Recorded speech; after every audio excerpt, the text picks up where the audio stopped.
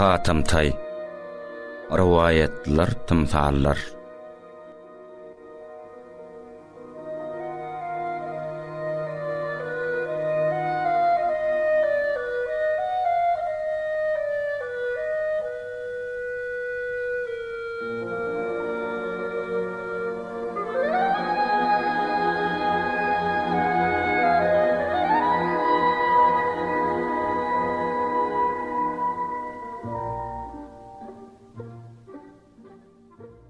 Türkmen halk döredüjülüğüne nushu edebiyatymyzda Noşirwan, İskender, Cemşid, Lukman, Karun ýaly meşhur şahslar bilen birlikde Hatamtaýyň adyna da köp ýerde duşmak bolýar. Ähli günnäwr ýurtlarynyň arasynda Hatamtaý hakdaky rivayetler giňden ýaýrap, oň ady, tahylygyň, jomartlygyň nuswasyna öwrülip, ölmedi itmez mukaddeslik bolup, halkyň aňyna, zannyna ornapdyr. Türkmen şahyrlarynyň şirin tetirlerinde de Hatamtaýyň ady ýatlanýar. Beýik Matumulla özü Hatam bolup ýene baý bolsa, Arif şahyrda o çiğitler sahylygyň babyna hümmetler misli Hatam gerekdir.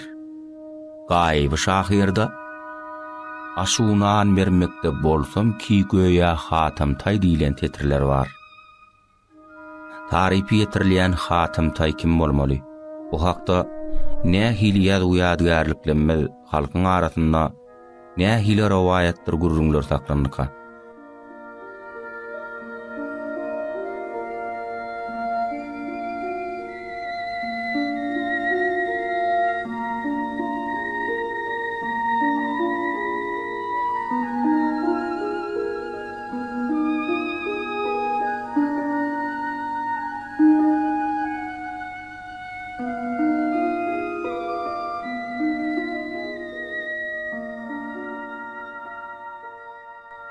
Hatamtaý 6-njy asyrda ýaşap geçen taryhy şahs bolup, bu hakda türkmen alymlary Aşyr Purmeredow bilen Taparahallyň düzen Türkmen klassik edebiýatynyň sözlügi adly kitapda şeýle tetirler bar.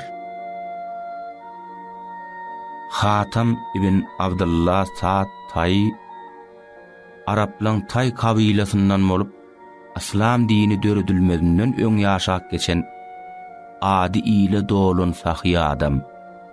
Ol jomartlykda meşhur bolupdyr. Dilewarlykda hem şahyrçylykda şöhrat gazanypdyr. Ondan häzir küne çenlem käbir şagyrlar garypdyr. Hatamtaý 605-nji ýylyň töweregini aradan çykypdyr. Bu hakda edebi hem taryh kitaplarda köp hekayetlara, rivayetlara duş gelmek bolýar. Merwan dinleyijiler, Türkmen ýoly edeb çeper gepleşigimizi Hatam ibn Tay baradaky rivayetler bilen dowam etdirmegi makul bildik.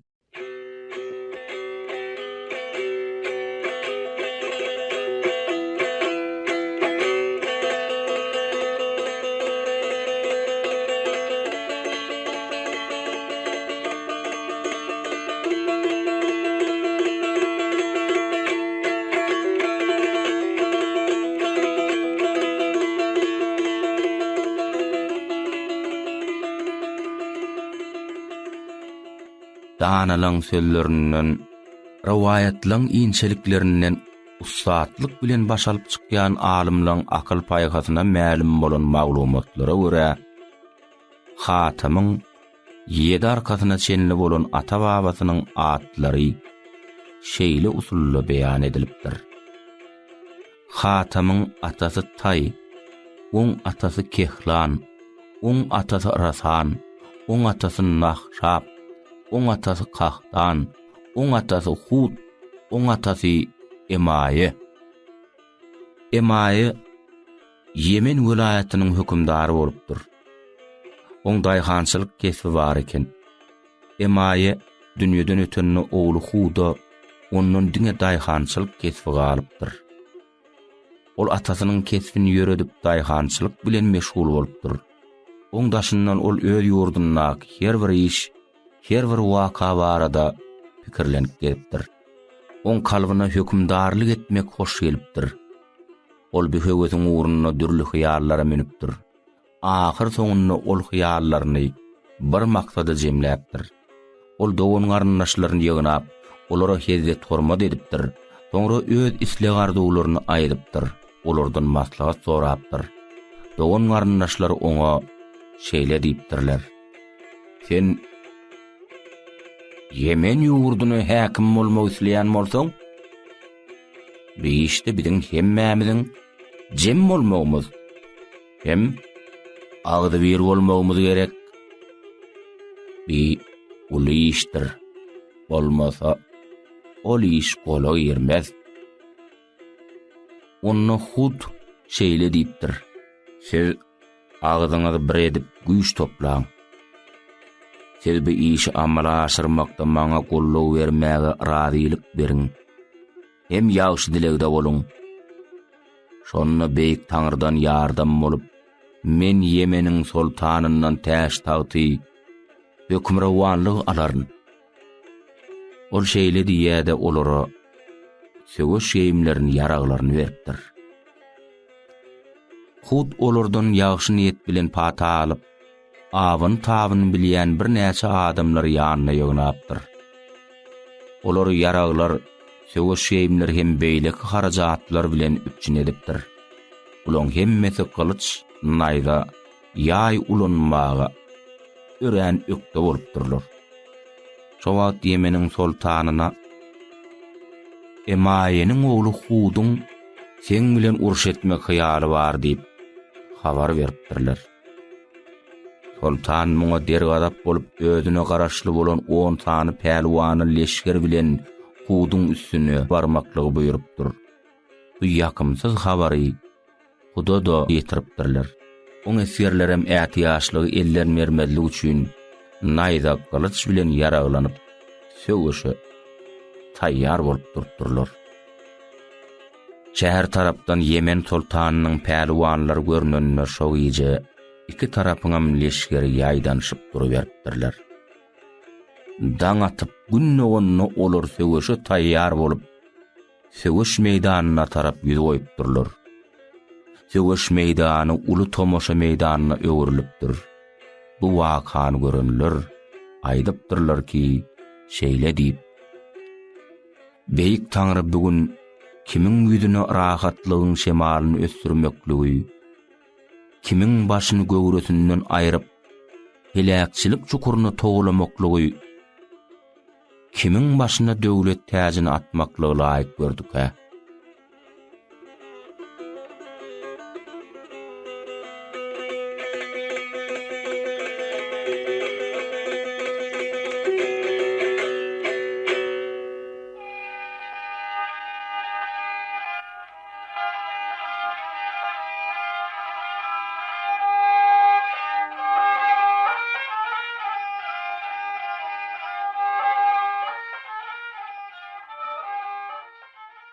Batyrlar ýeke-ýekeden ortaga çykyp güýç guwatlaryny, hünärlerini görkezipdirler. Esgerler gazyşyp bäş-bäşläp, on-onlap, ýüz-ýüzläp söwüş meýdanyna çykypdyrlar. Ahyrynda uruş tamam bolupdyr. Sultanyň goşuny ýeňilişe tede bar bolupdyr. Olar ýarallaryny söwüş meýdanyna taşlap, şähere tarap gaçyp gidipdirler. Yemeniň sultany bu ýeňilişiň öwedinde bolmak maksady bilen ertesi hasapsyz goşun ýygnap täzeden Hudyň üstüne uğrapdyr. Sultanyň esirlerem, Hudyň esirlerem hap durup nazama durupdyrlar. Şowynyň günnüýdem gijetem ötüpdir. Ertesi günne ondan soň iki tarapyň leşgerleri ýene-de söwüşe giripdir. Söwüş ören gan nöküşükli bolupdyr. Emma bir näçe hüjümlerden soň uruş soňlanypdyr. Beýik Taňry özüniň sırly gudraty bilen Huda ýardam beripdir. Sultanyň leşgeri ýene-de ýeňilişe tede bar bolupdyr. Sultan bu söwüşde de ýeňilişe tede bar bolan soň ölüm şerbetini içmegi ýüregine mäkem dupdyr. Şeýdibem ol hanydan göçeýläpdir. Şäheriň halky eskerler jemlenişip agdy birlik bilen huduň tabinligine baş goýupdyrlar. Huddan öýlerine geçirimlik etmegini sorapdyrlar. Hud olara mehribanlyk edipdir. Özüni hökmranlyk tagtyna bagtyar hally görüp tagda çykyp oturupdyr. Ýurdu adalatly, insan-perwer dolandyryp başlapdyr. Raýatlaryna ýardam beripdir. Özüni tabin adamlary bagtyar edipdir. Olar ençe wagta çenli gaýygy gamsyz döwran sürüpdirler. Günlerini şadyanlykda geçiripdirler. Vilayetler abadanlaşdyrylypdyr. Muň ýaly rahatlyk, muň ýaly parahatlyk heniz görülmedik, eşdilmedik zat eken. Ana on soň hut garrap ahiret saparyna taýýarlananyna tagtyny ogly Kahtana miras bermegi ähd edipdir. Kahtanam öz gelegine ýurdu adalatlylyk bilen dolandyrypdyr. Atasynyň ornaşdyran adatlaryny ýöredipdir. Olam at mertebe gazanypdyr. Olam hökümdarlygy ogly Nahşaba tapşyrypdyr. Garaz miras Hatamyň kakasy taýa galypdyr. Taýşa ýagşy niýet bilen hökümdarlyk işine girişipdir. Ol atasynyň ýoly goýan işlerini tutupdyr. Ol Yemeniň topragyny duşmanlardan azad edip onu abadan saklapdyr. Eskerlerdir raýatlaryň ählisi şadan razy bolupdyrlar. On hökümdarlyk eden döwründe döwletiň hazynasy baýlykdan bolupdyr. On hökümranlygynyň dabarasy gün-günden ýokary göterilipdir. Döwleti esretli günlere ýetipdir. Belen Taňry oňa bir ýagşy perdent bermegi munasyp görüpdir.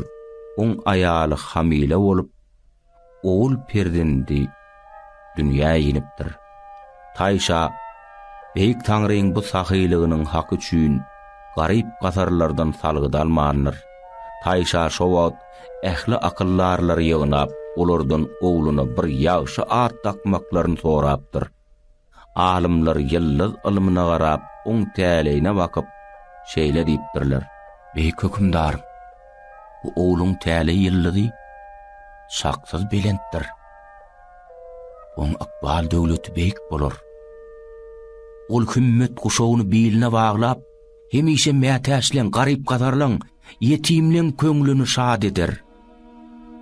Ýyldız ilminiň görkezmegine görä, bu oglunyň ady Hatam bolsun. Taýşa muňa ören köp şat bolupdyr. Olara oňat serpaýlar ýapypdyr. Ol şo günne doglan oglanlar jemläp, olary Hatam bilen bir ýerde terbiýelemek buýrupdyr.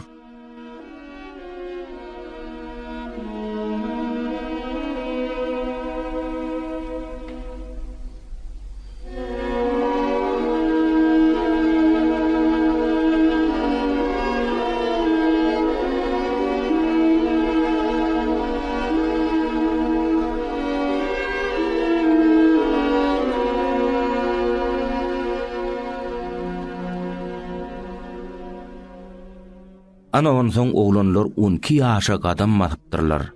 Taýşa olaň ählisine eýer esbap berip, her birini ata münnüripdir. Olary şäheriň köçelerine gezdiripdir. Hatamyň göwüni ýuka bolupdyr. Ol awa çykanda da hiç bir haýwany ennamna ýara salyp tutmaz eken. Ol haýwanlar duzak gurmak bilen ýa-da elwuşa uýurmak bilen tutupdyr. Ol hiç wagt gaty söz aýtmaz eken, mulaýymlykda hem görmegeýlikde oň bilen bäsleşip biljek bolmandyr. Ol hiç haçan gaty gyýgyryp geplemändir, söz aýtmandyr diňe hoş sözli bolupdyr. Günlerde bir gün Hatam awaş gara çykypdyr. Ol ýoluň üstünde bir şire sataşypdyr. Oň gorkusundan ýaňa ennam jan titräpdir. Onu gylyç bilen çapmakçy bolupdyr. Birden oň kellesine bu da beýik Taňryň yaradan mahlugudur. Oňa azar bermek ýagşy iş bolmaz. Men özümi şu şiire tapşyraýyn diýen pikir gelipdir. Ol atyndan ýere düşüp şiiriň ýanyna ýuwaşlyk hemde mulaýymlyk bilen ýürep barypdyr. Ol şiire tagdym bilen egilip, salam beripdir hemde şeýle diýipdir. Ey hayvanlaň şafi,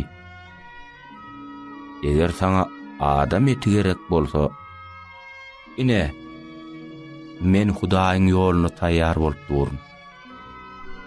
Men özümi sana bagyşladym. Eger sana atyň eti gerek bolsa, ine atymam taýýardyr. Sen işden baryndan haýsy birinden isleseň, şonu iyi. Eger iki jan gerek bolsa, ikisem taýýardyr. Şiir bu sözleri eşitip işaret bilen taqdim edipdir hemde öz ýoluna gitmek bilen bolupdyr. Muň ýaly ýagşy işler hatamyň başyndan ençemegelek geçipdir. Emma ol olarak gynanmandyr. Oň adaty haýryhdan etmek bolupdyr.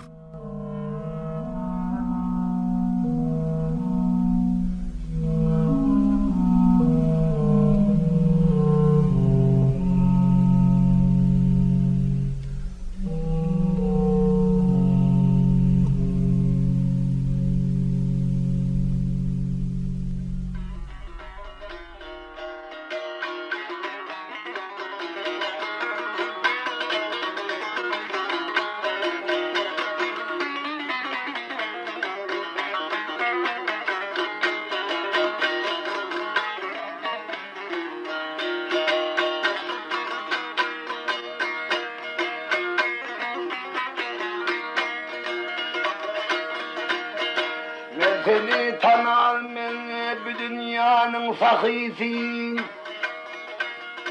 Men seni bilerim men dünya sahisi.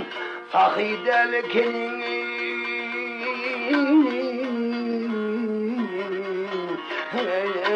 bahil bir khadem.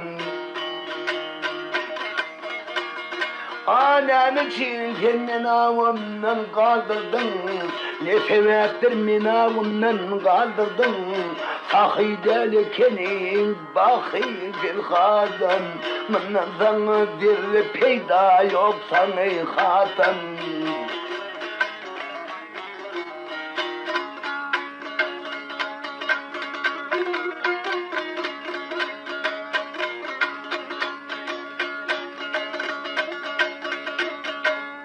Agül heremdi bir de çıktın ovadan eldi ya.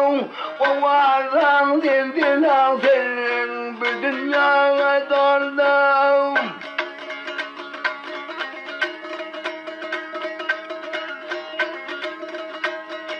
Keyifle otardın eldi, mecekem öldü. Mından sana deli soğuk, mından sana deli peyda yoksan ey hadem.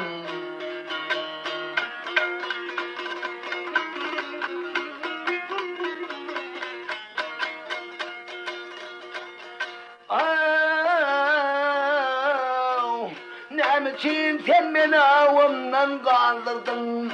Ne sebeptir beni avımdan kaldırdın? Hili şektin sakın.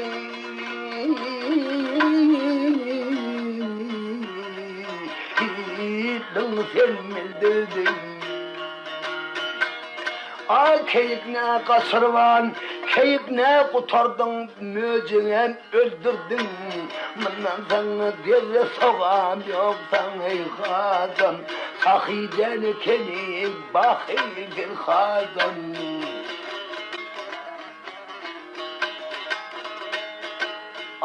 Dünya sahisi.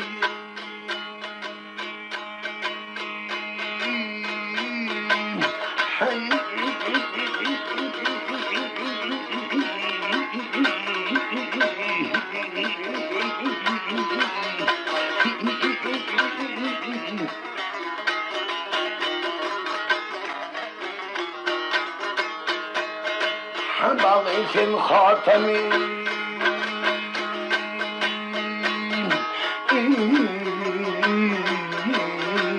bahil bin hadem.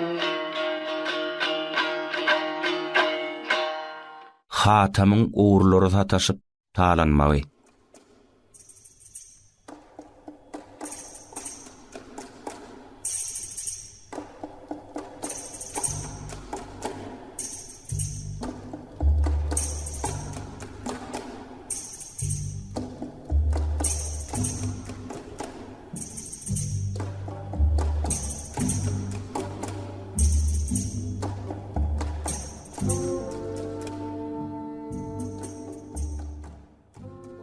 Hatam tay bir näçe günläp jülüge dereler gedip görüşüne.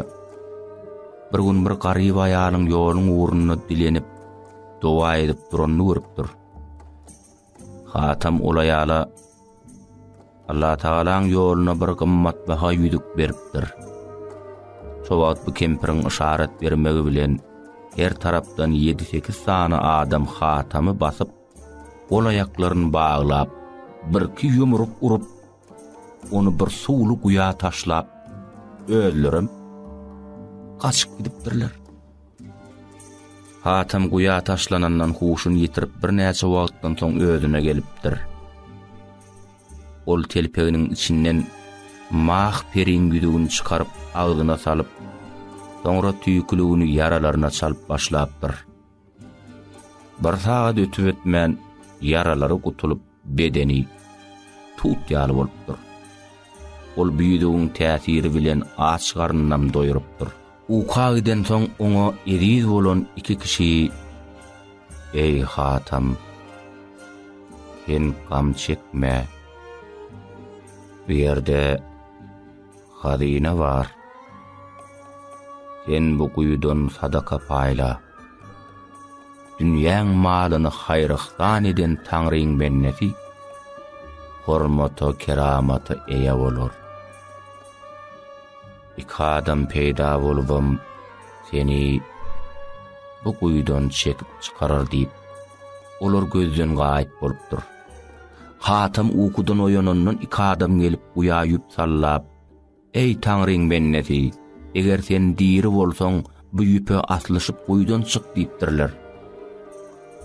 Hatam o ýüpden ýapyşyp guýdaky hazinalary olara tarap uradypdyr. Hatam guýdan çykandan şo iki adam gözden gaýyp bolupdyr. Hatam hazinadan biraz altyn alyp, hälki uğurluň ýydyndan ýetipdirdi.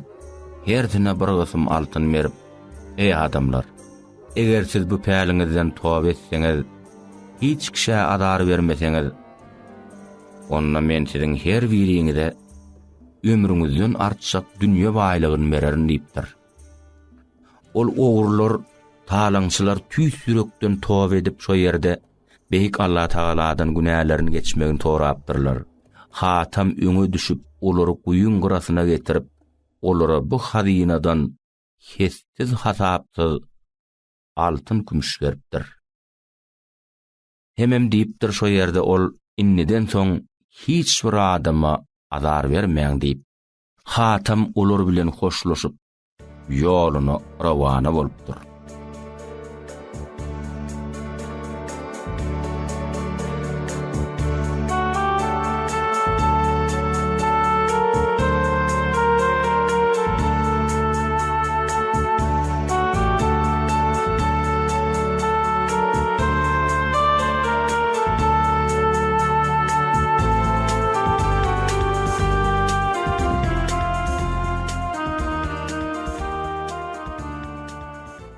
Hormatly dinleyijiler, biziň size hödürlejek häzirki riwayatymyzda da tahylyk hem işe özüňe artyk baha bermezlik hakyna söhbet açylýar.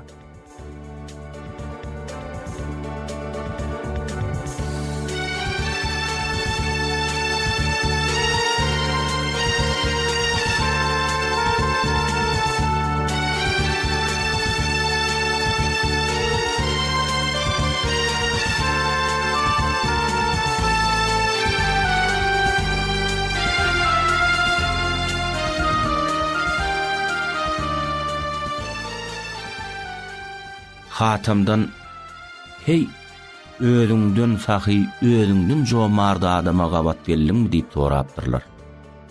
"Hawa" diýip ol bir wakan gurrun beripdir.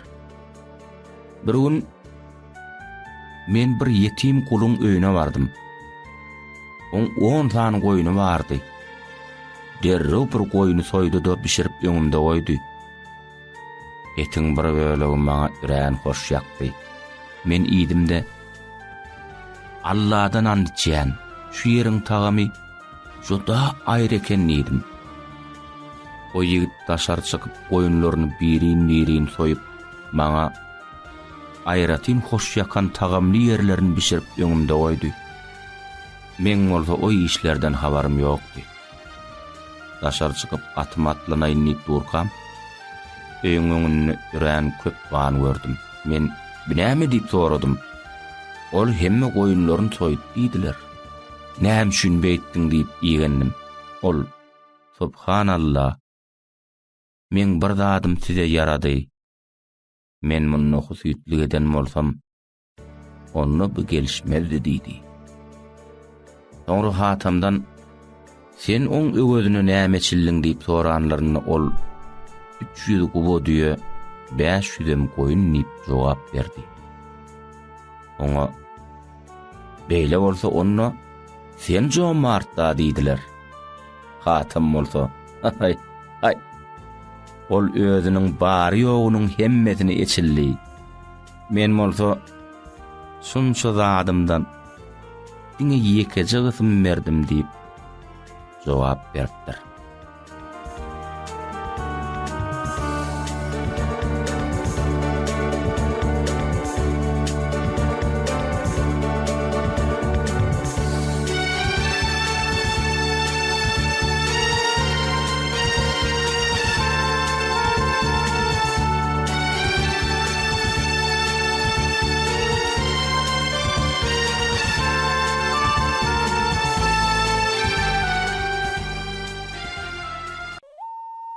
Halk arasynda ýagşykyly käsitler hakynda rawaýatlaryň, kyssalyň bir näçesi bar.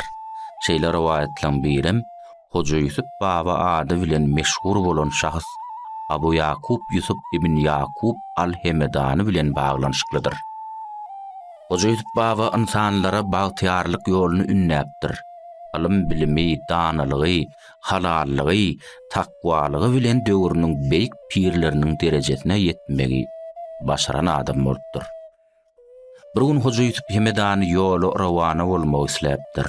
Ýogsam öte zerurlyk ýüze çykmasa, anna gününden beýle kunlar ol uda waralyga ýola çykmaz eken. Nähiller bir islew ony nirädir bir tarapa ýönelmeligini, ýola düşmeligini aýdyp duran ýaly eken. Hemedani özüne adaty bolmadyk bir islegiň sebäbine düşünmek isläpdir. Ýönügün ganlar ýaly hiç bir delil tapybilmän soň eşegine minip durdy, jylawynam göweripdir. Nirägitse şo ýere barar, şonu görüveren diýipdir. Ol ony şäherden alyp çykypdyr. Şäheriň etegindäki jülgän golaýyna gurulan mesjide eltipdir. Seretse, şo töwerekde bir ýigit başyny aşağı salyp, nämedir bir çuňur pikire gark bolup oturan eken. Hoca Yusuf Hemedani bir müddet muňa habar gatman, uzakdan synlap durupdyr. Bir haýokdan soňra ýanky ýigit başyny gallyryp seredenne, ýanyna öz ustadynyň duranlygyny görüpdir. "Ustadym, sizi bu ýere nesibe getiripdir. Men bir müşkül meselä uçradym. Geleniňiz gowurly. Ýogsam kelebiň ujuny ýitirdim" diýip öz meselesini ma'lum edipdir. Hoca Yusuf Hemedani bu şägirdine gaýga aladalardan saplanmagyň alaçyny, ýoluny salgy beren soň ýigdiň ýüzi açylypdyr. Soňra şägirdine bakyp şeýle diýipdir: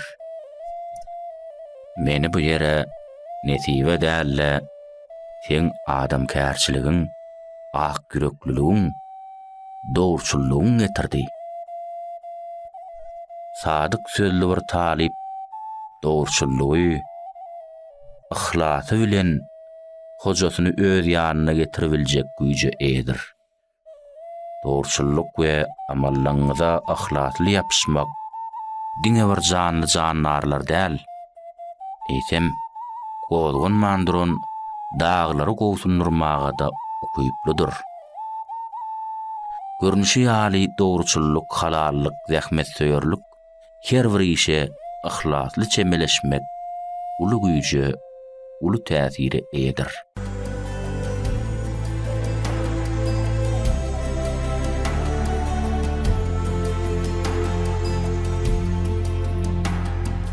Könürgünç riwayatlary.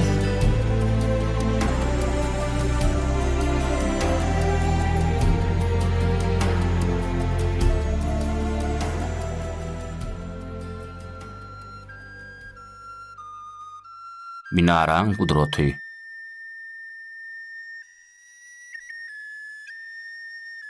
Düşmanyň hopawanana örgünjüň alymlary gymmatly kitaplar keçe teletini dolap yere gömmegi müwessa bilýärler. Birden şäher ýykan ýumranlyk bolup haraba ýurlaýenne soňra agtaryp almaga belli bir hökmünde minaraň töweregini peýleýärler. Minaradan 40 ädim daşlykda çukur gadyp adam paýgaty bilen dörän hazynany gömýärler. Kitaplar yere gömülen soň epesligini geçirip örgünç alymlarynyň biri bir ýere gelýär. Görä bu bolýan ýagdaý. Minaraň kölegesi oň gözüniň öňünde uzap gys kalyp kitaplar anha şu ýerde gömüldi diýen ýaly görkezip duranmyş. Bu ahwalat alymy kopuk durýar. Birden minaraň şaratyna düşünen biri tapylyp kitaplar agtaryp alaýsalar. Ulama kişi soňra minaraň töweregini başga adamlar goýup görýär. Beýle adamlar minaraň kölegesini udyň günläp synlasalaram hiç hili alamat görmän gaýdyp gelýärler. Epesli wagt geçen soň Päliyamanyň biri minaraň töweregine gömülen kitaplar agtaryp tapmagyň, tapan soň bolsa olary gaýry ýerlere äkidip gymmat bahadan satmagyň külkülüne düşýär. Ene saňa gerek bolsa. Minaraň kölegesi uzalyp gys kalyp bir ýer görkezip dur. Betnewsi adam begenjinden ýaňa uçajak bolup minaraň kölegesiniň salgy beren ýerini gazmaga başlaýar. Oň gadan ýerinden kitap dälle ummasyz ýylan içýän çykýar. Olar pälini ýamana dikenine äketi şo ýeriň özüne çakyp öldürýärler.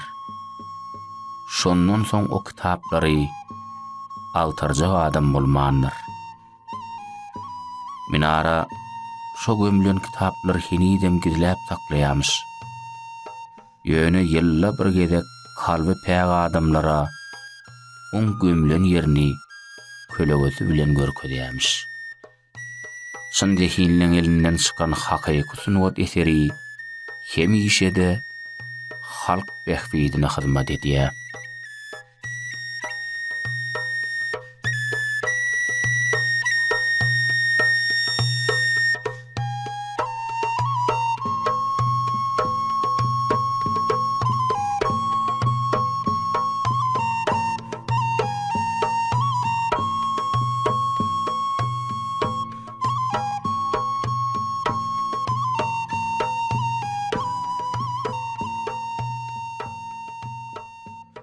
Şahyryň imaraty.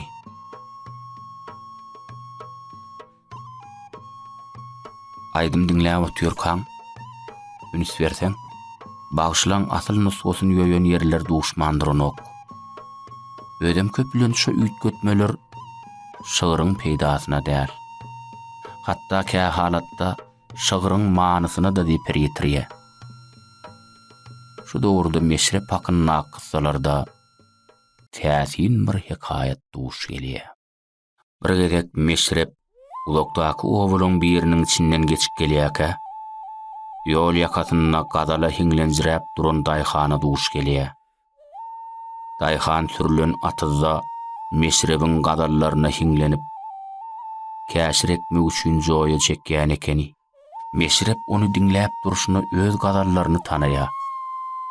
Bir tellem säginip diňleýär. Üns berse, daýhan oň gadallarynyň köp ýerini ýoýup näde uraýdyp duran ekeni. Meşrep asalym oýlanyp durýar-da birdenem barp ýanky daýhanyň çeken joýlaryny bozmaga başlaýar. Daýhan meşrebi tanamaýar ekeni. Bir teretse biri gelip oň ýaňja çeken joýlaryny bozuşduryp ýör. Hey tentek bolşuň nähili, men ne gözel joýalym bolmaň näme? Sen men imaratym bodoňda, men sen joýalyňy bozmaýynmy? O nähili imarat? Ýanky hiňlenip duran gadallan men gadalymda ýoýup näde uraýdyp dursuňa? Daýhan meşrebi şondan soň tanap gaýtadan görüşipdir. Meşrep asalym oýlanyp durýar-da birdenem barp ýanky daýhanyň çeken joýlaryny bozmaga başlaýar. Daýhan meşrebi tanamaýar ekeni. Bir teretse biri gelip oň ýaňja çeken joýlaryny bozmagy başlaýar. göýberen hatasy üçin ondan ötünç sorapdyr.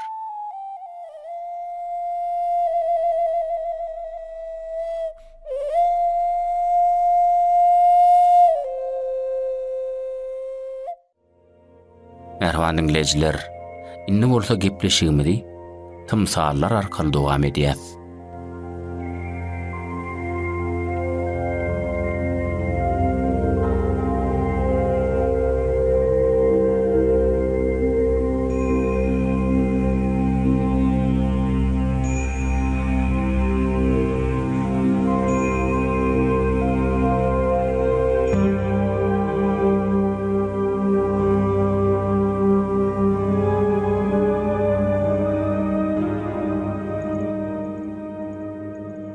Pesperlik. Bir gün Süleyman peýgamber padşalyk ýüzüni barmagyna dakynjak bolupdyr. Şopursat barmaklar jedele başlanmışlar. Bir barmagy öwnen. Ol hemişe meň bilen sahabat kılýa. Ýüzük maňa münasipdir. Men süýem barmagydaryn. Uğur görkezji men. Ýüzük menkidir. Iň kijijik kulbi käň boli, ýüzük dawaty bilen işi ýokmuş. Peýgamber oň sebäbini soranyna kulbike. Beýlekiler güýçlüligi, uduýunlugy bilen magtanýa. Men olaň kiçdi. Onsoňam ählimidi özüň görüp dursun diýipdir. Allah'ın fermanı bilen Süleyman peýgamber keremli ýüzügi kulbikesine dakyp edilmiş diýerler. Anha pesperligiň netijesi.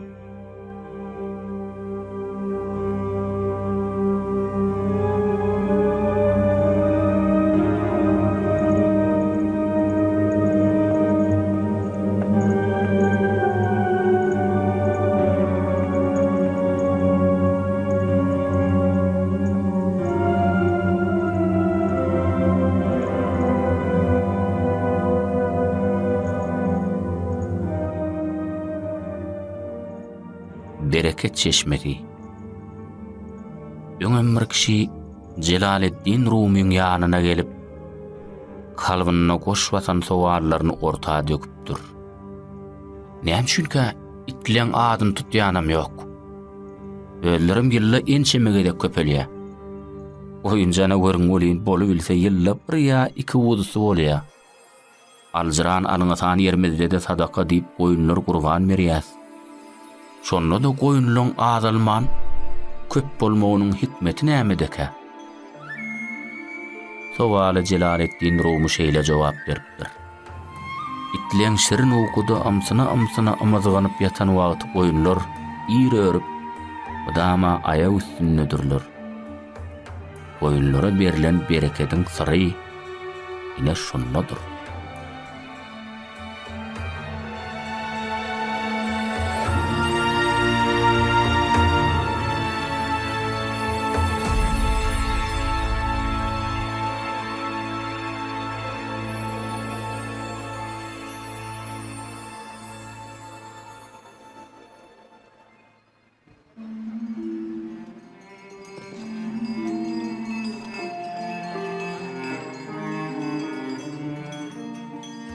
Agdybirlik nişany.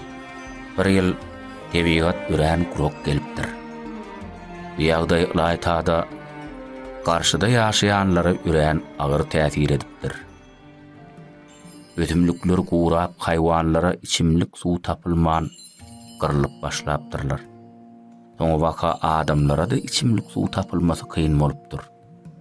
Owaň ýaşullar bu ýagdaýdan çykmak üçin Bahaweddin Naqşbendiden kömek soramaga Buhraga aýdýarlar. Hem olar Naqşbende bolun wakany aýdýarlar. Bahaweddin Naqşbendi bir adamy oturandan soň eger gal ýagdyrmak isleseňiz, obadaklara aýdyň. Oy olar agdybyr bolsun. Eden günälerine tawba etsinler diýipdir. Soňra Naqşbendi asmany seredip, ellerini serip, bir zatlar okap epesli durupdyr.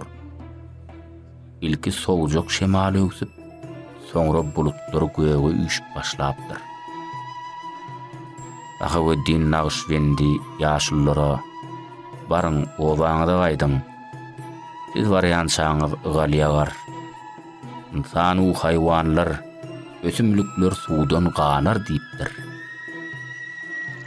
Sadyň aýdyşýary ýaşullar garşa baranda meydanlar öl suw bolup, ýatlar dolu bakyp duran eken.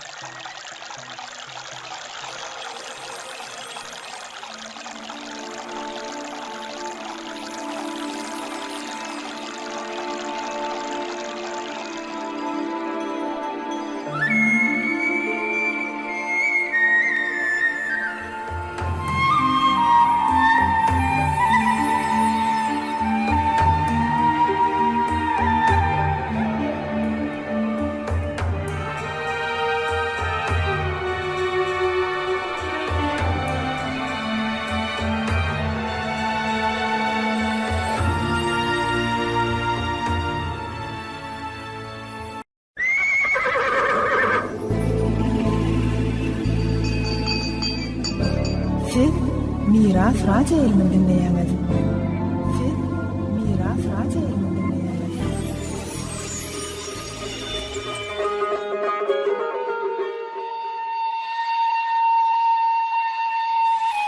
Miras Radio Elini dinleýäňiz.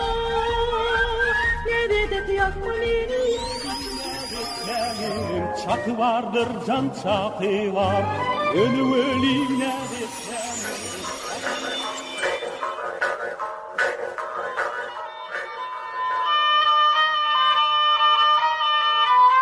Siz Miras Radio Elini dinleýäňiz.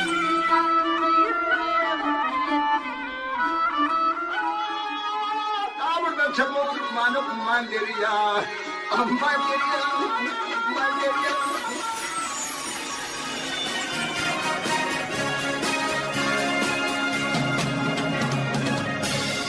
Miras Radio Elini dinleýäňiz. Miras Radio Elini dinleýäňiz.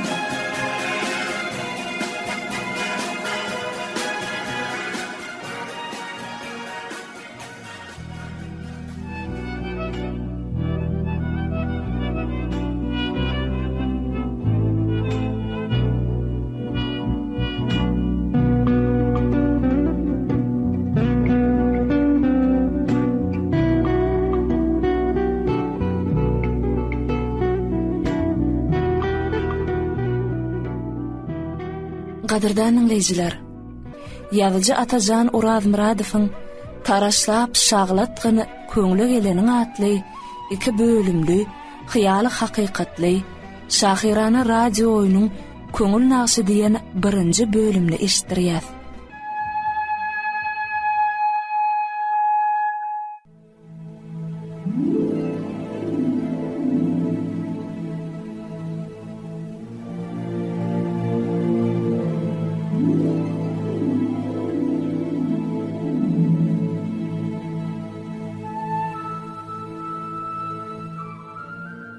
Malkumuly beýan etgin bileniň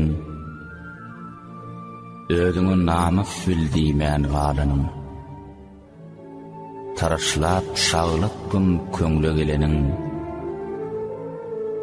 senden soňkulara ýadygar bolar.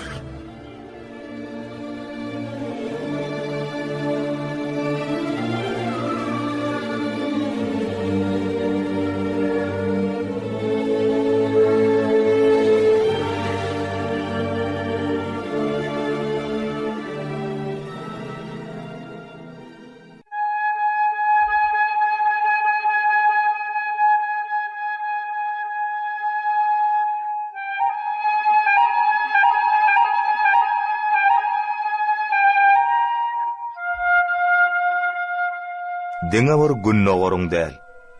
Dünýä poeziýasynyň şamçyragy bolan türkmen nusgaw şahyry Magtymuly Pragy barada dünýäň akyllarlarynyň, ýazyjy şahyrlarynyň, alimlarynyň ilmi maglumatlar, çeper eterler ýazmadygy az bolsa gerek. Magtymul atamyz barada dillen dile geçip, biziň şu günnämizde gelip ýeten rowayatlaram az küçdäl. Özüniň akyl paýhasy, dana pikirleri bilen dünýä göz ýetiren, özüniň hiç ähmiýetini ýitirmejek çoň manaly dana fitrleri bilen geçene geljege ýüzlenip bilen beýle düýürmek bilen parasada ýogurlan beýik insan azaddyr.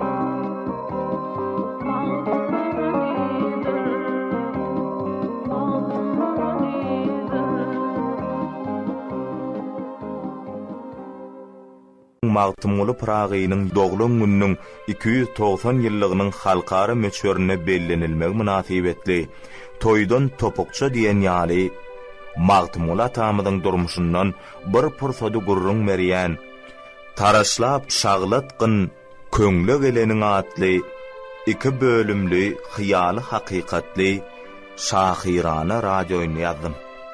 Bu radioynyň şu gün sideşdirjek köňül nagşatly 1-nji bölümine ýazmak üçin Magtymul atamyň başlangyç bilim alan ojaklarynyň biri bolan Lebap welaýatynyň Halaç etrawyna ýerleşýän İdris Wawan medresesine ençeme gerek boldum.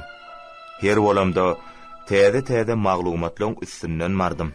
İdris Wawan medresesine Serenjam Merji, Joro Annaweliýew, şu owadaky orta mekdebiň baýry mugallimy Taşçy Taňyýew, şulowly kitapxany işgäri, folklory öwrenji Dursun Jumaýewa, şeýle-de Agagelli Goçew, Döwlet Hudaýberdiýew, Yusuf Meredow dagy bilen söhbetdeş bolup, olardan Magtymul atamyz bilen baglanşykly gurrunlary, ýylyçynäki rowaýatlar eşitdim. Ýanky adagdalan adamlar bilen duşup, söhbetdeş bolmaga kömek eden bilim işgäri Rahman Ýazhanowa aýratyn hoşallygymy bildirýän. Onu näme edi dinleýijiler? Magtymul atamyz barada gurrun merýän, taraşlap şaglatgyn, köňle geleniň atly radioynyň Köňül nagşy diýen 1-nji bölümini bilelikde dinläli.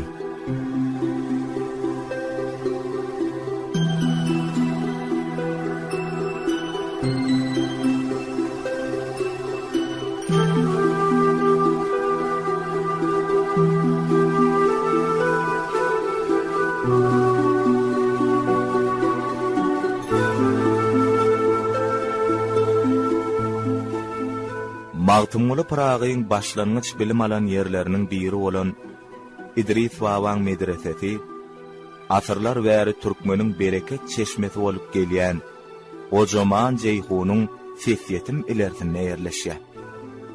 Medreseň edil öňünde asyrlaň köp külpetini başyndan geçiren Magtymul Pragyny gören garry şatu dotýar. Men hergedek bu goja şatutyň öňüne ayak çekemde o maňa nämedir bir zatlar gurrun merjek bolýan ýaly ogsunýa. Belki ol Magtymul atamyz barada bir zatlar gurrun merjek bolýanlar.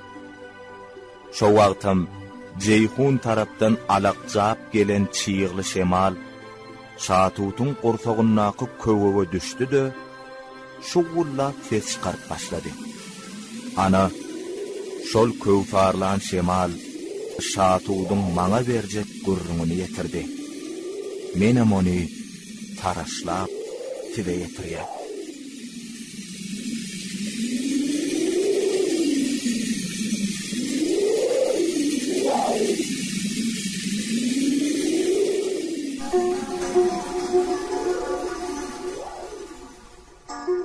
Magtymul Pekim paýhasyň öýjüdir. Ýödüniň dana pikirleri bilen dünýä gözi ýetiren şahirdir ol. Geçeni aýan edip, geljegi seljerip bilen danadyr ol. Beýli hakdan için bir insan azaddyr.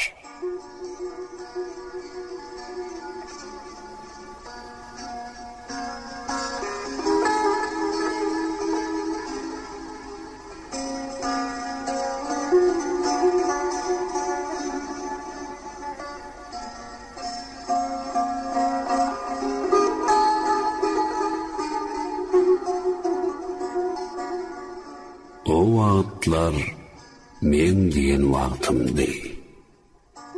Yapraklaram şappat ýalydy. Başam marmak ýaly dağıtly miwamden dağıtmadyk azaddyr.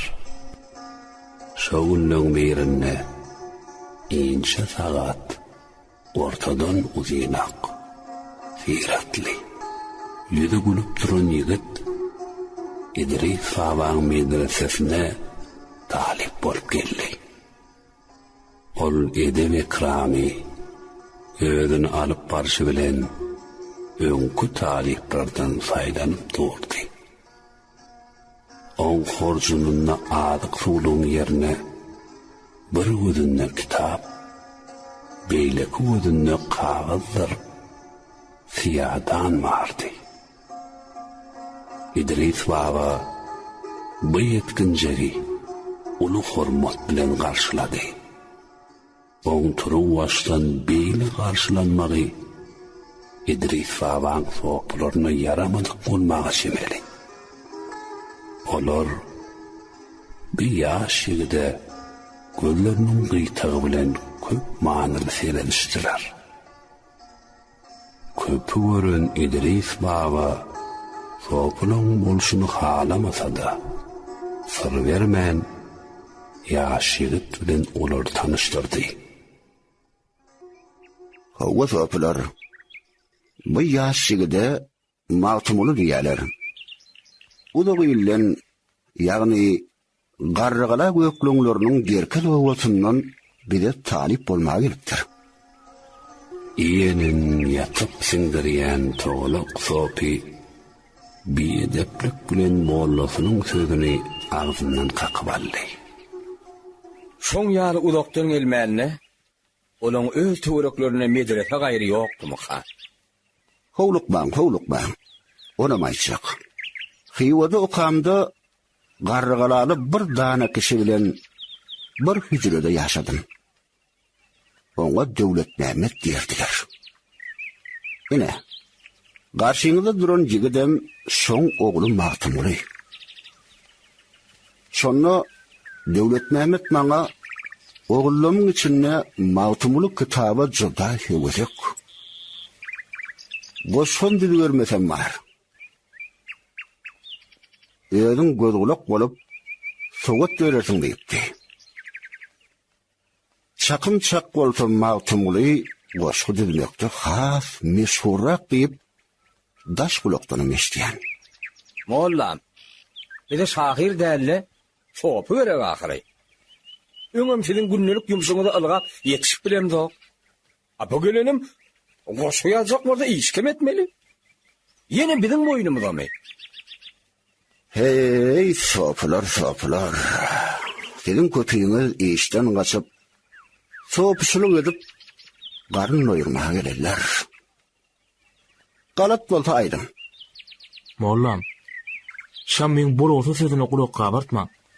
Magtymly şahir bolsa gaty gowy. Politikimede goşuň aşygy, ay içimizde şahirem bolsun ahyryn.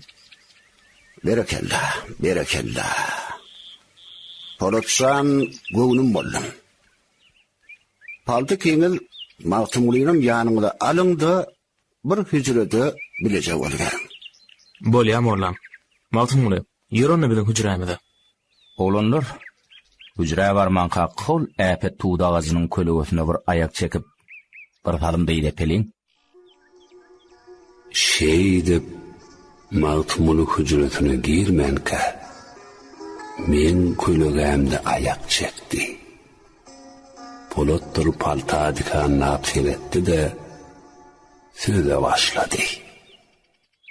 Eşler bolsaňyz bir kunlukda ýolda gelýäkem bir ahwalata duçar boldum. Çölüň içinde öňümden çykan kerwenne bir ýigidiň içinde samjy peýda bolupmy ýa öýtli tutupmy? Garad kerwen maşy şo nätaga kömek bermegiň ýerine ony orta ýolly çölde taşlap gitmekçi bolup duran eken. Kerwenne adamlaryň töwellasyna da bakman, şol öz ýerine tutup dur. Ýürüdin çölden çykmasam giýje çölde galmakdan howatyrlanýan diýip kerwen maşa ýalbar ýakar etdim. Her näme de bolsa kerwen maşy men töwellamy alyp kerwene biraz ayak çekdirdi. Men ýanymdaky dağ melhem otlaryndan içirip ýağırnysyny okoluşturup berdim. Bolsa da ýigit bäri wagty. Alyk sulugymam şoňa berdim. O ýigit Bukhara barýanlygyny aýtdy. Horjunumdaky kitaplary gödügijilik bilen teredip bir ratlar diýjek boldy. Kerwen maşyn gassap durandan menämemi? Ol men bilen arkaýyn gürleşip emmelmedi. Belli bir adam pışwarmady. Sakım çak bolsa Bukharadaky medreseleň birine okuyam kadydım. Ýöne o ýigidiň adyny soramagy bilen undup durun. Bolu biler. Şu günler Bukhara okuwa diýip ýekdik diýene bar. Bizenem anhan ýagurlyan bir ýigit bir ýyl bärim Buharada okapýar. Hawa onsoň ýaňky kerwen maşyn kejeňekligi, kerwen näkiliň oňa ýalbarşylar gödüňümden gitmedi. Adamyň sähelçi ömrü bar. Şu gaýsy ömründe ol hoşamaý söýleşdi. Goltu görse, ömrü sähelçe de bolsa uzalaýjak ýaly. Şu pikirler ferimde aýlamda şu goşgu setirler peýda boldy. Men onu gol ýazmada geçiremok. İlkinji dinleýijden ikiňiz bolarsyňyz. Asla adam zada ajy söýdürmäň. Pakyra miskine delalat ýagşy. Bahyla uğramaň, güler ýüz bermäň. Möhüm bitirmäge kipaýet ýagşy. Yetim görüňde güler ýüz bergil. Kollon gelse oňa tagam duýul bergil. Bir gamly görüňde şirin söz bergil. Entäni kollary himayet ýagşy. Ýigit ollur, söz eýlese amal.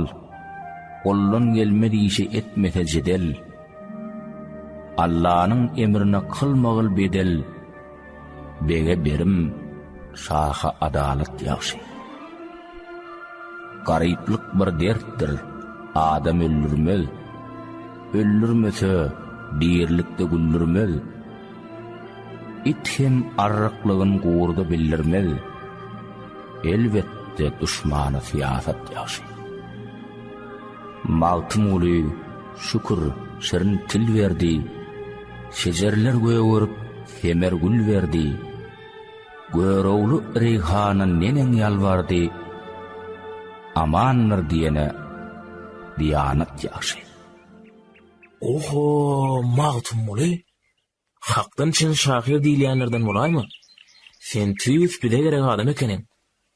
Medresede dini kitaplaryň okudylýanlygyna garamazdan Halipamyz İdris baba açaçan bolmasa da oğrun goşul diýwanlardan okap berýär.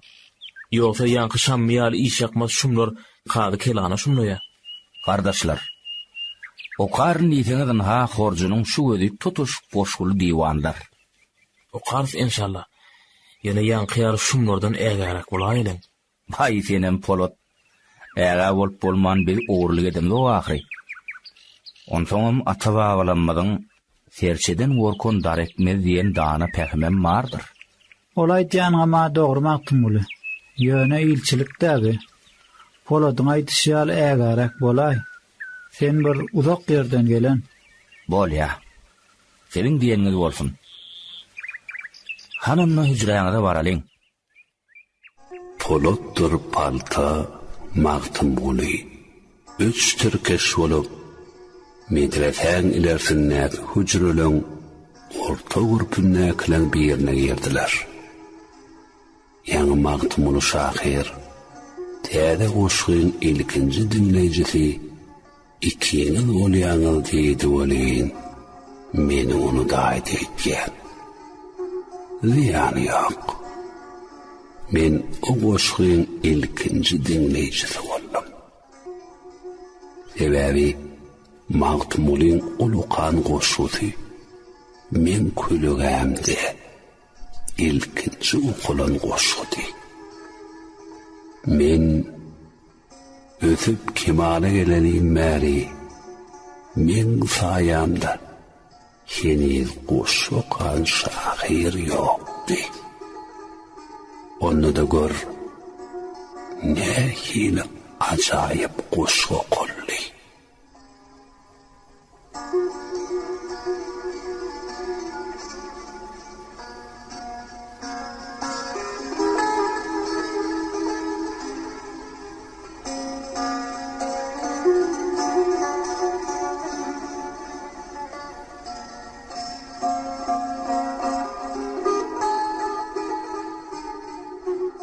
Maltymly taliplik günleri bilen gaty teýide uranışdy. Polotdur palta bolsa, maltymly bilen faralşyp syr berişýän dost urlar.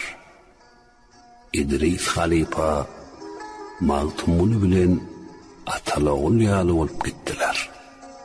İdris Halipa Magtumulyň ýüzüniň oruna sowat çykyp gidibersine göwüne galkynyp, käýarym degişmäs alyp, "Heptirkün, biz senden de urunmeli olarym kan" diýen berdi.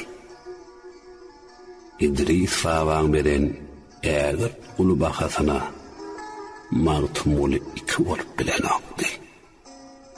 Ol atasynyň özüni İdris fawaň ýanyna iýerip ýalňyşmanlygyna magat göz ýetirdi. Ýolsumon turuw başdan Buhara hyýal etipdi. Ýöne atasynyň Buhara'da gidip yetişersin. Ýöne 52 İdris fawadan bir sowadan lipdi. Muny Döwlet Mämmed arady. İdris fawa ogluny bilimsiz goýmajagla göwüni ýeten soň aýdypdy.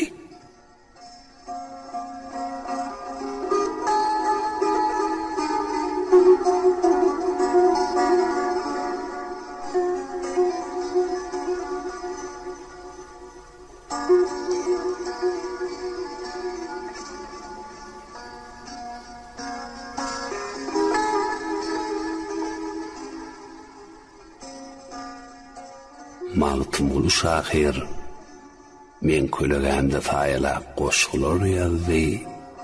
Kä wagt soplar bilen jedele girerdi. Bir günim şeýle boldy. Awraýlarak sopulaň ýygyna düşüp, sadakadan sadaka gatnap, biýsumlyk edip, iyi bilen ýen şammyň garny ýeňsesine aýlanyp gidipdi. Garnyny haltylladyp, uzynly gün kölege kowlap geçen şammy sopy. Bu wagt hüjresiniň öňüne atan şaklaňçy palasynda diň arkan düşüp, garny sypalap ýatyrdy. Şo wagt öýdara gurlaşyp gelýän sopulaň biriniň nazary şammy degilenni. Öňüm dili gijäp duran wäşi sopy. Şamma laqatdy. Aha uşammy. Näme paçaň löwentýar bolup göýlürip ýatyrsyň? Şammy daqa diýämem diýmedi. Aha uşammy. Sana diýän ho gulagyň apykmy? Olay jogma gelbay daýmatan eşdiýän nälerin o? Daqy Şammeň üstüne abanyp durşuna oňa öwüt bermekçi boldy. Aha uşammy.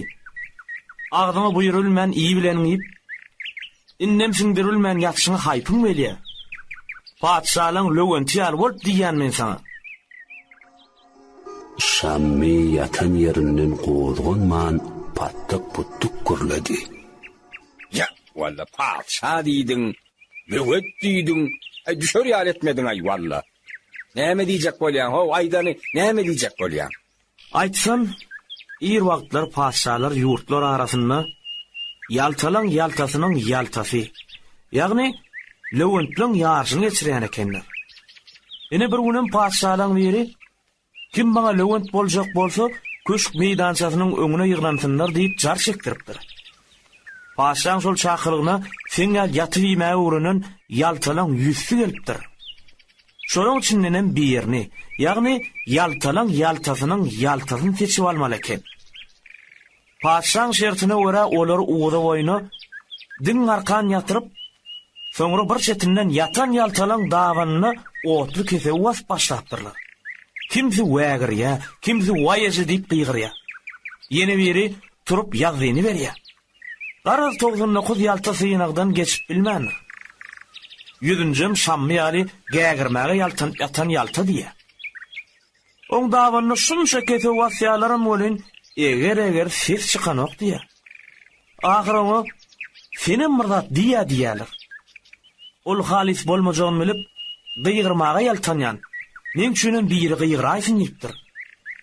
Ana şonny ýaltalan ýaltasynyň ýaltasy, ýagny paçaň löwenti adyny alyp, beýleki paçalyň löwenti bilen ýarşmaga hukuk gazanypdyr. Dakyň bu tymsalyna Töwerekdäkiler gyzyl gyran gülüşdiler. Şammy der gadap bolup dikeli oturdy. Taňa muny magtumuny öwredinler. Son kuwatlaryň hüjretine köp gatnaýan sen. Dur ber bakaly. Şahirjik. Men taňa şeýle bir oýun görkezlerini boli. Ya, şeýle bir oýun görkezlerini taňa. Dur ber bakaly.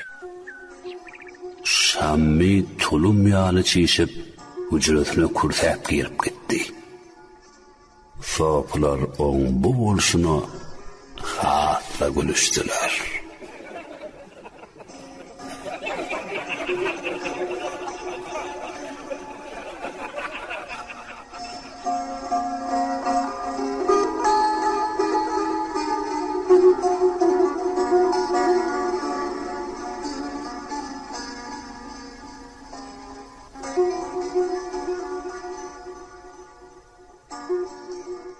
Bir gün Magtumuly hüjresinde ýeke-öde tirqa şum habarly hat getirdiler. Hatta Magtumulyň göwün beren gyzy meňliğini Şeýhim Harpok diýen birine berdiler diýen habar Magtumulyny gamlaýyna batyrdy. Magtumuly eli hatly maňa tarap gaýtdy. Göýe men bilen derdini paýlaşmak isleýän ýaly.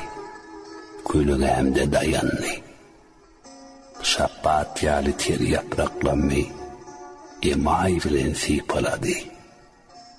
Şu wagtam diýdesiniň owasundan bir tyýar syrgyp gaýdan ýaş oň sypala oturan ýapragyna damlada Sima ýaly titrep gitdi.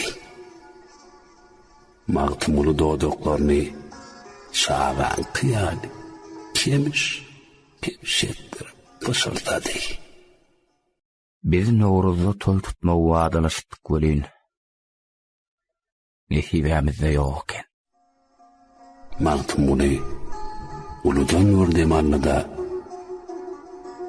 meňliğini ýad eýläp şu feterlere düzdü. Bolmady bizde nesibiň, isledim güýden seni. Diýdiň össün goş tapar men täze Nowruzdan seni. Sayladım seçdim sonam bir ölecek gyýdan seni. Neçün bilimni uçmadım men tapıp düzden seni. İslerim hakdan oğuşturgoy maňa tizden seni. Hak katynda sözüm ötmez, men kibi awara ýok. İl gün rehm eylemezler, men kibi biçara ýok. Yüregim set para dekdir, hiç tenimde yara ýok. Sen garip sen, men fakir men, senne menne çare ýok. Söwdügüm takdyry hakdyr aýyrgan bizden seni. Söwdügüm sen günne bir gez ýadyňa salsaň meni, günne 100 katla tiler men yaradan hakdan seni. Başkuun sen oda sallaň men parahat bennäni, hak götürsün aradan şeýle rakip şermennäni. Kıl behil bizden ýaňa anjyssalar sözden seni. Bağına girsem seher, bilbil bolup salsam oyun, gafda tagalsa rakip, bir dem salşsak gol boyun. Hakdan özgö çare ýokdur, ne kılay men neyleyin, iýinçe bil şirin zyban, ketder topuk sen gazoyun. Saklasın Taňry penahyna yaman gözden seni. Haýryňy duşman görür, dostun çeker jebir jepaň. Yara, dillarlyk bolurmy sürmeýin zowky sapaň. Salsalar midana balkan nagy bolmazdyr pehem. Aýdadyr Magtumuly ähdiň yalan ýokdur wepaň.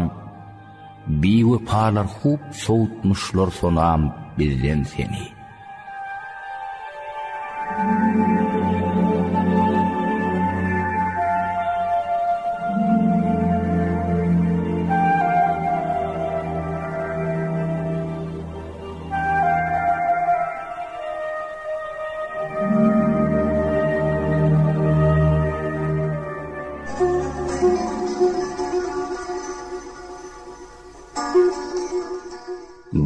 şammy sopi öýde ýaly hat sowatdan bidar günüm geçse bolýar diýip bilen soplar daşyny üşürip Magtumulyň üstünden ulmakçy boldylar. Magtumully ýa-ni şondan şuňa gelip ýazjyň goşu bolsa o ýerde de ýazyp bilerdiňa.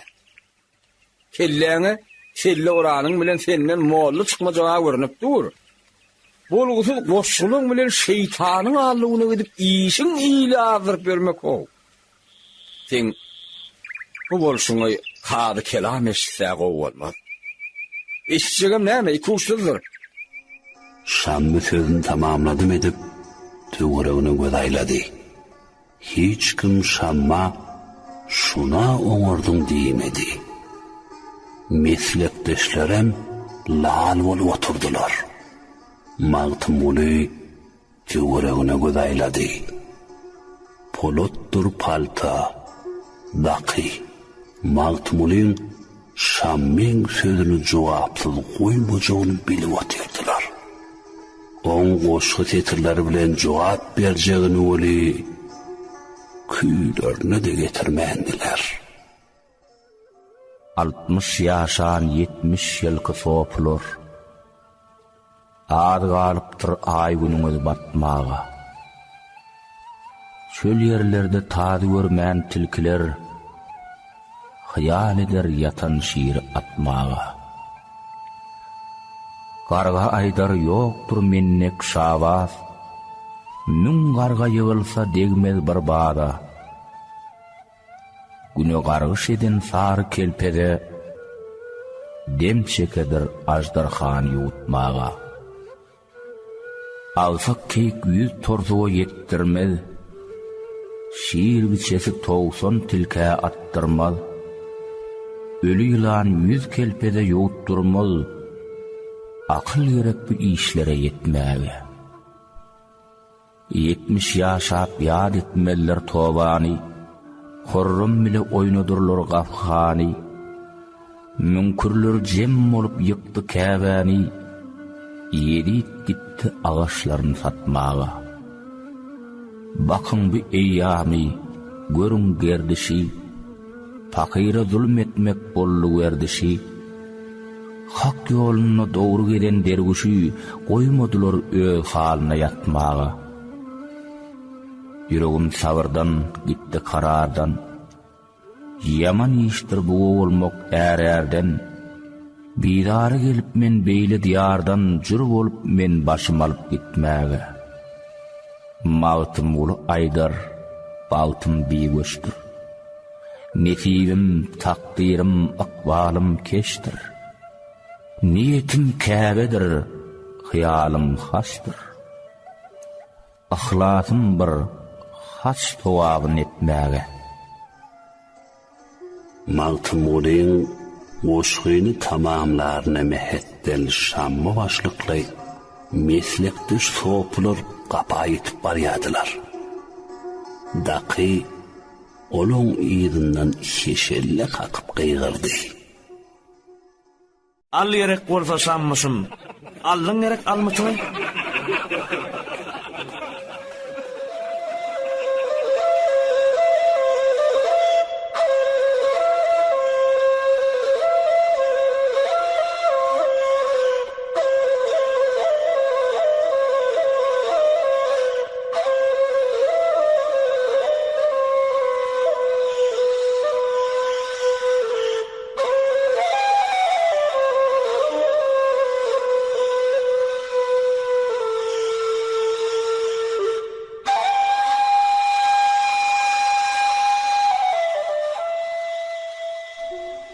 Bir gün uşluk çağlary İdris Halipa kuylugamda taýalap gök çaýsydy otyrdy. Şo wagtym çırpınıp kenaryny heýjana salýan Ceyhunyň boýuna aýlanyp gelýän Magtumulyň gözi İdris baba diýildi. Gün oň ýanyna gaýdyberdi. Edep bilen salam berip Halipaň ýanyna çöküne düşdi. Şahir, keypin çağıyal görünýär weli, şerine goşuk setirleri gelip durýan. Bildin halipam. Ýaňza ferme gelen şoğuşu intiza edip bereýin diýip sile tarap aýdyşym boldy. Ana wakali. Magtymyl şahir. Feýle deliň bu jahana, jahanyna näler görünür? Isgenler, jemşit sallyran beýik binalar görünür.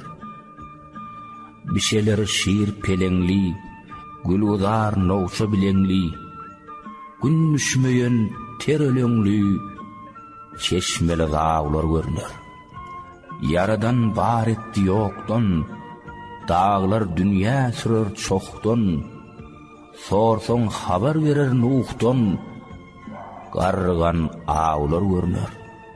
Çağlan, yalan dünya çağlan, ne gülen ağlar ne ağlan. Gar yağmurlar, burcu bağlan, kemerli dağlar görünür. Fernen dumanı gitmez, eyyam geçip yere batmaz, garip kalmaz, ölmez gitmez, gorgonlu dağlar görünür. Ne külbe ağlar ne çeten, fenemler seyledip öten, totu bilbil mesken tutan hovalı bağlar görünür.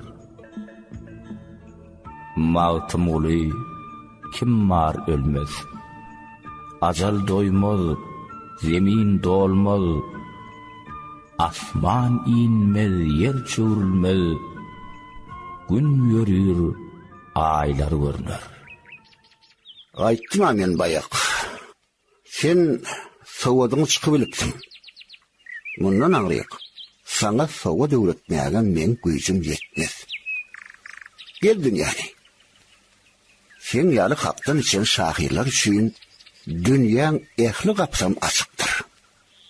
Han oglum, men sana ýola ak pata bermänkem, öwüt ünne wejik goşularyňdan birini oku. Gel ey köňlüm saňa nesihat kılay. Watany terk edip gideci bolma. Özüňden egsik bir gaýr namardyň hyzmatyna gulluk edici bolma. Hyzmat kılsaň bolsun bir asyldada, ata babasyndan beýik begdada, herçem eger bolsa azu üstada, ýanyndan bir zaman gideci bolma. Akmayan galmazdır bir akan arık, bir tinna adam ki semizdir arık. Bar yüzü baruktur, yok yüzü şiirik, şiirik deyip gatı söz aydıcı olma. Ýagşylardan hergeýe çykmaz yamanlyk, asli yaman bolsa çykmaz ýagşylyk.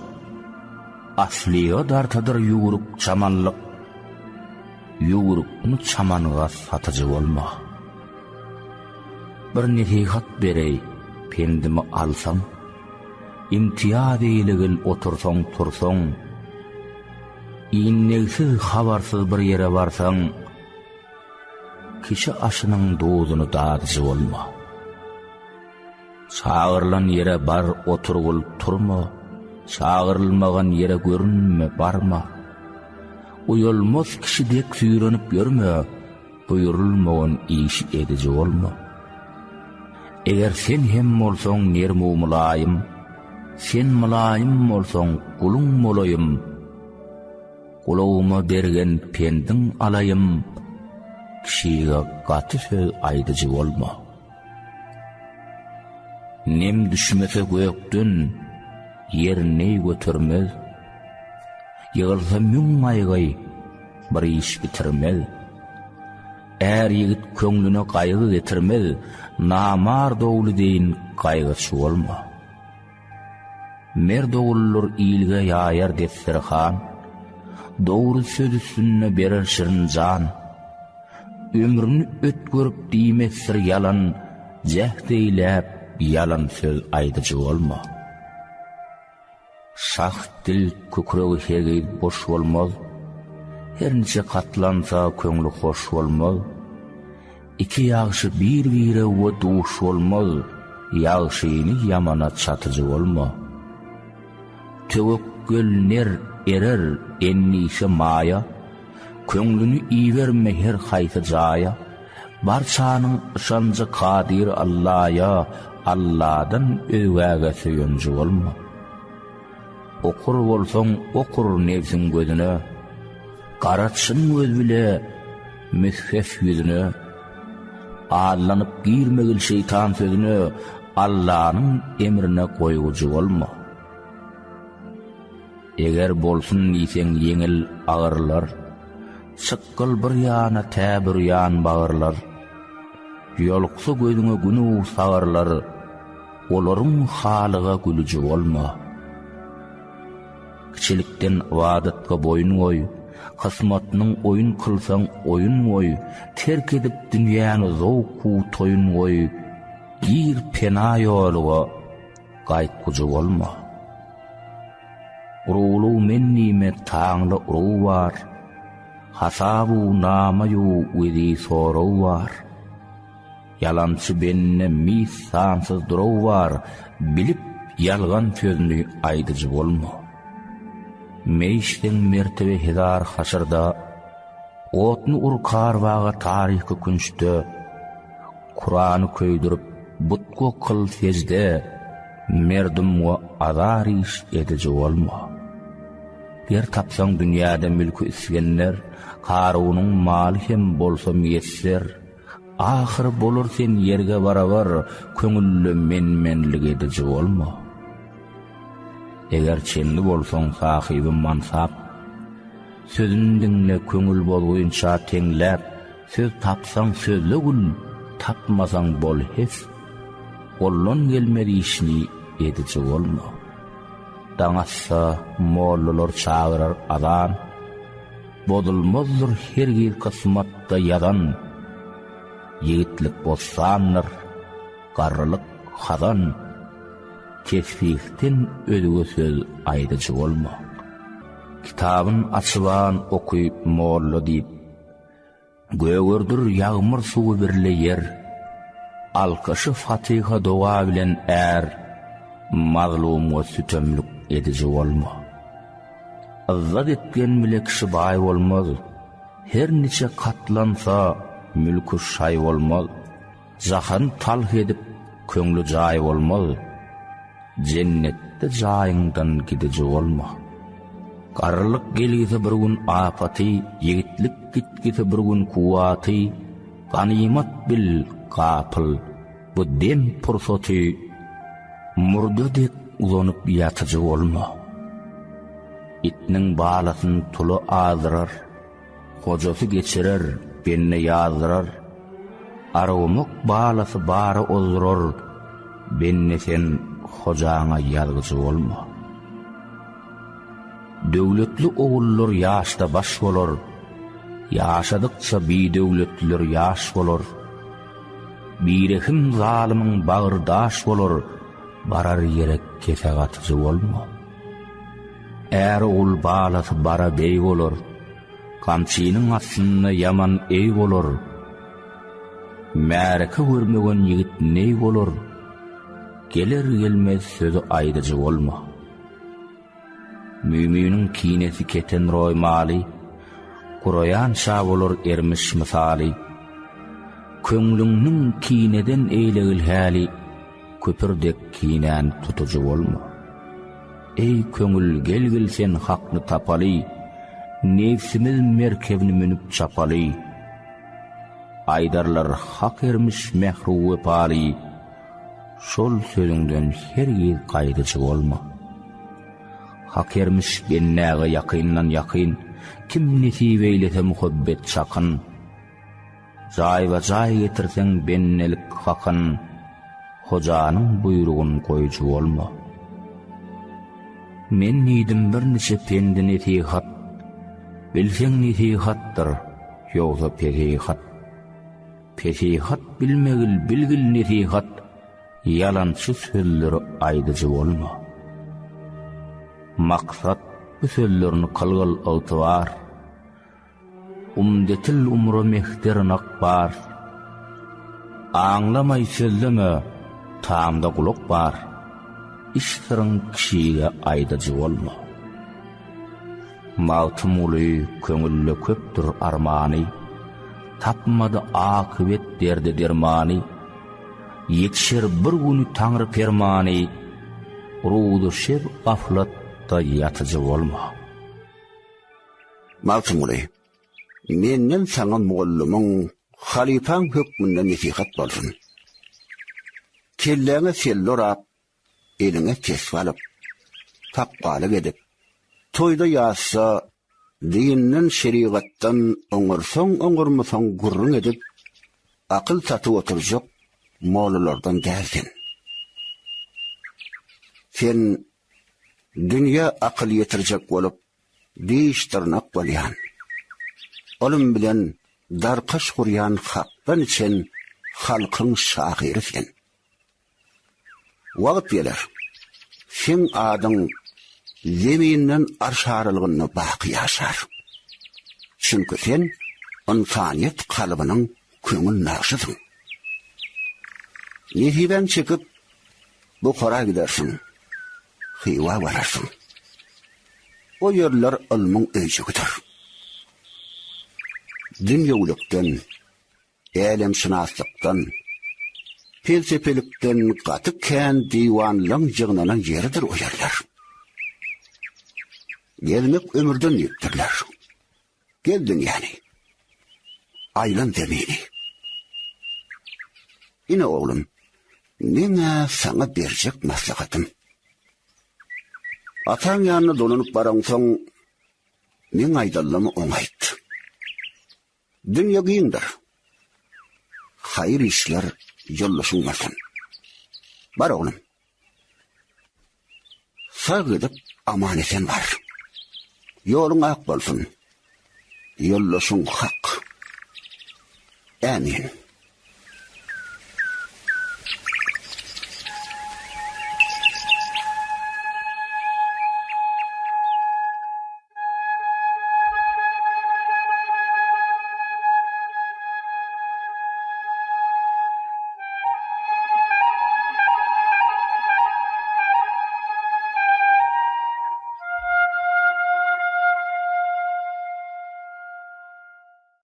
Men gaýtjak wagtym hoşlaşmak üçin şatudyň ýanyna bardym.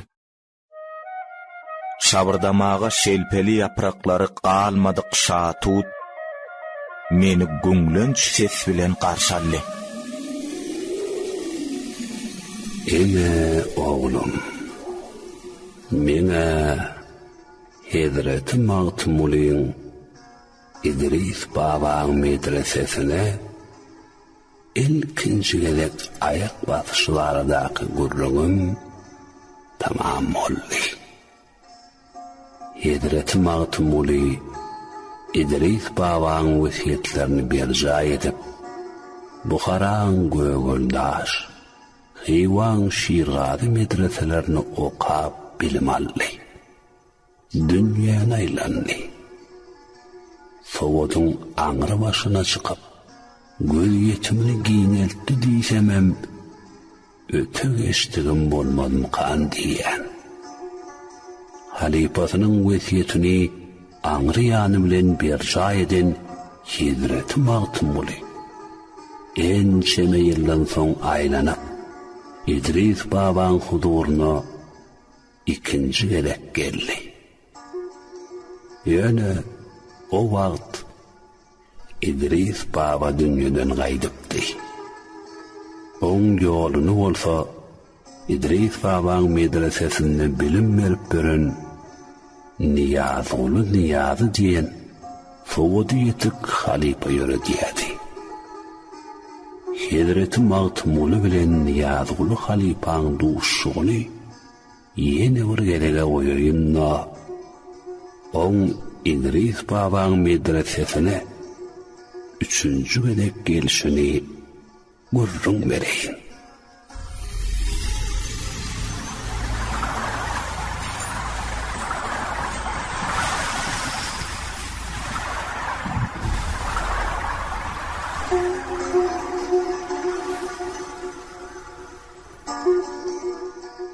geçen asırın 70-nji ýyllarynyň aýagydy.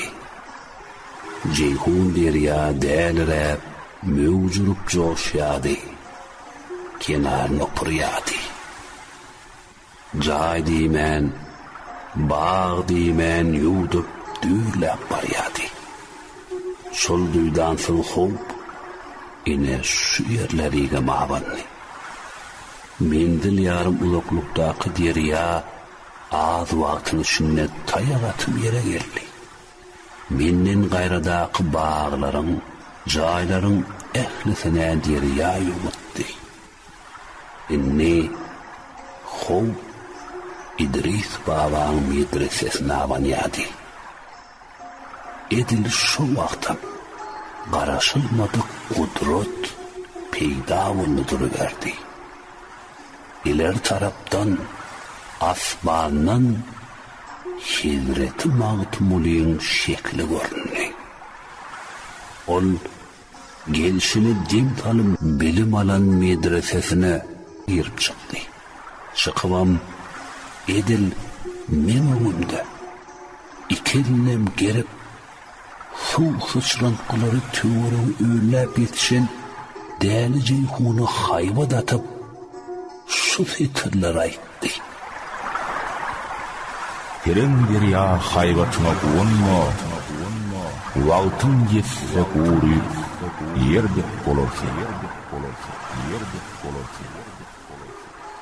Yanam dälirep, baş vermän duran däli derya.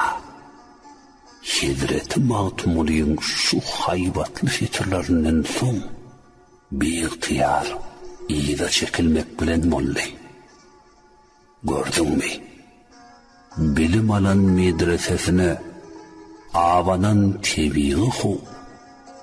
Hizreti Magtumulyň ruhuna da ayan bolupdyr.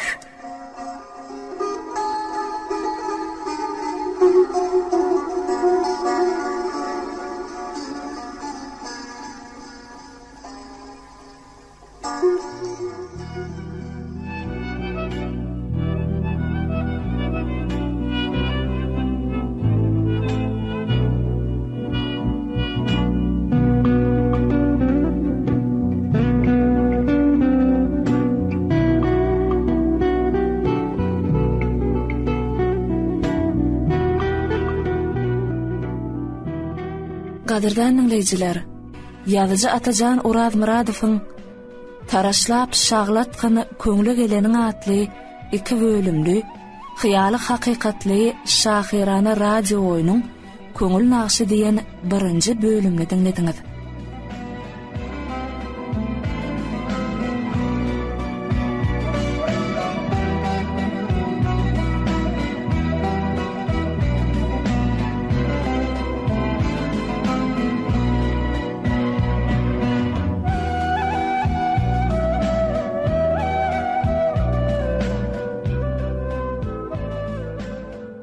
Radio oýuna gatnaşanlar hemem keşipleri dördünler.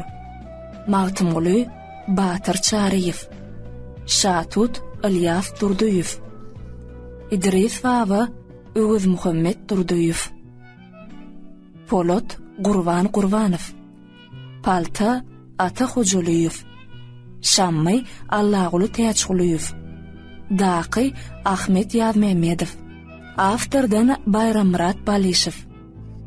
Radio oýuna rejissýorlyk eden Islam Ýazdanow. Bu radio oýun 2014-nji ýylyň may aýynda Miras radio ýylymyna taýýarlandy.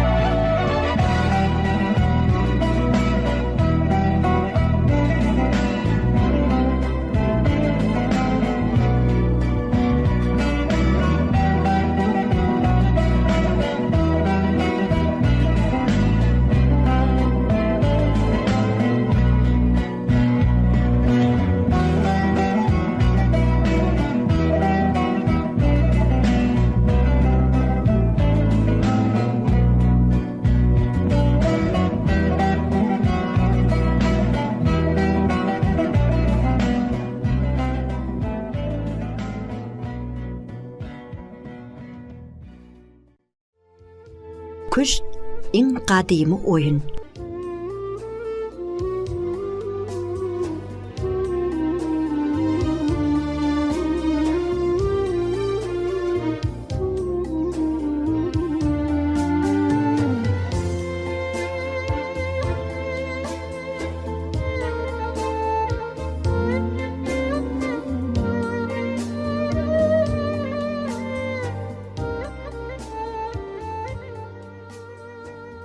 Kuşt oyunu gadymy oyunlaryň biri.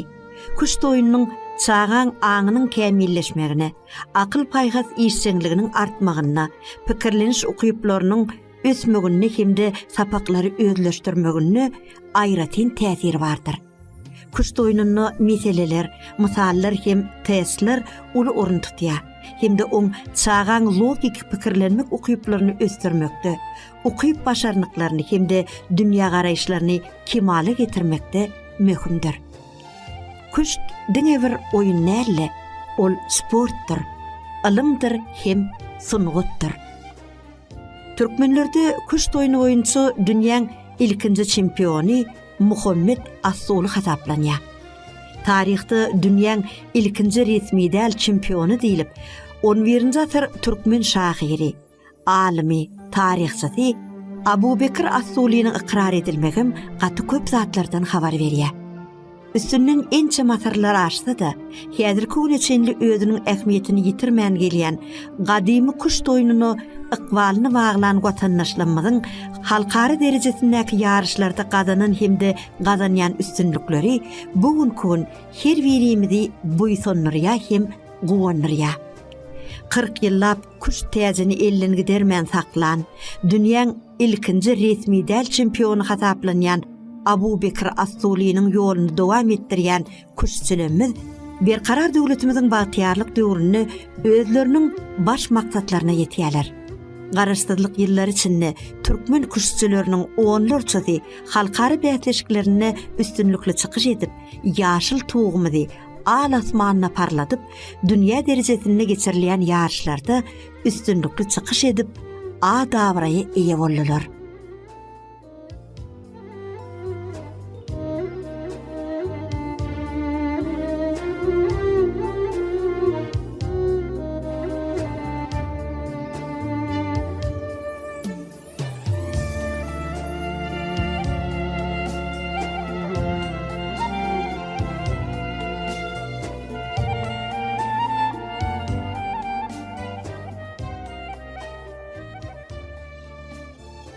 Sportun bu görünüşünün juda baý taryhynyň bardygyny hormatly prezidentimiziň başlanýyjy bilen paýtagtymyz Aşgabatyň Ilham Seýilgäkiniň görnükli ýerine kuşt oýnap duran Abu Bekir Muhammed As-Sulynyň heykelini tasdiklaýar. Onuň dowlady bolsa Abu Bekir Muhammed ibn Yahya ibn Abdullah ibn Abbas ibn Muhammed ibn As-Sulylar. As-Sulynyň ata-babalary Hazar deňiziniň günorta gününe gorunna, Etrek derýasynyň kenaryna yerleşen Sul diýen ýerde ýaşapdyrlar. Onuň atasynyň adyny Sul tegin, käbir çeşmelere görä Sul hanym diýipdirler. Bagdad hökümdary Al-Muqtafi'niň maweratly ökde kuşçysy bolupdyr. Ol öz ustatlygy bilen bir döwürde hiç kime perwermän garşysyna çykan utup durupdyr. Ony ilkinji gedek Abu Bekir As-Suly ýeňipdir. Hemde uly şöhrat gazanypdyr. Onuň ady wazasy bütün dünýä ýaýylypdyr. As-Sulynyň göçümi diýen göçümi häzirem bar.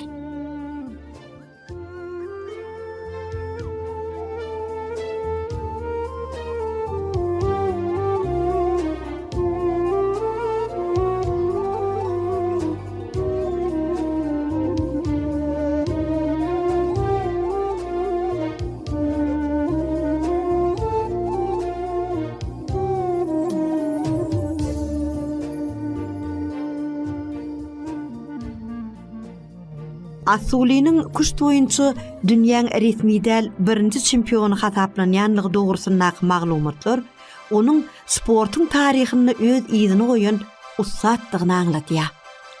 As-Sulyň şöhratly ýoluny dowam etdirýän türkmen kuşçylary bugünkü gün garaşsyz hem hemişelik bir tarap ýurdumyzy barmak basyp sanardan kän.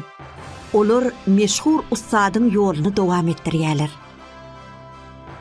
Kuşt diýsen täsirli, ýadatmaýan, dünýäsine aralaşdygynça täsinlikler älimini sahylarça bahş edýär. Aňyňa dinçlik, rahatlyk berip, pikir aladalardan taplaýar. Kuştun gelip çykyşy barada aýsak, gadymy günlerde dören kuşt oýny Türkmenistanyň çäklerini irki wagtlarda, ýagny 9-njy 10-njy asyrlarda ýaýrapdyr. Alimlaryň aýtmaklaryna görä, ol ilki başda Hindistan ülkesinde döräpdir. Uzogundan bu oýnyň meşhurlygy artyp, ilki Aziýa ikliminiň ümmülmez giňişligine, soňra bolsa Ýewropaýa ýaýrapdyr. Hemde hemmeleri özüne maýil etmegi başarypdyr.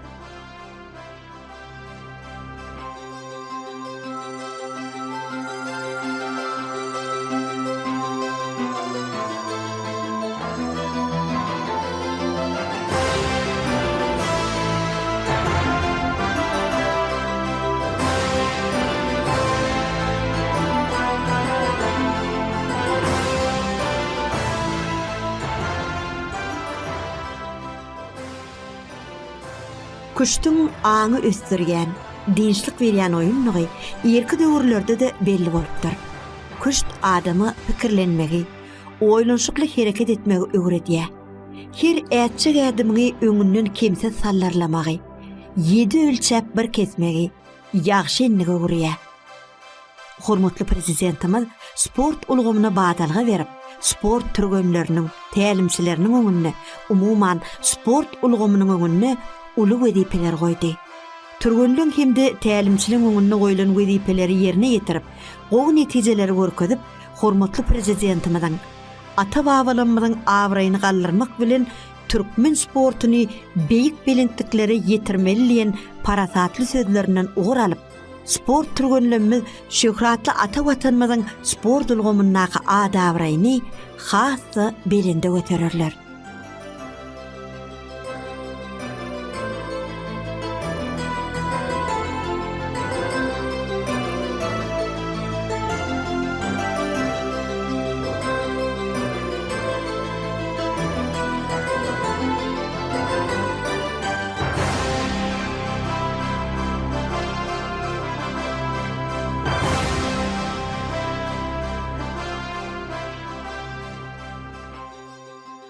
Mehriban halkymyzyň abadan, bagtyar durmuşda ýaşamak üçin ýaş nesillerimiziň sagdyn hem berk bedenli, sportu söýýän adamlar bolup ýetişmegi hemde ýurdumyzyň halkara awraýynyň hasam artmagy, ýurdumyzyň gözelleşmegi hakyna beýik işler durmuşa geçirýän hormatly prezidentimiziň, mehriban arkadagymyzyň jany sag, ömrü uzak, döwletli işleri hemişe rowaç bolsun.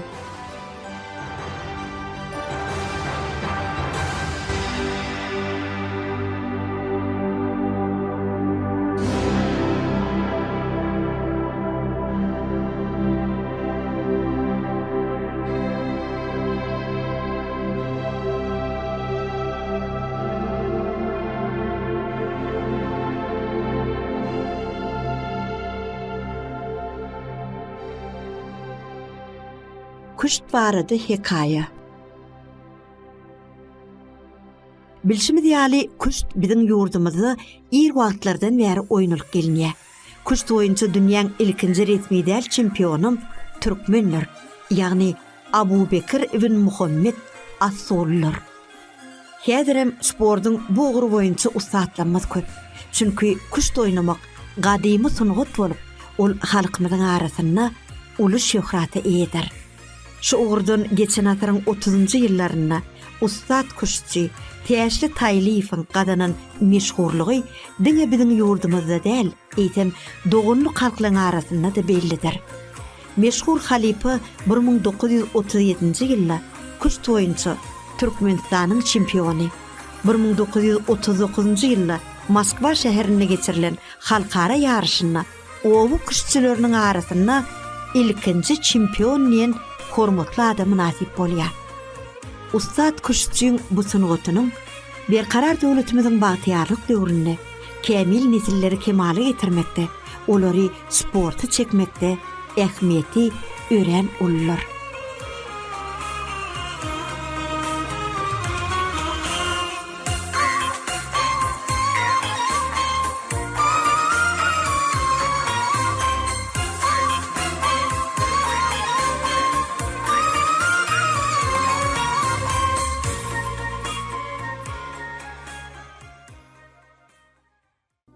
Hormatly dinleyijiler, Türkmen ýoly edebi çepergepleşigimizde Recep Başiriýewiň Sadranç oýunu adly hikayatyny eşitdirýäs.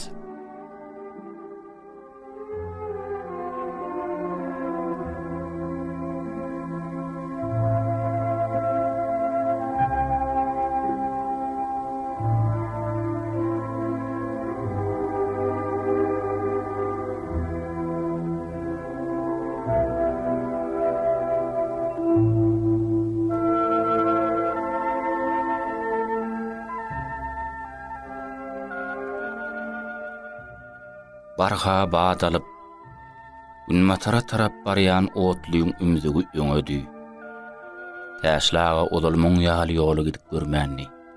Tejene, Serdar etrawyna kuşt ýarşlaryna gidenne de hepdeläp günni otluda geçirmänni. Wagtyny geçirmek üçin ol otlyň üstüne kuşt oýnardy. Ýadan mahallary bolsa Kavkaz daglaryna, on owadur şäherleriniň öz bolşly gödelligini sine derdi. Ýene de on kalbyna geçmişi, şu sunwata başlan mahaly eýläpdi. Eýsem ony bu uro kimi urukdurduka? Ýadyna düşýär. Mundan 40 ýyldan gowrak wagt odal Kakasynyň oýunlary ony özüne benni edipdi. Ýadymda, şo ýylyň gyşam sarı üçin amatly gelipdi. Bu ýagdaý owa adamlarynyň ýerüýünden ýeri işler bilen meşgullanmagyna amatly şerti döredipdi. Ýazyň ortaky aýyna göwüň ýüzüniň gamaşyp, ýagyş çysňa buramasy, ot çöplüň zemininden saýlanyp boýalmagyna goltgy beripdi. Bu boluş tebigatyň zinatyna öz bolşly bir gödellik çaýtdy. Şol läl reyhanlykda seyrana çykan kuşlaň çürkülleşýän sesleriniň eşitilmesi bolsa, ýazyň çykanlygyny alamatlandyrýardy. Kakam bilen üdümlen kökleriniň töweregini depip ýumşadardym. Piline söýenip işinden göwüni biten kakam, töweregine göz gezdirip, ýene bir salym haýdasak, üdümlen köküni ýumşatmak işlerini dolgu toraýsak gerek. Bolsa da yere yeli yürümänkä baglan şahalaryny çarpanmaz ýerine düşüpdir diýdi. Ol çağaýal göwünni hoşlady. Bagwançylyk, gaýhançylyk, sarwaçylyk kärler kakam üçin näme tanyş däldi. Ol şu urlardan gün güzeranyny dolandyryp gelýärdi. Ata kesbi ogly halal diýenleri ýaly ol döwlet tapan kesbini öz çağalaryna da öwredipdi. Täşlagan bu ýatlamalary ömür portodundan bir sahypady. Kakasy taýlagan eliniň boş mahallary, goňşulary bilen küç toýnamak, saz dinlemek ýaly işlere de wagt tapardy. Şu portotlar olaň çaý suwuna ogly täşli terederdi. Ol işiniň arasynda küç toýunynyň gidişinem gözden salmazdy. Täşliň bu oýuna gylyklanmasy taýlaga ýaraýardy. Häme hallar ol ogly bilen küç tagtasynyň maşyna da geçerdi. Soňky mahallardaky geçirilýän oýunlaryň köplenç ýagdaýda ukusy, deňmeden utormasy taýlagan bir hili alada goýupdy. Öleme. Täşliň küçtün otuna bolan ihlasy uly. Görýän bolu ol men seýleýän bolsa gerek. Ýogsa moň aty ezber gelýär. Mundan meýlek oňa ussat güççü tapaýmasak boljak dälip içini geplederdi. Soňra ogluny da şeýle diýerdi. Täşli, sen göçümleňe synyp oturýa. Oýunyna ataň ortada syýlamy diýilen pähim bar. Asal sen garşydaşyň kim bolaýsyn tapawdy ýokdur. Sen öz oýunyň bilen bolgun. Ýonkulemmiz käri öwrenini ýegrenipdirler. Daýhançylyk bilen bagwançylygy meň özüm mundan meýlek bir ýüzlederin. O seni şeýhlawan suwdegirmenine kilwan edip işe oýun. O ýere kuştun habarly bolan bir näçe ussatlaram baryp oýun uraýarlar. Sen hem işlersiň, hem olan oýunynyň tärilerinden göz alarsyň. Kakasy Taýla aganyň bu aýdan sözleri täşliň göwnüne jaý boldy.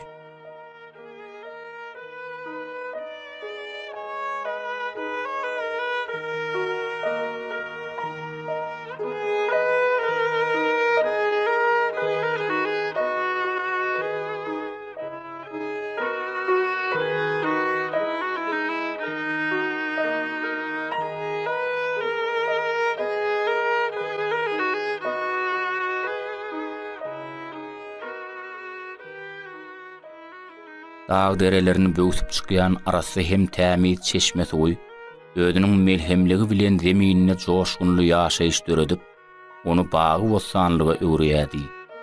Tuğun datlylygy, hemme canly jannarlara haýyrlylygy, oň goturata suw adyn almagyna sebäp bolupdy. Çeşmäň urnuna gurulan suw degirmenleriniň gürrülüsiniň udýunlygyny eşdilip durmasy bolsa, döwletlilikden, bereketden nişanly. Täşliň kilwançylygy diýen Şeýhlaň degirmeniniň mahallesi hemişe ýetikdi. Degirmenine buğdoyun çykartmaga gelen atlydyr, düýeli eşeklidir piyada adamlaň iýi düdülmezdi.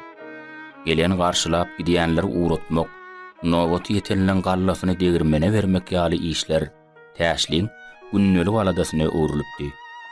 İşinden eli ýadan mahallary bolsa, ol kuş doýnaýanlaň oýunyny synlardy. Hem mahallar ödem kuştuň maşyna geçerdi. Bir ýere kuştuň jan köýerleri ýygnanardylar.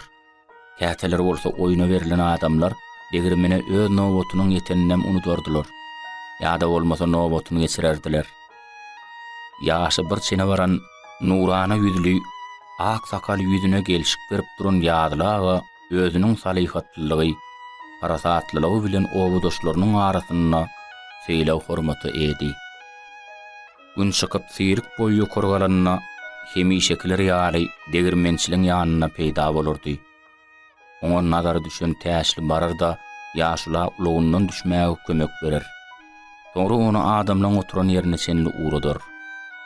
Salam helikden soňra ýarlaga öz ýerine jaýlaşyp oturup ilki bilen täşliň taryhyny ýetirip urar. Tuweleme, boljak berden bolşundan mellile. Taýlyň şu dowmasy ulak çä ýakymly hem mülakatly, ödem kiçigünli. Oň syýlaşyplygynyň özü birda diýýär. Ýarlaga soňra kuşçulyň oýunyna goşular, kuş doýnaýanlaň oýunyny synlar. Ödem şu urdan bilýänlerini gurrun berer. Bir ýigit mahallamma tejribeli kuşçular bu oýunyň halkymyzyň arasynda has gadymdan märi uly meşgurlugy edigini aýdardylar. Ýadyma düşýär şol Bagdatda Muhammed As-Sulu atly bir türkmen kuşçusy ýaşap geçipdir. Kuş doýnamakda oňa taý gelen bolmandyr.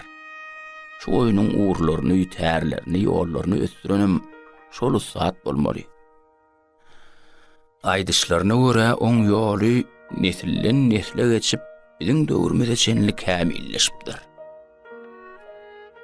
Ýadylaga şeýle diýerde ýene-de oýuny synlamagyny dowam eder. Oýun gün agyp erňegini zemine berýänçe dowam eder.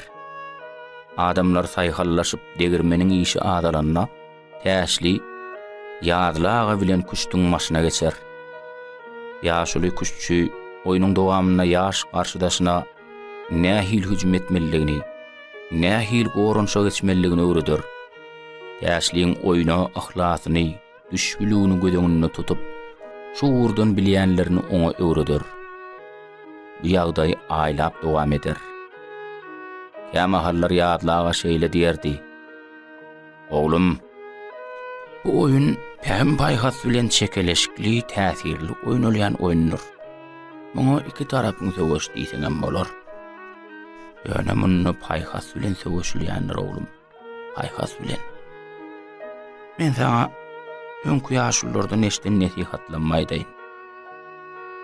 Ýigit ata ýerkedi bilmese, mergenlikden şana ury bilmese, güç doýna bilmese, görüşüp bilmese, hemem suwda ýüzüp bilmese, onu asla da durmuşu tayyar hasap etmändirler. Şoň şunu oglum seninle kuşta oynamağa aýratyn bir ukuyuň bardygyny duýýan. Sana geljekde köp oýunlar garaşýar. Oýunna adalatly, sabırly, soğukkanly bolgun. Ýadylaň bu aýdan nesihatlary halipadan şägirde ýol ýörelge bolupdy. Onun märi aýlar ýyllar geçipdi. Bu geçen döwür täşliğin şuurdan kämilleşdiripdi. Geçen wagt oňa güçlü gadanan üstünlüklerini ýatladı ýady. Bir mahallar otly mendiliniň apdalyny akçaýxana ýolawçylaryň gelim gidimli ýerine öwürilipdi. Gün ortasy tejenden gün matary serdar etrawynyň owalaryndan gelýänleň ury mendile ýetenden soňra çaýxana tarap bolardy. Bulardan başga da çaýxanada şu töweregiň owalaryndan gelen adamlar getirenjek içmişlerini ortağa goýup öýük çaýyň başyna owadak täzelikler, daýgançylyk, çarwaçylyk işleriniň gidişi barada gurrun edip otludan düşenlere garaşýadylar.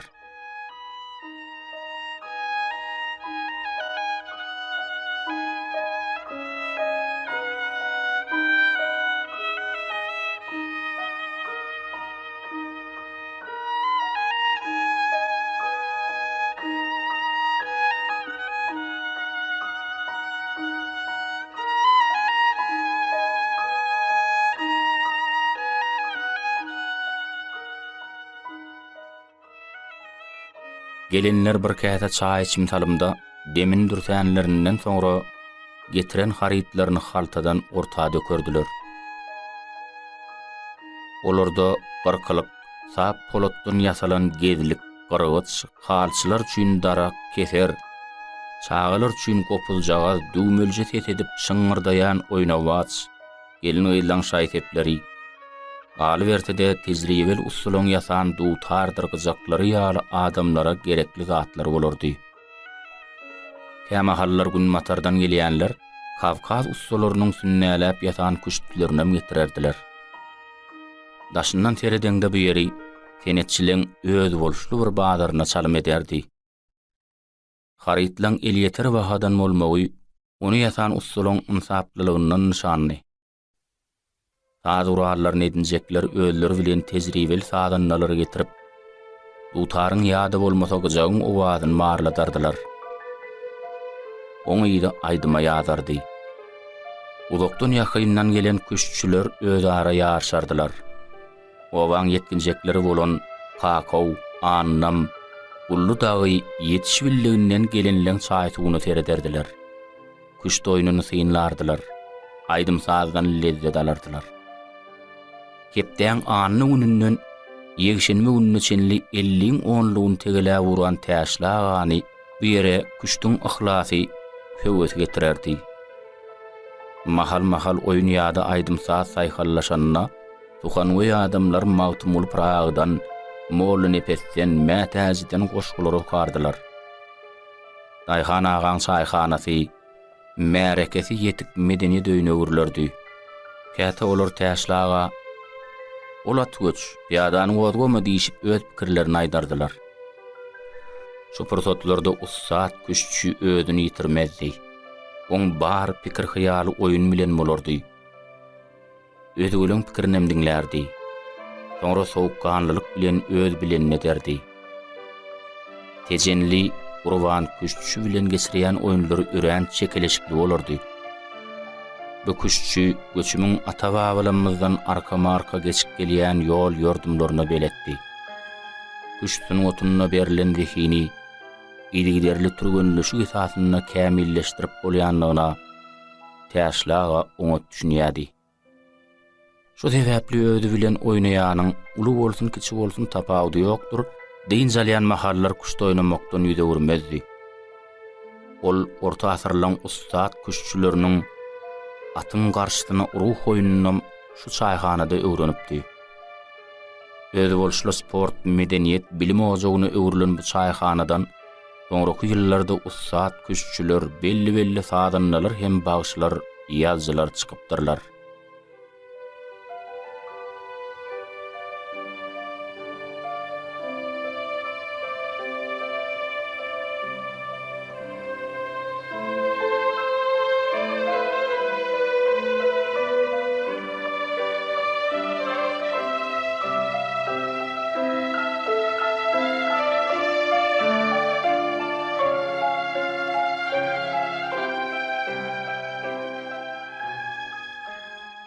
Ýatlamalar täşlagany, ýoluň uzaklygyny kesip mendile golaýlaşdyrpdy.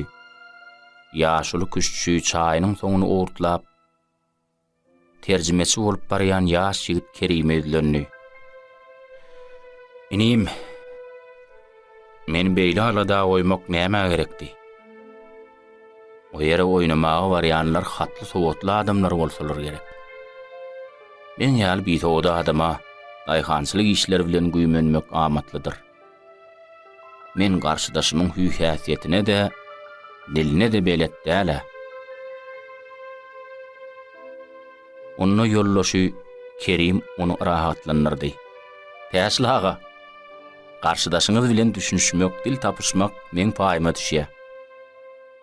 Siziň etmeli işiňiz ata-babalarymyzdan gelýän köne sunatymyzy olara tanatmak bolup durýar. Onu soňam 1937-nji ýylda Türkmenistanyň küçük oýnamak boýunça çempion bolanyňy unutmaň täşlaga. Nätanş owadyr şäherleri, tokoýdur baýarlary, derýadyr köýleri ýyzy goýan otly barha yetmeli mendile golaýlaşýardy. Moskwa müňläp adamly däl, eýsem millionlap adamly dünýäň uly şäherleriniň biridi. Uzak ýoly söküp derläp, buwurk gelen otly, haşhaşlap, demini dürsäp, soňky mendiline ýetenne, täşlaga türkmeniň edýaka ak köýnegini, gyzyl donuny, ak telpegini geyip, köpçüligiň içinden saýlanyp görnýärdi. Ol öz iş aladalary bilen bolýan adam akymna hayranlar galyp teredýärdi. Şol adamlaryň käbirleri bolsa, haýsydyr bir halkyň milli eşigindäki sýerdem moýly nätanşy tanajak bolýan ýaly bilesgeljilikli nadaryny oňa dikýärdiler. Köçelerindäki dürli görnüşli ulaglaň iki tarapa waz bolup gatnamasy, günortadan gelen mihmanyň bir wada howuny batypdy. Ýa-na el bulan köplüğün neytene. Edil öýünü eli atylan arlar ýaly bir eýleňden bir beýleňden çykalar. Ýoluňa ese wan etmeňe de purýja oýanoklar. Täşlaga, sen olardan eýmenme. Olaň öz ýöreýän ýoly ury bar. Piýadalar bilen işi ýok olaň. Biz häzir şol oglaň birine münägede barjak mehmanhanamda ýeter.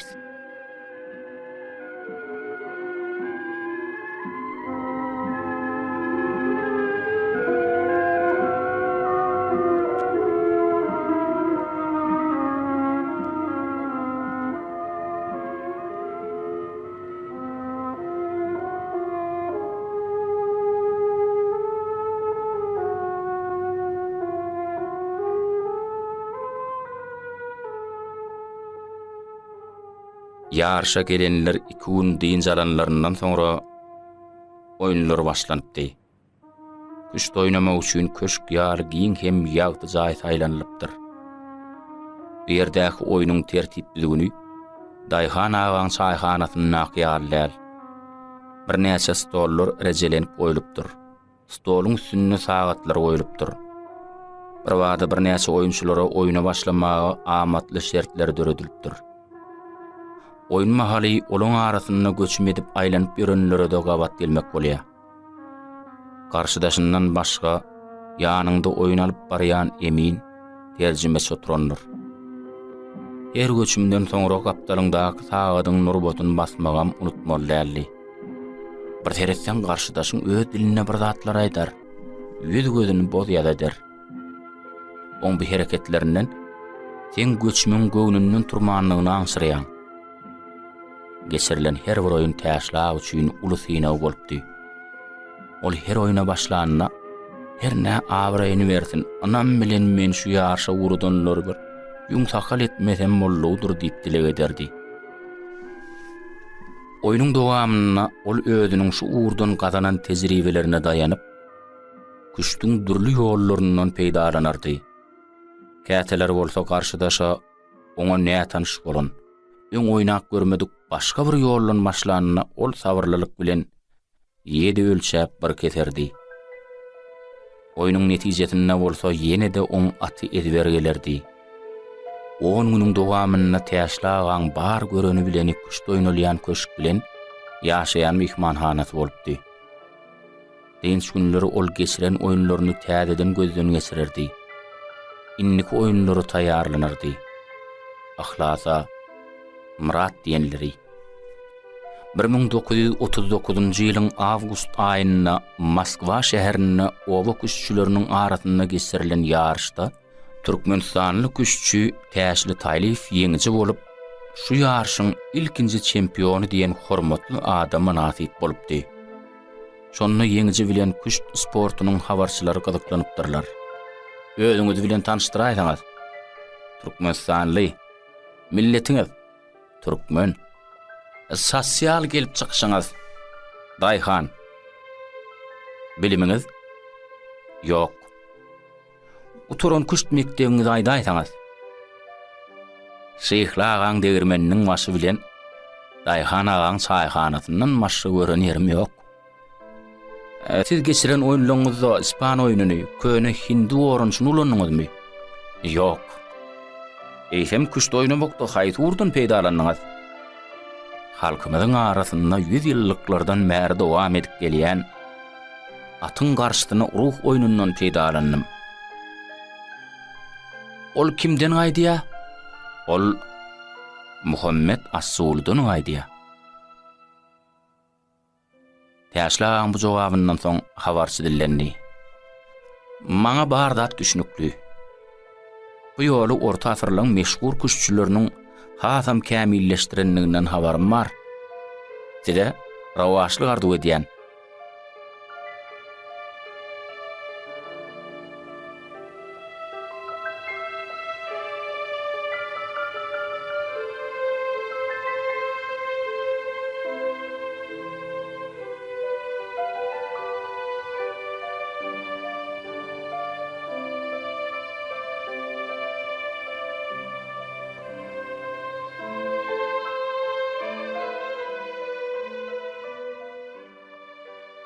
Tomuz aýynyň bir günüdi. Gün öz hökümni zemine ýöredýärdi. Bu mahallar adamlara goýru kölegeýän aşağı yaramlady.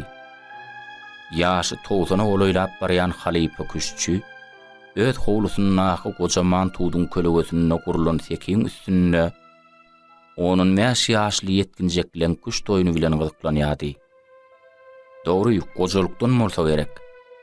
On gözleri kütülüp, atlan göçümünü o diyen taýgaran okdy. Her göçümü ýaşlaň aýdyp göçmesi, on üçin ýeterlikdi.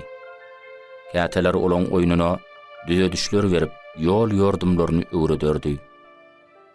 Oňa aýratynam oradlyň göçümleri ýaraýady.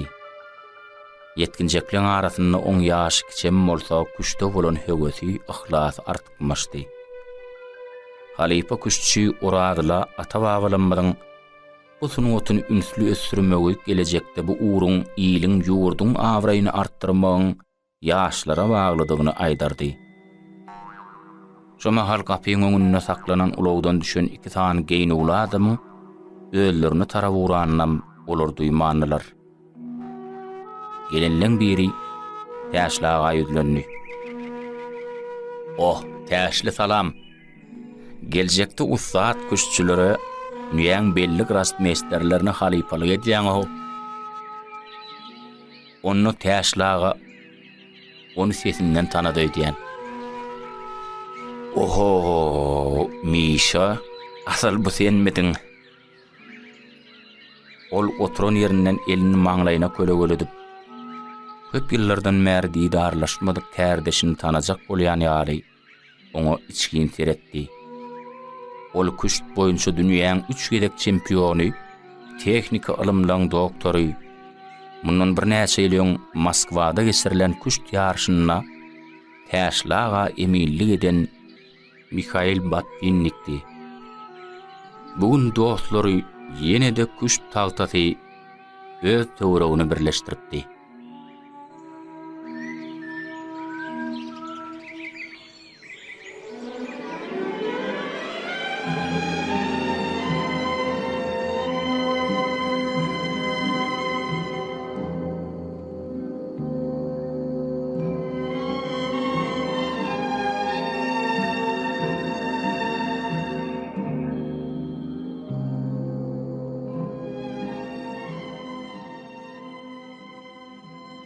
Edi dinleyijiler, Türkmen ýoly edebi çeper gepleşigimizde Türkmenistanyň Ustat Moğollumy Recep Bayşiriýewiň Sadranç oýunu atly hikaýasyny dinlediňiz.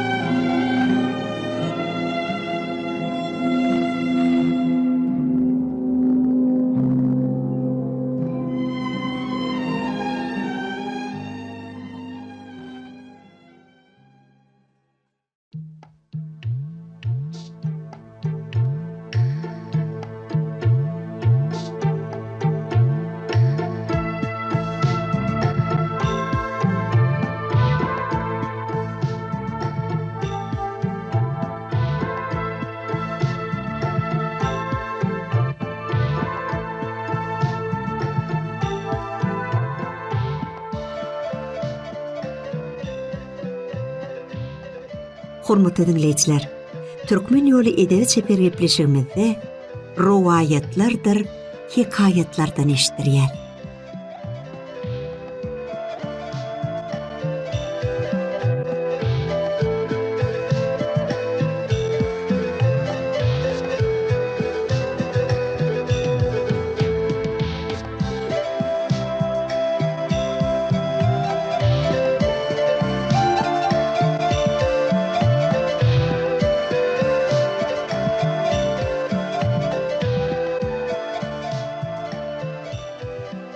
Rowayatlar ummanyndan.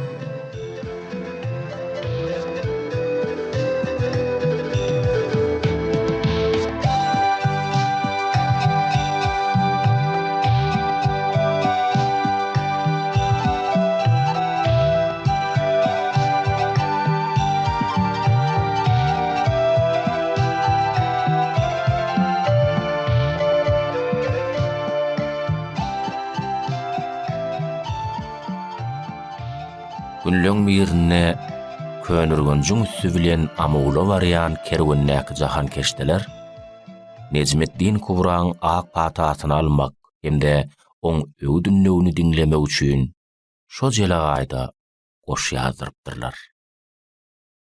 Hedret Pir: biz bir jahan keşde adamlar. Baran gelen yerimizden del harida alyp öz ilimizde diýäs, sewda satyk edýäs. Ýurtlyň ahwalyny habaryny ýetirýäs. Kimden nähili ýagşy söz öwdeşsek, hemmeleri bilen paýlaşýas. Hemişe ýolly gedýän adamlar näme bilen meşgul bolsalar gowy. Bize şeýle pent ber. Goýol pentliň hikmeti, täsiri bütün ömrümize ýeterlik bolsun. Pir hedretleri mehmanlaryň haýyşyny dinleýän soň olara şeýle nesihat edipdir. Ömür yeňil ýel paý ötülýän mendillal. Emma şu alty amaly bir jaý etseňiz, ekin meýdanyna taşlayan her bir dänäňiz müň bolur. Daim ýadyňyzda bolsun. Adamlar köp işlemäge meşgul bolsalar, siz her bir eden işiňizi gowy ýerine ýetirmäge çalyşyň. Adamlar artyk maç wadata meşgul bolsalar, siz ilki bilen möhüm borçluňyzy bitirmäge meşgul boluň. Adamlar aşky zynatyny bedemäge meşgul bolsalar, siz içki dünýäňizi bedemäge meşgul boluň.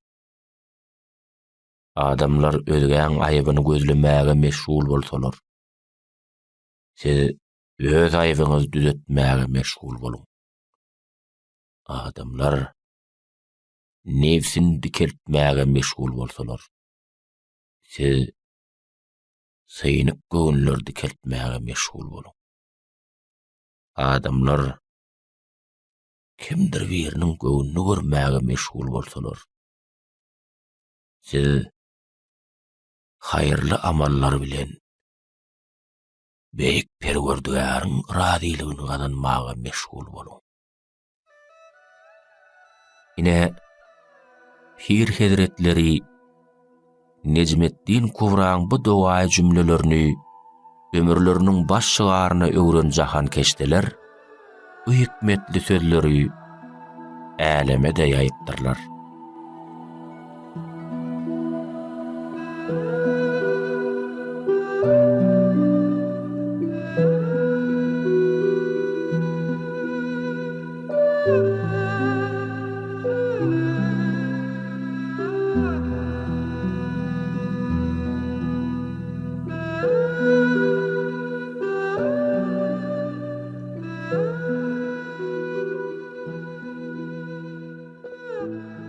Gyly 40 ýaryn adalat.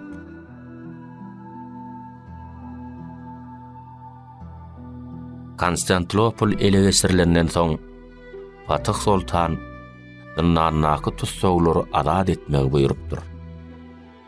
Soğulukdaky adamlaryň ählisi bu ferman üçin sultana alkyş aýdypdyrlar. Ýöne olaň içinden Bizantiýaly 2 kady sultanyň bagş eden azatlygyndan boynu açypdyrlar. Muňam sebäbi olaň zynnana atylmaklaryna sebäp bolan adalatsızlyk eken.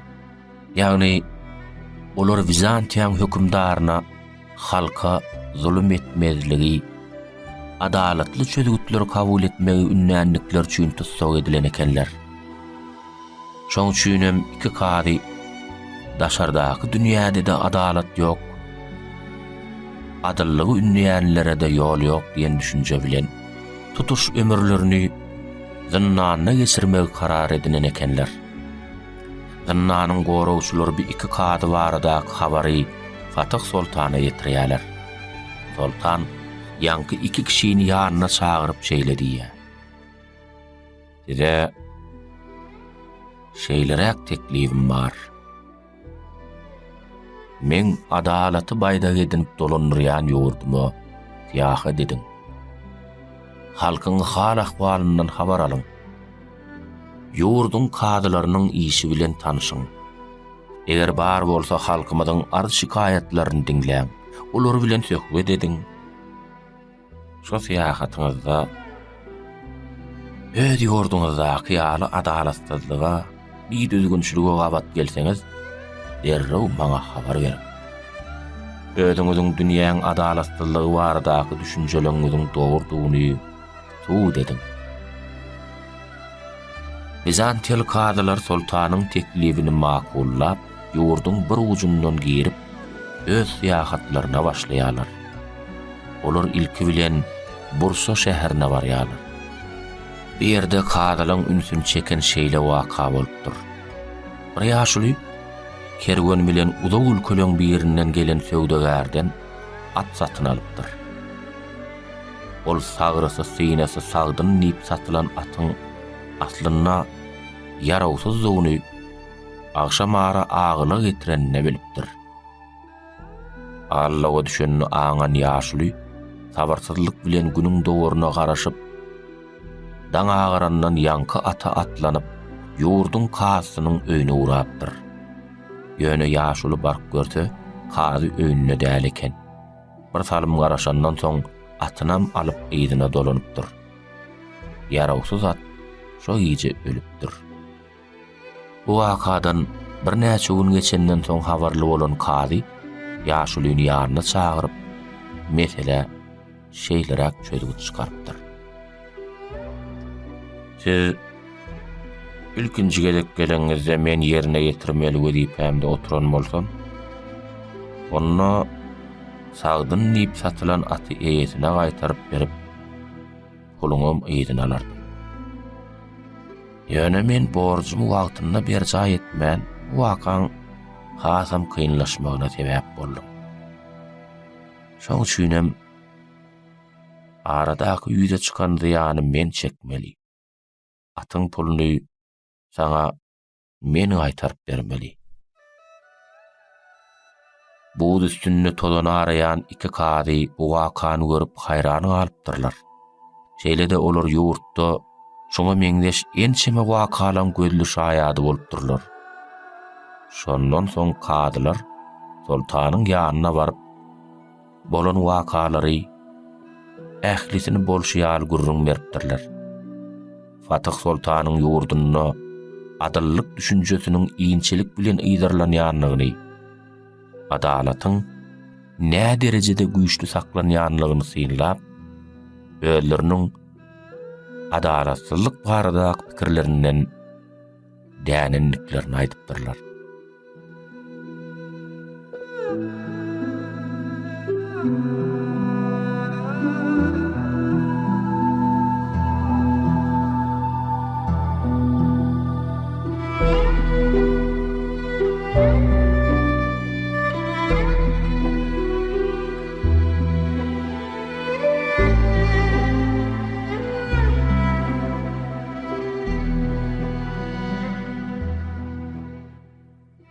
Nusoy bagy. 80 ýaşy arka atan atam Nusoy bagy barada gurrun bermegi gogorardy. Ine şol riwayat. Kadim eýamlarda Köpet dağın jülgösünde bir wada Nusoy atly iki tane ulu şäher döräpdir. O şäherleň ilaty, bay, bol ilini ýaşan soň, söwdegärleň bazary gyzyp işleri oňup, gerek ýaragyny edinip, eýdine gaýdar ekenler. Ýöne şu iki äpet şäheriň arasynda ok geçmez tokoy bolup, ondan ýol ýasap, kesip geçmek asla mümkün bolmanmış. Şo sebäpli bir şäherden beýlek şähere geçjek bolsaň, ýakyn ýoly uzak edip, tokoyuň daşyndan aýlanyp barmaly eken. Günleň birine täze Nusoyda ýaşaýan alim halifasyndan alan kitaplaryny bellenen güni ýyzyna gowşurmak üçin köni Nusoya sary rawana bolupdyr. Howa gyzgyn bolan soň alim düýäň üstünde irkilipdir. Öz başyna gidip barýan düýe otlamak isläp tokoyuň jümmüşine aralaşypdyr. Ýolagçy oýananda eýäm garan karalaşypdyr.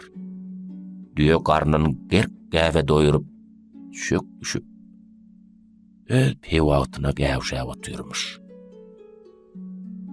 Ýaş alim nämedigine göz ýetiren soň kysmata kaýyl bolmakdan başga şäher tapmandyr. Garanky tümlükde başga alaçyň näme? Akşamlyk edineýin. Ýer-täher bilen ýyzym açalaryn. Bir alaçy bolar da diýip ot ýakyp, günni çaý gaýnadyp, çörek ýyip akşamlyk edinipdir. Oladyň ýalkymna tokoyuň agaçlarynyň, otlarynyň odanlygyna, howasynyň tämizligine hayran galypdyr. Agaçlaryň aşagyna güllläp oturan ýorunjaň ýygy dagy behuş edip barýarmyş. Asalymdan alymyň bir hili ennamyndan ýada uly gaýrylyp, heri aýdyň pikirlerden, kalby ganatly arzuwlardan dolup, ýüregindäki gorky zymzyýat bolupdyr.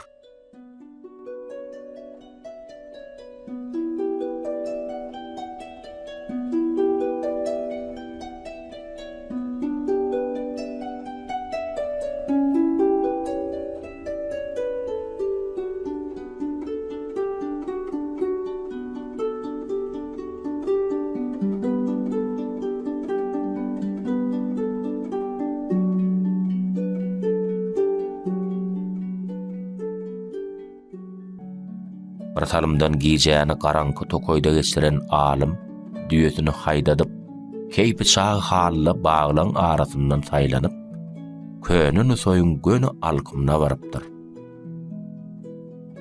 garaşyp oturan jan penalar onu derrew gola salypdyrlar. Ol ýagdaý bolşy ýaly düşünürip olaň sowallaryna jogap beripdir. Alymyň jogaplaryna hökümdaryň köňli hoş bolupdyr. Ol şeýle buyurupdyr. Ene diňe bir alymhon näl gaýratlyg dekeniň. Erter ýanyňa şu 40 ýigidimi alyp şu geçen ýolundan ýene geç. Zaňarlara gören täsinlikleň görköz.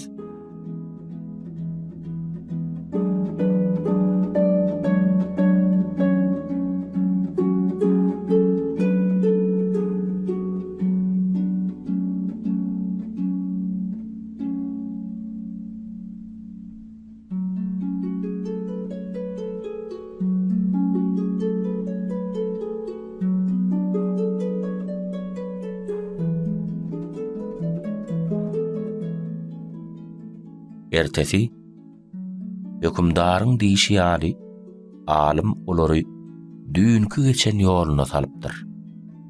Olar 2 günläp aýlanyp geçmeli ýoly bir salymda geçip täze nosoýa. Soňra dem diýen jalyp ýene de ýygyna dolanypdyrlar.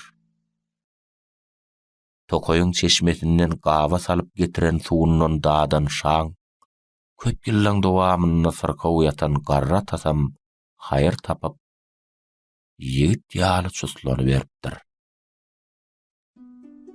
Şondan soň hökümdar iki şäheriň arasyndaky tokoýyň zowam etýän ýolunyň urunyna uly kitapxana, medrese, şypaxana, seýilgäh gurmagy buyurupdyr.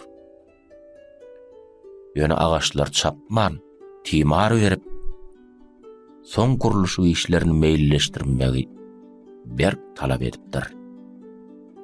Nosoy bagy soňra dünýä alymyna uly koşan alymlaň, şahyrlaň, sunud saatlarynyň ýaşan döreden şägirtleri ýetişdiren mekanyna urulypdyr.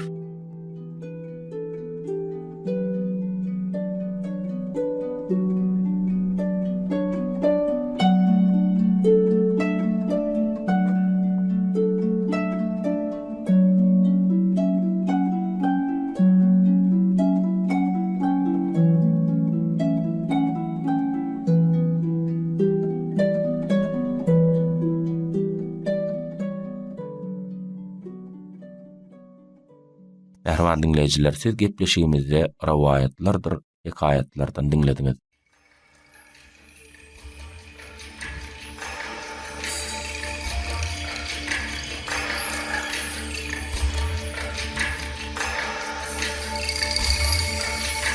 Rawaýatlar, hekaýatlar umman tahyýany.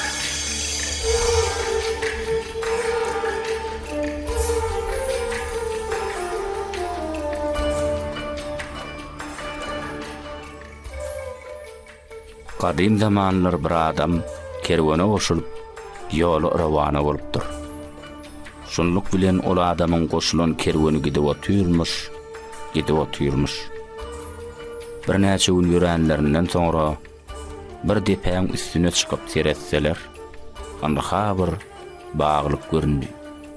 Kerwen maşy adamlar könürgün şäherine gelenler diýdi. Şunluk bilen ol adam şäheriň badyryna waka urdy. Ol harytdan ýüküni tutup, ýygyna dolanmokçy bolanyna, kerweniň eýýäm ýoly düşenini bilip galdy. Şäheriň mehmany badyryň ýakynyndan geçip, usulluk bilen mehmanhanalara aýlandy. Ahry, göwnüni ýaran mehmanhanalaryň birine ýerleşdi. Ol adam akşam ýatmakçy bolan wagty, mehmanhanaň hulusyna bir hümür deştildi. Taşaryk çyksa, bir giden adamlar otyr. Ortada bolsa tagta sekiniň üstüne bir zatlar gurrun berip otyr. Barıp dinläp görse, bir ýaşul adam märekäni güýmäp, rawaýatlar, hekaýatlar, ertekler aýdyp oturan eken. Kojaň aýdýan rawaýatlar gulagyna hoş ýakan bolara çemeli. Bu adamym olar bilen oturdy da rivayeti dinläp başlady. Hojanyň şol aýdan riwayatlarynyň käbirlerini biz size de getirmegi makul bilip edildiler.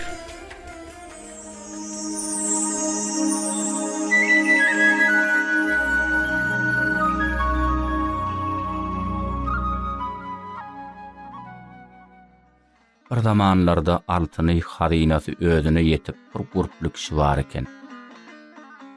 On husyýetligini hiç kes bilen deňär ýalanmış. Şo sebäplem on ýörgünde ady husyýet eken. Husyýet kişi özüniň altyn luhumyny bir ýere gömüp goýup her wagtdan barlak gaýdýar eken. Bir tapar şo hum gömülen ýerde bir gündüzöranyny zordan dolayan saada Koraýy çeňrek ýap bazmaly bolupdyr. Şonu ol tötenleyin şo humyň üstünden marpdyr. Munça altyna öň duşmadyk ýigit bir wada nämetçegini bilmändir. Onsoň ol öz ýanyndan ýerdegi işte eýeti belli bolar diýip hiç kimiň ýanyna dil ýarman öýüne getirip goýupdyr. Aradan kän wagt geçmändir. O arasynda husyýet kişiň humynyň ýok bolanlygy hakynda gurrun ýaýrapdyr. Ýigit bolan ýagdaýlar düşündirip altyn luhumy husyýet kişiň öýüne eltipdir-de eline beripdir. Husyýet öz ömrüne beýli akally hemde nebsine buýrup bilýän kişi öň duşman soň bu ýagdaýa gaty haýran galypdyr. Ol şoň üçin ak yürekden altynyň deň ýaryny ýigide jomartlyk bilen eçelipdir. Opkura ýigidem gorplanyp gidiberipdir. Şeýdip jomartlyk ýene bir jomartlygyň döremegine sebäp bolupdyr.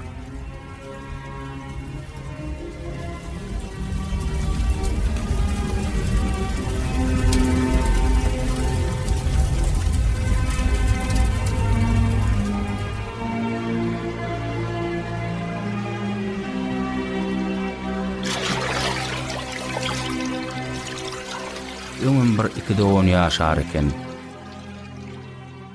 Olaň bir barjamly, mally garaly, döwletli, beýlekli ýer urup ýerde galan garyp bolupdyr.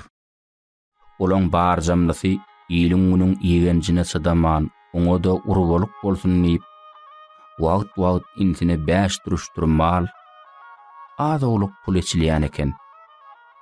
Garyp inti eline şo zatlar düşdügi, deň duşlaryny çagyryp şagal mesligini diýän eken. Çeýdibem ertesi ýene de şol öňküje garyp gününe galy berýär eken. Agasy onu bir ýol bilen garyplykdan alyp çykyp bolmajagyny bilip, başga ýola atyryp başlaýar. Ahyrym oň gününe aşa gatnaýan ýolunyň urunyna köprüýüň üstüne bir ýalyga düwüp, epesli pul goýup görýär. Şeýsem bu aýlygy maňa Hudaý berdi. Men bu aýlygy aýap saklaýyn. Ondan özüme bir neme urbalyk edineýin.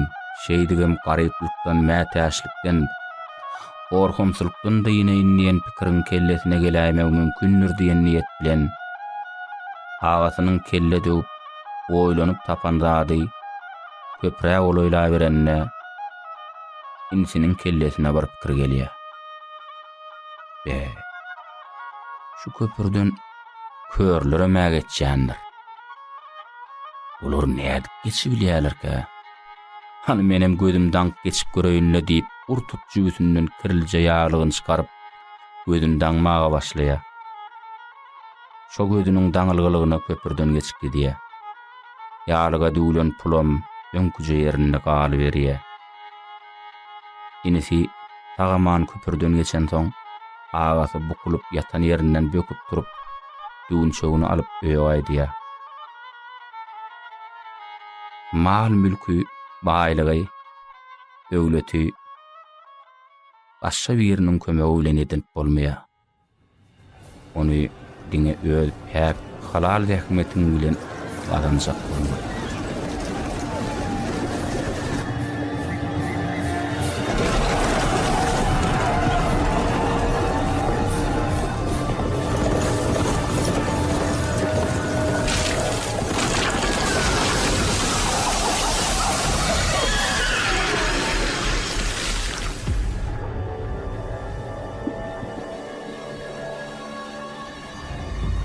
öňkü döwürde bir dana ağaç ustalaryny toplap uly bir jaýyň gurulşygyna başlamagy tawşyrypdyr. Ýurtda ýaşaýan ökde ustalar toplanyp işe girişipdirler. Kimse ağaç kesýär, kimse ýonýar, kimse ölçeýär. Garada bikar oturan adam bolmandyr. Ustalara ýürüýte gödegçi goýulypdyr. Ol oturup aýlanyp ustalaryň işinden hoşal bolupdyr. Hiç kim artykmaz oturanok. Öz ara gurrundeşligem, degişmede, gülüşmegem işe päs gelbermändir. Her kim öz işi bilen. Dana ünnüňi aşa jaýyň gurulşygyna syn edipdir. Ol iň ökde, iň çalasyn beýleklerden tapawutlanýan ustalar göz astyna alýar eken. Ustalardan biri çaýna hara hemmelerden soň gelip, öňem iş ýerine barýar eken. Gödegçi bu ustaň beýleklerden tapawutly tarapyny Dana ýetiripdir. Ondan soň Dana gödegçe oň syryny bilmegi, onu syýlajakdygyny duýdurypdyr. Gödegçi usta bilen gurrundeş bolanyna men ýadamok, atamyň wesiýetini berjay edýän. Iş wagty men ünsüm sowma görüň diýer eken. Deýinjal şu wagty bolsa, işläp ýadana söz diýmediler. Ýogsa ýada ulun çykmaz diýipdir. Gurrun ýene Dana ýetipdir. Dana ustaň gidilin syry barada obadoşlaryndan sorapdyr. Obadoşy tagsyr. Ýollaşyň syryny satmak aýyp bor. Ýöne şu gurýan jaýyňyzyň çalyp owadan bolmak üçin ustamyzyň syryny aýtsam, ol menden närazy bolmaz diýenine Dana bu syry aýtmadylyga oň ikisiniň arasynda galjakdygyna söz beripdir. Ustaň owadoşy oň bili hem işe daňylygy. Menem oň görüllüsine eýerýän. Bilinäki guşagy düýe ýüňünden. Men başga bilýän zadym ýok. Düýe ýüňünden bilwag bile agyrtman adama kuwat berýär diýipdir.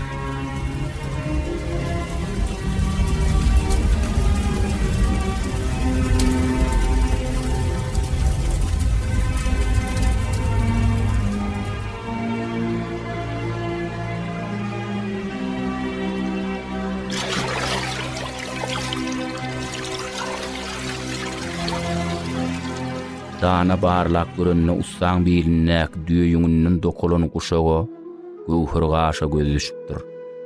Dana uşaga düýe ýüňünden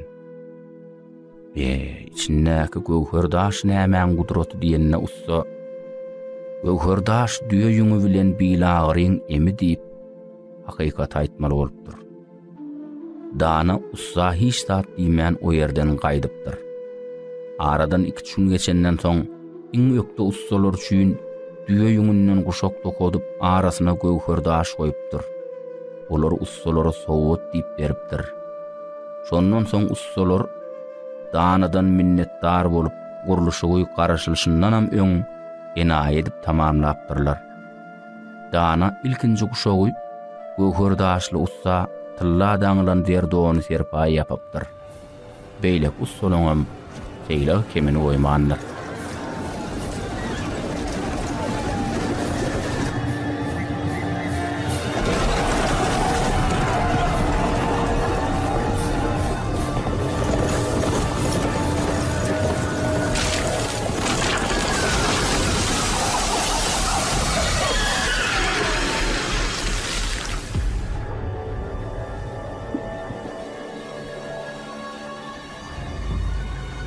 Owalyň birine kalby kireňsi zanna halal arasda bir adam bar eken.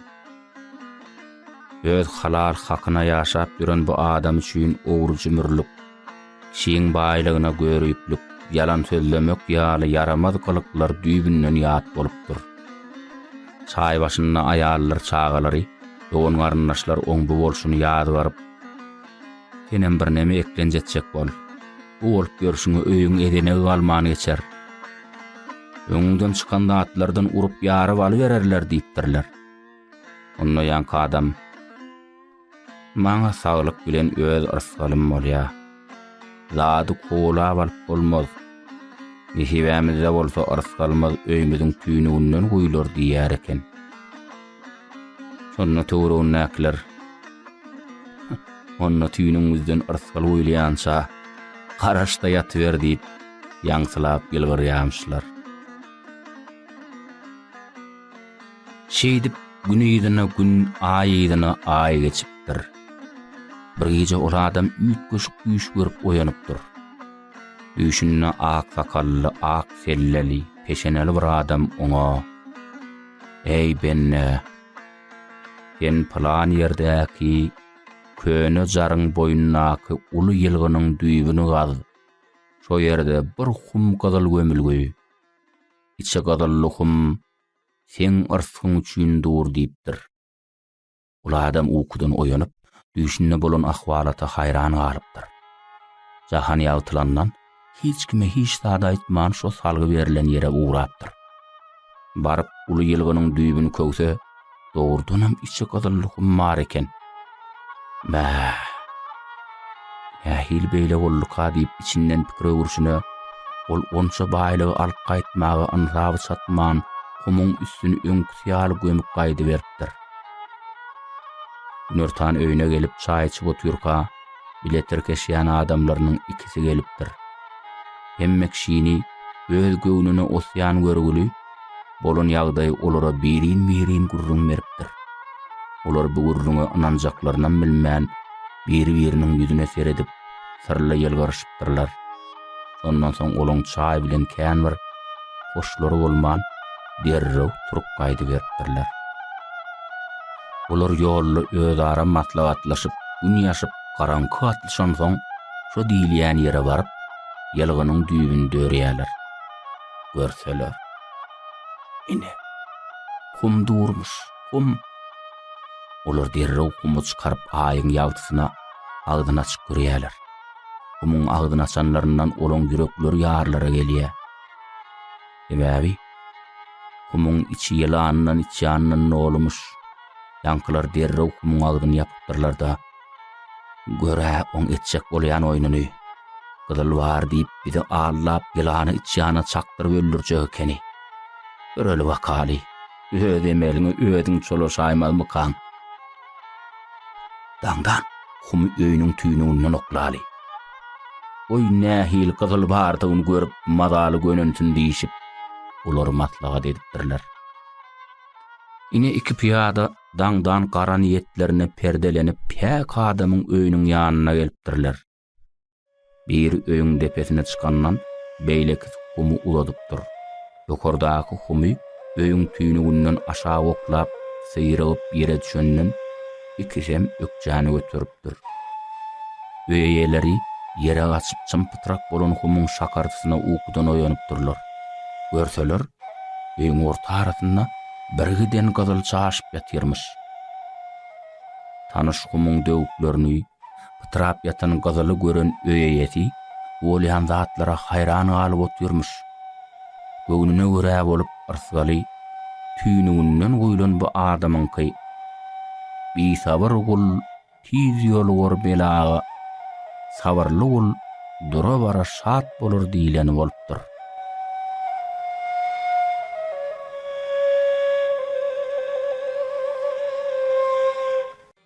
Türkmen ýoly edebi çeper gepleşigimizde rowaýatlar, hikayatlar, tymtallar ummany.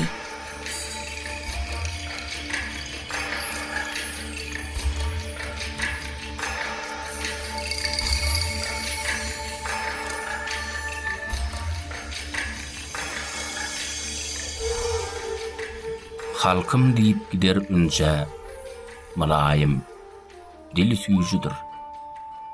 Tanasaňyz Sultan Sanjar, şalar içiniň täjidir.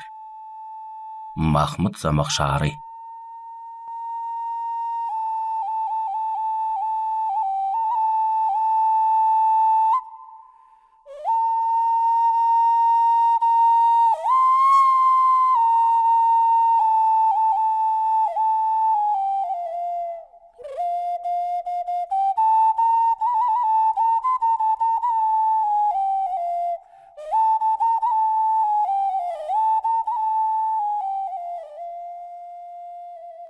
Sultan Sanjar Merv şäherine bir köşk bina idi.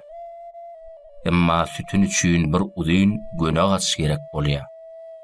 Binaçylar ençeme ýeri agtaryp sütüne ýaraýjak agajy bir garra ýalyň howlusundan tapýarlar.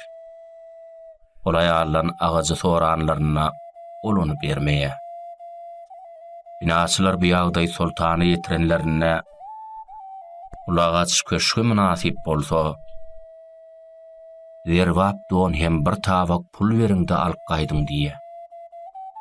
Şaň iýiren altyn sapakly donuny hemde pullary alan aýal hoşallyk bilen ýylgyryp, sultana gerek bolsa ketiň diýe.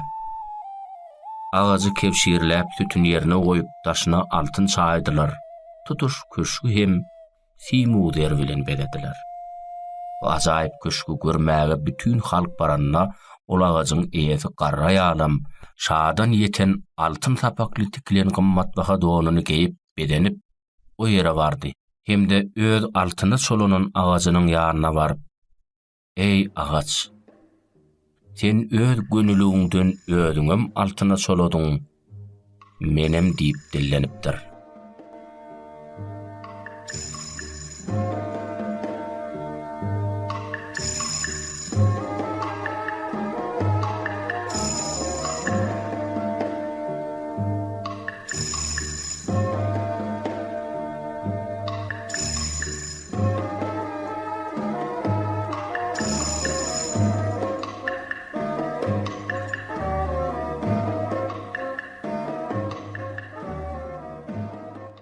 Enwer hakyndaky riwayatlar.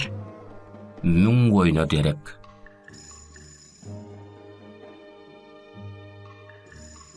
Aýdyşlaryna görä bir gedek gurun hökümdaryna Enweriň özü hakda häzü düzenligini aýdypdyrlar. Gurun hökümdar Hiradyň hökümdaryna hat ýollapdyr. Hatda Enwerini öz ýanyna uratmagy haýyş edipdir hem şahyry üren gowurýanlygyny ýarypdyr. Hakykatda bolsa ol Enwerini gola salyp, ýadan haz üçin ar almak çeken. Hiradyň hökümdary oň bu niýetini aňypdyr. Ýöne ol bu hakda Enwere gözgün duýdurmanlarda, gurun hökümdarynyň haýyşy barada şahyra ýadan hatyna şu aşagdaky fitrler goşmak bilen çäklenipdir. Mälim bolsun hemme ýere gazap bilen aýdantyry. Helak etjek güýjüm bardyr, gorkuň eýmen güýçlerimden. Egleýärin ýylgyrşymda günleri hem asyrlary. Gülkü meniň sözlerimde, gödýaş bardyr işlerimde. Doýur Enwer gurrunyň näme hakdadygyny aňypdyr hemde Hiradyň hökümdarynyň bu haýyşy ýerine ýetirmeligi üçin bir sebäp oýlap tapypdyr. Ýöne gurun hökümdary Enwerini öz ýanyna iýermek üçin ýene bir hat ýalypdyr. Bu gedek ol şahyry özüne berse, oňa müň oýun bermäge söz beripdir. Hiradyň hökümdary öz namdar adamsyny iýerip Enwere şeýle diýmek tapşyrypdyr. Sen muny islemeýänem bolsaň gura gitmeli bolsun. Ebäp saňa derek maňa müň oýun berýärler. Enweri hökümdaryň ýanyna gelipdir de şeýle diýipdir. Ey padşah, sen başga bir hökümdaryň müň oýuna çalyşmakçy bolýan adamsynyň öz ýanynda mutuna galmagyny islemeýärmi? Ömrümiň ahyryna çenli sen ýakynyň arasynda bolmaga, sen aýagy ýylaňa öwüdürlerini seçip gelmäge maňa ruhsat et. Bu sözler Hiradyň hökümdarynyň gulagyna hoş ýakypdyr we ol şahyry gurun hökümdarynyň ýanyna uratmandyr.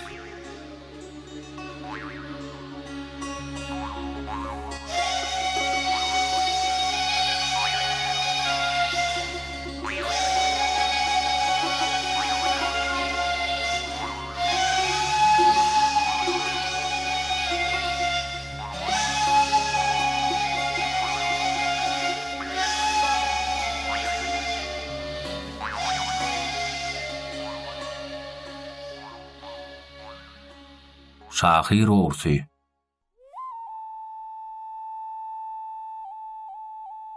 Bir gün Enweri Balk şäheriniň badarına barýa. Görse, märeke bary bir ýere üýşüp dur. Olar görüp Enwerem şo ýere barpdyr. Märekäň ortadynda bir adam Enweriň goşgularyny öz adyndan okap duran eken. Enwer bu ýagdaýy görüp, şöýre okap durana, "Hey kişi, okayan goşgularyň kimiň goşgulary?" diýe. Ol adam, "Enweriňki" diýip jogap berýär. Onda şahir, "Sen Enweriň tanaýamyň?" diýip sorýar. Ýa-ni adam bolsa, "Haýdýanyň näme? Enwer men özüm ahyry, özüm" diýip jogap beripdir. Şonda Enwer gülüp durdy. "Şahir oğursy bar diýip eşitdim welin. Ýene-de çenli şahir oğursyny görmändim" diýip o ýerden gaýtmak bilen bolupdyr.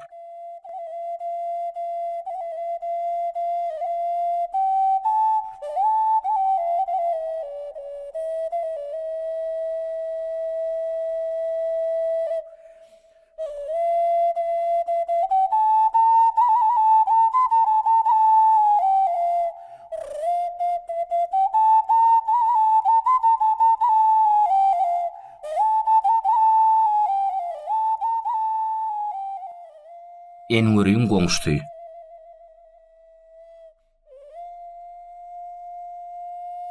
Ortan hanjar şahir Enweriň köşke ýanyna alan soň oňa şäheriň gödel ýerinden jaý beripdir. Enweri jaýyna göçüp barýar. Ol 2-3 gün goşgulamyny ýerleşdirip durmuşyny ýola salýar hem dulleşdir goňşutynyň bir häsiýetine geň alýar. Ol goňşutyny çaýa çagyryp ondan soraýar. "Goňşy, sen her gün iňrik garalanyna işiňden gelýär ekeni. Olyňa giren madyňa bir ýygyrýaň, öýüňe giren madyňa ýene bir ýygyrýaň, ikinji gata çykanda ýene bir ýygyrýaň. Muň hikmeti nedir?"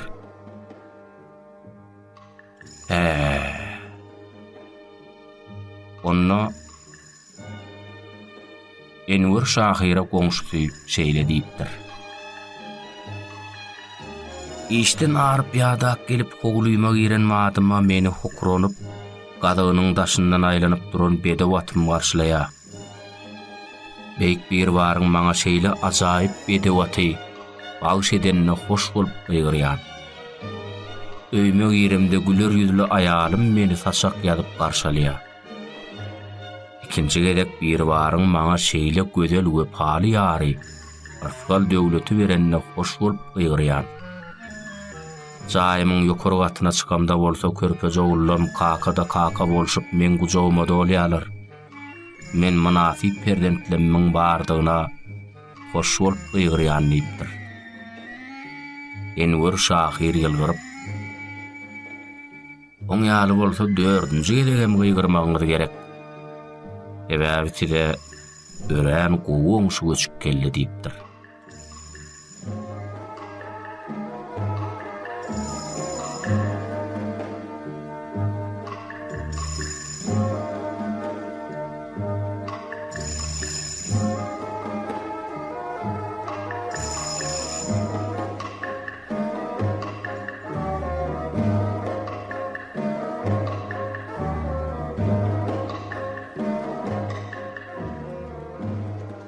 Hormatly dinleyijiler, Türkmen ýoly edebi çeper gepleşigimizde tymsallardan bir näçesini size eşitdirmegi makul bildik.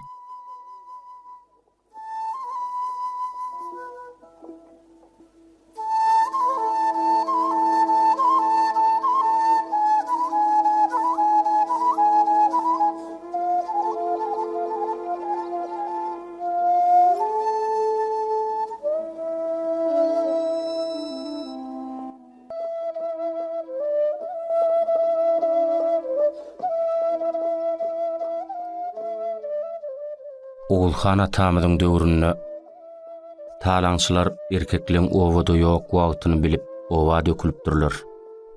Eli ýara tutan owa adamlary talaňçylara garşy mertlerçe tögeşipdirler. Şo söwüşde bir ýaş ýigit eline kılıç alyp talaňçylar bir ujundan paýhynlap barýarmyş. Onsoň talaňçylar bu ýaş ýigidi gabap, üstüne toroklap ýetir alýarlar. Talaňçylar ýetir düşen ýigidi öz baş tutanlarynyň ýanyna alyp gelýärler. Eline kılıç oýnadyp, talaňçylar paýhynlan ýigidiň başyndan telpegini kakyp aýrýarlar welin söwüşşüň ýigidiň tokmok ýaly şargara saçlary toglanyp ýere düşüpdir. Muny gören talaňçylar haýran galypdyrlar. Talaňçylaryň baş tutany erkek eşigine geýen bu ýyly gahar gadap bilen tynlap şeýle diýen. Sen gaýer erkek eşigine geýip eliňe kılıç alyp, "Hey, men gadabymdan gorkmadyňmy?" Şonda gaýer mertlik bilen jogap berýär. Men arkamda ata watanım bar. Anha merdany goç ýigitlemeden ýetip geler. Ondan men näme üçin senden gorkaýyn? Talaňçylaryň baş tutany biraz oýlanyp oturup şeýle diýipdir. Türkmenliň şuň ýaly ýaşy ýyllary hiç zatdan gorkman, gaýdusyzlyk görkezse bu ýurtdan çykyp giden ýagşydyr. Şo wakadan soň talaňçylar talan atlaryny ýygyna gaýtaryp ýollaşlaryny alyp obadan çykyp gelen ýygy bilen gidipdirler.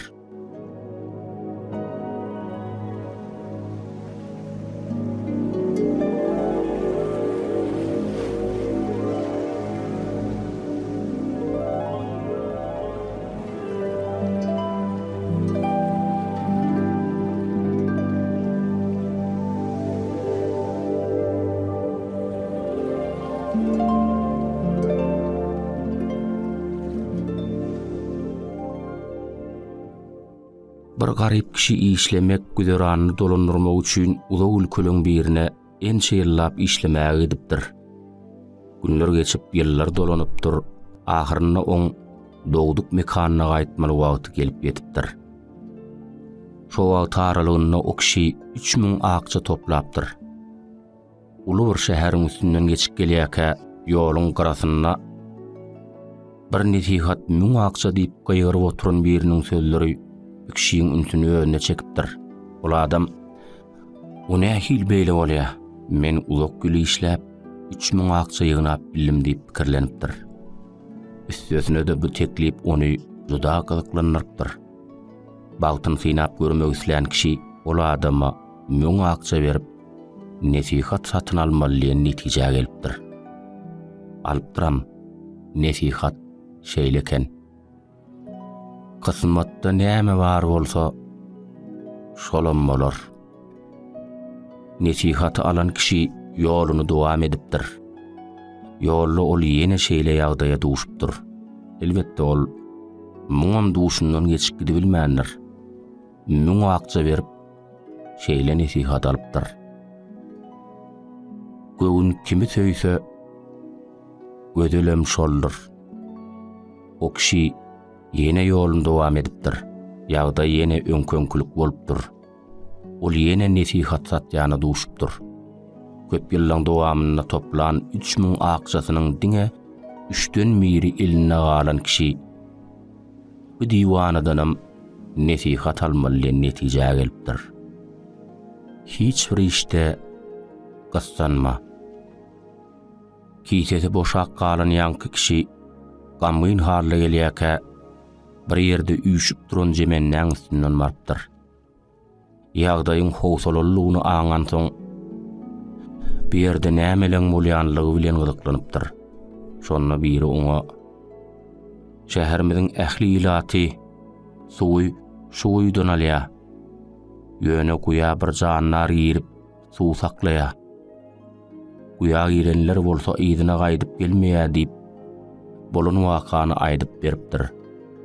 Ýanky kişi asalym oýlanyp durupdyr we özüne berilen birinji nesihat ýadyna düşüpdir. Ulam oňa ynam beripdir. Ol kysmatdakyny görübermeli bor diýen niýet bilen guýa giripdir. Şo pursodam guýdaky janlar onu kysymna alyp şeýle diýipdir.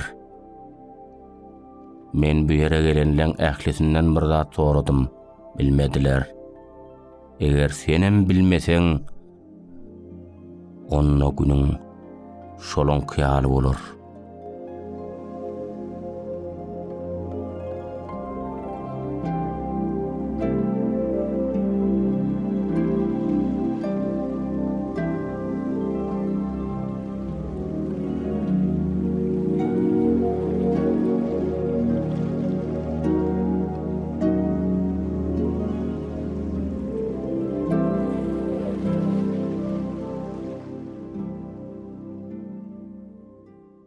Soňol sar meňiz udogodun diýilýän persipat gyýdy we gurbagany görkezip, hana aýt bulan haýsysy odan nipdir.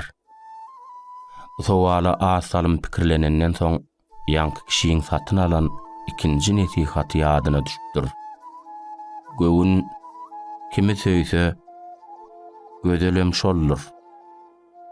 Bu jogap guýdaky janlaryň göwnünden turupdyr. Çünkü ol gurbagan gözlerinin aşık eken. Şoň üçinem janlar ol adamy boşadyp, suwun bendinem aýrypdyr. Oň edermenligi, parasatlylygy bardaky gurrun ýurdun padşasyna baryp ýetipdir. Padşa nesihat satyn alan kişini boyuna barabar altyn berip sylaglamagy buýrupdyr. Altyn kümüşden ýükü ýetik kişi az ýöräp, köp ýöräp, öz öýüne barypdyr. İçeri girmeden odol işikden seretse, bir erke oğlunun ayalının yanına oturunu görüp, gahar gadaba atlanypdyr. Ene şopurt odam on, hiç bir işte kıssanma diýen nesihat ýadyna düşüp, parasatly hereket etmeliýen netije gelipdir. İçeri girenden öýdäkiler onu ör turup garşylapdyrlar. Görüp otursa ýanky erkek kişi, on ýygyna dünýä gelen oğul ekeni. Edidileşler, tymsalyň hikmeti şudur ki, parasatly hereket, bakybat, baýlyk, bereket.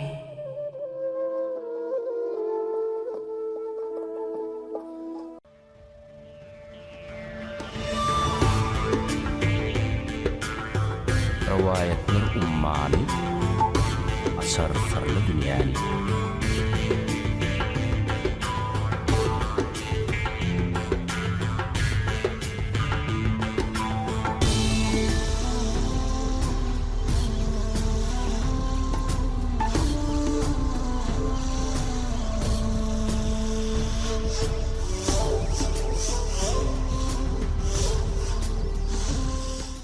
Rivayetler ummany asar sarlı dünyani.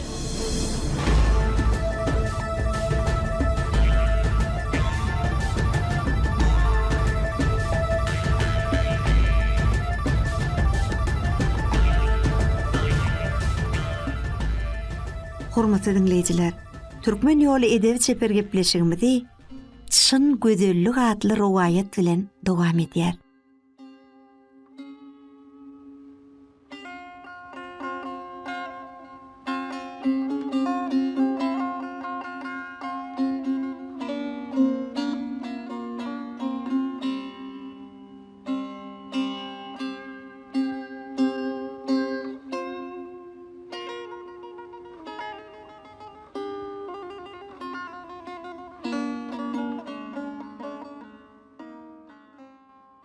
Gadim ýamda atenetiniň ýalyňy tikrar bolan Gülperi diýen bir gyz bolupdyr. Onu görüňde tüýt Gülperi diýseň, Gülperi dä diýdirýän bu owadan gyzyň tekep bir häsiýeti bar eken. Bir gezek çapkyn ýelli, sowuk gyşuny Gülperiň ýeközi ýagýan gary eýwanyň penjeresinden tynlap otyrka, gapka kılıpdyr. Açıp teretse bir garraja kempir ikeplenip gaşap duranmış diýe. Kempir Gülperi'ye ýüzlenýär. Gyýdym, men bu ýat şäherçede adaşyp ýör. El ayagym halis doňdy. Eýwanyna oturup bir käse kızgın çay içip gitsem bolmazmy? Şonna Gülperi garra jogadan bermän yüzünü çıtıp gapyny batly yapapdyr. Garry yine gapyny kakıp ödelenipdir. Onu kuzym, men ýöne eýwanyny bir salymjyk oturup ýylanyp gidibereýin. Gyýd welin ulumty gülümsiräpdir-de şeýle diýipdir. Ýok, o bolmaz. Sen eýwanyny otursaň, eýwanymyz senden gelýän erwet ýysan dolar. O nähili ýys gyýdym? Garrylygyň ýysy, garyplygyň ýysy, bet nişanlygyň ýysy, keteliň ýysy, hapitalygyň ýysy. Gülperi henkirip gapyny yapmakçy bolanda, garry kempir gapyny saklap gitmeden öň soňky sözüni aýdypdyr. Gyýdymjan, men geçip barýakam seni penjereden gördüm-de, daşky keşwiň ýaly kalbyňam nuranydyr öýtdim. Dilegim inneden meýlek adamlar görk görmeňe allanmasyn. Allahym daşyňam içiň ýaly bolsun.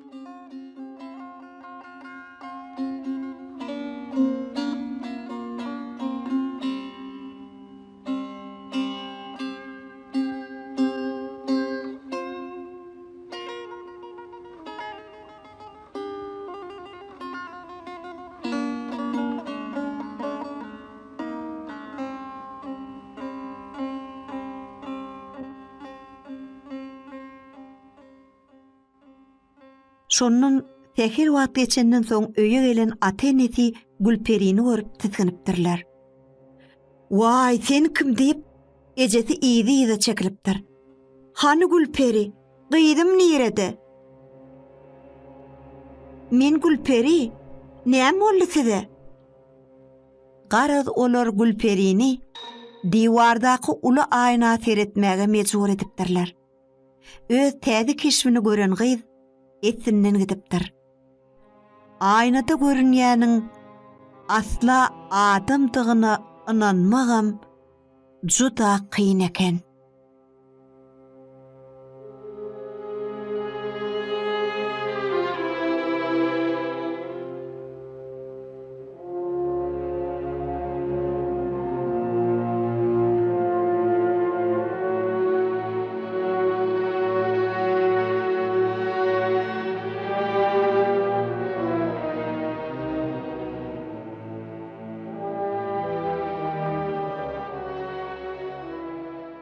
Howa, bu bolan waka köpler inanmanyrlar. Oň öňkü Gülperidigine inanar ýalym dämiş. Ananandan welin köpüsi moňa gynanypdyrlar. Gyýdyň gopamsalygyndan, şereweli dilinden anjanlan käbiri bu bolan işi erwet görmändir. Gülperiň taýtyz gözelligini görüplik eden käbir jorulary bolsa, heşelle kakypdyrlar. Tekebbir Gülperi inni bu keşfi bilen il içine çykmak etlemändir. Akwalyny näletläpdir. Özünde bolsa günä bardyr öýtmändir. Gülperiň melliginiň aňyr çetinine piller uruk goýulýan, hatyl saklanýan, palçykdan ýatylan bir tamjagaz bar eken. Ata-enesiniň ýalbarmasyna bakman Gülperi ine şo tamjagaza mekan tutupdyr. Diňe çaýyn aharyny eltip berýän enes diýmesen, ol hiç kimi ýanyna goýbermän, tenha özü gam hasrata watyp oturupdyr. Gülperi şo ýerde bir ýyllanam köp wagtlap şeýdip oturupdyr. Kim-kimden oň ýüregi düşüşip, bolun zady akyl eleginden geçirip başlapdyr. Ol içini gepledipdir. Şo garryna gargandan soň boldy. Aslynda ol perişte ýaly pekide ene dahry. Men bolsam oň gargyşyndan arwa hyýal boldum. O nire gitdik? Şoň garry titrep, ayak üstünde zordan nurdi. Soğukda dümewläp pelek bolan bolsa gerek. Onu oň näleti dogry bolýardy. Şeýdip gyz öz etmişine akyl ýetirip puşmana gelipdir. Emma özüne verilen jezany çakdan aşa zawun hasaplap ağlap eňräpdir. Bütün dünýäni ýigrenipdir.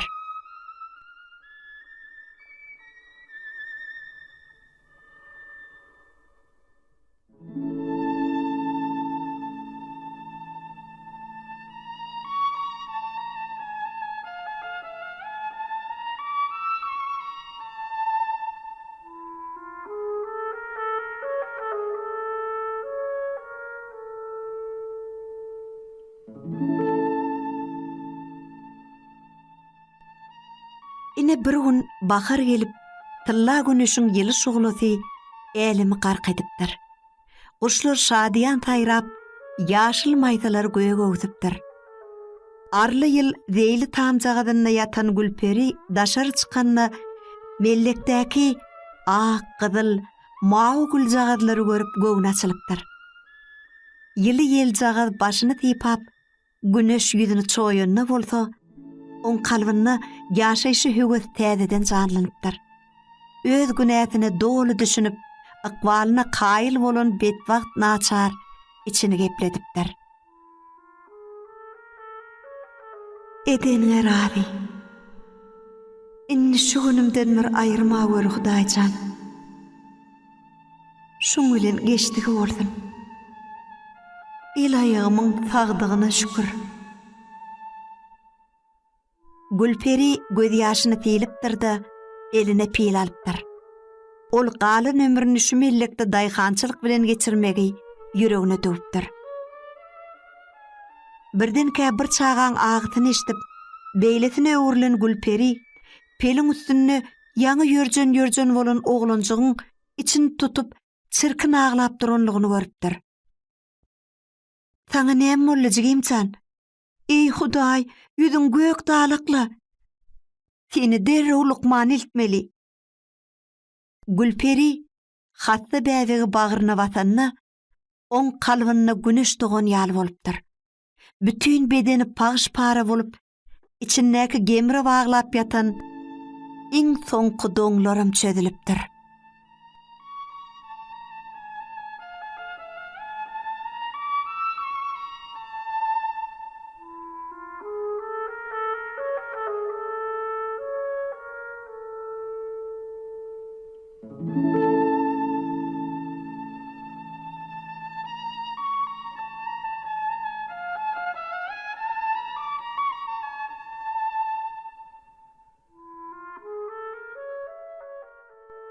Gojagy bäwekli elim tat bolup barýan gyz, ýolda duşan adamlaň özüni görenine gorkup tiskinýänligine garaman, olardan Lukmanyň öýüni ödelenip sorapdyr.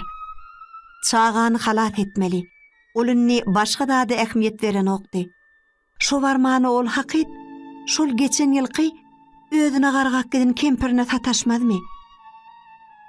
Garrynyň keramatyna akyl ýetiren Gülperi oň öňünde towap edip ötünç soramakçy bolýar. Emma oň diliniň tutulup delmurup duranyny gören garry mulaýymlyk bilen "Näme hajatyň bolsa aýdy ber gyýdym" diýe. Şonu Gülperi ondan näme dilenir öýdýäňiz? Özüniň öňkü gözel keşfiniň gaýtaryp berilmeginimi? Ýok. Ol "Ey keramatlyny, özüme hiç zat gerek gel. Çagany halat etden bolýar" diýip hatda bäwegi oňa uzatypdyr. Garryny çagaçy gujagyna alyp, bir-iki gezek sypaň termeňeden soň, "Me, emi ýomuş bor. Bu jagada alyp gidiber" diýip ýygyna beripdir. Şo wada köşeşen körpejäni gollaryna alan Gülperi, alkyşyny nähili beýan etjegini bilmän, çagany gujagyny mehir bilen aralap, oň eýjejik ýüzüni güle-güle synlapdyr. Bu görnüşe goňç bilen bakyp duran garryny "Allahym daşyňam, içiň ýaly bolsun gyýdym" diýip pyşyrdapdyr da, şo wada gaýyp bolup gidipdir.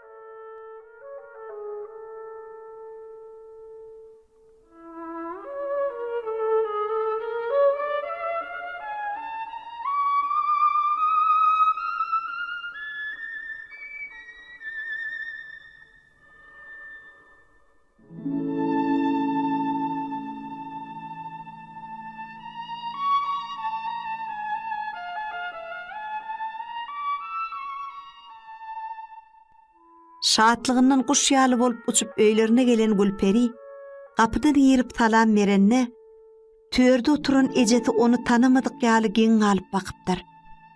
Soň goňşa toda oturan adamsynyň ýanyna ylgap kapıda bir gol çağıly odan gyýzur. Maňa eje diýip salam berdi.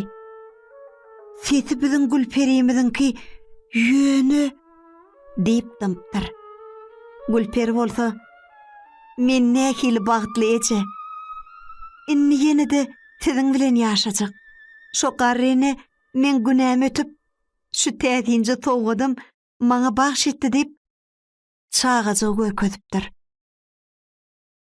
Şo wagt tötäniň oň gözi diwardaky adam moýu aýna düşüpdir.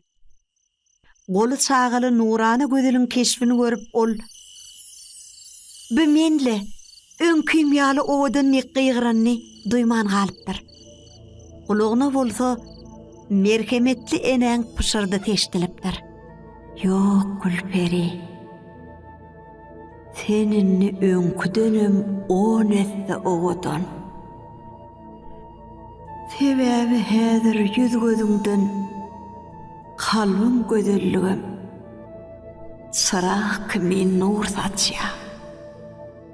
Belik koy, çyn gözellik insanyň içki gözelligi bolup, ol adamlara mehr muhabbetden, ýagşylyk himayetden ibaratdyr. Çağany bolsa penjireň üstüne koy. Ol men kömekçilemiň biridir. Wagty elenne hem öz çağaňam bor, hem medadyňam. Hoş gaýdym. Yamanlykda ýatlama." Gülperi çağany emay bilen açyk penjireň öňüne goýupdyr. Ol kuşşagaza öwürlüp şadiýan jürkülläpdir-de pekidi bahar atmanynyň mawy giňişligine teňp gidipdir. Howa şeýdip Gülperiň täze many mazmuny ýogurlan durmuşy başlanypdyr.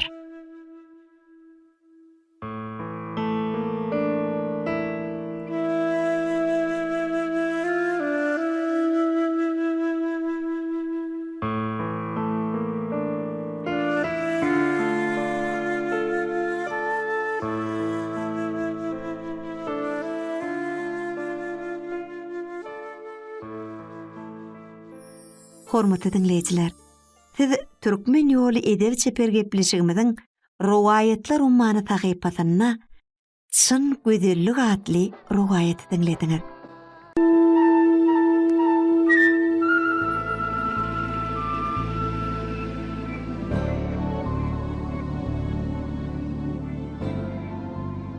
Mehriban ýyleşler, Türkmen ýoly edebi çepergepleşigimizi Gurbangul Guduçyýewaň teýmarlan Bilim Bahara adly rowaýaty bilen dowam edýär.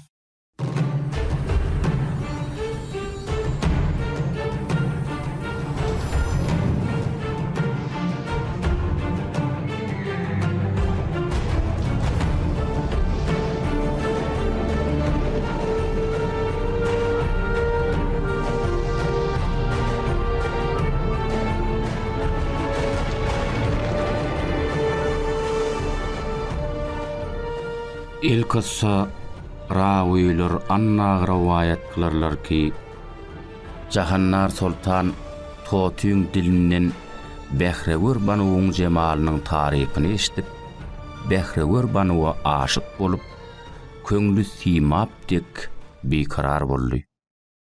nämelerini bilmän nala çykarly hadymlaryny çağırdy. Olara Benadir atly nakkaşy dergähine getirmek buyurdy.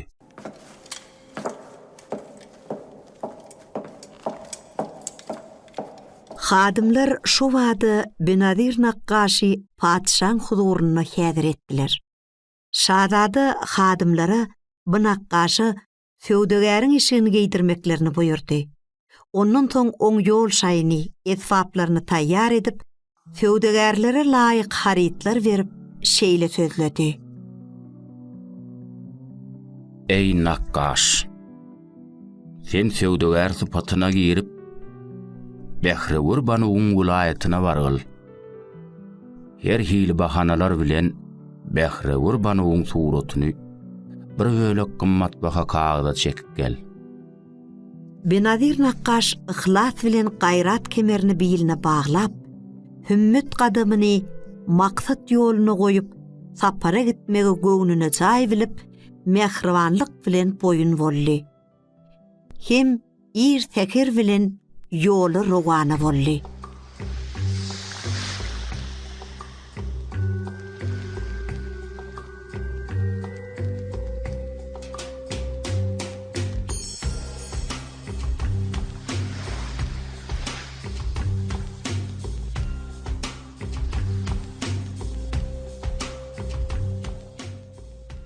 El kıssa Benadir nakkaş köp adaplardyr muşakkatlar we külpetler başyndan geçirip Behrewur Banyň welaýatyna baryp ýetdi.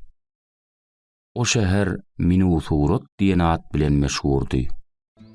O ýerde Behrewur Banyň cennet misaly bagy bardy. Şahanyň ýüzünde oň ýaly owadan bag hiç bir ýerde ýokdy. Benadir nakkaş o ýerge gelip şo bagda mendil mekan tutdy. Ol düýäň üstüne ýükläp getiren matalaryny şo ýere düşürip bagyň içine oňat ýerleşdirdi.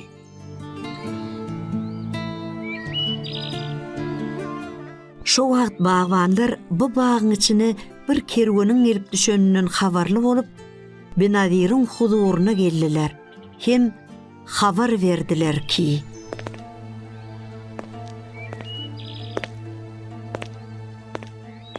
Ey kerwençi söwdegär! Bu bag sarayym däldir. Musapirhana da däldir. Her bir ötewçi biýgäne bu bagy jaý edip otursa, onu bu bagdan nam nişan almaz. Bu bag şäheriň padşahynyň gyýdy, jahan meliketi Behrewur Banyň seýlediýän bagydyr. Eger melikämiz bir işden habar tapsa, ýagşy bolmaz.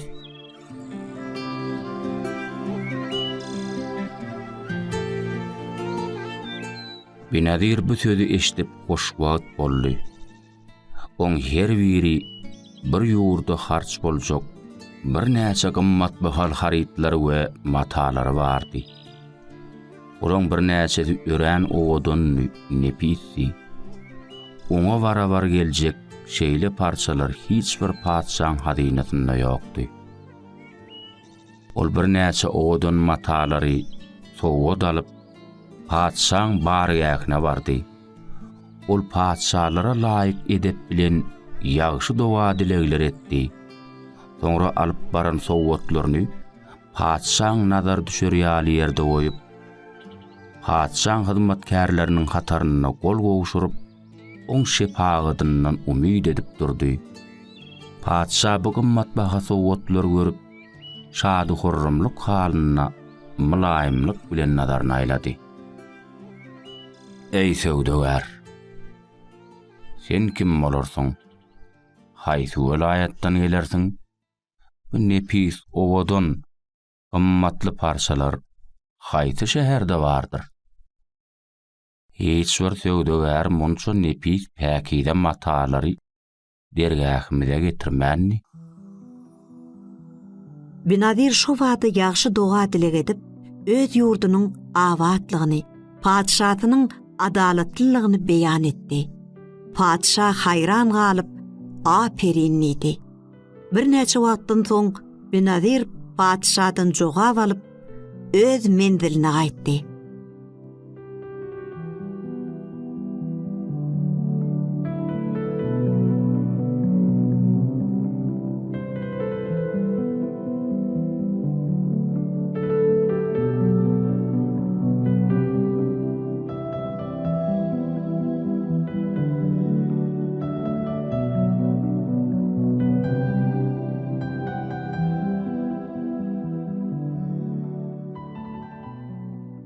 Şu wagtdan başlap Benadir'in şöhraty bütün şähere ýaýrady.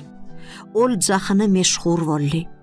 Bu wakadan Behrewur Hanuň kenidlerem habarly bolup, wakany Behrewur Banuwy habar berdiler. Behrewur Banu bu habary eşitip, ören şat bolup Benadir'i bargahyna çağırmagy makul bildi. Şoň üçin ol hyzmatkaryny Benadir'in ýanyna iýerdi. Hyzmatkar şo wada meliketiniň permanyny Benadir'e ýetirdi.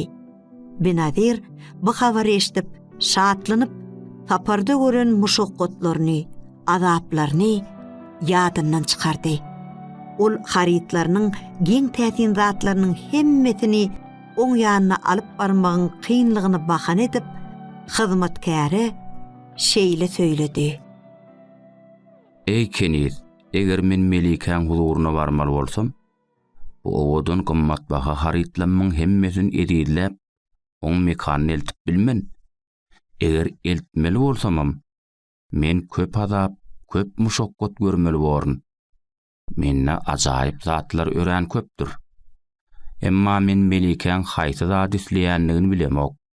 Şoň üçin hemme zatlardan bir parasyny alyp barmaly bolaryn. Eger oň özü bu ýere gelse, ählisini arkaýynlyk bilen tyynlap bilerdi. Şoň üçin Melikeň günämi ötmegin towakka tem bolary aýtdy.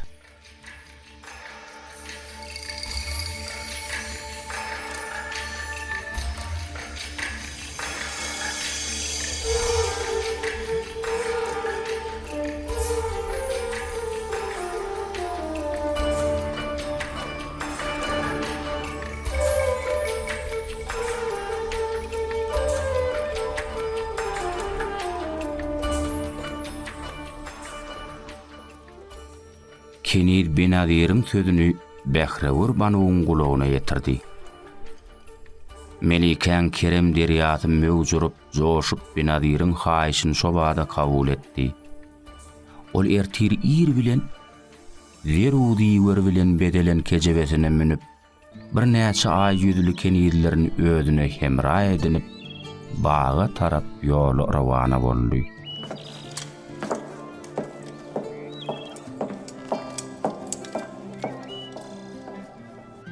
Ol ulu davara we şatlyk bilen baga baryp, näz kereşme bilen bagyň güllerini tomaş etdi.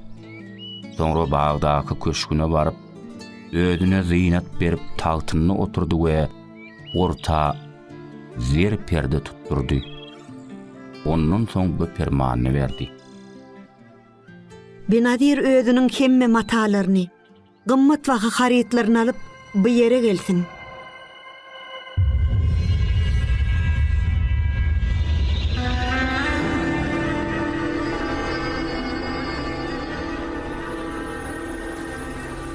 Benadir bu haýyrly habary eşitip şatlykdan ýaňa şat guşlaň bolşy dek perwaz urup, sewda üçin getiren haritlaryny Behrewur Banuwyň huzuruna alyp bardy hemde getiren zatlaryny görmäge häzir etdi.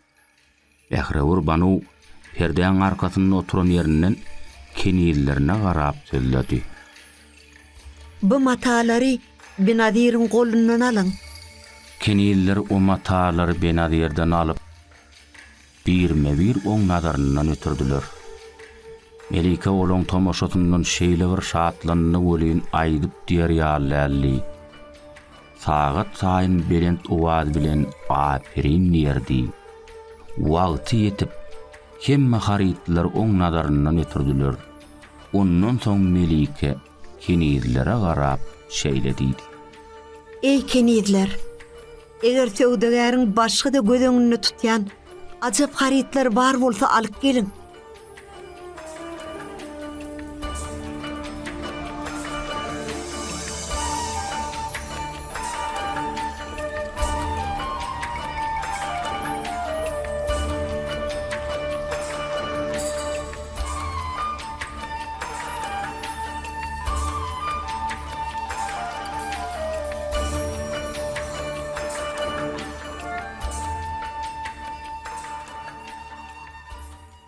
Kenizler bu habary Benadir'e getirdiler. Nadir olara başga odun matalarının yokluğunu haber verdi. Emma olur Melike'nin yanına varıp şeýle diýdiler. Ey Melikem, söwdegäriň bir sannykçasy bar eken. O şo sannykçasy bilen jewherini odan bir ýüpek parça urap, goltugyna salyp goýdy. Biz onu görmek üçin her hili sözler aýdyp haýyş etdik. Emma ol onu bize görkezmedi. Bilmedik. Oň içinde nämeler bardyr?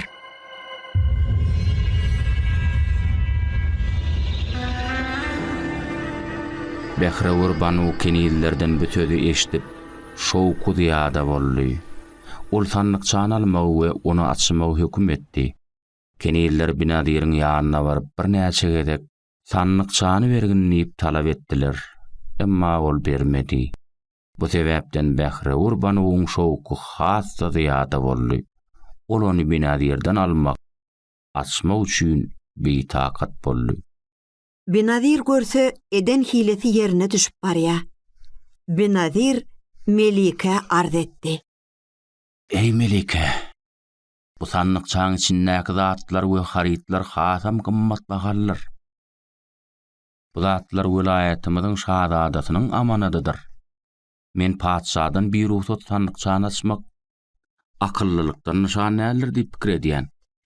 Behre Banu Benadir'den bu sözleri eşden soň oň sannykçaň içindäki haritlary görmek höwesi hasam artdy. Şoň üçin Benadir'den sannykçany açmagy çyny bilen haýyş etdi. Benadir nalaç bolup uğra berdi. Ey Melike, bu wabatda batyrlyk etmek, öz barlygy maratyň weýran etmek bilen marabardyr. Emma siziň emriňizden çykmagam uly apatdyr. Şoň üçin men kemine doga dilegler bilen siziň haýyşyňyzy berjä edeýin. Ey Melike, bu sannykçaň içinde iki sany gymmatbaha harit bardyr. Ýöne bu haritlara diňe siziň ýeki ödüňiz nikapsy tomaş etmelisiňiz. Keniller bu haritlardan habarly bolmalylar.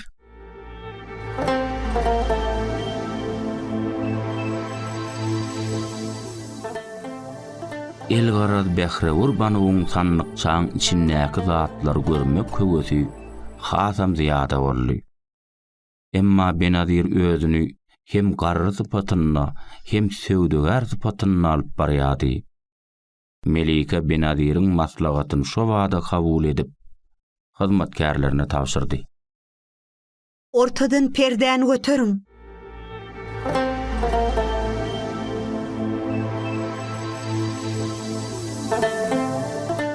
Olar ortadan perdäni götürdiler. Benadir sannykçany götürüp Behre Banuň ýanyna golaý bardy.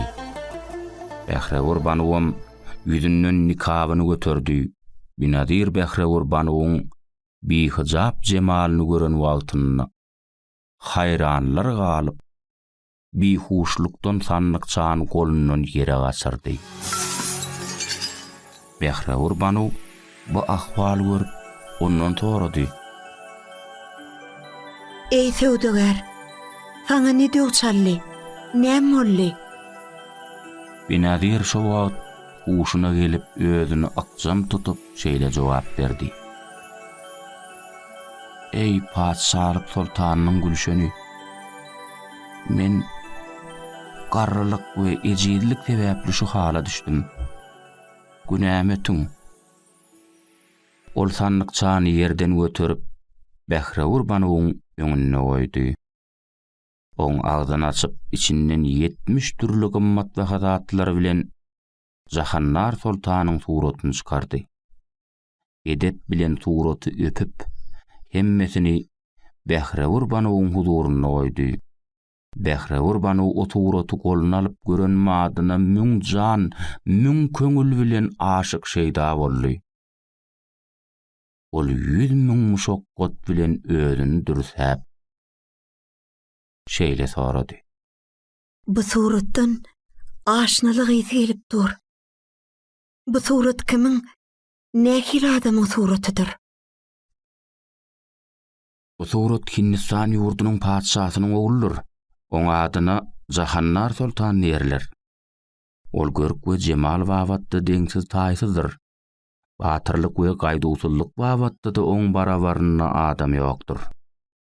Kerem we sahawat wawatyna da hatam taýdek ady äleme dolandyr. Oň şirin sözleri, şirin dilli totuýundy da düşürer. Oň hoşgylyk käsetinden tawus tursylgyn dağlarda we düzlerde sergezan gederler. Awaş kara çyksa, şiru gaplanlar özlerini garynjaň hinine giderler. Pähim we paýhas wawatyna Eflatunyň batyrlyk we edermenlik wawatyna bolsa isgenleriň taýydyr.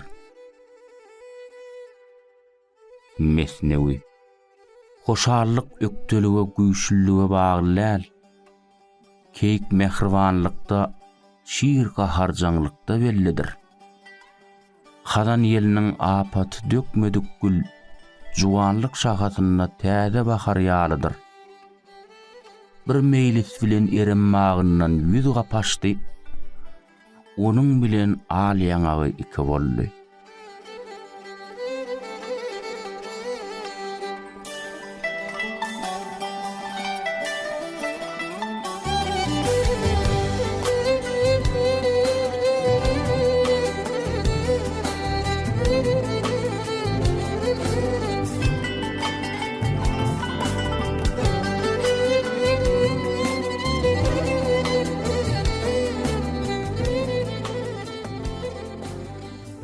El kıssa Bähriwur Banu Töwdewärden bu sözleri eşitip hemde şadadan suratdaky gözel keşbini görüp, Jahannar Sultanyň muhabbet tohmuny köňlüniň mes topragyna ekip, aşnalyk nahalyny çemen hataryna göýgörtip, oň ışgyna oda köze düşdi.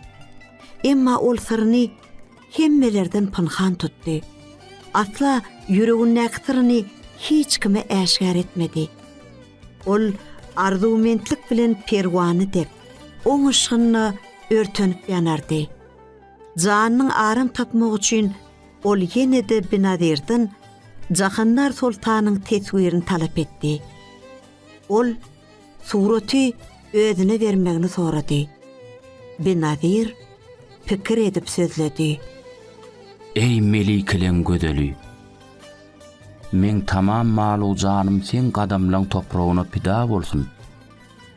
Men kimini ogul başda bu padşaň pynhan we amanat sırdyr diýip gaşyňyzda arz edipdim.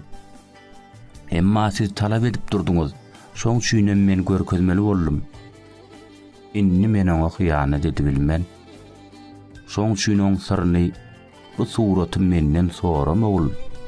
Bulan bari şahzadaň amanatydyr. Ey Töwdewär, men teň bu sözlerine ananmaýan. Sen näme üçin bir bölük karydy görkezýäň, emma muny görkezmeýäň. Muny şahzadaň sırdyr diýäň. O sırda näme hikmet bar? Sen o syry näme üçin amanatdyr diýip gizleýäň? Siz bir bölük karydyň gymmatyna gararsynız. Oň işi ýeňildir. Emma bu surat bir perpekeriň başdan geçiren ýatlamalary we umydardygylardyr. Ol perpeker bu suratyň aşygy şeýdasy bolupdyr. Tamam älim zümürrütiniň hem bu suratyň ýanyna hiç bir gadyr gymmaty ýokdur. Iki älim öz gymmatyny äşgär eder. Sen hem bahaň alır, heni hem bu arzandyr.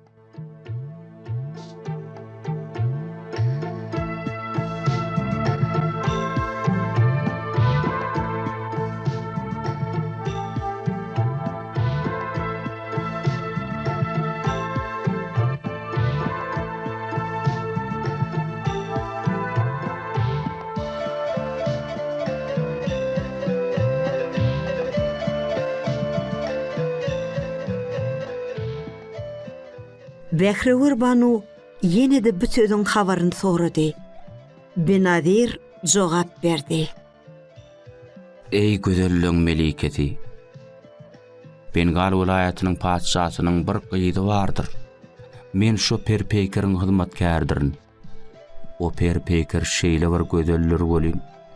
Gün bilen ayam oň husny jemalyndan nurlanır.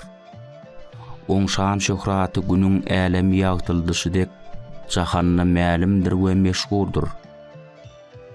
O şadada Jahannar Sultanyň ady wadatyny we tarypyny eşitip onu görmegi arzu etdi. Şoň üçinem ol meni Gül şemşat bilen aýy gün bilen peýwest etdiip oň gözlegini berdi. Men Jahannar Sultanyň gözlegine barýan. Men kimine söwdegärlik resmi bilen Bengal şäherine gelipdim. Şonu döwrüň melikesi meni tapyp ýanyna çağırdy. Ol her hil wadalar berip, eger sen Jahannar Sultanyň suratyny ýüpek matada okap, maňa ýetirseň, seni hissiz baýlyk bilen üpçün ederin diýdi. Inni men kemine niçe hile, niçe tedbir bilen ol gymmat baha gowhary ele getirip, ol periň hyzmatyny bitirerin diýip umyt bilen marýan. Bu hyzmatymyň hak üçin bolsa ondan köp pul we baýlyk talap ederin. Maksadym hasyl bolsa, galan ömrümi mätäşlikden, pakyrlykdan utorup, rahatlykda, aýşe şiretde geçirerin diýip umyt edýän.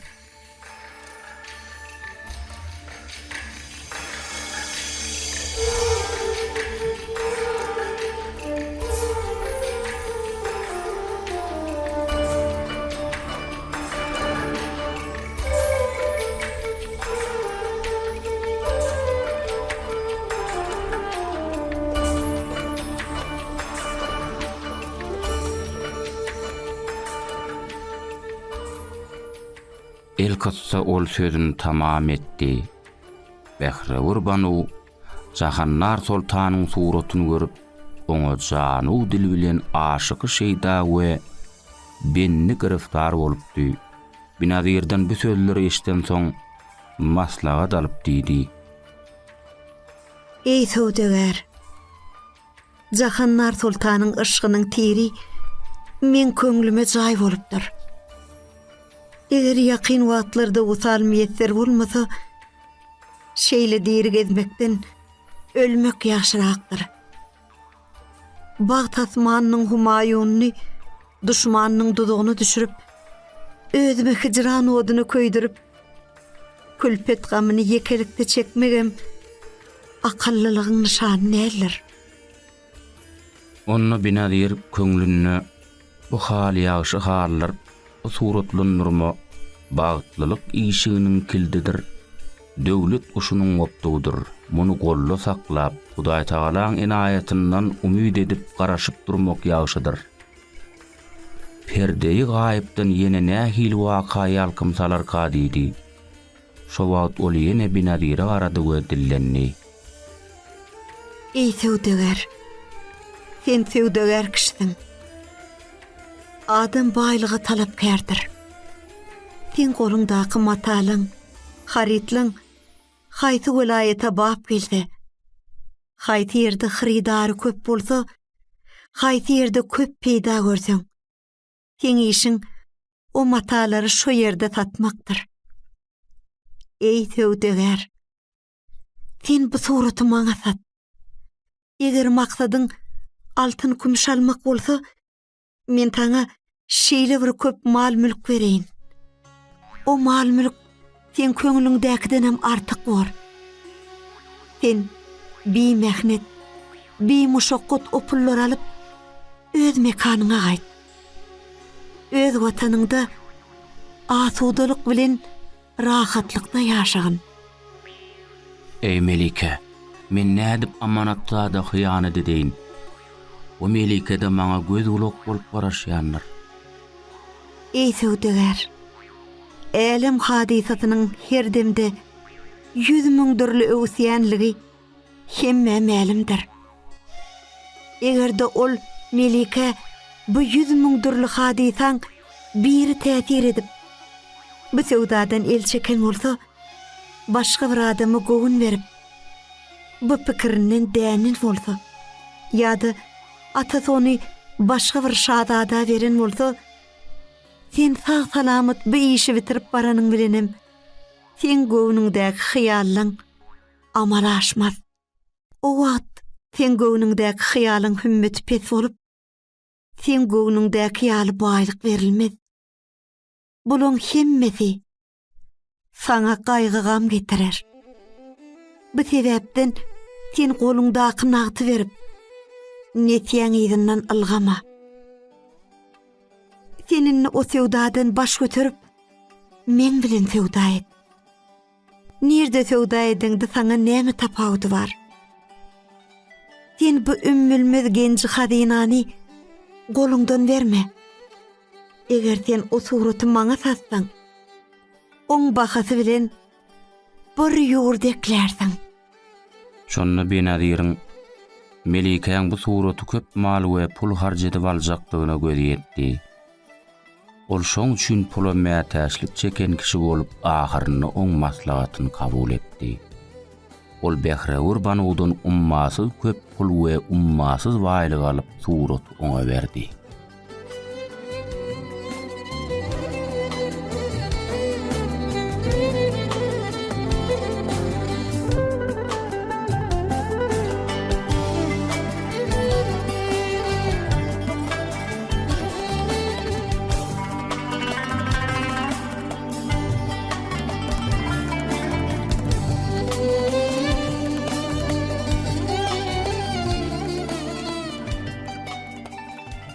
El kıssa emma Behräwür Banow söwdegär bilen görülüşip oturan wagtyna nikapsyz otyrdy. Benadir kämil pehem paýhat we akylyň ýardamy bilen Melikeň suratyny başdan aýak köňül hyýalyna hasaba alyp berk ýat tutupdy. Soňra ol Behräwür Banowyň söhbetinden çykyp öz jaýyna geldi. Ol Melikeň suratyny bir bölek ýüpege çekdi bolyn, bu surat o ýyzdan ne artık ne de kemmolly. O surat hiç bir nowsansız edil Melikeň özi ýaly boldy duruberdi.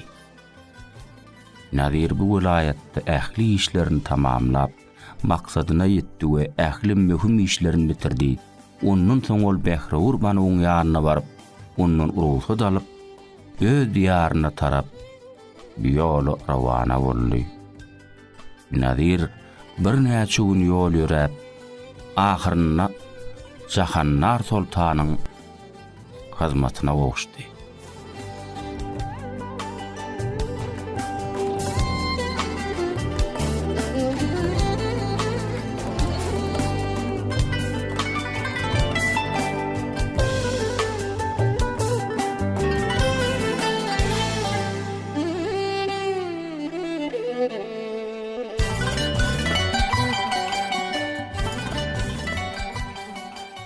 Mehriban ýyleşler, siz Türkmen ýoly edebi çeper gepleşigimizde Gurbangul Guduçy waň tymarlan Bilim Bahara atly ruwayatyny dinlediňiz.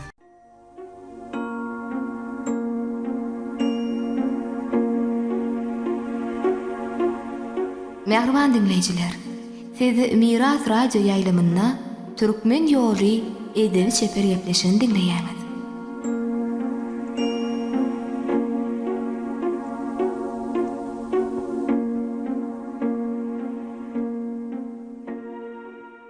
Mehriban ýyleşler, Türkmen ýoly edebi çeper gepleşigimizde tymtallardan eşitdirýär.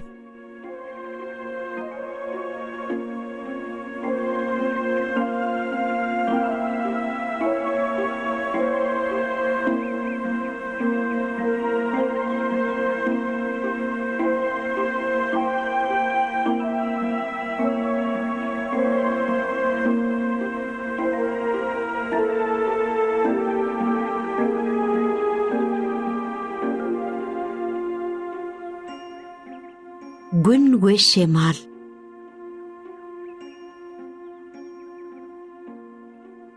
Agtygynyň ýüzüni sallap oturanyny gören atasy ony ýanyna çagyrypdyr.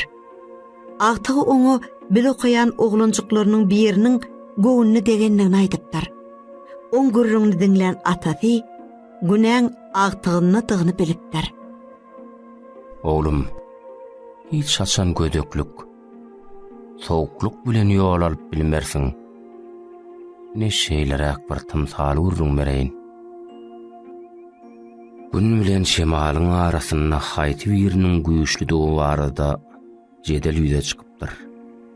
Olar güýçlerini geçip barýan adamyň üstü bilen barlak görmegi makul bilipdirler.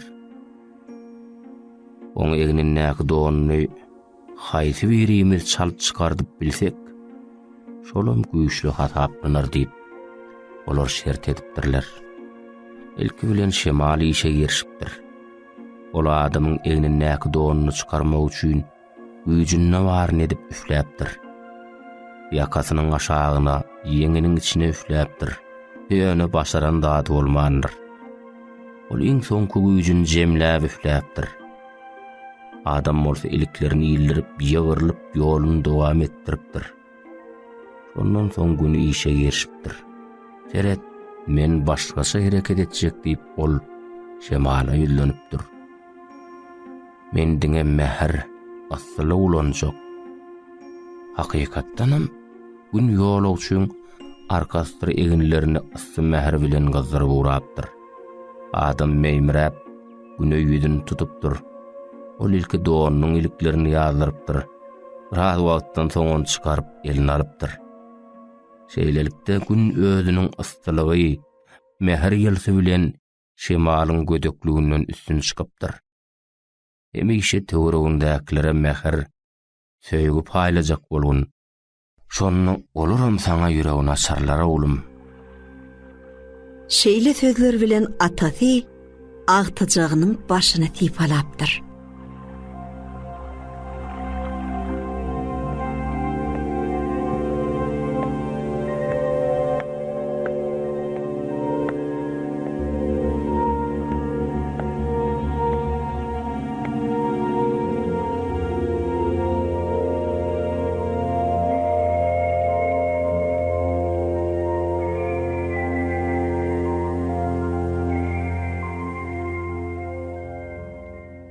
Ataly ogluň gürrüňi.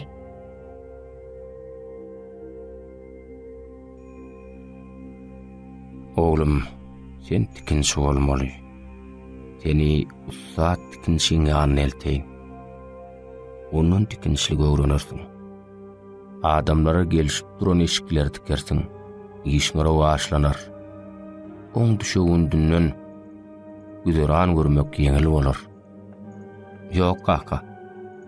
Men tikinçilik bilenem, adamlaň daş görünüşi bilenem işim ýok.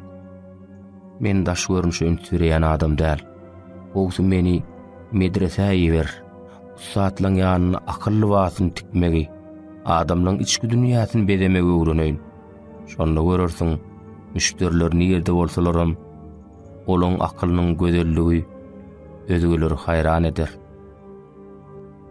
Ataly ogluň bu gürrüňi uzaga çekipdir. Ýöne ahir soňunda oglunyň isligi qaqatynyňkydan üretsem gelipdir.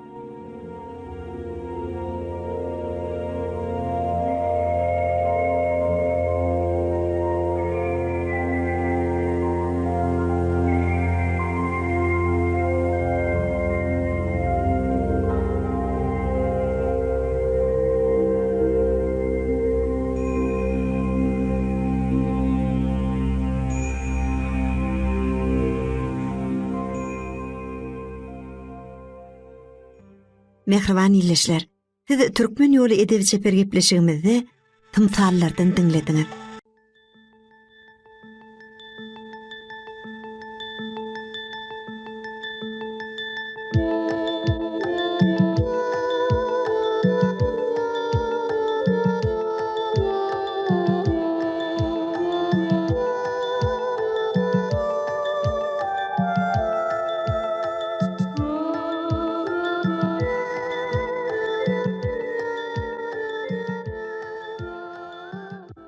Halk döredijiligi giden bir umman. Onun näçe susy bolsaňam kemelji gumany ýok. Edebiň mektebi bolan rowayatlaram durmuşymyzda çelgi bolýar. Ejdatlarymyz olary ýaş nesli edep terbiyeli, akal düşünjeli edip ýetişdirmek maksady bilen döredipdirler. Üsünnün ýyllar aştada rowayatlar, tymsallar halkyň dilinden düşen ok. Ine biziň size eşitdirmekçi bu rowayatlarymyzam Siziň durmuşyňyzda kuýaş şaýar diýip umyt edýäs. Onu dinleýän edidilleşler, gepleşigimizde rawayatlar.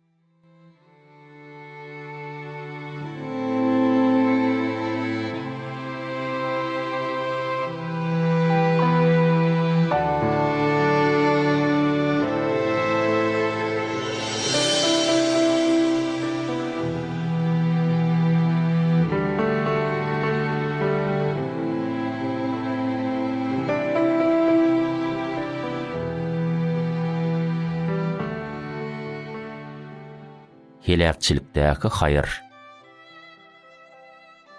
Ummanna barýan bir gämi helakçilige uçurýar. Ýolagçylardan ýekeje adam halas bolýar. Tolkunlar onu bir ada eltip taşlaýar. Ol adam adadan halas bolmagyň çäresini awtarýar. Ýöne onu tapmaýar. Günne kaýyl bolmakdan başga çäresiniň ýokdugyny göz ýetirip, ýel ýağmyrdan gorunmak maksady bilen ençime adap siňdirip, ağaçdan çatma urunýar. Balygy aglap günlerini geçirýär. Günlerde bir gün ağdan gelenle çatmasynyň ýanyp duranlygyny görýär. Bu oň başyna gelip biläjek iň agyr apatdy. Şoň üçinem ol ulak gijetini nalyş bilen ötürüp daňy boloy ukagy diýär. Bir salymdan özüne goloýlap gelýän gämiň sesine oýanýar. Ol begenjinden ýaňa uçaýjak bolup gelenlerden soraýar. Men bärdeligimi nireden bildiňiz? Berilen jogap onu hem ägeň alyrýar, hem utanyrýar. Biz sen ot ýakyp tüsse bilen beren işaratyň gördük. Pikirlenip görüň, edidilleşler. Türkmen halkyna her işte bir haýyr bar diýilýär. Mümkin bu ýagdaýam şeýle bolmak ahmal.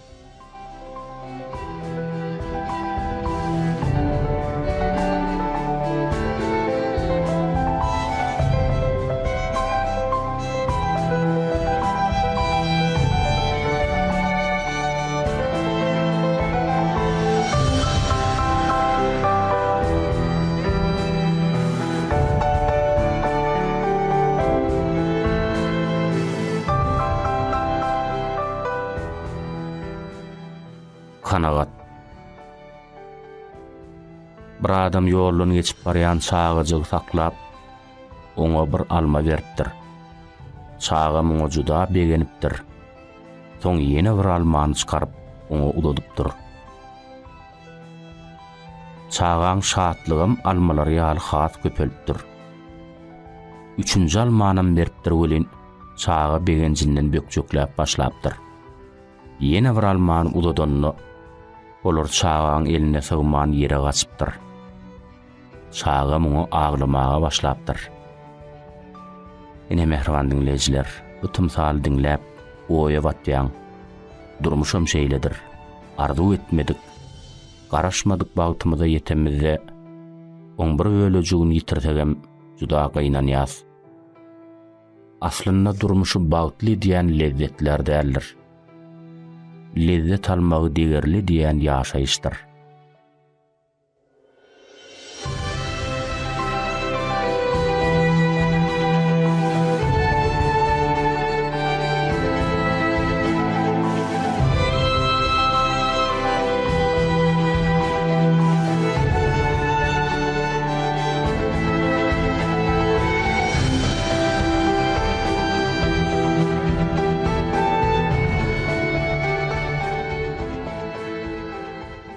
Kemçilikdäki artykmaçlyk. Ulak günnäwr ýurtlarynyň birinde 10 ýaşlarynyň bir çağa ulak ýol hadisesi sebäpli çepelinden mahrum bolupdyr. Bu çağaň ulanyny düzde usad bolmak arzuwy bar eken. Bu helakçilik çağaň ol arzuwyny elinden alypdyr. Çağatynyň bu ýagdaý sebäpli agyr günler başyndan geçirişine çydam edip bilmedik kakasy bir gün düzde boýunça bir tälimçiň ýanyna baryp, bu ýagdaýyň çäresiniň bardygy ýa ýokdugy bilen gyzyklanypdyr. Tälimçi çağan getirip görkezmegini sorapdyr. Ertesi gün oğluncuğu gören soň tälimçi onu türgünleşdirmegi boyun alypdyr. Şeýdibem tälim bermäge başlapdyr. Bir emel görkezip, şoň üstünde işlemegi tapşyrypdyr. Oğlunjuk bir hepdeden soň türgünleşen emelini tälimçisine görkezipdir. Ýöne ustad oň ýene üstünde işlemegi tapşyrypdyr. Ýagdaý bir ýyllap dowam edipdir. Çağı ahir çydap bilmän tälimçisinden başga tilsim öwretjegini ýa-da öwretmejegini sorapdyr. Emma tälimçi ýene şo emeli öwretmegini dowam etdiripdir. Çağa yetkinjek çykýança ençe ýyllap şo bir hereketiň üstünde işlemäge mejbur bolupdyr. Günlüň birine tälimçi gelip, "Seni uly ýarşa ýazdyrdym. Taýýarlan. Ertir oýna çykmaly" diýipdir. Düzdoda bar bileni biteni ýeki hereket bolan yetkinjek moňa juda geň alypdyr.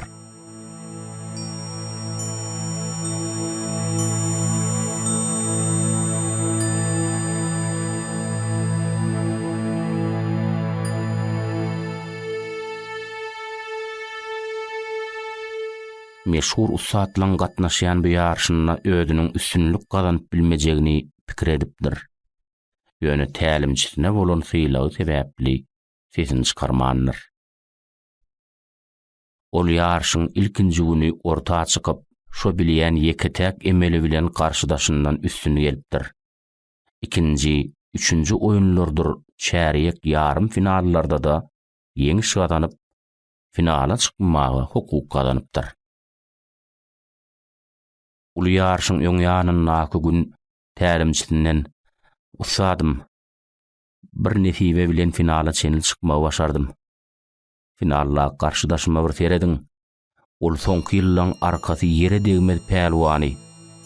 Men bolsa heme bir golum ýok. Hemen bilýän ýeki jemelim bar. Awray marka ýarşdan çekilsem nädir kädipdir?" Tälimçi "Bolmaz." "Ýok, bolmaz.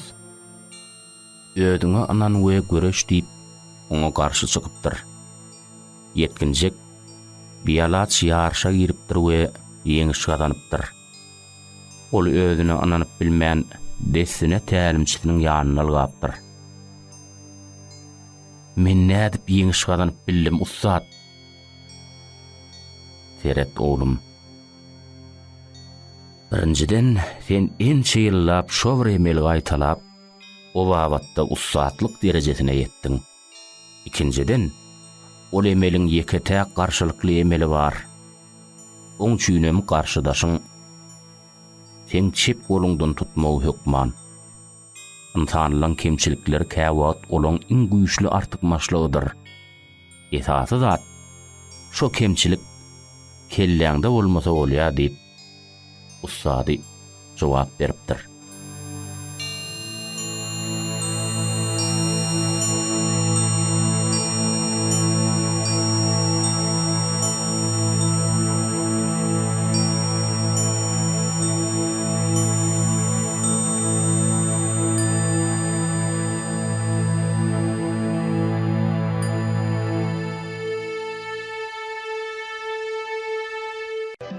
Ruwayatlar ummanyndan. Günlüň birine könürgünjüň üstü bilen amawla barýan kerwennäki jahan keşdeler, Necmetdin Kubraň ak patasyny almak hemde oň öňü dünýäni diňlemek üçin şo jelagaýda goş ýazdyrypdyrlar. Hedret Pir. Biz bir jahan keşde adamlar. Baran gelen yerimizden del harida alyp, öz ilimizäki diýäs, söwda satyk edýäs, ýurtlyň ahwalyny habaryny ýetirýäs. Kimden nähili ýagşy söz öwdeşsek, hemmeleri bilen paýlaşýas. Hemişe ýolly gedýän adamlar näme bilen meşgul bolsalar gowy. Bize şeýle pent ber. Goýol pentliň hikmeti, täsiri bütün ömrümize ýeterlik bolsun. Pir hedretleri mehmanlaryň haýyşyny diňlän soň olara şeýle nesihat edipdir. Ömür yeňil ýel paý ötülýän mendillär. Emma şu 6 amaly berjaý etseňiz,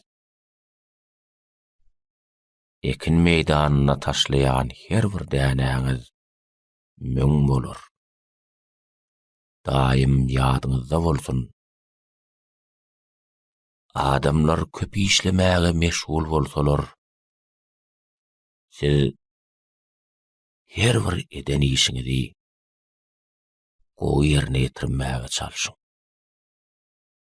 Adamlar artık maç vadata meşgul bolsalar, siz ilki bilen möhüm borçluňyzy bitirmäge meşgul boluň.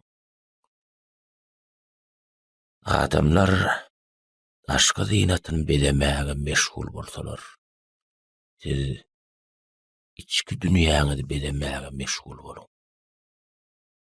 Adamlar özgäň aýybyny gözlemäge meşgul bolsalar, siz öz aýybyňyzy düzeltmäge meşgul boluň.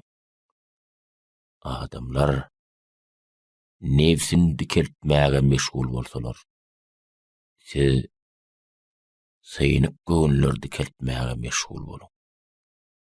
Adamlar kimdir biriniň göwnüni görmäge meşgul bolsalar, siz haýyrly amallar bilen beýik Perwerdigäriň razylygyny gazanmaga meşgul boluň. Ine Pir Hezretleri Necmetdin Kubraň bu dowaý jümlelerini ömürleriniň baş şygaryna öwren jahan keşdiler.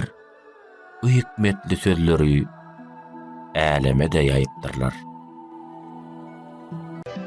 Ruwayatlar ummanyndan.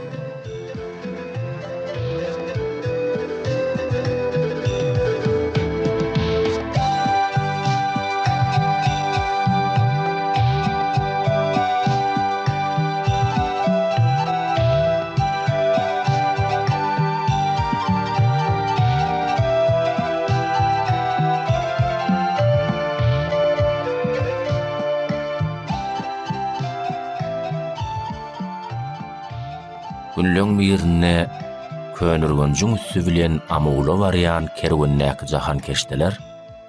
Necmetdin Kubraň ak patasyny almak hemde oň öw dünýäni diňlemek üçin şo jelagaýda goş ýazdyrypdyrlar. Hezret Pir: biz bir jahan keşdi adamlar. Baran gelen yerimizden del haryda alyp öz ilimizde diýäs, söwda satyk edýäs. Ýurtlyň ahwalyny habaryny ýetirýäs. Kimden nähili ýagşy söz öwdeşdik, hemmeleri bilen paýlaşýas. Hemişe ýolly gedýän adamlar näme bilen meşgul bolsalar gowy. Bize şeýle pent ber. Goýol pentliň hikmeti, täsiri bütün ömrümüze ýeterlik bolsun. Pir Hezretleri mehmanlaryň haýyşyny diňleýän soň olara şeýle nesihat edipdir. Ömür yeňil ýel paý ötülýän mendillär. Emma şu 6 amaly berjaý etseňiz, ekin meýdanyna taşlayan her bir dänäňiz müň bolar. Daim ýadyňyzda bolsun. Adamlar köp işlemäge meşgul bolsalar, siz her bir eden işiňizi gowy ýerine ýetirmäge çalyşyň. Adamlar artık maç vadata meşgul bolsalar, siz ilki bilen möhüm borçluňyzy bitirmäge meşgul boluň. Adamlar aşky zynatyny bedemäge meşgul bolsalar, siz içki dünýäňizi bedemäge meşgul boluň. Adamlar özgäň aýybyny gözlemäge meşgul bolsalar, siz öz aýybyňyzy düzeltmäge meşgul boluň. Adamlar nefsini dikeltmäge meşgul bolsalar, siz synyp göwnler dikeltmäge meşgul bolun. Adamlar kimdir biriniň göwnüni görmäge meşgul bolsalar, siz hayırlı amallar bilen beýik Perwerdigäriň razylygyny kazanmaga meşgul bolun. Ine Pir Hazretleri Necmetdin Kubraň bu dogaý jümlelerini ömürleriniň baş şygaryna öwrenjahan keşdeler, bu hikmetli sözleri äleme de ýaýypdyrlar.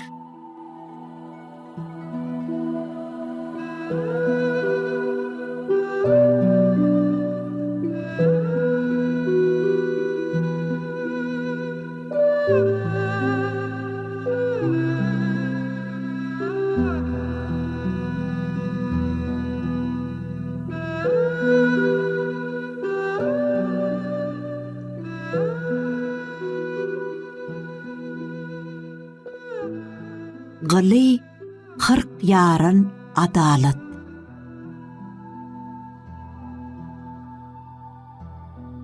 Konstantinopol ele geçirilenden soň Fatih Sultan dynanyňky tutsawlary azad etmek buýrupdyr. Soğulukdaky adamlaryň ählisi bu ferman üçin sultana alkyş aýdypdyrlar. Ýöne olaň içinden Bizantiýaly 2 kady sultanyň bagş eden azatlygynyň oýuny açypdyrlar. Muňam sebäbi olaň zynnana atylmaklaryna sebäp bolan adalatsızlyk eken. Ýagny olar Bizantiýan hökümdaryna halka zulüm etmezligi, adalatly çözgütleri kabul etmegi ünnänlikler üçin tutsak edilen ekenler. Şoň üçin 2 kady daşardaky dünýäde de adalat ýok, adallygy ünnänlere de ýol ýok diýen düşünje bilen tutuş ömürlerini zynnana geçirmegi karar edinen ekenler. Zynnanyň gorawçylary bir 2 kady baradaky habary Fatih Sultana ýetirýärler. Sultan ýanky 2 kişini ýanyna çagyryp şeýledi. Size şeýlerek teklifim bar. Men adalaty baýda edinip dolanýan ýurdumy ýaha dedim. Halkyň hal ahwalyndan habar alyň. Ýurdun kadylarynyň işi bilen tanyşyň. Eger bar bolsa halkymyzyň arz şikayetlerini dinleň, olary bilen söhbet ediň. Şo syýahatyňyzda öz ýurduňyzdaky ýaly adalatsızlyga, bir düzgünçilige gabat gelseňiz, derrew maňa habar beriň. Özüňiziň dünýäň adalatsızlygy baradaky düşünjeleriňiziň dogrudygyny suwd ediň. Bizantiýaly kadylar sultanyň teklifini makullap, ýurdun bir ucundan girip öz syýahatlaryna başlaýarlar. Olar ilki bilen Bursa şäherine barýarlar. Bir ýerde kadylaryň ünsün çeken şeýle waka bolupdyr. Bir ýaşuly kerwen bilen uzak ülkeleň birinden gelen söwdegärden at satyn alypdyr. Ol sagrysy sinesi sagdyn nip satylan atyň aslyna yarawsuz zoguny akşam ara agylyk getirenine bilipdir. Allaha düşünni aňan ýaşuly sabarsızlyk bilen günüň doguruna garaşyp daň agarandan ýanky ata atlanyp ýurdun kasynyň öýüne urapdyr. Ýöne ýaşuly bark görse kady öýünde däl eken. Bir salym garaşandan soň atynam alyp eýdine dolanypdyr. Yarawsuz at şo iýje ölüpdir. Bu wakadan bir näçe gün geçenden soň habarly bolan kady ýaşulyny ýanyna çagyryp mesele şeýlerek çözgüt çykarypdyr. Siz ilkinji gelek geleňizde men ýerine getirmeli wezipämde oturan bolsam, onu sagdyn nip satylan aty eýesine gaýtaryp berip puluňam eýdin alardy. Ýöne men borjumy wagtynda berja etmän, wakaň hasam kynlaşmagyna sebäp boldum. Şoň üçin aradaky ýüze çykan zyany men çekmeli. Atyň puluny sana men aýtaryp bermeli. Bu üstünde tolany arayan iki kady bu wakany görüp haýrany galypdyrlar. Şeýle-de olar ýurtda şoňa meňdeş ençeme wakalan gözlü şaýady bolupdyrlar. Şondan soň kadylar sultanyň ýanyna baryp bolan wakalary ählisini bolşýal gurrun beripdirler. Fatih sultanyň ýurduna adallyk düşünjesiniň iýinçilik bilen ýydarlanýanlygyny, adalatyň nä derejede güýçlü saklanýanlygyny synlap, özleriniň adalatsyzlyk baradaky pikirlerinden dänenliklerini aýdypdyrlar.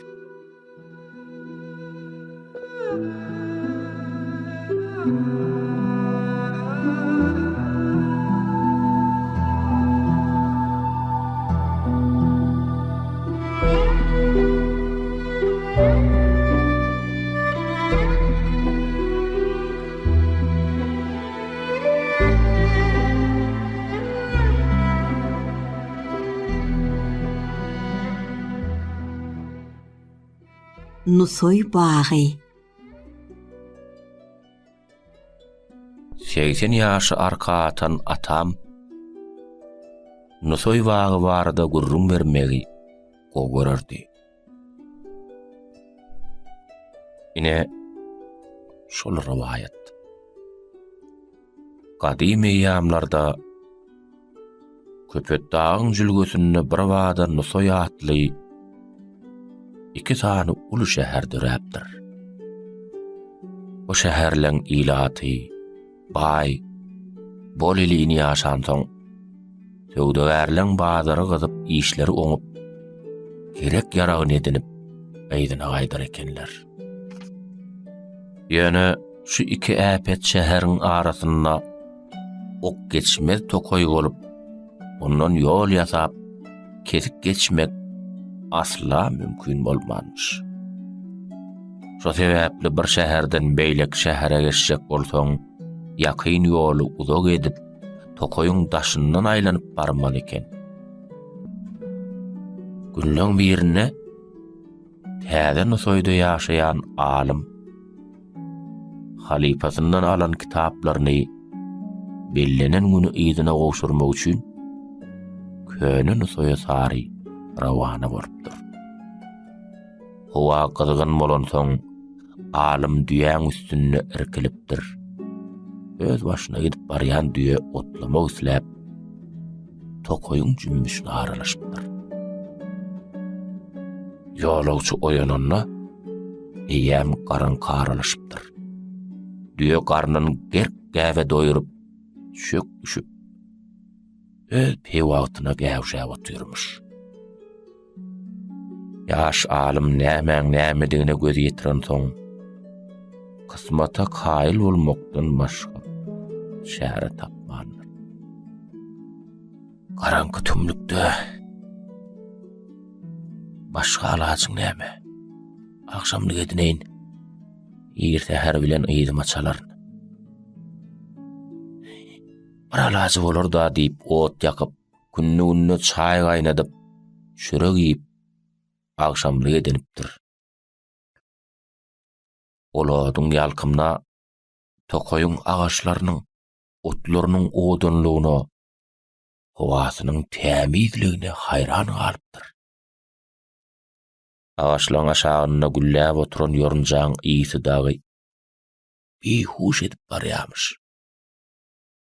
Asalymdan alymyň bir hili ennamyndan ýa dowlu gaýrylyp, heri aýdyň pikirlerden, kalby ganatly arzuwlardan dolup, ýüregindäki gorky zymzyýat bolupdyr.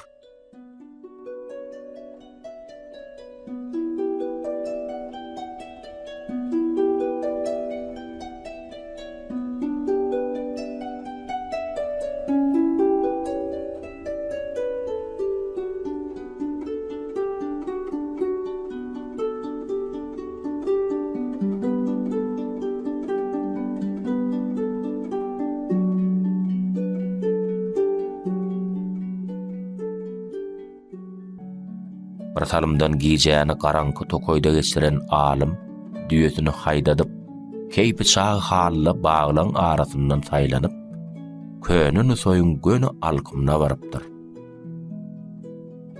Garaşyp oturan jan penalar onu derrew gola salypdyrlar. Ol ýagdaý bolşýaly düşünürip, olaň sowallaryna jogap beripdir. Alymyň jogaplaryna hökümdaryň köňli hoş bolupdyr. Ol şeýle buyurupdyr. Ene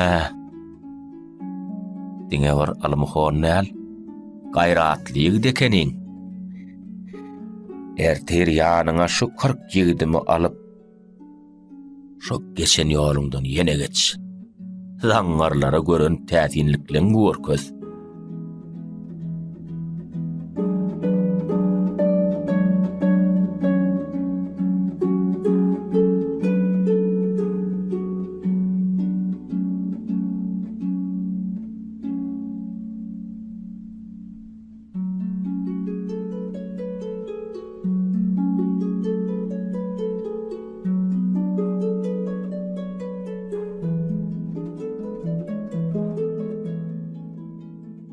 Ertesi, hökümdaryň diýişi ýaly, alym olary düýünki geçen ýoluna salypdyr.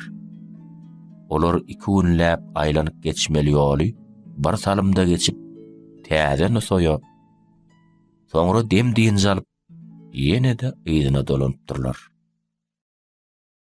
Tokoýyň çeşmesinden gawa salyp getiren suwundan dadan şaň, köp ýyllaň dowamyny syrkaw ýatan garra tasam hayır tapıp, ýigit ýaly çuslany beripdir.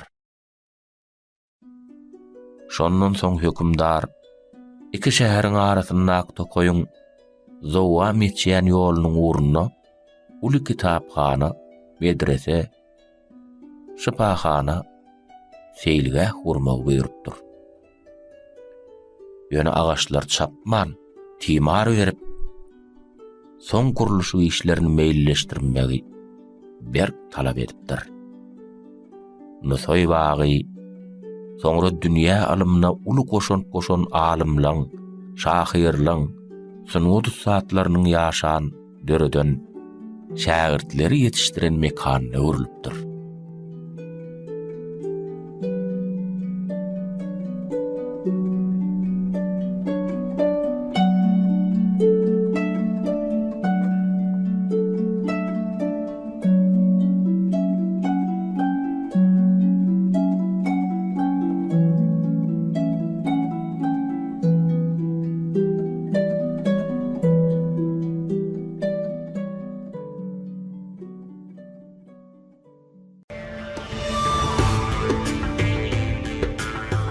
Rivayetler ummani, asar sarlı dünyani.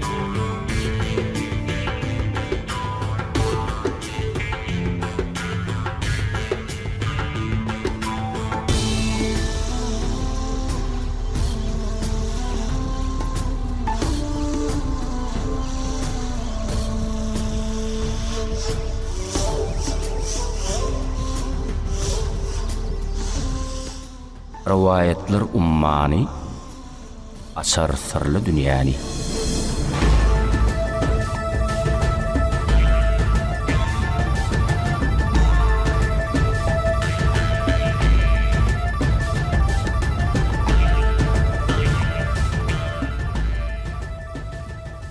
Gadim döwürlerde bir ýurdun paçaty öz köşküniň ýanyndan mehman kabul eder ýaly ýene bir odun bina gurmak barada zar çekdiripdir. Bu habary eşden ýakyndan uzakdan ökde ustalaryň ençemesi gelipdir. Şo ustalaryň arasyna eli hünärli doganlar 3 tane ustada bar eken. Paça ýygnanan ustalary ownukly ýerli ýumuşlary bilen Zeynawdan geçiripdir. Şonna paçaň 3 doganyň işine göwni ýetipdir. Şoň üçin binany urmak işini doganlara tapşyrypdyr. Doganlar ahlas bilen zähmet çekipdirler. Gysga wagtyň içinde paçaň isleýişinden hem has göze gelýüli binany urup ýetişdiripdirler. Padşa 3 dogynyň çekende ähmetler üçin olaň hertiniň öňüne kiçiräk bir halta altyn goýupdyr. Dogonlaň ulsumuňa begenip berilen serpaýy garbap alypdyr. Ortunjy dogonam altyndan ýüdegürmändir. Emma ustalaň körpesi adap haky diýilip goýulan altyndan bir gysym alyp oňupdyr. Padşa körpe dogonyň bu hereketine geň galypdyr.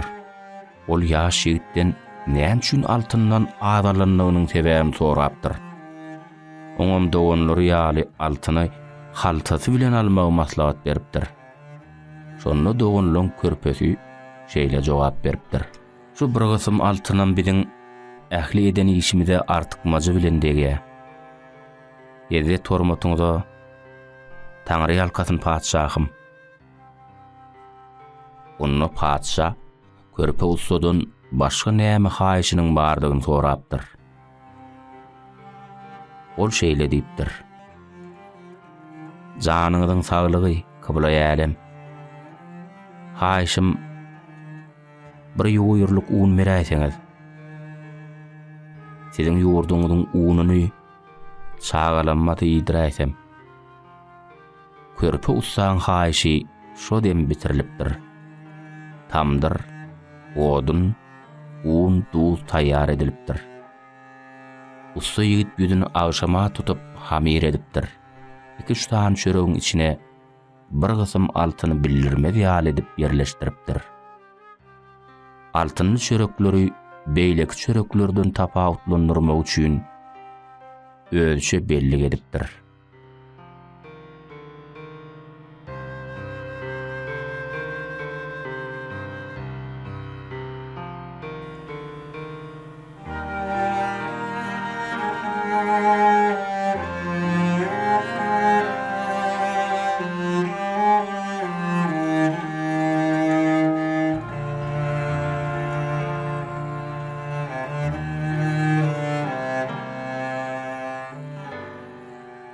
Ertesi gün 3 dogon padşa bilen hoşlaşyp öz ýurtlaryna gaýdypdyrlar. Olar ençe mendil geçenlerinden soň görseler, ýyllaryndan kowy ýetip gelýämiş. Ýolagçylarda altynyň bardygyny bilip gelen bet niýetli atlylar 3 dogonyň el goşlaryny güp bas edipdirler. Usta ýigitleň güýji talaňçylankydan eji gelipdir. Ulu dogonlaň altynly haltalary tehel wagtda elden gidipdir. Keçe dogonyňam el goşlary ujuýsyp mandyr. Ol belli edilmedik çöreklerden goşlarynyň arasynda diňe ýollaşlyk diýilip alynan çöregiň bardygyny ananmadyk talaňçylara öz bellikleri boýunça çörek ködürläpdir. Şonlukda çöreklerde gidilenen bir gysym altyn bilinmän galypdyr. Şeýdip 3 dogon gamgyn halla öz owlaryna aşypdyrlar. Ağalar tukat bolup oturan soň körpe inleri şeýle diýen: "Ağalar, şunça ýaşasaňyzam aklyňyz kelteken. Ilki oýlanman aly bileniňiz aldyňyz. Soňra muny awray bilen götürüp öýe aşyp bilmediňiz. Gerek diýip alaňyzdan soň ahyryna çenli näçe güzap görmelim bolsa, urşmalym bolsa görmeliniňiz. Hanagat baýlygy dünýä baýlygyndan ýokardyr." Ol bellikli çörekleri emay bilen dögüpdir gelin bir gysym altyn ýüşüpdir. Olary körpe ussa ağalary bilen bilelikde harşlamagy maksat edinipdir. Dogonlaň enatasy owadoşlary onu makul bilipdirler. Şeýlelikde bular agdybirlikde ýaşap öz bagtlaryny tapypdyrlar.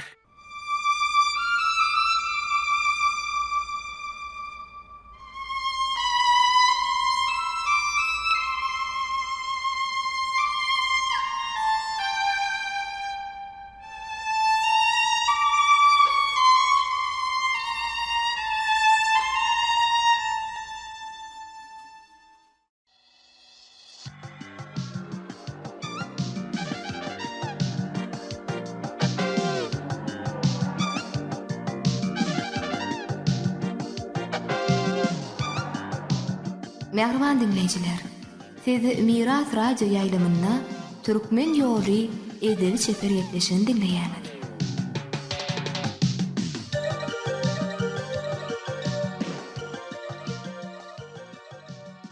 Petperlik kim işide gowurlayan hätiýet. Şeýle bolantoň taryhy çeşmelerde, halk arasynda gurrunlerde petperlik dogrusyny juda tätin hikayetlere duşmak bolýar. Miratgar Şöhrat Avdeýew dürli çeşmelerden beýik adamlaryň durmuşyndan petperlik bilen bagly hikayetlaryň bir näçesini toplapdyr. Edi diýleşler, türkmen ýoly edebi çeperipleşigimizde size şolun kädirini hödürlemegi makul bildik.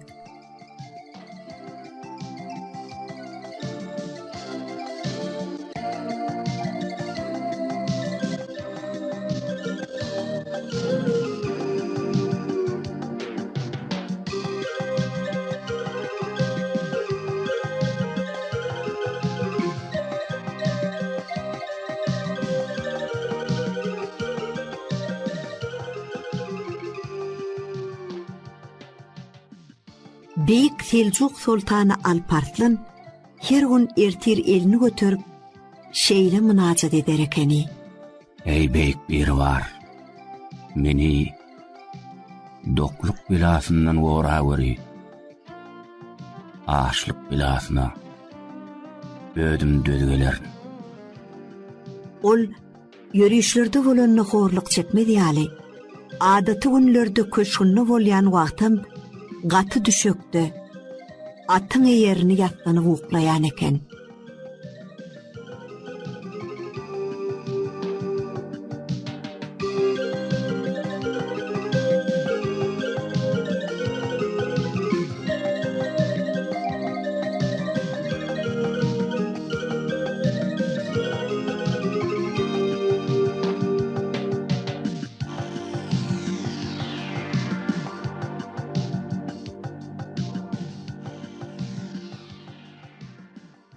Abu Said Abulhayr Mäneli keramatly pir bolsa-da özüniň sarpalanmagyny islemändir. Köpçülik özüne köp sygyny berse, derrew ýaşaýan şäherini üýtgetmek bilen bor ekeni. Bir gedegem şeýle bir waka bolupdyr. Abu Said bilen döwürdeş pirleň biri bir gedek gedemlik bilen şeý diýen. Men bilen Abu Said'in arasynda fark uludur. Abu Said zerre bolsa biz dağdırız. Bu gurrun Abu Said'in kulagyna ýetenne olam şeýle jogap beripdir. Aslynda biz hiç saatdyrız. Zerre de olur, dağam olur.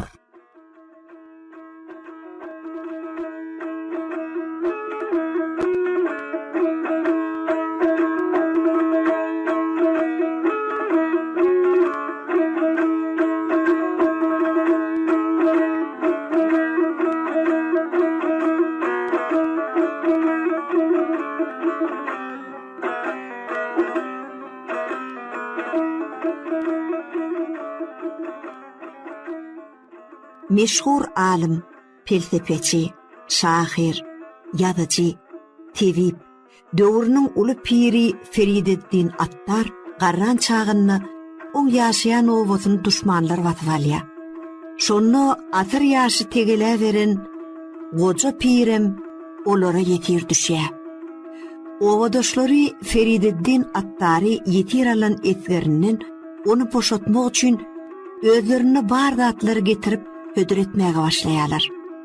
Goja alim şonu şeý diýipdir. Inni men üçin şakdaýjyda oturma. Ýöne owadaşlary kulak atman özlerini bar zatlaryny getirip bermäge başlaýarlar. Olaň arasynda biri barym şu diýip bir halta taman getirýär. Şo wagtym onu görüp duran beýik alim dillenýär. Bilen hakyky bahamaz şu bolmaly.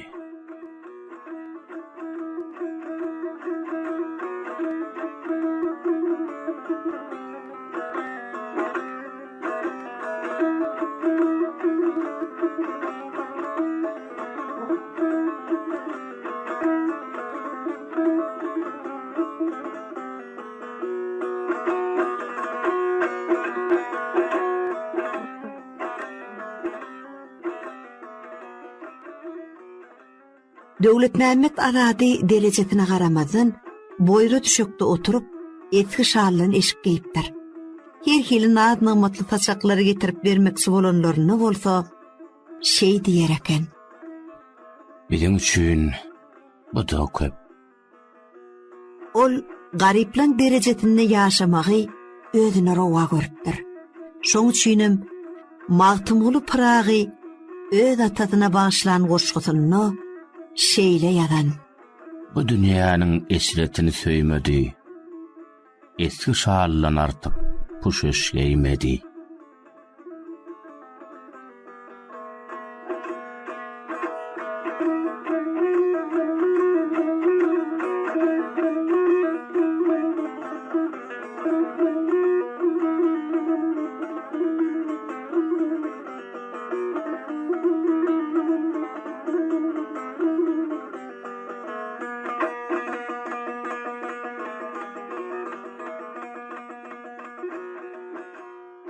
Mehriban illeşler, bizim size ýagşy arzuwlardan çemen ýollap, gepleşigimizi ine şu aýdym bilen dowam edýär. Goý hemişe petpärlik size ýaran bolsun. Bizden daşlaşmaň, mehriban illeşler.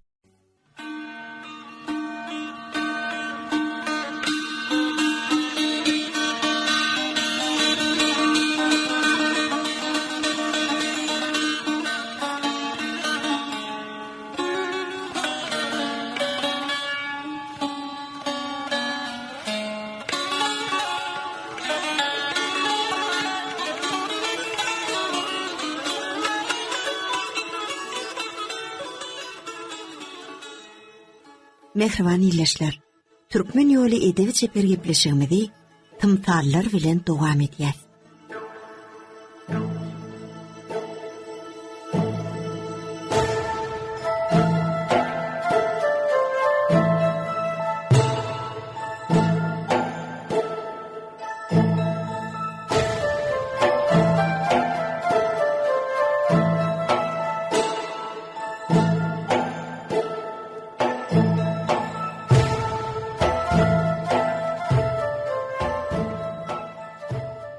İki tane gaharly adam birini köçüde tüdönökledip kadyň ýanyna eltýärler. Köçedäki beýlik insanlar bilen bilelikde 4 ýaşly çağaçygam waka bilen gyzyklanyp olaň ýanyna barýar. Dawagarlyň biri gysganmyç düşünürmäge başlaýar. Hormatly kady, biz 3 dostuk. Üçümiz bilelikde işledik. Epesli kazanç etdik. Doğrusun doğru aýtmaly bolsa, bir-birimize anamyz ýokdy. Şoň üçin pulumuzy hemmämiziň anamdar adamymyza saklamak üçin bermegimi ötsa bilip, ine şoň ýanyna bardyk.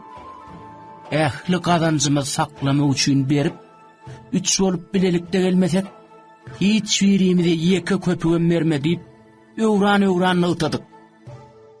Ýöne bile hıyanet etdik kady. Kady fukara görgüläsir edip şey diýen. Aýdylanlar dogrumy? Ol adam jogap beren. Dogry. Ýöne eksik. O nähili? Howa bular geçen akşam bir küýde tylla getirdiler. 3 bolup gelmesek, hiç birimize berme diýen tawşyrdylar. Ýöne henüz 50 adamam gitmän käler biri gelip altynlar sorady. Men ara uzak bolan soň gaýgyryp bereýinmi diýip bulaň ikisinden soradym. Olaram beräý diýip başlaryny atdylar. Kady dawagarlara ýüzlendi. Muňa näme diýäňiz? Olar şeýle jogap beren. Pullar goýup gidemizde häzir ýanymyzda ýok bolan tanşymyz, ähli pulumuzy goýmasyna goýdyk bolyn bugün akşam näme içeliň diýdi. Bidem oň akşamlyk üçin biraz pul almagyna razylyk bildirdik. Oň hemme pul alyp gaçyp gitjegini nereden bileri? Kady diýen. Bar mesele aýdyňlaşdy. 3-nji dostuňyz ähli pulu alyp gaşdy diýseňizler. Dawagärler jogap beren. Dogry, ýöne biz bu tentege 3 bolup gelmesek, hiç zat berme diýip ýörüýte tapşyrdyk. Hormatly qady. Bolam razy boldy. Barda şu günäkär. Kellesini işletmeleken. Innem öz sadalygynyň jezasyny çeksin. Biziň hakymyzy gaýtaryp bersin. Gerek bolsa öz jügünden çykarsın. Tölesin nimek dillan tat. Garip benne on çaltyny niresinden çykarsın. Öz gowşoklugyny bogoz olup, zordan duran benne ýuwaşadan dillenni. Men ýadykly kadym. Jezama darady. Qady bu ýagdaýdan çykalga aktaryp, sakalyny sepalap oturşuny ençe wagtlap pikirlenýär. Birdenem mäherläň arasyndan helki 4 ýaşlyzy çaga çykyp, şeýle teselli berýär. Gynanmaň agam. Men gynanmam, kim gynansyn? Şunu ýagdaýyma bir serede. Sen men dinle. Diýeli altynlar sende. Onu almak üçin bulan üçütüniň bilelikde gelmekleri hukman näme? Üçüncü dostlaryny getirsinler-de alsınlar pullaryny. Mehriban illeşler. Bu ne hili öýtgeşik diýen. Şeýle dämi? Ene bu çağa ulalon soň Imam Şapii ady bilen meşhur boljoklugy barada pikir o ýerdäkileň hiçsiniň kellesini de gelenlerler.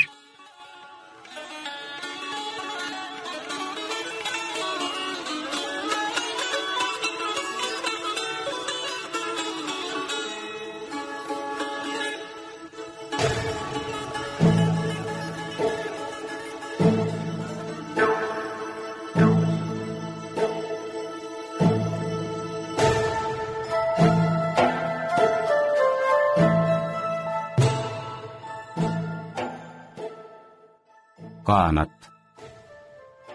Öňde de bir akyllar köçe bilen barýaka, öňünden arkasy odunly denan çykýar.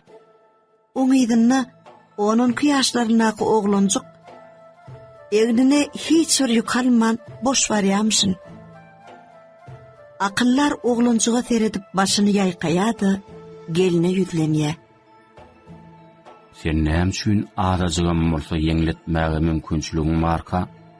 Ähli ýükü ödüň götürüp barýan. Ogluňa da bir böle onu götürdi aýsaň bolmadymy? Denan eňinden ýükü ýerde goýup maňlaýynyň derini seýleýär. Wah, ýek oglum bolan soň onu ýellen ondan gorap börünne. Tehel agyr iş etdirsemem, ýüregim jyglap barýar. Şoňa galan onum ýoga. Ene ulolar şonu meňem ýük götürmen on gadanjyna teredip oturmaly günlem geler.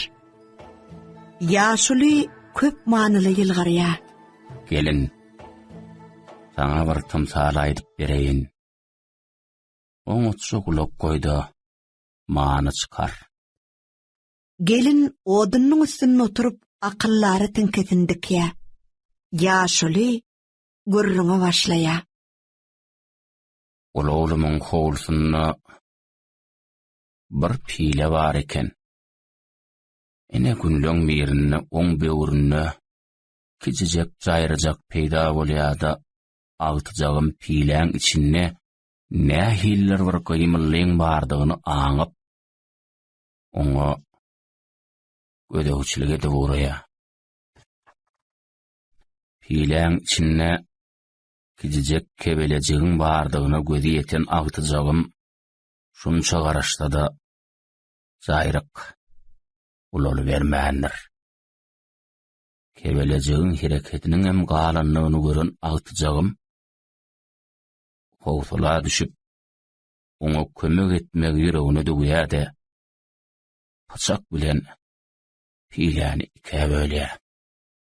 Kebelek şo wady erkinlige çykýar. Ýöne ol şeýle bir asynsız meşgulin hereket etmäge de aňarsy görünip duran kanatlaryny galdyrmaga da ýagdaý ýokmuş. Altyjagym kebeleğin güýjegelerine, kanatlarynyň kuwatlanyp uçup giderine şonça garaşda da tamaty çykmandyr.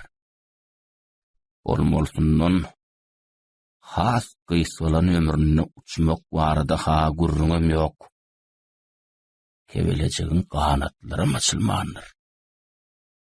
Altyjagym bu ýagdaý gurrun berenne men oň kebelecege kömek etjek bolup yamanlyk edenligini düşündirdim. Sebäbi pileden çykmak üçin sarp edýän güýjü azaby netijesinde oň bedeninde suwukluk kanatlaryna geçýär. Şeýdigem uçmak mümkinçiligine eýe bolýar.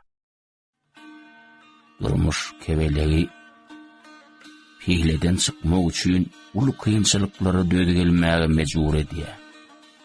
Bu bolsa oň geljek ömrüniň kanatyny peşkeş edýär. Ýaşuly ödünü dikkat bilen diňläp oturan gelini teredip bir pursat duran soň sözüni dowam etdirýär. Hawa çağa terbiýesinde de şeýle.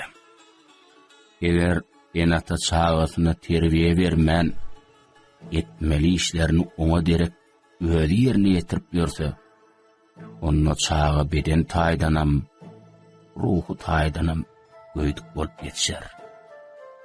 Çağaň ömrüniň ilkinji mendillerine rahmet, öwdünni warkaly alan terbiýeti oň geljek ömründäki ganatydyr.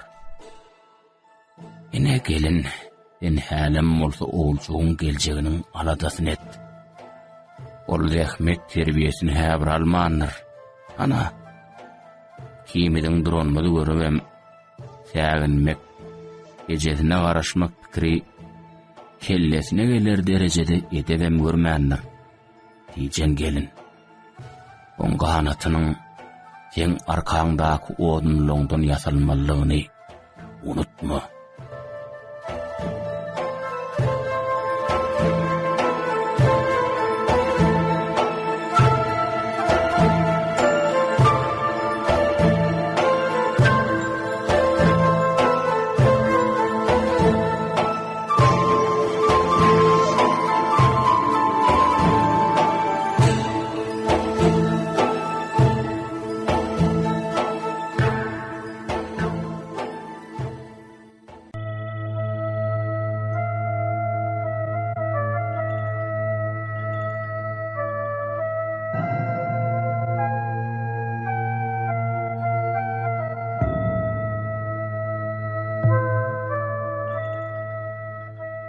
Kadym zamanlar bir adam goňşy bir şähere tarap ýola düşüpdir.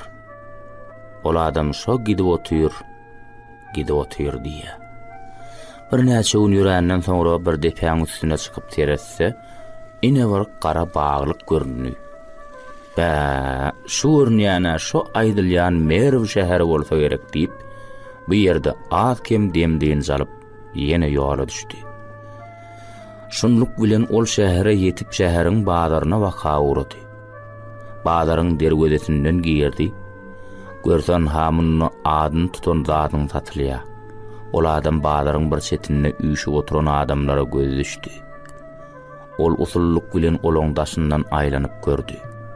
Ortada oturan selleli bir goja hemde bir gararja mama bir zatlar gurrun merýärdiler. Şähere mehman bolup gelen adam üýşmek bolup oturan adamlaryň birinden şeýle diýip sorady. Bu goja bilen mama näme gurrun merýärler ýagşy adam? Sowal eşdenmädine gurrunlardan üntün sowat gelmän oturan adam howlukmas jogap berdi. Dinle, ýoşrak bolly dinle. Olar rowayat gurrun merýär. Ol şeýle diýenden soň ýene rowayatlar dinlemek bilen boldy. Ýanky Merw şäherine mehman bolup gelen adamam bu rowayat dinläp oturanlaryň arasyna goşulyp dinlemäge oturdy. Rowayatlar juda gylykly. Şoň üçin gelin bir dinleýijileň ünsüni sowmalyň da bilem, olaň dinleýän rowayatlaryna kulak asalyň.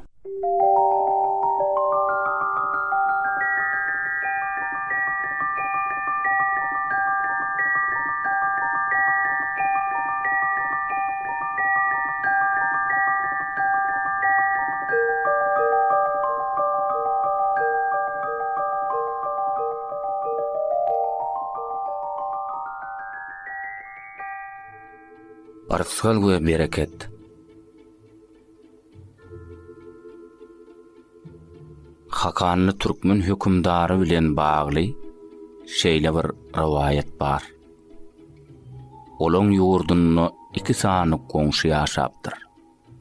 Olaň ikisem her gün säher bilen Allah'dan dilek eder ekenler. Birinji goňşy: "Ey Allah'ım, arzky muradymy ödüň getir. Maňa ödüň eçil" diýer eken.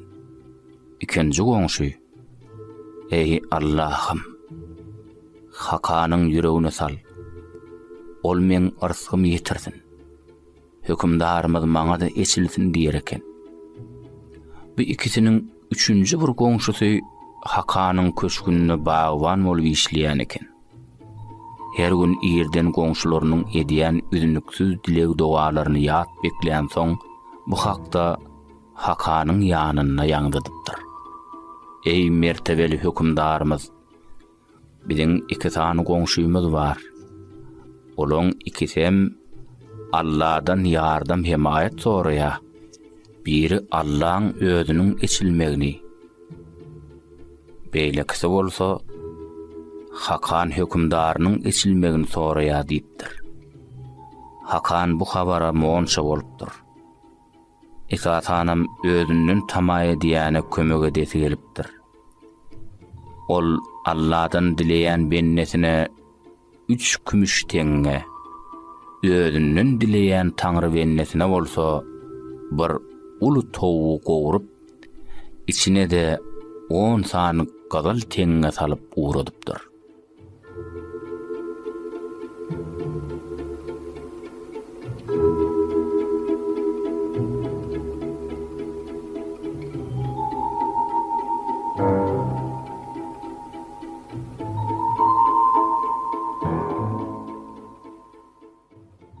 Aradan 10 gün çemesi wagt geçipdir.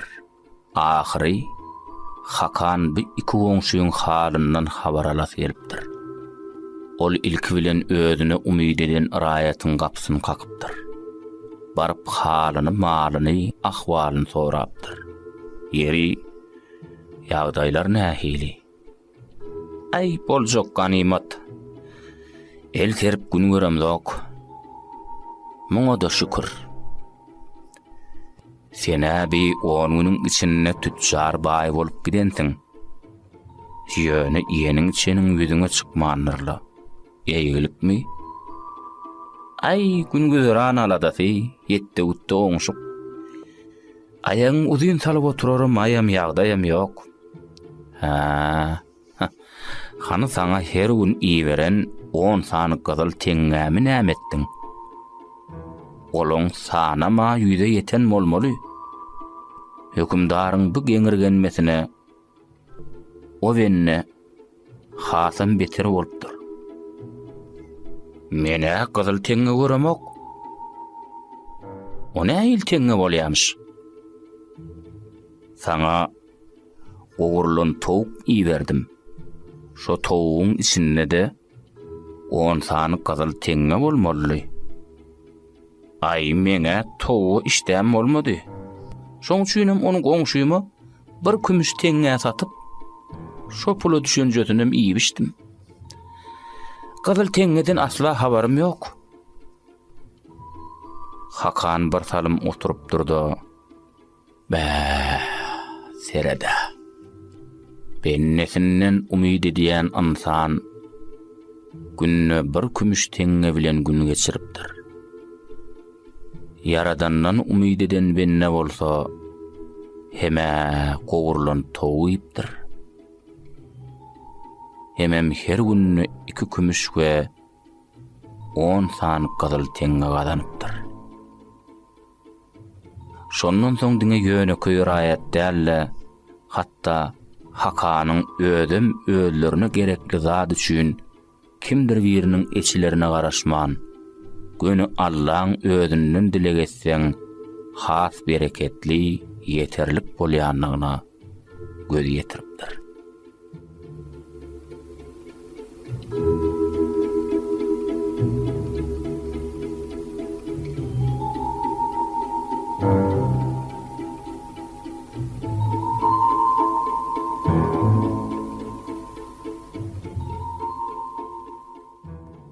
Dünýäniň tagamy.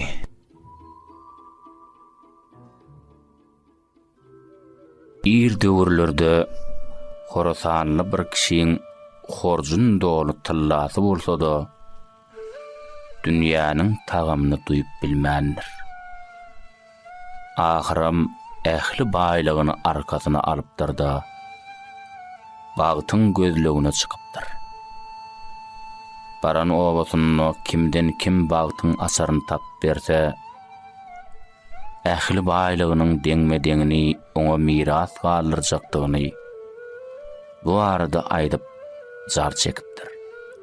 Emma baý näçe jar çekdirse-de oň möhümni bitiribiljek kişi tapylmandyr. Günlerde bir günem ol tutşaryň ýoly söwdüň saýasyna maza alyp oturan mäne babaň sopalarynyň biriniň üstünden düşüpdir. Özüm pirlige ýetişiberen ol sopy päkideligi, ahlaklygy, sowatlylygy bilen şähere belli kişimiş. Her näçe agtarsa-da müşgülini asan edibilmedik tutşar kişi şo sopyň öňüne ähli tyllasyny goýupdyr da maňa bagtlylygyň syryny düşünür diýipdir.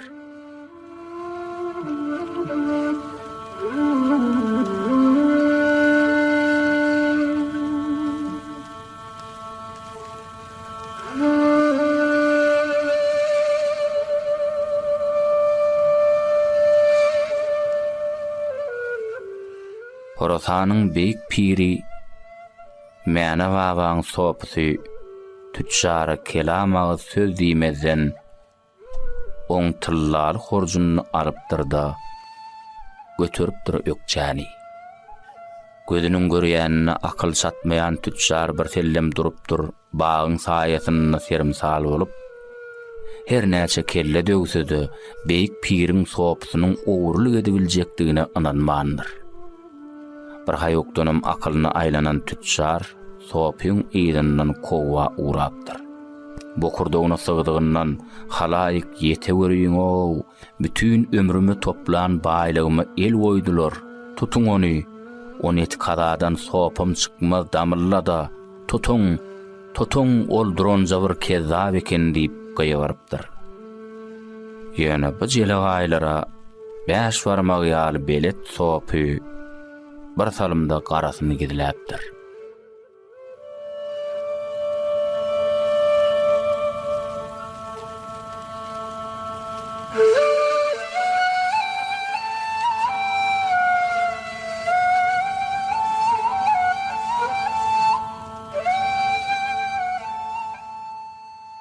Şäheriň ilaty tutşaryň daşyna egele bolupdyr. Oňa gögünlük berip köşeşdirjek bolupdyrlar.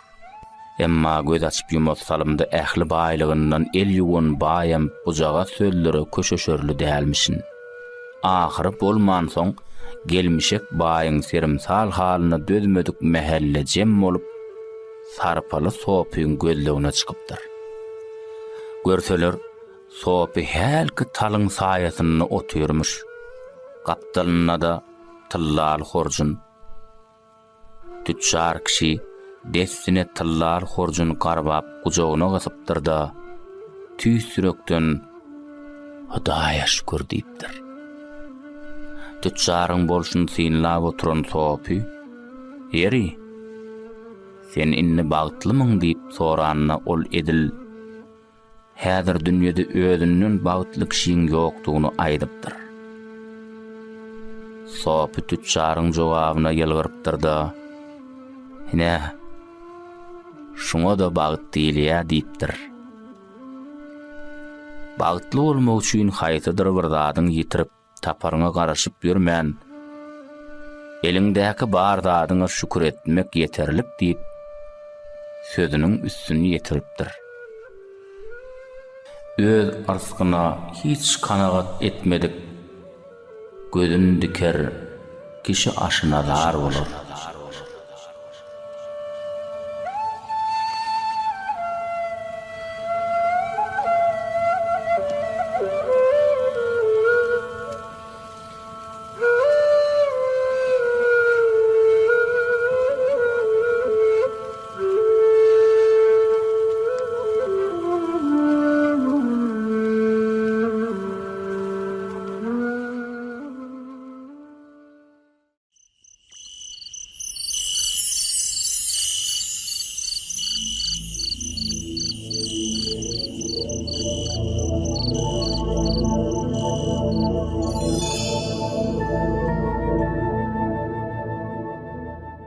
mazmun.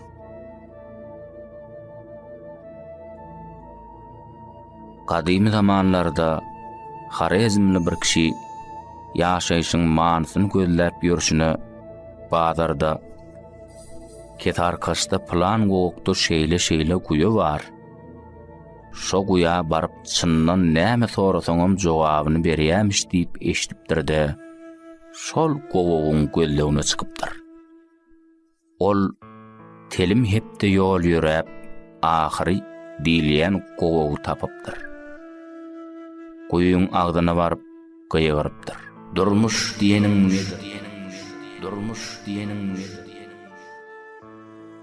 goýdan demdi çykmandyr.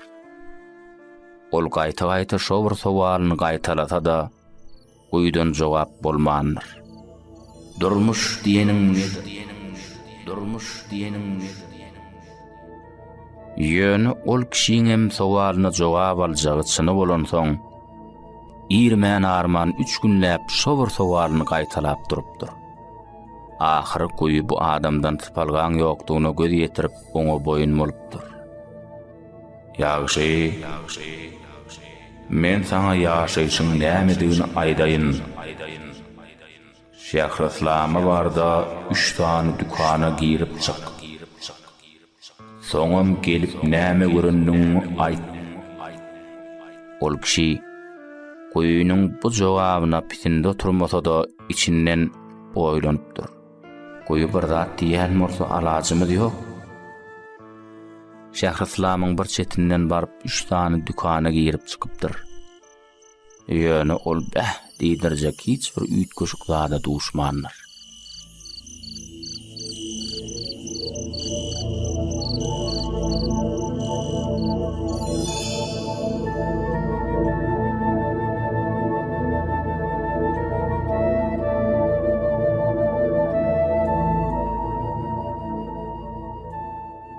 O dükanyň ilkinjisinde bir adam gurşundan bir zat guýup oturmuş.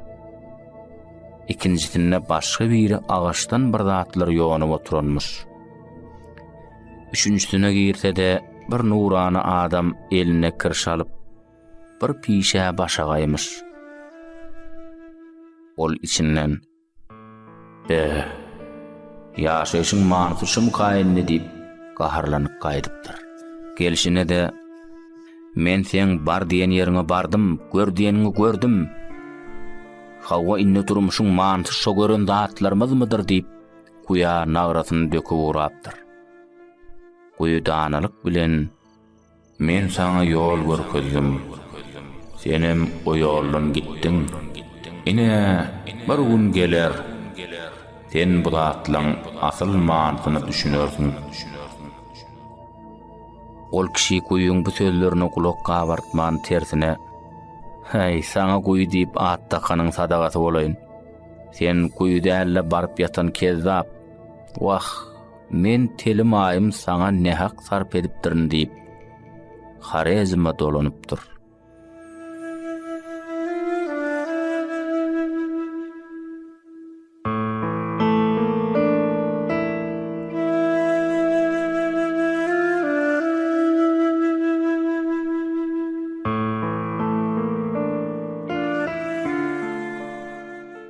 Bu wakadan soňra aýlar ötüp ýyllar aýlanypdyr. Ol kişi sowalyna jogap altyryp gaty köp ülkelerge gidipdir. Şeýle günleriň birinde de bir bagçylygyň gabadyndan ötüp barýaka gulagyna şirin sadyň sesi gelipdir. O wada jadylanyp sekiň üstüne saat çalyp oturan kişiň alnyna nädip baranyny duýman galypdyr. Aýaýdyň giýje sadandan elindäki dutaryna baksa, oň senedi öňgörlen zat dälmiş. Ýöne gaty bir ýat senedem däl ýaly görnüpdir. Şo wagt ol dutaryň bir ýamky baran dükanlaryny naky, agaç ustasynyň elini gören zadyna gaty meňdeşdigi ýadyna düşüpdir. Oýlanyp otursa, şo baran dükanlarynyň hersine dutaryň bir böleginiň, birine dutaryň gurşundan kulagynyň, ikinjisinde dutaryň kädesi bilen gapagynyň hem sapynyň, üçüncüsünde kirşinin yasalyp durulanlygy akylyna gelipdir. Ähli zat aýdyň bolupdyr. Ol kişi dutaryň sadyny bökjekläp tans oýnapdyr.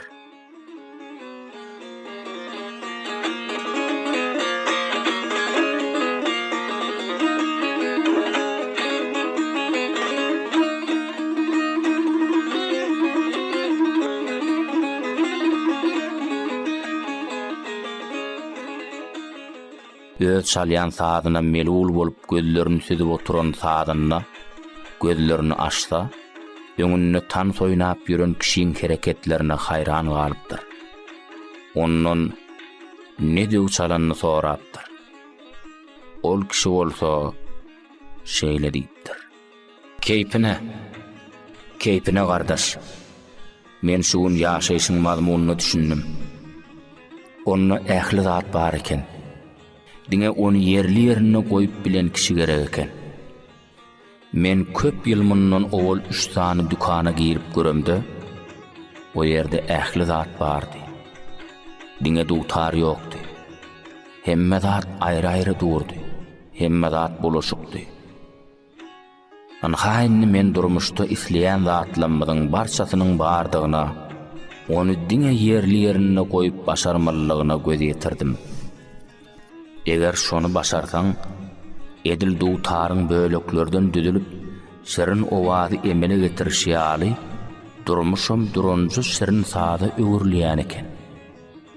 Diňe hemme zady ornuny goýup bilmek gerek eken. Ornuny goýup bilmek gerek eken. Tewekkül et. Taňra tawşyr işiňi. Sabr bilen biter, tiýit hem bolmasa.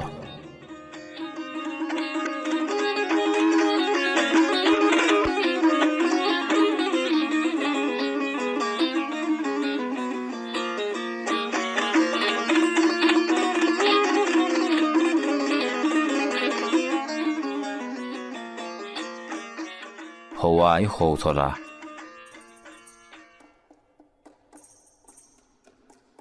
Döwrüniň ussat pirleriniň biri Şemis diwananyň ýanyna padşanyň sypaksalarynyň biri gelip mahal ýynjylyksyzlykdan gaty ejir çekýänligini aýdypdyr. Şemis diwana onu madal dinländen soňra ertir daňa agyrmanka öz ünjüleňi howsalaňy gaýgylaňy alyp ýanyma gel. Özüm ýeke dälli hökman ýanky aýdanlamyň ähletinem alyp gel diýipdir. Ol adam Şemis diwananyň ýüzüni anka-tanka bolup seredipdir-de, düşünen nälerini diýipdir. Onda diwana şu diýänlimiň ähletini ýanyňa alyp gelmeseň, men saňa nepim degmez diýip, sözlerini ýene gümürtüge edip goýupdyr. Ussat piriň sözlerini dinlän ol adam, "Oğuz men ertirmiň ýanyna gelmäýin. Ala garankyda bu däliň nämetjegi belli däl. Hasasy bilen saýa aýmakdanam gaýtmaz" diýip oýlanypdyr. Onu da arlyk iýje oň gözüne uky gelmändir. Piriň sözleri oň ýynjalygyny alypdyr. Ertir daňa agyrmanka öz ünjüleňi howsalaňy gaýgylaňy alyp ýanyma gel. Özüm ýeke dälli hökman ýanky aýdanlamyň ähletinem alyp gel. Ahyry ukusy uçup paltasy daşy degen sypagy diwananyň huduryna barmak ýüregine dugupdyr.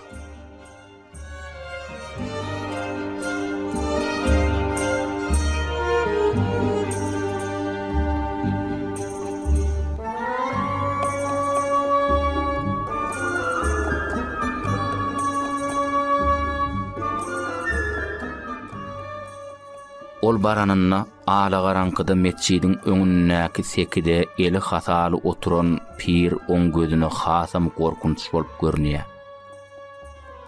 Şemis diwany oňa bakyp, "Geldiňmi? Hany beýlekler? Sen o diýänleň" diýip sorapdyr. Onnos bagy, "Taýsir, siz sırly gürleýäňiz. O diýen zatlamy getirip bolanok, olur men içimde. Onna diwany oňa şeýle diýär. İçinde bollu daşyňda bollu parky näme? Barmy bar orda? Gözlüňi mäkäm ýumdy olur içinden tapmaga çalyş. Tapdyňam tutdy maňa duýdur. Şu hasam bilenem onu mazalymy guyra getireyin. Başga alajy almadyk ol adam gorka gözlerini yumup içine diň salypdyr. Görse içinden ne ünjü, ne howsala, ne de gaýgy barmyşyn. Ol gözleri yumulgy neje wagt oturandan soňra ýüzi gözüne rahatlyk duýulyp başlapdyr. Şoma hal Ustad Pir oňa "Inne bolly, açay gözleňi. Hany beýlekler, sen olar tapmadyňmy?" diýip sorapdyr.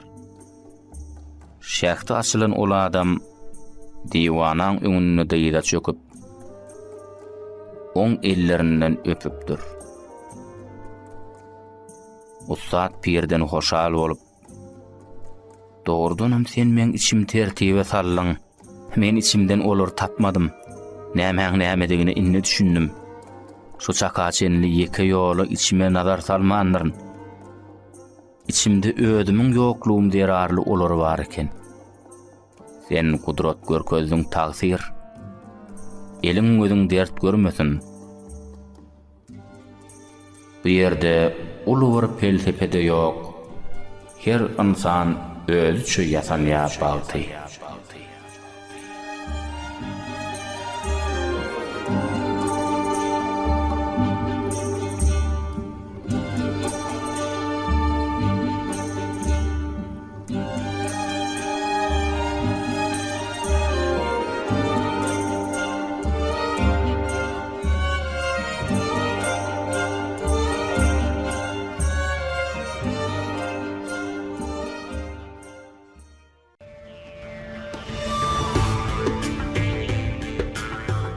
Rivayetler ummani, asar sırlı dünyani.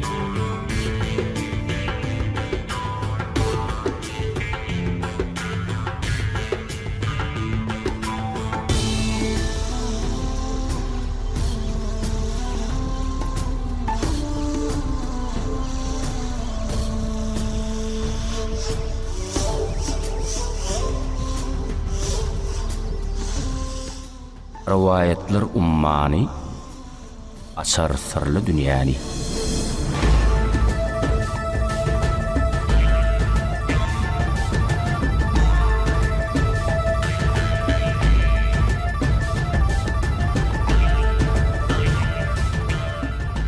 Halk hazina. On hakydatynda saklanyp galýan rivayetler bolsa, çuňur manysy, terbiýeçilik ähmiýeti bilen uly mana eýedir. Olar adama durmuşda ýalňyşmadylygy, diňe dogry ýoldan ýüremegi ünleýärler.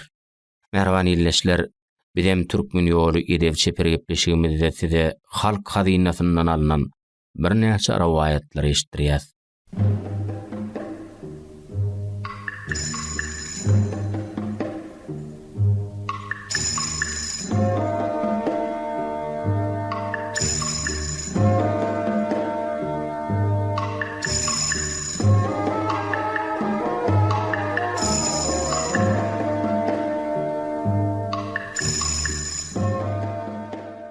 Rivayet etmeklerine göre gadim zamanlarda bir bedirgen bar eken.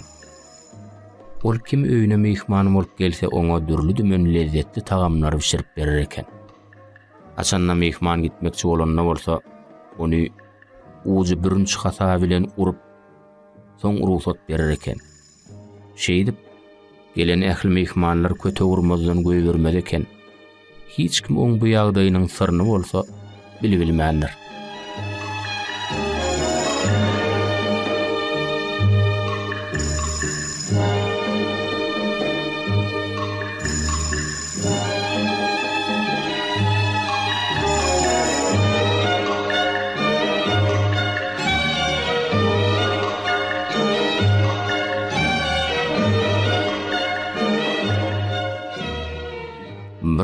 derwiş gelip oňa mehman bolupdyr.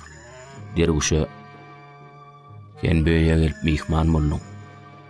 Emma oň bu hormat izzatynyň soňuna kötek bardyr" diýip bedirgeniň ähli ýagdaýyny aýdyp beripdirler. Onda derwiş olara "Allah ämän nesip eden bolsun. Şo bolar" diýip jogap beripdir. Ýanky derwiş mehman bolup öýesine salam berip giripdir. Bedirgenem "Hoş geldin" diýip oňa uly hormat goýup töre geçmegini haýyş edipdir. Derwişem baş üstüne diýip geçip oturupdyr. Soň mehmana ýüpek çökleri ýazylyp, öňüne kümüş tabaklar goýulypdyr. Derwiş sesini çykarman seredip durupdyr. Soň dürli tagamlar gelipdir. Derwiş bu hormat üçin oýa batypdyr. Öýesi "Alyň mehman" diýipdir. Derwiş özünden maşga izzat hormat edilýän hiç kimiň ýokdugyny görüp, bu hormatyň özüne goýulýanlygyna gözi ýetiripdir. Bedirgen ýene "Alyp oturuň" derwiş diýipdir. Derwişem baş üstüne diýip saçak başyna gelip täk garny doýýança iýipdir. Soň tagamlar äkedilip, düşekler ýazylypdyr. Bedirgen oňa "Derwiş, enjiňi alyň" diýipdir. Derwiş "Bolýa, baş üstüne" diýip düşege geçip goýşarpdyr.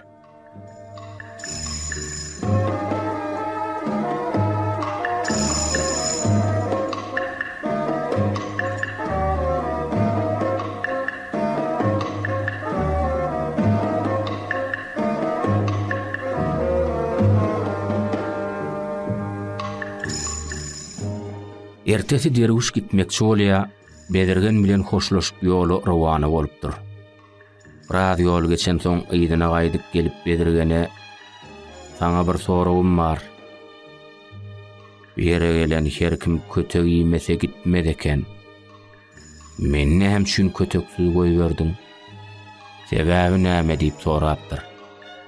Onda Bedirgen oňa "Ha, oň sebäbini aýdaýyn" derwiş. "Kim men öýüme gelip mehman bolsa, sözümü dinlemezdi. Geç şu ýere diýsem, ýok agam näme azara galýaňyz, maňa şu jaga ýerem ýeter" diýip men islemeýän ýerimde turdy. Öňüne tagam gelse, "Hey, munça tagam iýlermi? Şu jagadam ýeter ahyr" diýip islemeýän sözümi aýdardy. Ýatmaly bolup düşek salynsa, "Gerek gel, men şu jagady ýerde de ýatar niýädi. Men öýüme gelen kişi hökman ket gudalyk ederdi. Menem o gitjek bolan mahal bir edep hasatyny urup soň öýbererdim. Sebäbi öýesi mehmana hormat goýmalydyr. Mehmanyň muny aýtmak gerek gel. Goý hormat goýulanyna hormaty götermeýän öýüne otursun. Hiç mehmançylyga barmasyn ýa-da mehmançylyga çykmasyn diýip edep hasatyny urup soň öýberýän. Goý ulam mehmanyň gadryny bilsin diýip şey diýän. Ene hormatly mehman, oň sebäbi şudur diýip Bedirgen jogap beripdir.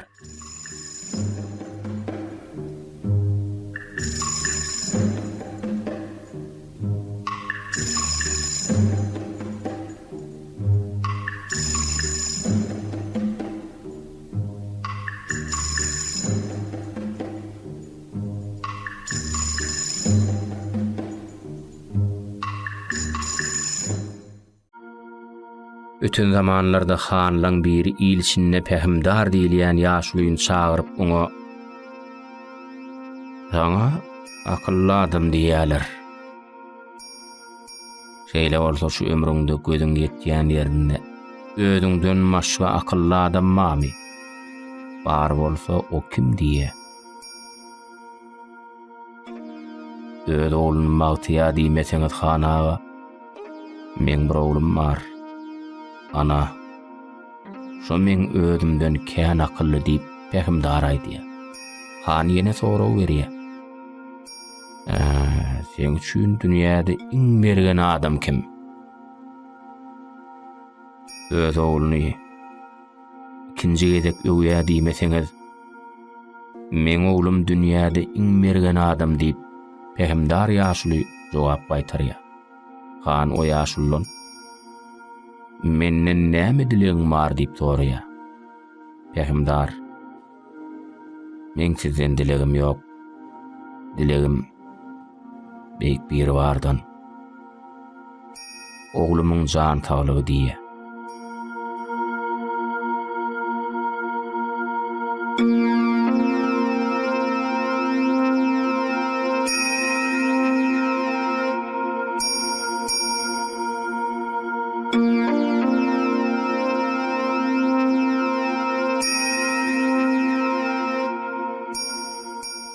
Han olawlun çağırdyya. Sinap görmek üçin oňa şeýle diýe. Men bir kuşum bar. Şonu aram uçurup lezzet alýar. Emma kämahal gökden başga bir kuş uçup gelip men kuşumyň ganatlaryny kırıp gidýär. Ataň taňam mergen idi. Sen şo hüjüm edýän ýyrtyjy kuşuň iki gözünden atyp ber. Ýigit bolýa diýip ýaragyny alyp, hanyň kuşuny ýagy bolan kuşuň gözlerinden näle ganatlaryndan atýar. Ýyrtyjy kuşuň ganatlary gaýyp ýere düşýär. Özi alasmana uçup gidýär. Näme üçin gözünden atmadyň diýip han ondan sorýar. Ýagşyny ýaksa, ýaman ur diýen söz bar hanaga. O kuşun ganatlarından atmağımın sebebi, on özeden etmişin alına getirdim. Ýagşylygyň gaýdyp gelmediligi mümkin. Yamanlyk kasvetmek hökman ýydyna gaýdyp gelýändir. O kuş inni hiç gaçan sizin kuşuňyza erjeşip bilmedi diýip ýigit jogap berýär. Han bu ýigidiň dogrudanam hem akylly hem mergenligini görüp seýlaw serpaýlapdyr.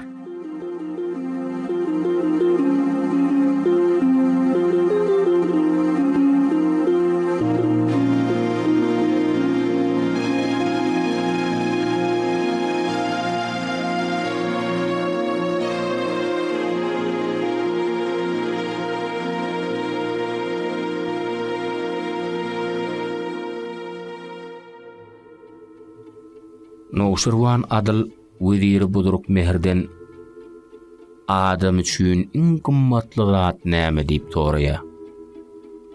Ol akylly jogap beripdir. Ýene eger o bolmasa näme diýip sorapdyr. Ol edep hem ahlak diýipdir. Olam bolmasa näme diýip ýene sorapdyr. Baýlyk. Çünkü baýlyk bilen ýagşylyk edip hem asuda ýaşamak mümkin diýipdir. Şonu olam bolmasa ýene näme diýip soragyny aýtalapdyr. Buduruk mehr dymy oturmagy başarmak. Haçanna adam dymy oturan wagty oň aýyplar açylmaýa hemde ödgülüň teýeneli sözlerini we töhmetlerini eşitmeýä diýenmiş. Ahyrda Noşurwan adil onu olam bolmasa näme diýip soranyna buduruk mehr sebebi aýdylan gowluklaryň hiç birem onna bolmasa onu ula adamyň ýaşanyndan ýaşamadygy ýagşy diýip sözüni jemläpdir.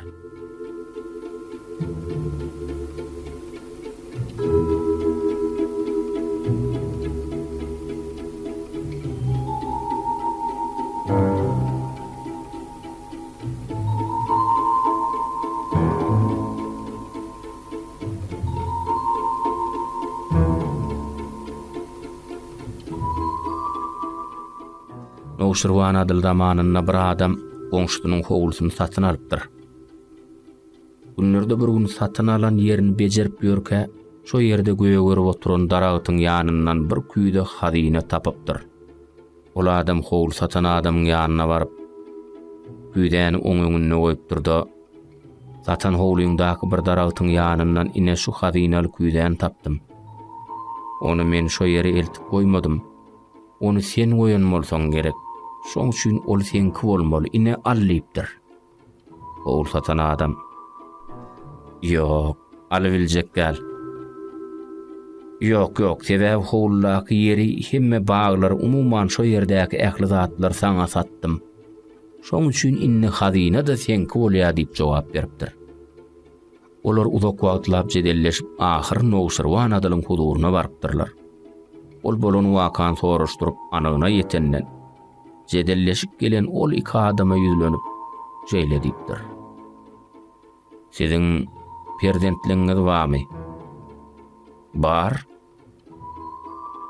Aýdyşlaryna görä olaň biriniň ogly beýlekisiniň gyýdy bar ekeni. Olar ýaly bolsa onna siz gudogaýyn boluň. Hazinany bolsa giýew bilen geline sowga edip beriň diýipdir.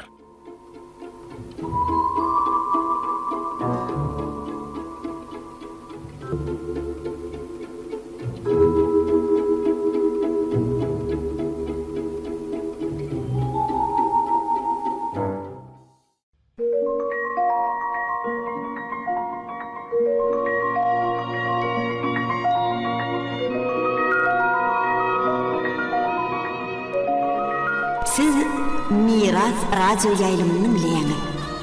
Siz Miras radio ýaýlymyny bilýäňiz. Türkmen ýoly edebi çepergepleşigimizde rawayatlar ummany.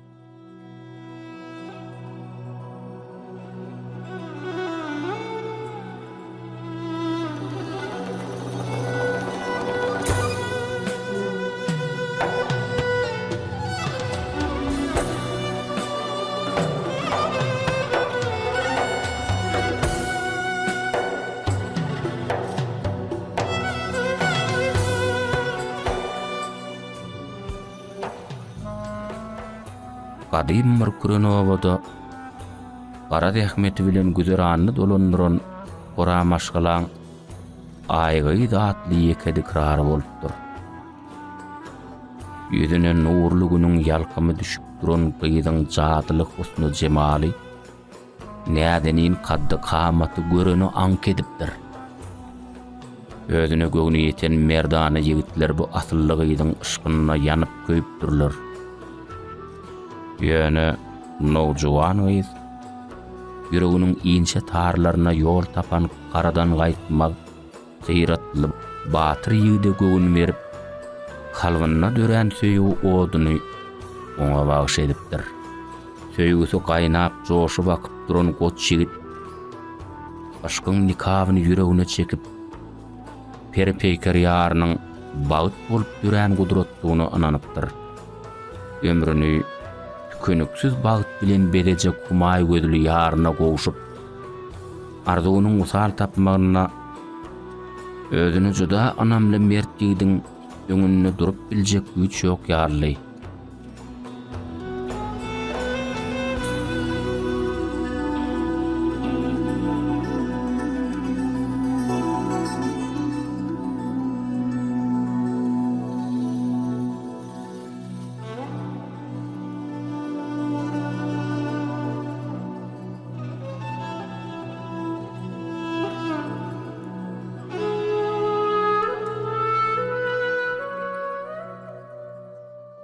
Gözelligiň, näzikligiň ýagysy köp bolýar ahry. Görüpligiň girdabyna düşüp, aşyklaň bagtyna göz diken bet nefsleň biri, her edip petip edip ýaşuwanlar aýyrmagyň uğruna çykýar. Bar genji hazinatyny gysganman, porhan zady öýleri içilip, gara güýjüň demi salynan güýçli doga ýatadýar. Özüne ýar edip bilmedik gaýry aşygyna nesip etdirmezlik maksady bilen el etmez. Adama ýak basmaz alyslarda asmanyna gidilemek ýüregine dugýar. Nädeniniň husny jemalyny hiç kim görmesin diýip oňa diňe garaňky ýyjany rawa bilip jadyly dogany okaýa böli gaýdy gözden gaýyp bolýar. Şo pursatda asmanyna peýda bolan aýgydyň ýalkymy garaňy gapýan tümlükde ajaýyp görkü bilen tögerege şuwla saçypmyş. Şonda gaýdyň nurany keşbini garanky gijede de ýaşyrmagy mümkin näligine göz ýetiren pirmi amala aşmadyk jany yanan görüýüň ýüregi darkaýarlanmış. Bütün külli oba hasrat çekip aýgyzdan jada düşüren gara yürekli päli adany näletläp göz ýaş edipdir. Her gece agdy berje üýşüp han habidiň aýgydymyz çykdy. Han habidiň aýgydymyz diýip durawara bolsa adyny gysgaldyp aýmyzdan peýda boldy. An habidiň aýmyz diýip alyslarda da adamlara mehrin çoýup duran gyzdan hoşallygyny bildiripdirler.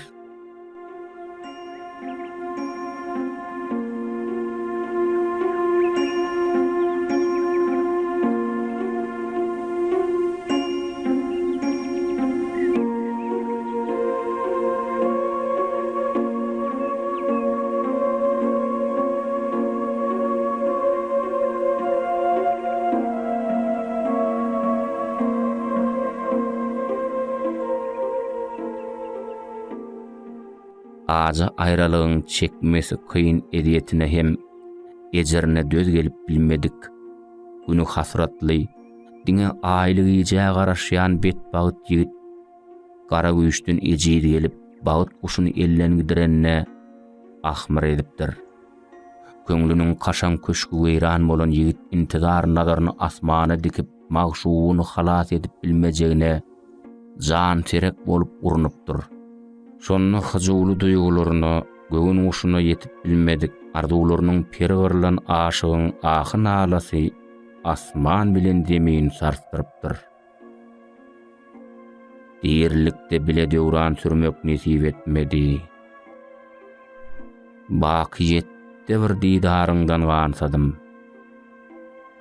Ýigit şeýle diýip nalyş edipdir welin. Beyk hakyň ýalkawundan ýüregi ýaraly. Däli diwana ýigit sırpanyp möwjürýän derýa ýurylypmyş. Ine şondan märi gün ýaşyp iňirik garalanna asmanyna peýda bolýan aýyň şuwlasy derýa düşüp biri-birileriniň mehrine suwsan aşyk magşuklar diýdarlaşýarmyş. Oşamaý gijelerde gözelligine gözellik goşulyp görönüň gözüne dokunurýan şerbet suwly tereň derýa kalbyna beslän iň ajaýyp pynhan sırly duýgularyny kujogyna mehrine maýil ýaryna pyşyrdap ýoşa şagla bakyp durdy. Ýöwür ýarynyň ýüzüni gara bulut tutan mahaly towlan jyrap raha dakyp duran derýaň dagly ýüregi gursogyna sowman däldiräp ulu harasat turdy. Zeminler dana gediye. Kara bulutlar sıyırılıp, ayın cemali tümlüğü deşip tögürögü yalkımsatşa ölün, hür meleginin nurana keşfi yüdüne düşen hayvatlı bulunuk deryan juwan kalby tolgunup, derrew köşüşmek bilen molu veriye. Şo sebäpli mahal ırtarap, bir görsöňem dälirap gaýturduyan, özünden alyssak ýaryna gowşup bilmedik armanly deryany yerli halk däli derýa diýip atlandyrýar.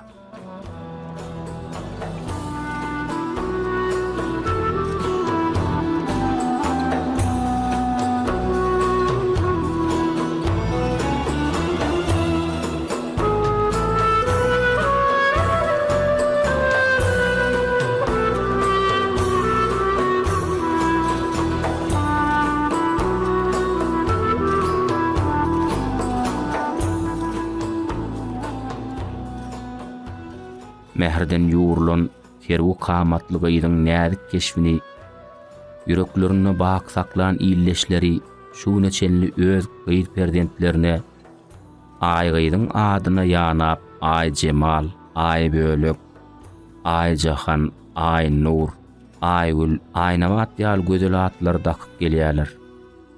Aşk ýigitliň öz magşuwunyň ajap görküni ay deňemek bolsa, şo döwürden märi däp bolup gelýär.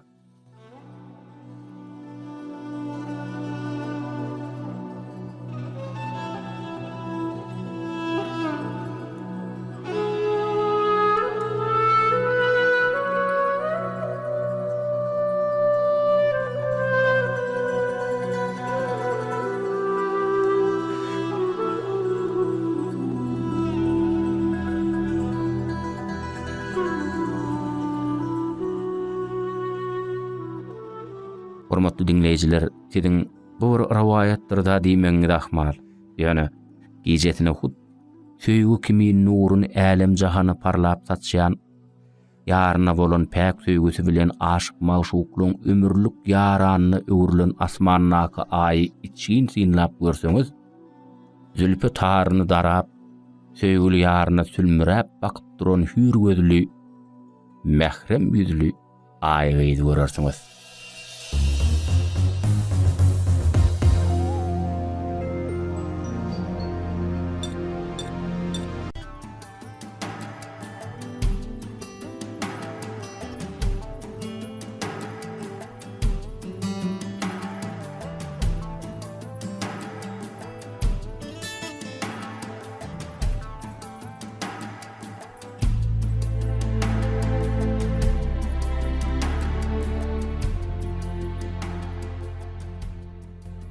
Türkmen ýoly edebi çeper gepleşigimizde rowayatlar ummanyndan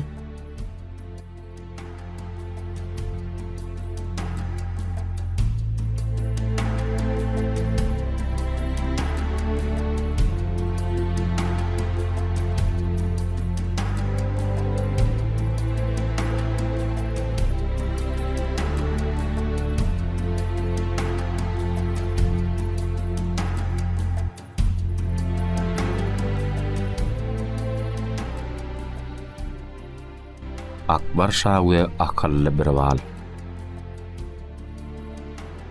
Günlerde bir gün Akbar Şah kabulhanasyna oturup udyn günläp iş bilen meşgul bolupdyr. Ol işini tamamlan soň bir adyn jalmak işläpdir. Köş hyzmatkarlar bilen oturup ondan mundan gurrun edipdir. Şo wagtdan birden Şahyryň şeýle tetirleri oň ýadyna düşüpdir. O kimdir? Herkese äri bolup bilmez. O nämedir? Yanar otdy hem yanmaz. O nämedir? Asyl ýörtüp bolmayan. O nämedir? Garramayan ölmeýän. Akbar Şah özüniň hyzmatkarlarynyň şo soraglara jogap bermegi haýyş edipdir. Emma olaň birem Şahyryň aýdan bu soraglaryna jogap berip bilmändir. Şo sebäp bilen Şah bir balan ýygynyň adam ýiberipdir. Bir bal gelen madyna padşah goşguýyny oňa da okap beripdir. Dana adatça oň ýaly soraglary säginmän ýüzüniň uruna jogap berer ekeni. Ol bu soraglary da badawat şeýle jogap beripdir. Ol ogullur ene är bolup bilmez. Ol mezhepdir, yanar otdy hem yanmaz. Ol şöhratdyr, deňiz derýa hem örtmez. Ol attyr, wagt hiç ony garratmaz. Bu jogap Akbar Şah'ın göwünden turýar. Şah oňa gymmatbaha serpaý sowgat beripdir. Köşkemellarlar bolsa o danaň agdyna ankarlyşyp oňa baş egipdirler.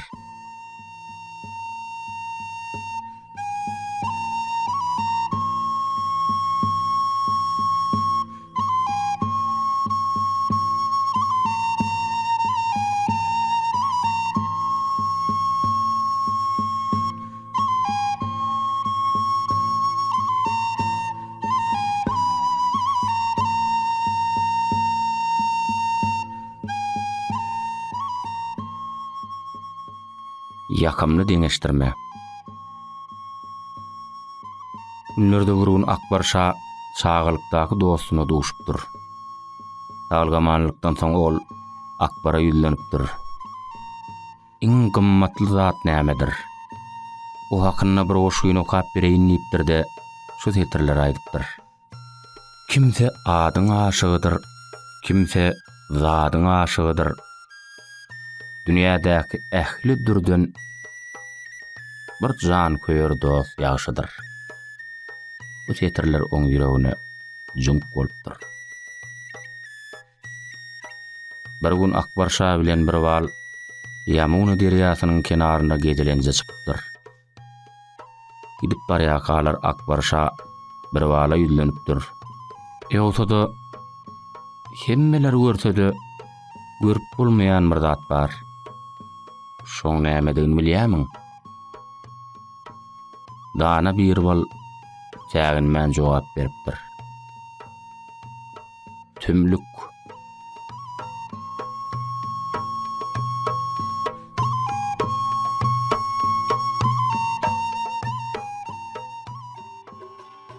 Edidilleşler, gelin gepleşigimizde 3 sowal atly ruwayat dinläliň.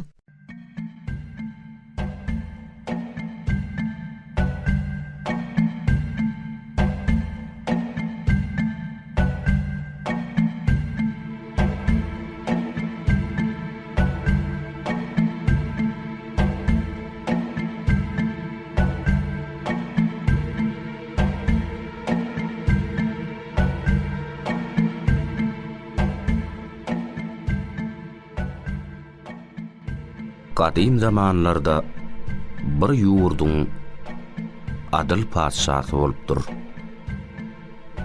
Ol käwagtlar raýatlarynyň arasyna aýlanyp, olan gün güdüranlary bilen gyzyklanyp durýan eken.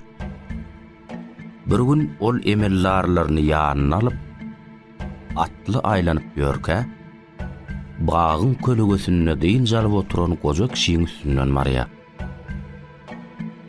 Hal ahwal soralandan soň padşah bilen gojaň arasyna şeýlerek gurrun bolupdur.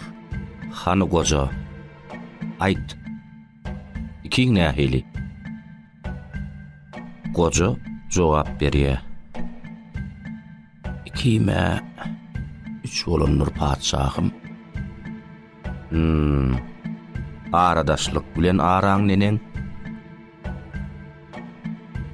Aradaşlygyma ýakyna gelenler. Sana gady bersem damagyny çalyp, ýeleklerini ütüp, gowurup iýip bilermiň. Maňa gady berseň damagnam çalaryn, ýeleklerine mütörün, gowurarnam. Ýernem padşahym.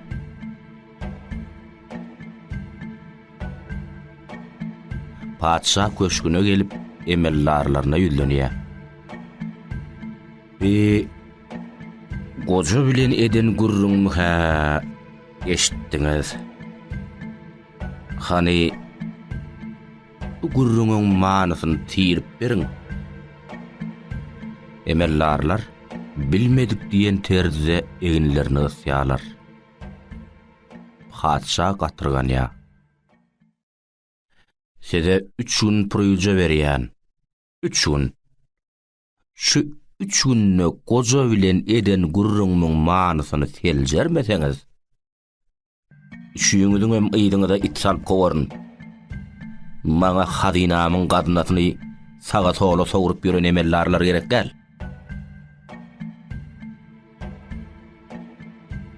Emellarlar oturup näçe kelle döwselerdi. Meselen çöýgüdüni tapmaýarlar. Onsoň bular gojaň gözlegine çykýarlar. Onu tapyp ýalwar ýakar edip, şo gurrunyň manysyny aýtmagy arýarlar. Gojaň öňüne her sabır goşawuç tylla dökýär. Ahir goja rady bolup emellarlara gurrunyň seljermesini aýdyp başlaýar. Padşahymyzyň ikiň nähili diýen sowalyna ikim 3 bolanlar diýmegim, iki ayagym göwrämi göterenok. Şoň üçin 3-nji ayaga hasa dayanmaly bolýan diýdigimdir. Aradaşlygym ýakyna gelenler diýdigim, iki gözüm daşaralykdan görenok. Ýakyndan zordan görýän diýmegi aňladýar. Padşahymyz sana gady bersem damagyny çalyp, ýelegini ütüp, gowurup iýip bilermiň diýdi.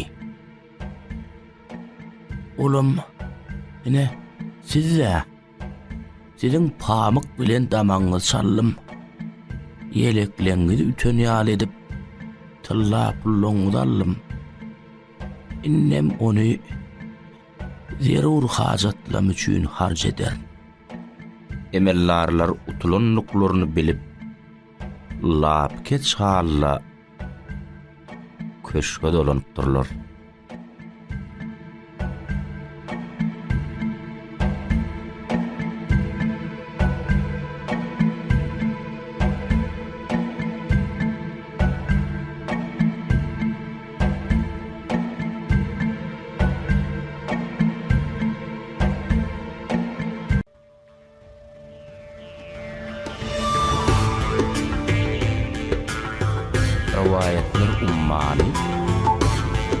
sırlı dünyany.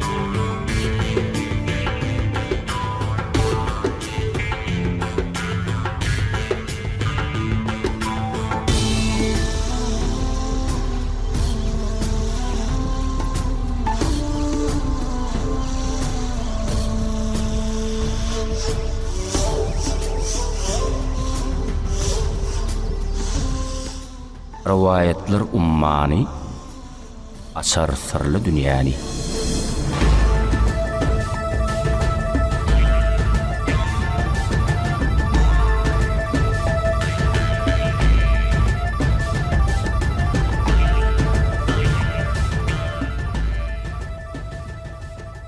Akbar Şah we akıllı bir wal.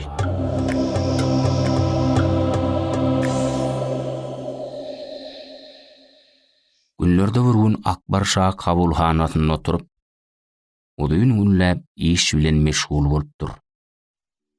Ol işini tamamlandan soň biraz diýen jalmak isläpdir. Köş hyzmatkarlar bilen oturup, ondan mundan gurrun edipdir. Şo wagtym birden şahyryň şeýle titirleri oň ýadyna düşüpdir. O kimdir herkese är bolup bilmez. O nämedir yanar otdu da yanmaz. O nämedir asyl örtüp bolmayan. O nämedir garramayan ölmeyen. Akbar Şah özüniň hyzmatkarlarynyň şo sorawlara jogap bermegi haýyş edipdir. Emma olaň birem şahyryň aýdan bu sorawlaryna jogap berip bilmändir. Şo sebäplen Şah bir walyň ýydyndan adam ýeripdir.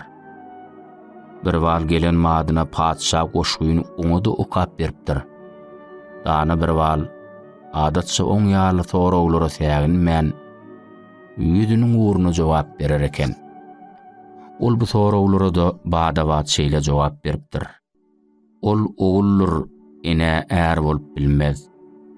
Ol mezhepdir, yanar otdu da yanmaz.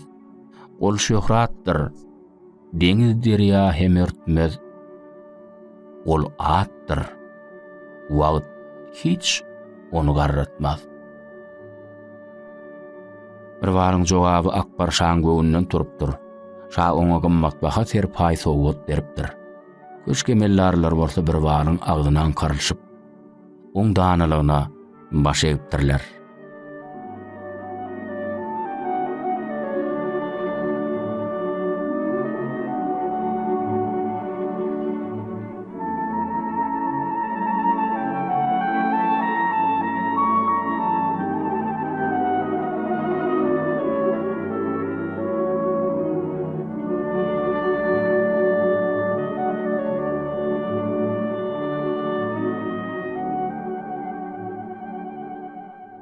Yakımlı deňeşdirme.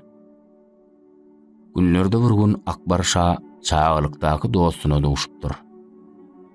Dağılgamanlykdan soň Akbara ýüzlenipdir. Iň gymmatly zat nämedir? O hakynda bir goşguýyny okap bereýin diýipdir-de, şu setirler aýdypdyr.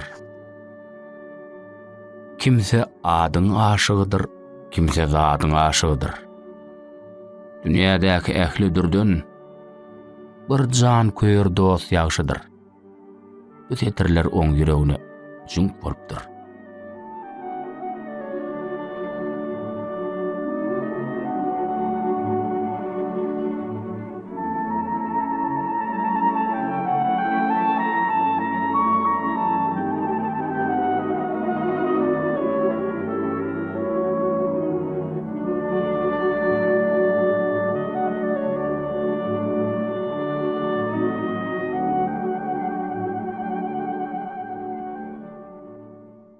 Tümlük.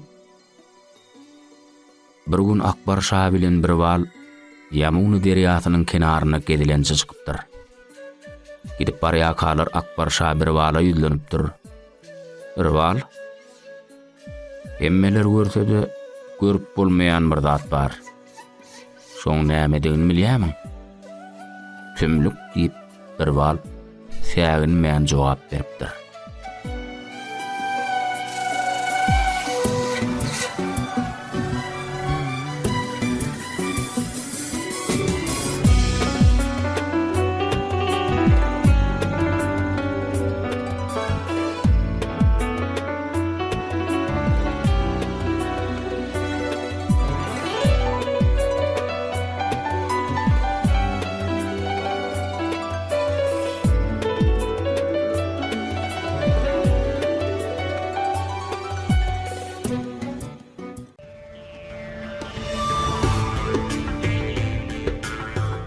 Rivayetler ummany, açar sırlı dünyany.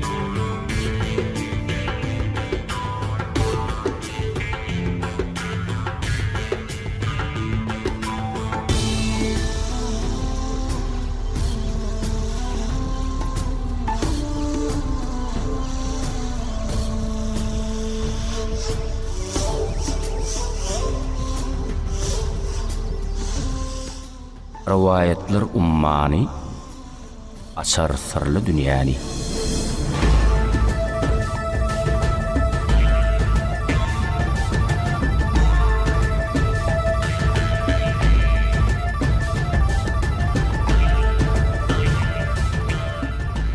Aslı asman atları.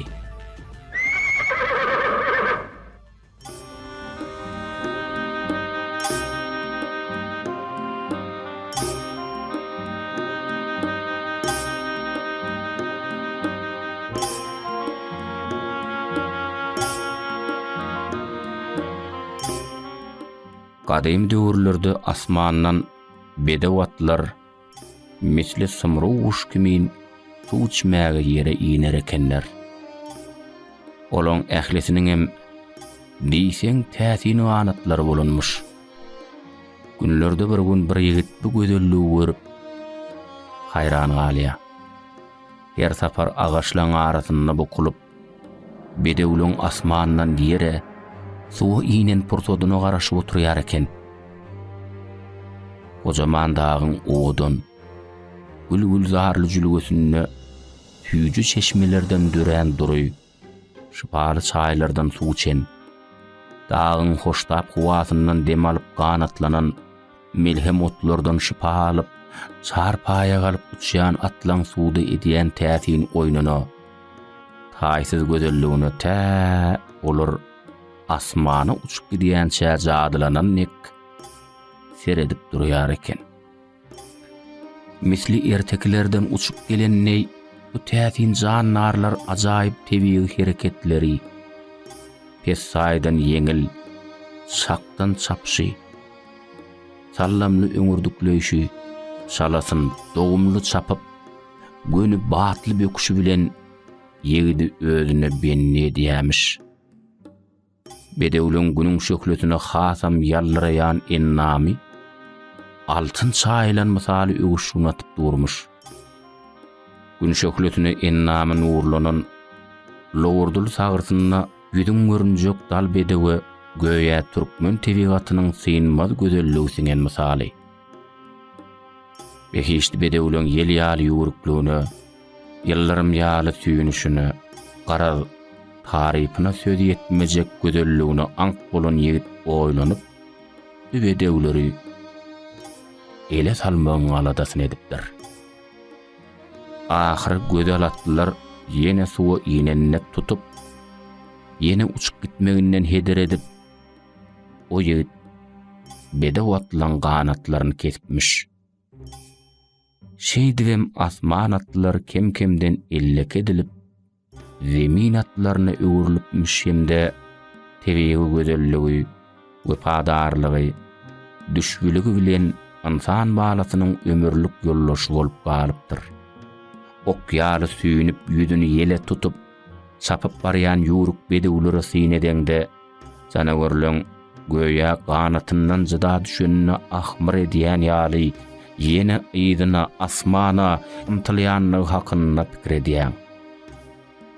Doğrudanam, behişden uçup gelen ak kuş kimin bedewat dünýäde gözelligiň, arastalygyň, ýynnamlygyň muswasy bolup galdy. Özüniň duýgurlugy, ýuruklugy, adama wefadarlygy bilen türkmen bedewi adamzat ruhuny ömürlük aralaşdy.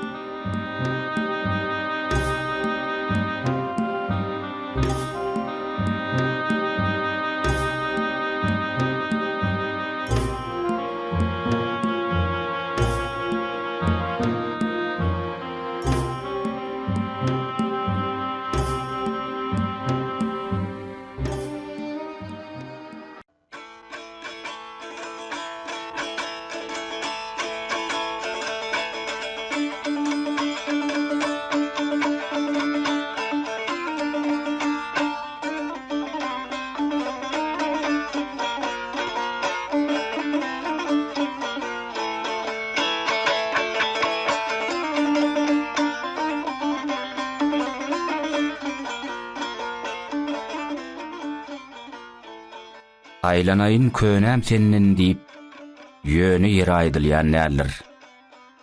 Ruhu kuwaty hereketlendirji bolup hyzmat edýän desturlar hem sunnat hem işe täzelenip we ösürilip her bir islendik nesil tarapyndan baýlaşdyrylyp duran ýagdaýynda ýaşaýanlar. Olar biziň köklemimizdir. Olar bolmasa millet taraty pajarlap ösüp bilmez. Türkmenistanyň prezidenti Gurbanuly Berdimuhammedow.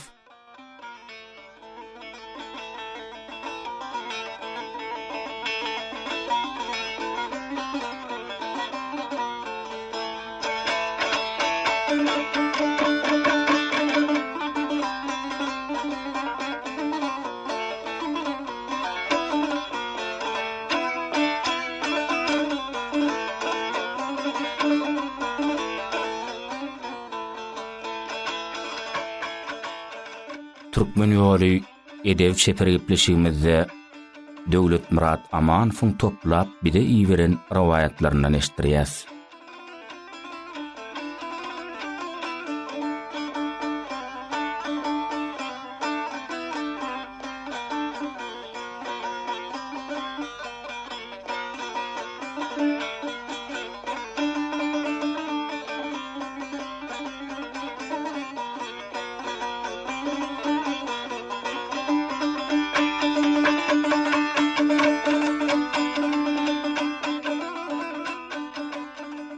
Harun ar-Reşid 8-nji asyrda, ýagny 767-nji ýylda dogulup 786-njy 787-nji ýyllarda Bagdatda halif bolupdyr.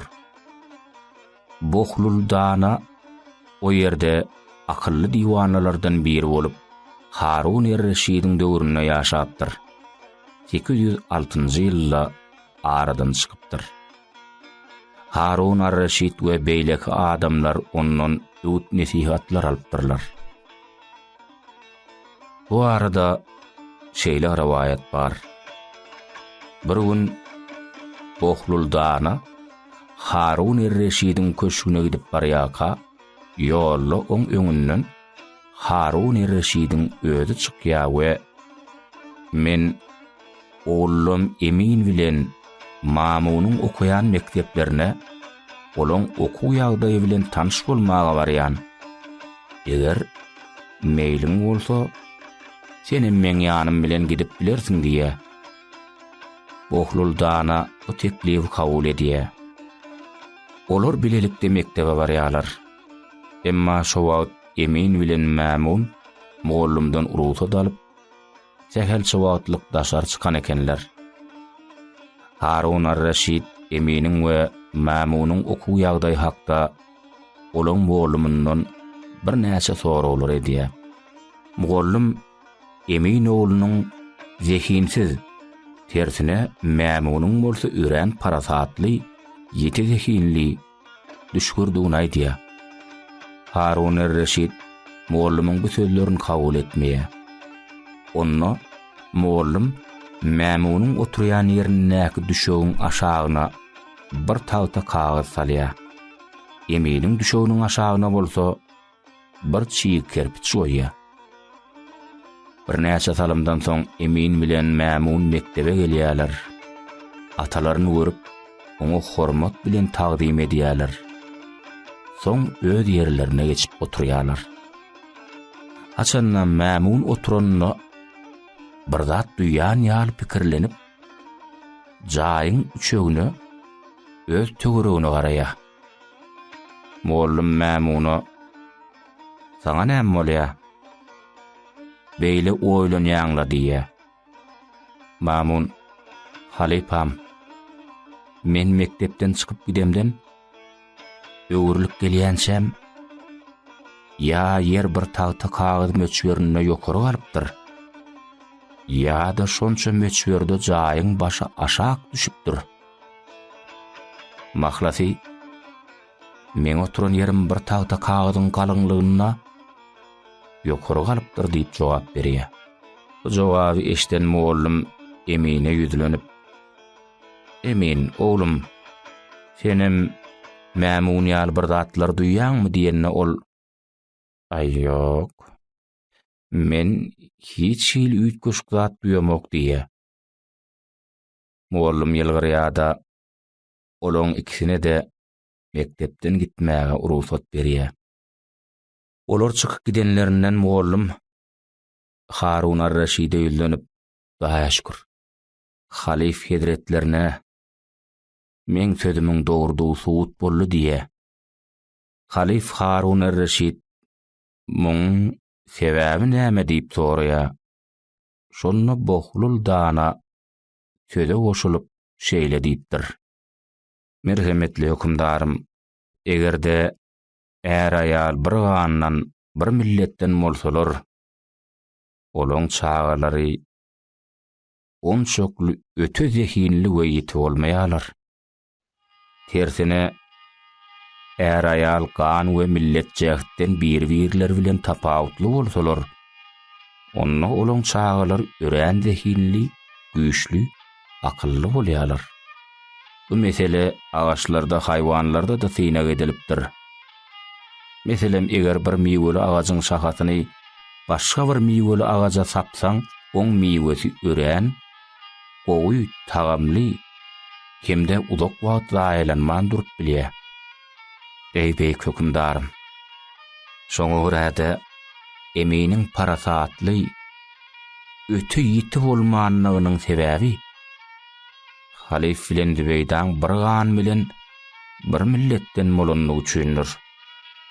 Mamunyň parasatly ýiti bolmagynyň sebäbi bolsa, oň enesiniň ödüge milletden bolup Halifyň ganynyň tapawutlydygy üçindir. Halif Harun ar-Raşid bohlul danaň bu sözüne ýylgyrýarda, diýwanadan munun başga näme tama etmek bolar diye. Emma muallym bolsa öz tarapyndan bohlul danaň bu sözlerini başatmak bilen tasdikleýär.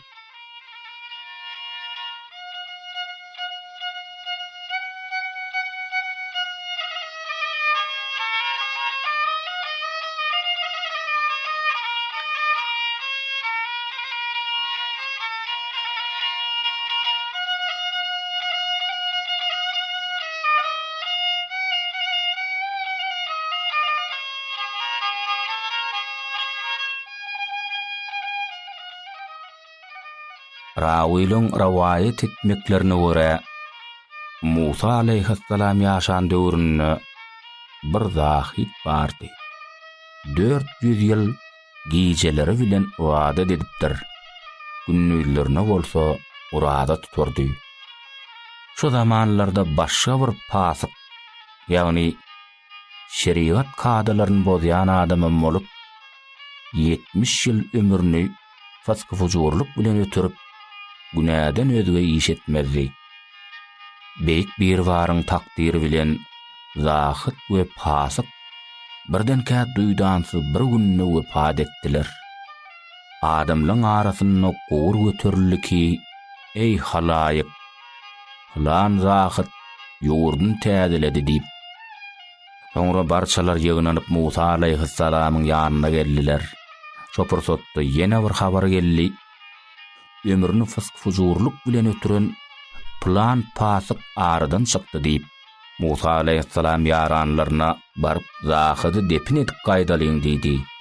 Şowat Cebrail aleyhissalam gelip, ey Musa, Hak subhanahu we taala şeýle ferman kıldy. Ummatlaryňa aýt, zahydyň boýnuny tanap salyp süräp taşlasynlar.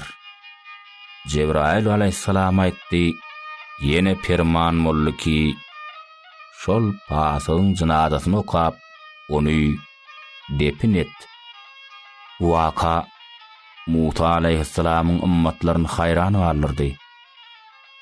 Musa aleyhissalama emir boldy ki, baryp pasyň hatynyndan sonra o nähili wada edýärdi diýip. Gepin ýysasy Musa aleyhissalam pasyň janazasyny okap, ony ýerlediler. Zahydy bolsa çölläki bir gurruğa eltip taşladylar. Gaýdyp gelip pasygyň aýalyndan torudylar. Hatyn aýtdy: "Ey Musa Kelimullah, ol mudam mes bolup yaramazlyk kılardy. Foskyfojurluk bilen ýörärdi. Dünýäde beýle pasyk bolgok ýokdy." Käte ýary giýje turup: "Ey ilahim, beýik Taňrym, men giýje gündüz permanyňdan çykyp irgähinde näpäklik edermen. Benneleň arasynda menden bodu adam ýok. Günäm uly bolsa-da, sen fazly keremiň unnunam uly. Günämet, ey beýik biri bar. Bir özüňsiň, ýeke-täksiň, barsyň. Birligiň hak hormatyna men günämi geçgil. Men bilen deň bolmagul. Sen keremli hem geçirimlisin. Musa aleyhisselam sen peygamberiňdir" diýerdi. Musa aleyhisselam Zahydyň öýüne baryp, Zahyt näme iş ederdi? Hudaý Taala ony beýle betbagçylyga giriftar kıldy diýip sorady. Zahydyň aýaly şeýle diýdi: "Ey peygamber Huda, Zahyt hemişe tagat we ibadat kılardy. Ömür boy roza tutardy. Gijeleri ibadat edip geçirerdi. Ýöne käte birdir ýarym ýakymsyz söz aýdardy. Men 400 ýyllar ki tagat we ibadat edýän Hudaý birmi ýa ikimi? Musa berhak peýgambermi ýa ýokmy? Şuň anagyna ýetip bilemok" diýerdi diýip jogap berdi. Şondan soň Cebrail aleyhisselam aýtdy: "Ey Musa, şu jähetden beýik biri bar, oňa behişde jawdan peşkeş kılmady. Bilip goýuň, Hudaý Taalaň ýekeligine, birligine kim şek ýetirse, ahiretde rıswa we har bolgusudur."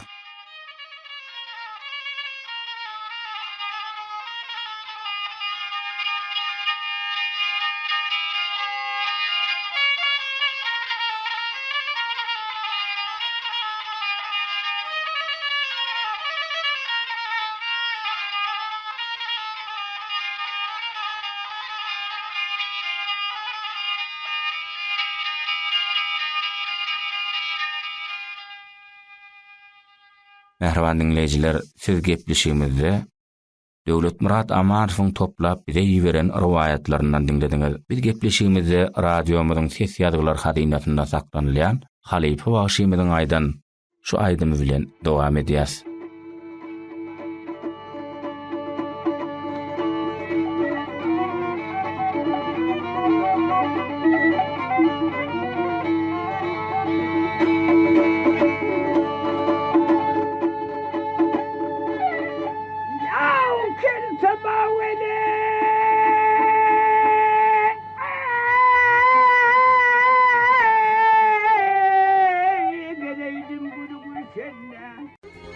Mehriban dinleyijiler, inni bolsa gepleşigimizde hekayatdyr, rywayatlardan eşitdirýäs.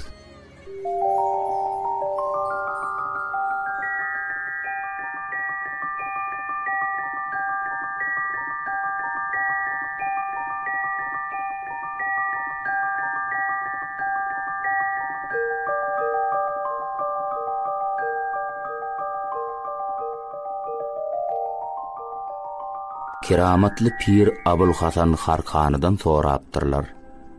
Ketekiň yüregini näýil bilmek bolar? Ol bilinki ol kesin bedeni bilen ýüregi birdir. Her kimiň dili awuly bolsa, ýüregim awuludyr. Akyllarlar aýdypdyrlar ki, insanyň ýüregi misaly gazapdyr. Dili bolsa kepgir. Gadanny her näme bolsa kepgirem şon taba goýýa. Kalp deňildir, dil bolsa kenar. Çünkü deňiziň içinde emele gelen tolkun gelip özün kenara urýandyr.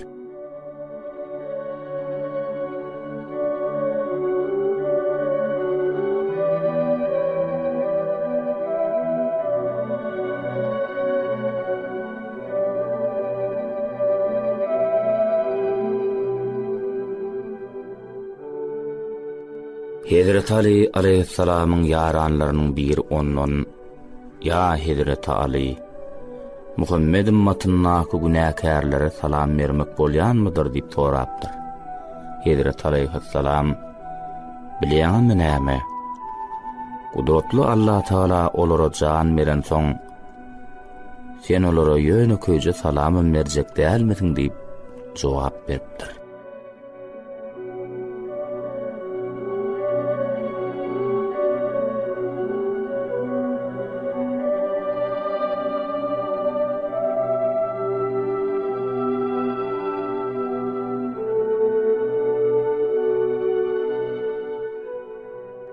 İkisany tilki owa towu urlamaga gelip kapana düşýärler. Olardan bir beýleksine "Dowan, inni Hasan bir ýerlere biljegdir" diýip ýüzlenipdir. İkinji tilki "Ýene-de 2 günden" diýip jogap berýär. "Nira? Postun tikýäniň ussahanasyna" diýip jany ýanan tilki jogap beripdir.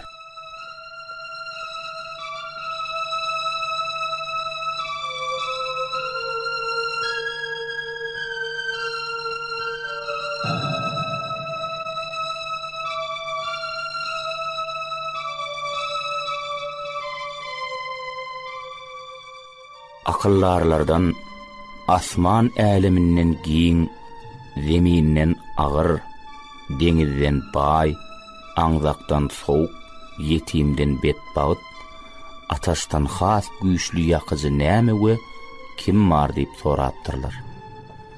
Hak söz asman äleminden has giňdir.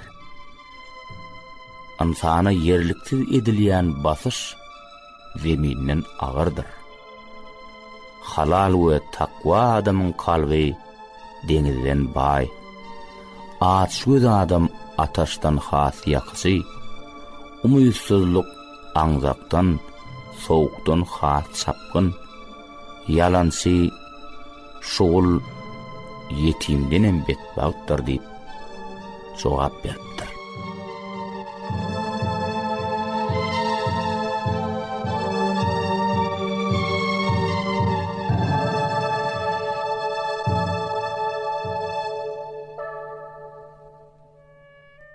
Seljuk hökümdary Sultan Sanjar geçirimlilikde juda adygan eken. Bir gün wezir wekilleri we nökerleri bilen bir owaň deňezinden geçip barýaka, ýaşaýjylarynyň biri sultana gödük sözler bilen güllenipdir. Nökerler salymyny bermän ýanky şyltakçyň goluny gannallap sultanyň ýanyna getiripdirler. "Muňa degmäň, elin çözüň we öz ýoluny goýberin. Koy diýeti gelen dadyn" diýip içini sowatsun, göwnünde arman galmasyn diýip sultan parahatlyk bilen buyruk beripdir.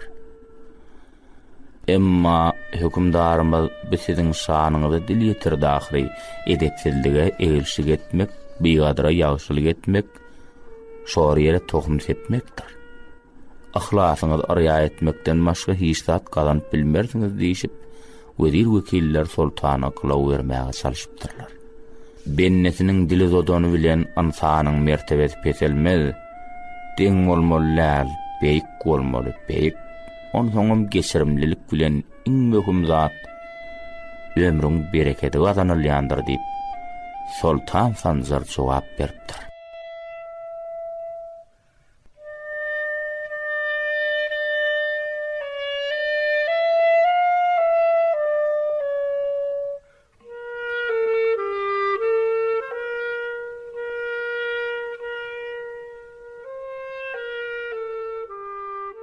Pirlik ýoluna ulu keramata ulaşan Saraswabaň bir näçe şägirtleri bar eken.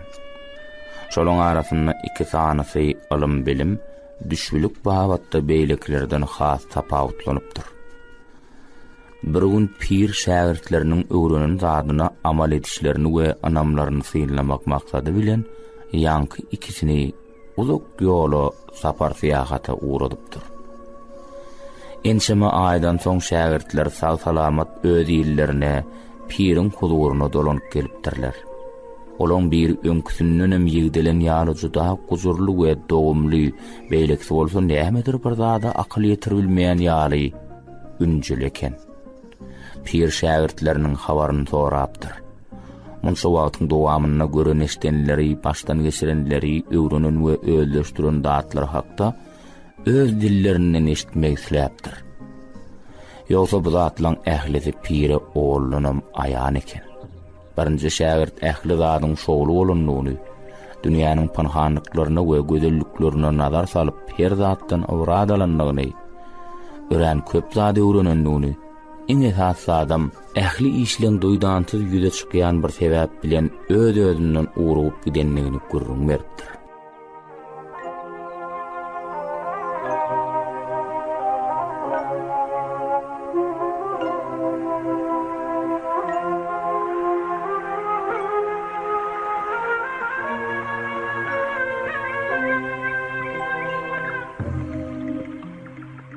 Beýleki ýigit bühürpden gopmandyr. Adat adamlar ýaly kynçylyklara gabat gelenligini, gaýta hergedek arkamda pir atam bar diýip işe başlan pursady, oslanylmaýan bir sebäp bilen işiniň paşman galanlygyny aýdypdyr. Pir bulan söhbetini dinleýänden soň düşünüripdir. Hut şeýle de bolmaly, öz netijetini, pikirini ýaňladypdyr. Şägirtleriniň ikisem geňirgenmek bilen ustadynyň ýüzüne bakypdyr. Arkamda adam bar diýäniň garşysynda da bir adam peýda bolar. Emma arkamda Allah bar diýäniň öňüni hiç kim bökdä bilmez.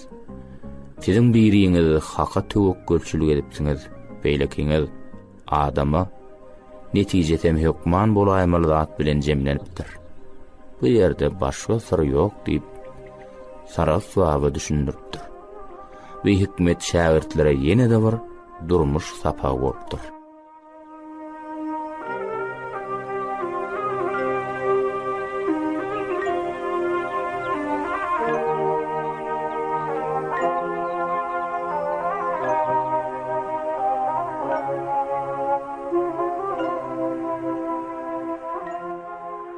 Ya dilleri yetir düşen memlük türkmenleriniň biri hökümdaryň jan penasy hökmüne hyzmata alnypdyr.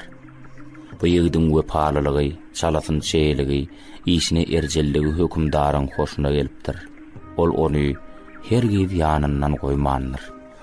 Ýöne gün geçdigiçe bu ýigdiň meňde saralyp bitap bolup barýanlygy hökümdaryň nazaryndan sowa düşmändir. Ýigdiň özünden habar alsa, ol kesgitli jogap bermändir. Onsoň hökümdar ýurdun ökde tebiplerini çagyryp, özüniň wepaly esgerini bejermekliklerini talap edipdir. Tebipler ýigdiň ýüzüne seredip derrew bir netije gelipdirler. Oň bu derdi kimdir birini ýürekden küýsýänligini aňlatýar. Şeýdip köne edehede görä, aşağı düşen bu ýigdiň damar uruglaryna barmak goýup, şu jere aýda bar bolan gyýylan adyny birini agdap başlapdyrlar. Emma ýürek joşgunly urmandyr. Ahary türkmen gyýylarynyň adyny sanap urapdyrlar. Emma netije üýtgümändir. Tebiplen biri aslynda bu ýigit nirellip soranyny oň türkmen ýyllerinden ýetir edilip getirilen memlük duny aýdypdyrlar. Tebip düşünükli, diýmek bir watanyny küýseýän bolmaly diýipdir. Watan sözüni eşiten ýigdiň süňüne gujur aralaşyp, damar urugy batlanyp urapdyr. Şeýdip oň öz watanyny, ýylny küýseýänligini bilipdirler. Şeýdip bu waka tarih kitaplarına singen türkmeniň watan söýjüligi hakdaky destanlarynyň üstüne ýetiripdir.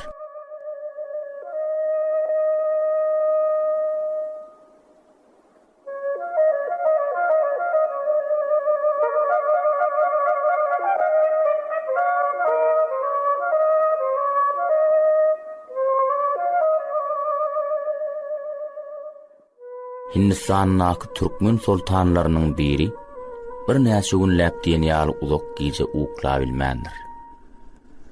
Yatyp karary bolmandyr. Nähiller bir güýç onu deňde tarap çekip duranmyş. Ahir ol deňiz beýleriniň birini ýanyna çagyryp, deňde aýlamaklyklaryny we şu tarapda näme habaryň barlygyny bilmekligi tawşarypdyr. Özi bolsa otogyny töwereg synlamaga durupdyr.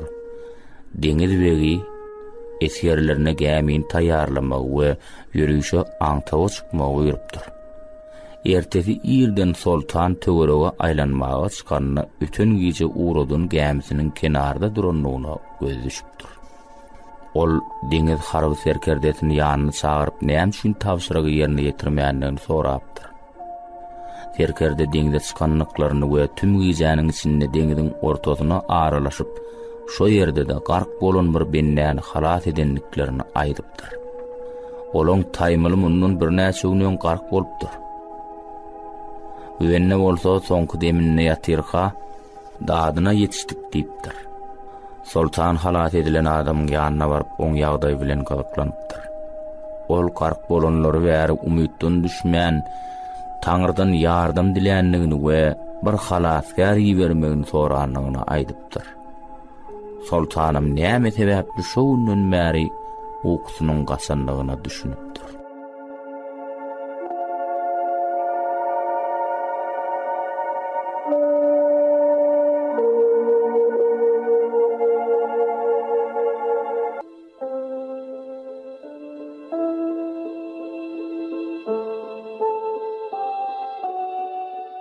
Gadim zamanna bir ýigitiň 100 ýaşa ýeten garry atasy bar eken. Ýigit her gün ýa-da günaşa gelip atasyndan habar alyp gidýän eken. Günlüň birinde ýigit atasynyň ýanyna gelenne ýaşuly ondan ýyly ýurtda näme gep gurrun, näme täzelik bardygyny soraýar. Ata bir täzin waka bolup geçýär. Şonda gurrun mereýin diýip, ol şo wakany gurrun bermäge başlaýar. Bagdatdan gelýän kerwen öňden galan töweregi guraşlyk bir howluň boýuna diňjalmak üçin düşledi.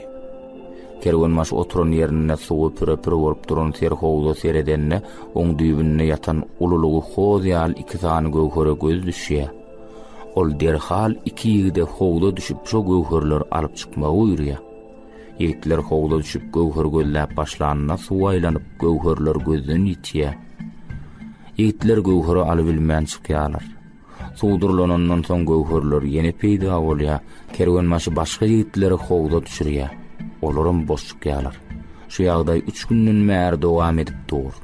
Ata göwherler hiç kim tap bilenok, ýöne suwdurlansa göwherler görünüp dur.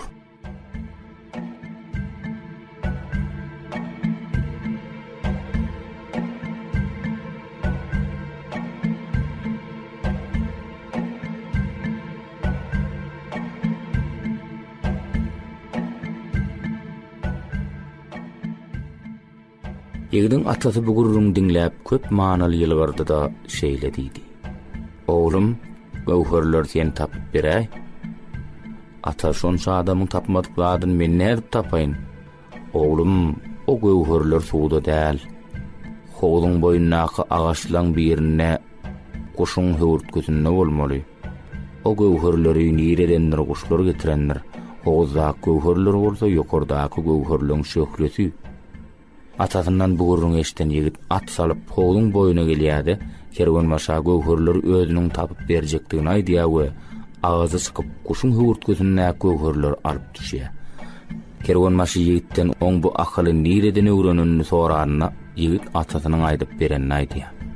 Şonda kerwen maşy garry bilenni peri bilmez diýenler şuna eken diýip ýigitiň atasyny baryp görýär we oňa towap edip köp syýlaw serpa ýapýar.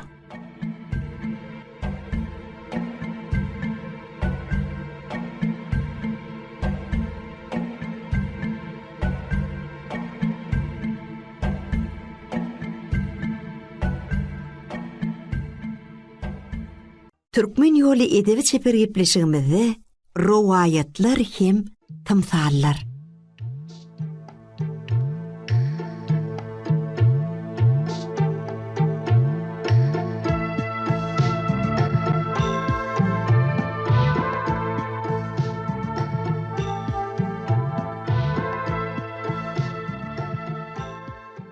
Mahmud Zamakşary. Ýagşylyk eden ýalkynar. Kimde kim sana erwetlik etse, oňa gowuluk bilen jogap ber. Her gün ýeri bilen dil başga agdalara nähili ýagdaýlaryňyz gowmy diýip soraýar. Olar sen bizi öz günümizde goýsaň gow bolar diýýärler. Eger gürlemik kümüşden bolsa, dymmaklyk altyndanlar. Buduruk meherden sen İngilizce dalyan zadyň näme diýip soranlaryna ol munasyb adama halat serpa yapmak diýip jogap berýär. Etkenlerden seni şatlanýan zat näme diýip soranlaryna ol maňa ýagşylyk eden adama ýagşylyk bilen jogap bermek men üçin uly şatlykdyr diýip jogap berýär.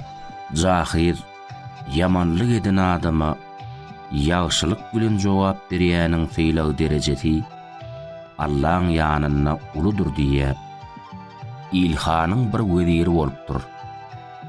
Ol her gün şaň ýanyna salama gelenne salam berenden soňra ýagşy adam feýleg serpaya hormaty munasyp bolsun. Yaman adamyň bolsa niýetine düweni öz başyna gelsin diýereken.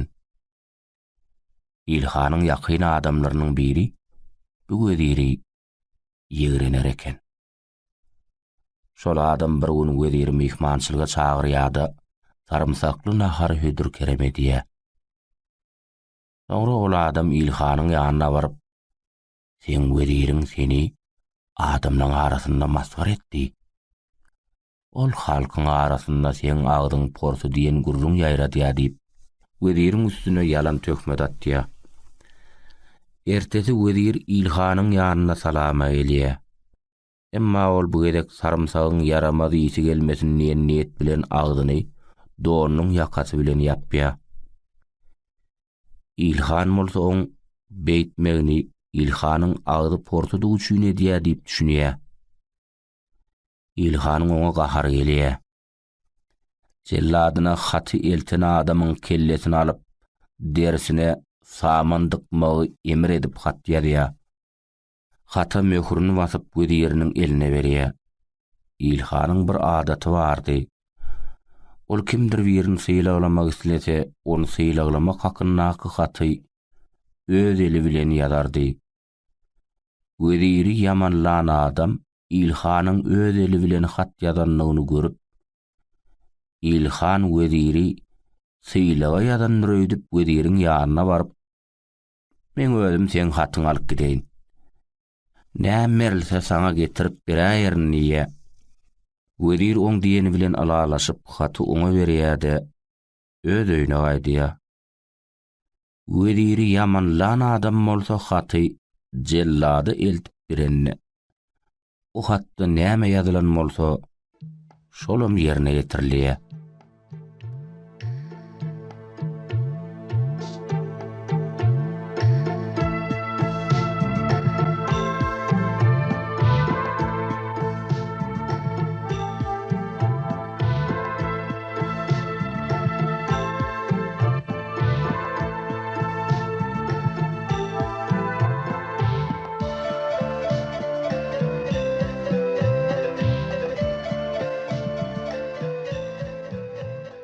Ertesi gün wezir adatdaky ýaly ýene İlhanyň gaşyna salama gelýär. İlhan onu görüp, sen bilen düňkü adamyň arasynda näme murk geçdi diýip soraýar. Wezir, ýok, iştat bolanok. Ýöne ol meni mehmançylyga çagyrdy. Sarımsakly nahar hödür etdi.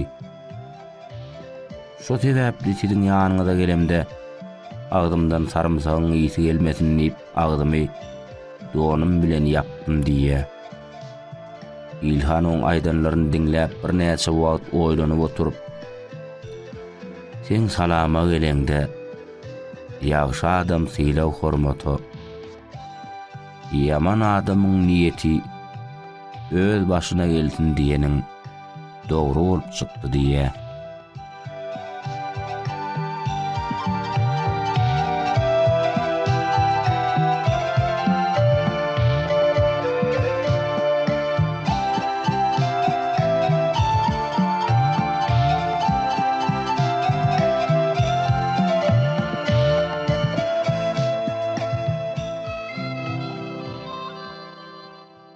Bir adam 4 saatda ýalňyşlyk goýberýär eken. Ol gurrun edilmedik zady eşidýä. Eşitmedik zadyny ýatlaýa. Ýatlamadyk zady hakynda ýazýa. Yazmadyk zady hakynda da gurrun berýär eken. Bir çarwa adam oğluna ýağır eşek bolgun, wagşy möjek bolgun, öýgöreýän it bolgun, emma nadan adam bolmagun niýe. Akmaklykdan başga ähli derdin dermany bardyr. Akmagy şipa etmäge synanşanyň özü näsaglaýandyr. Bir padşah welirinden benden haýsy häsiýeti onu epläp biler diýip soranna welir. On akly diýe. Padşah eger akly bolmasa näme diýip soraýar. Welir edebe kramy uğur tapyjylyk diýip jogap berýär. Padşah bu diýerleňem bolmasa näme diýip soraýar. Welir onu qara güýjekler diýär. Padşah eger on güýjem bolmasa näme diýip soranna welir. Onu ol adamyň bu dünýäde ýaşamagynyň hajatym ýokdur diýip jogap berýär.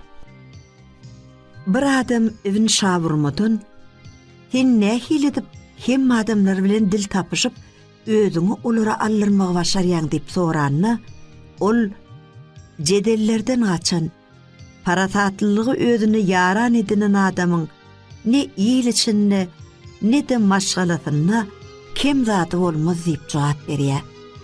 Bir adam alim adam bilen uzak ýoly ýollaşýar.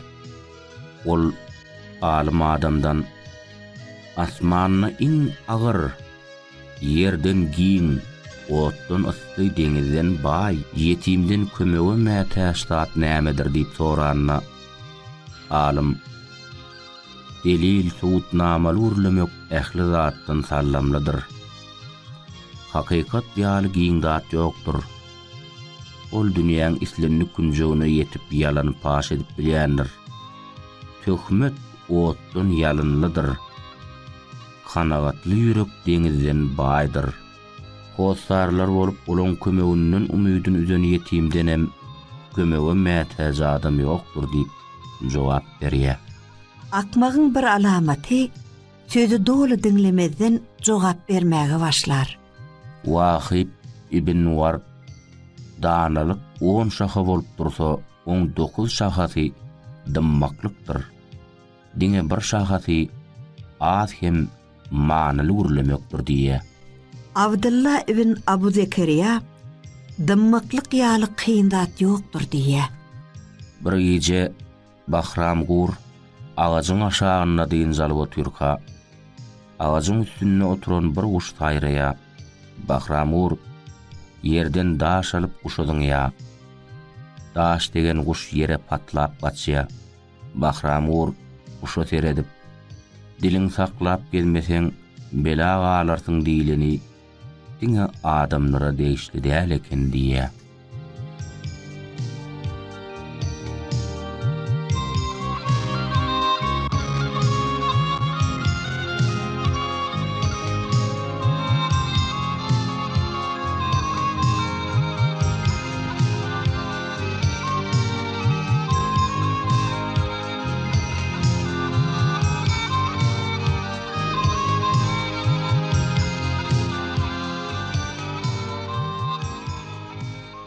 Hormatly dinleyijiler, siz türkmen ýoly edebi çeper gepleşigimizde riwayatlary hem tymsallar dinlediňiz. Biz gepleşigimizi Aydyn bilen dowam edýär. Riwayatlar ummany asar sırlı dünýäni.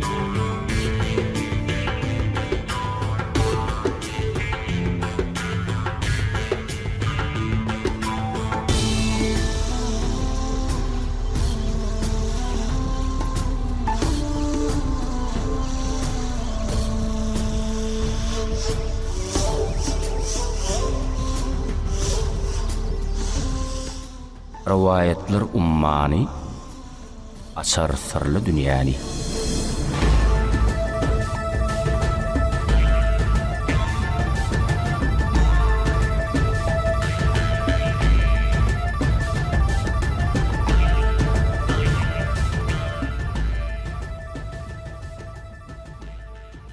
Merv şäherinde bir adam ýaşapdyr. Oňa Nuh ibn Meryem diýipdirler. Ol Merwin kadysy we baş tutany bolup, Kän arsal döwleti eýeken. Oň üren owdan akylly bir gyýdy bar eken.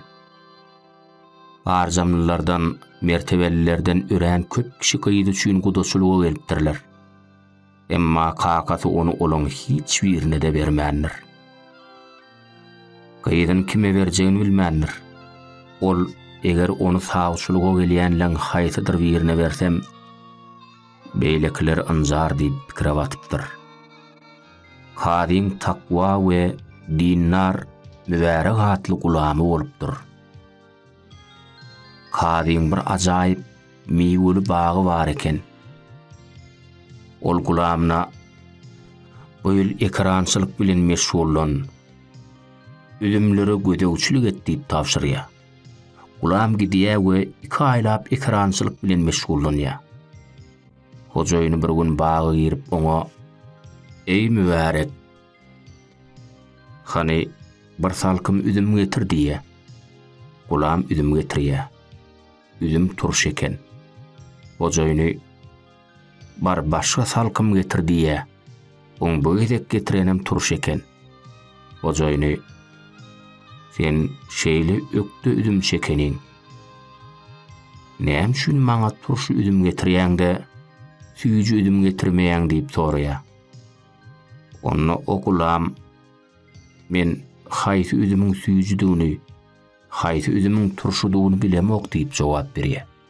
Onda hojaýyny Subhanallah, sen 2 aý bäri üdümi ýeň bolyn, haýsy üdümüň süýüjidigini bilmeýäňmi diýip geň aljalyk bilen soraýar. Onda mübarek atly gulam, "Ey hojaýyn, sen nygmatyň bolan bir üdümden men ýene alyryn. Şoň üçin turşumy ýa süýüjimi tagamdan bilemok" diýip jogap gaýtarýar. Onda hojaýyny şey diýsene. Sen näme üçin iýmediň diýip soraýar. Gulam, "Ey hojaýyn, sen maňa üdüme gödegçilik etdiň. Üdüm iyi diýmediň ha. Onsoň men öýdi işime neneňçe hyýanat edeýin" diýär. Kady hayran galyp, Allah Taala senem amanady şeýle saklaýşyň ýaly aman saklasyn diýär.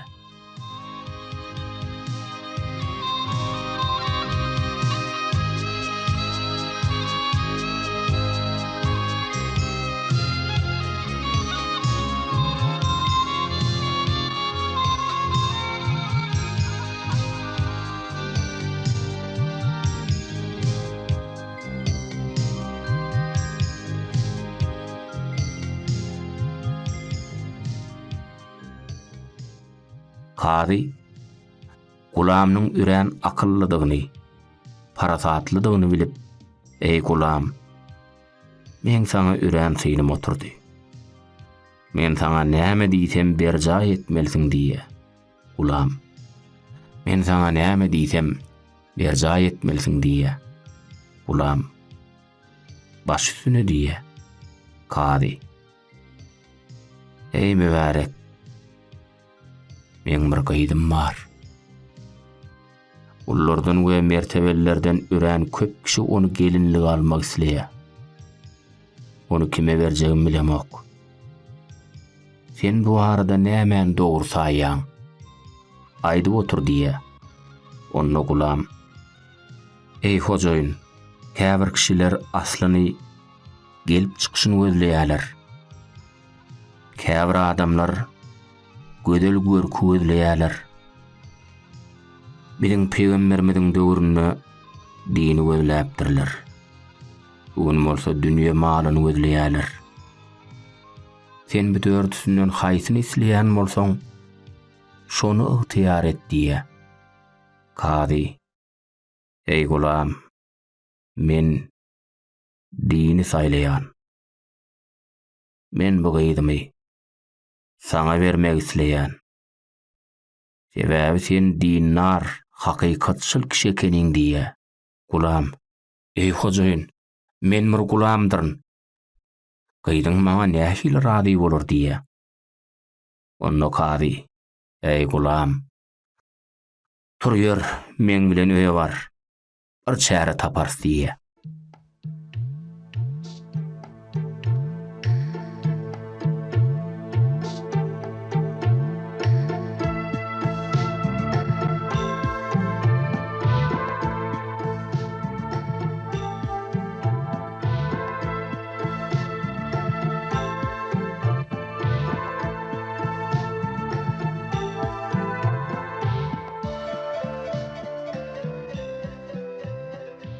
Olar terkeşip öýe gelýärler.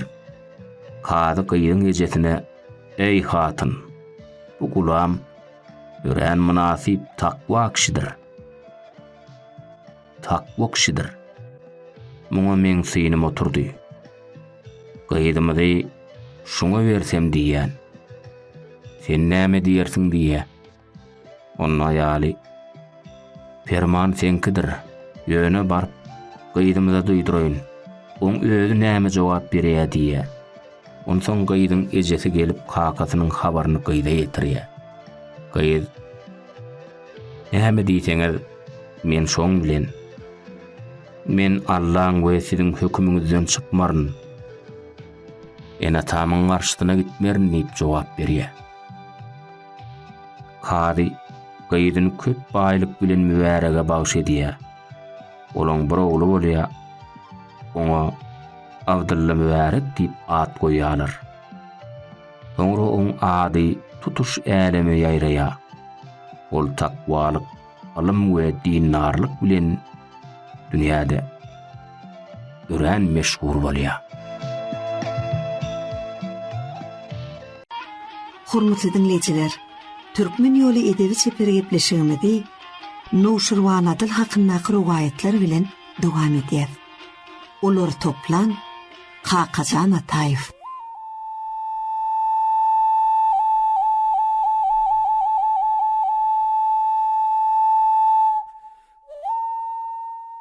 Nowşirwanyň weziri Buduruk Merden, ey akyllar, adam üçin iň gowy häsiýet näme diýip soranmyşlar. Ol dymy oturmak. Yerliksiz söz aydandan dil yarman oturmak diýenmiş. Ýene eger olam bolmasa näme diýip soranmyşlar. Ol eger olam bolmasa adam üçin edep ýaşydyr diýenmiş. Eger olam bolmasa ýene näme diýenmişler. Onna ol ýakymly, mulaýym häsiýetli bolmak, adamlar bilen güler ýüzlü gatnaşyk etmek, dost düşman bilen alalaşykly ýaşamak diýenmiş. Ýene bu bolmasa diýenlerine akyllar bu ýagdaýda ol adamyň ölüp gideni ýaşy diýip jogap berenmiş.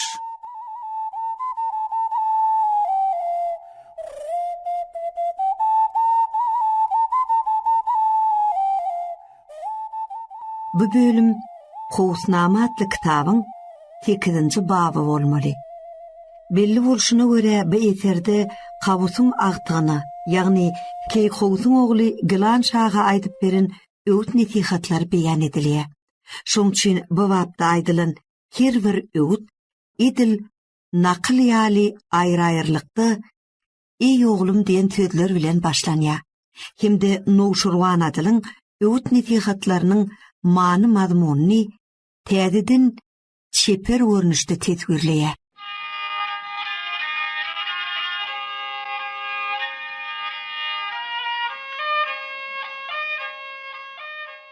Ey oglum, Nowşirwan Adyl şeýle diýipdir. Gece bilen günnüýdüň gerekleşip gelip gidip duran wagtyna ulu şalyklaryň biriniň synap beýleksiniň rawaşlanyp duran mahalyna, dünýäde köp öwrülşükleň bolýanlygyna, felegiň çarkynyň agyp dönüp, aýlanyp duranlygyna geňergenme. Ýene adamlar näme üçin bir gedek ökünen dağıtlaryna ýene ökünmeli bolýarlar diýipdir. Ýene adamlaryň diriligi özleriniň islegi boýunça bolmaýan bolsa, onu näme üçin özlerini dir hasaplaýarlar diýipdir. Ýene öz rahatlygyny halkyň aladasy üçin bodan adamy düşman hasaplamagyny diýipdir. Ýene özüni dana saýan adamy golaylaşmakdan saklan diýipdir. Ýene ajy bolsa da hakykaty aýt diýipdir. Ýene sarıňy düşman bilmesin diýsen, ony dostuňa da aýtma diýipdir. Ýene eger haýsy bir kişiň bilimi bolup, oňa laýyk akyl bolmasa, onu o saňa ziyan getirer diýipdir. Ýene eger bir kişi durmuşdan sapa galyp, danalygy öwrenmedik bolsa, hiç bir akyllar oňa zat öwretjek bolup jan çekmesin. Oň çeken rahmeti biderek bolar diýipdir. Ýene nadanyň öz nadanlygyndan äga bolanyndan oňa başga bir zatdan hüşgär bolan ýeňil düşer diýipdir. Ýene ýylyň özüň hakda öwgüli sözler aýtmagyny isleseň, senem ýylyň öw diýipdir. Ýene halkyň üçin çeken rahmetiň biderek bolmazlygyny isleseň, halkyň özüň hakda eden aladalaryny ýeli soğurup göýberme diýipdir. Ýene dostýarlaryň azalmazlygyny isleseň, göwnüňde kine saklama diýipdir. Ýene gamussa watmajak bolsaň, görüplik etme diýipdir. Ýene göwnüňe degilmesin diýsen, özüňi rawa görmedik zadyny ýyle de rawa görmegin diýipdir. Ýene asuda ýaşaýyn diýsen, özüňi işin gidişine uygunlaşdyr diýipdir. Ýene özüňe telwe däli diýdirmejek bolsaň, tapylmajak zady gözleme diýipdir. Ýene hormat sylagy ýaşaýyn diýsen, özgörleri arswa kılmagyn diýipdir. Ýene ağırlanasyň gelmese, edilmedik işi etdim diýmegin diýipdir. Ýene sırym paş bolmasyn diýsen, başgaň syryny açmagyn diýipdir. Ýene üstüňden güllürmejek bolsaň, ol astyny aklaňa mulaýym bol diýipdir. Ýene hemişe ahmyrly bolmajak bolsaň, nefsiň öňe düşmesin diýipdir.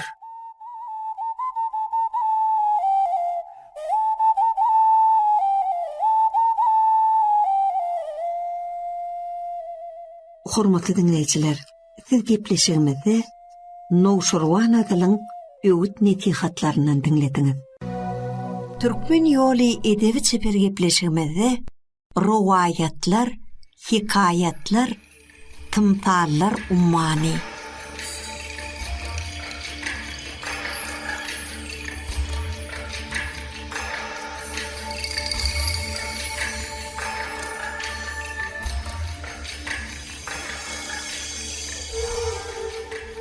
Halkym diýip gider ünçe, mulaýym, dili süýjüdir.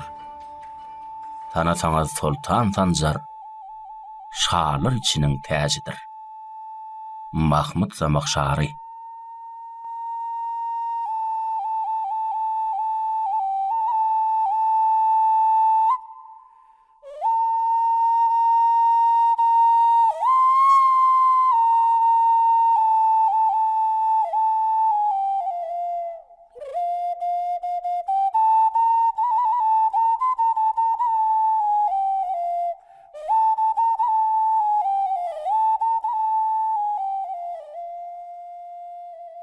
Sultan Sanjar Merv şäherine bir köşk bina etdi.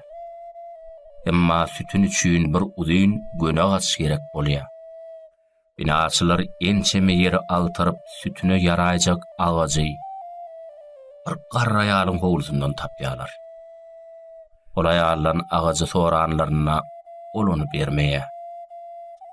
Binaçylar bu ýagdaý sultany ýetirenlerine ulagaç köşkü münasip bolsa, zerwap don hem bir tabak pul beriňde alyp gaýdyň diýe. Şaň iýiren altyn sapakly donuny hemde pullary alan aýal hoşallyk bilen ýylgyryp, sultana gerek bolsa ketiň diýe. Agajy kepşirläp sütün ýerine goýup daşyna altyn çaýdylar. Tutuş köşkü hem simuder bilen bedediler. Ajaýyp köşkü görmäge bütün halk baranna ol agajyň eýesi garra ýalam, şadan ýeten altyn sapakly tiklen gymmatbaha donuny geyip bedenip o ýere bardy. Hemde öz altyny çolunan agajynyň ýanyna baryp, "Ey agaç, sen öz gönülüňden özüňem altyna çoladyň, menem" diýip dillenipdir.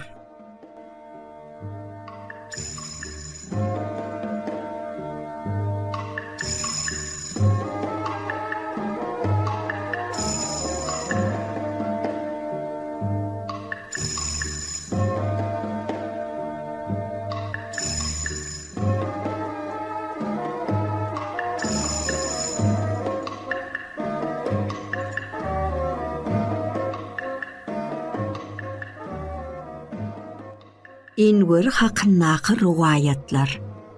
Müň goýuna derek.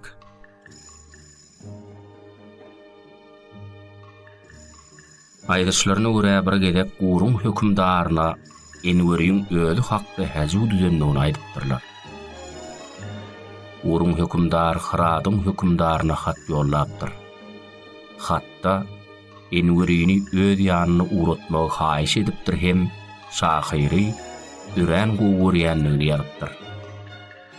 Hakykatda bolsa ol Enweriňi gola salyp, ýadan haj üçin ar almakçy eken. Hiradyň hökümdary oň bu niýetini aňypdyr. Ýöne ol bu hakda Enwere gözgün duýdurmanlarda, gurun hökümdarynyň haýyş barada şahyra ýadan hatyna şu aşagdaky fitrler goşmak bilen çäklenipdir. Mälim bolsun hemme ýere gazap bilen aýdantyry. Helak etjek güýjüm bardyr, gorkun eýmen güýçlerimden. Egleýärin ýylgyrşymda günleri hem asyrlary. Gülkü meniň sözlerimde, göz ýaş bardyr işlerimde.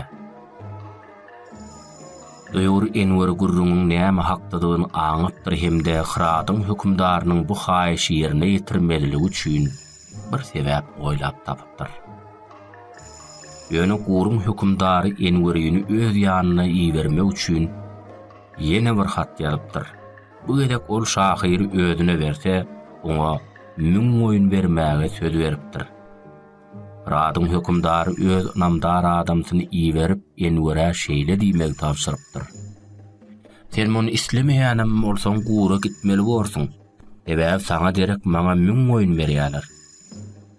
Enweri hökümdaryň ýanyna gelipdir de şeýle diýipdir. Ey padşah, ben başga bir hökümdaryň müň oýuna çalyşmakçy bolýan adamsynyň öz ýanyňda mutuny almagyny islemeýärmiň. Ömrümiň ahyryna çenli sen ýakynyň arasynda bolmagy, sen aýagylaňa öwüdürlerini seçip gelmäge maňa ruhsat et. Bu sözler Hiradyň hökümdarynyň gulagyna hoş ýakypdyr we ol şahyry gurun hökümdarynyň ýanyna uratmandyr.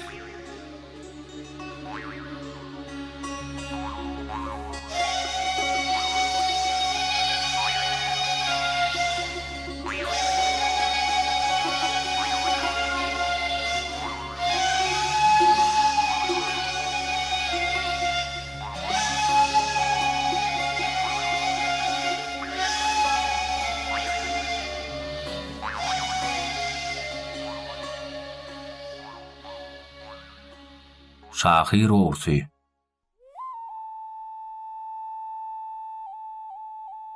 Bir gün Enweri Balk şäheriniň bazaryna barýa. Görse, märeke bary bir ýere üýşüp dur. Olar görüp Enwerem şo ýere barypdyr. Märekäň ortadynda bir adam Enweriň goşgularyny öz adyndan okap duran eken. Enwer bu ýagdaýy görüp, şagyr okap durana, "Hey kişi, okuyan goşgularyň kimiň goşgulary?" diýe. Ol adam, "Enweriňki" diýip jogap berýär. Onda şahir, "Sen Enweriň tanaýamyň?" diýip sorýar. Ýa-ni adam bolsa, "Haýdýanyň näme? Enwer men özüm ahyry, özüm" diýip jogap beripdir. Şonda Enwer gülüp durdy. "Şagyr ogursy bar diýip eşitdim welin. Ýene-de çenli. Şahir ogursyny görmändim" diýip o ýerden gaýtmak bilen bolupdyr.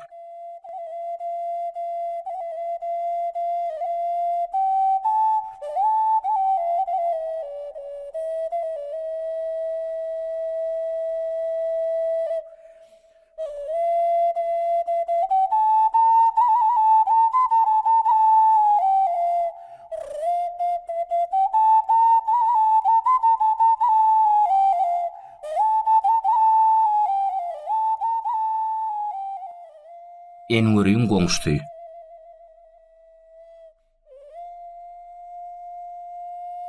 Sultan Hanzar şahir Enweriňi köşke ýanyna alan soň oňa şäheriň gödel ýerinden jaý beripdir. Enweri jaýyna göçüp barýar. Ol 2-3 gün goşgulamyny ýerleşdirip, durmuşyny ýola salýar hem dulleşdir goňşutynyň bir häsiýetine geň alýar. Ol goňşutyny çaýa çagyryp ondan sorýar.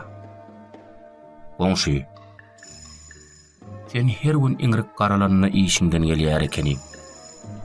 Olyňa giren madyňa bir ýygyrýaň, öýüňe giren madyňa ýene bir ýygyrýaň, ikinji gata çykanda ýene bir ýygyrýaň. Muň hikmeti nedir?"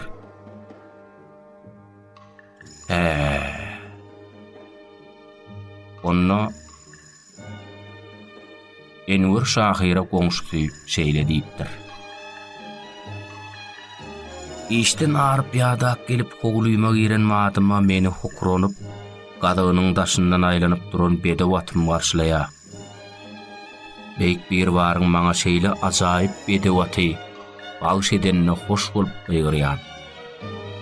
Öýme giremde güler ýüzlü aýalym meni saçak ýadyp garşylaýar.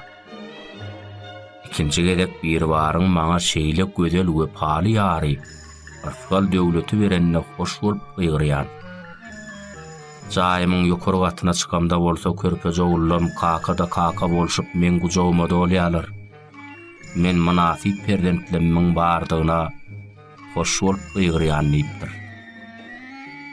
Enwer şahir ýylgyryp, "Oň ýaly bolsa 4-nji gedegem ýygyrmagyňyz gerek.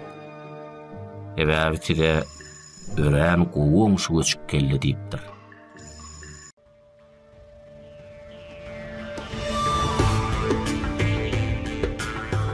Rawayetler ummany asar sarly dünýäni.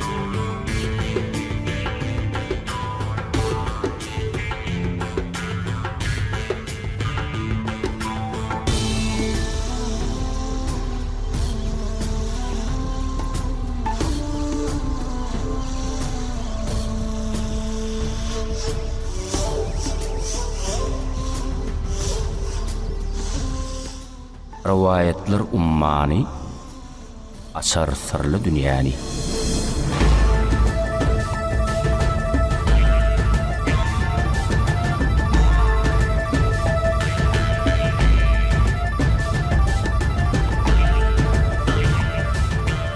Sözüň gudraty.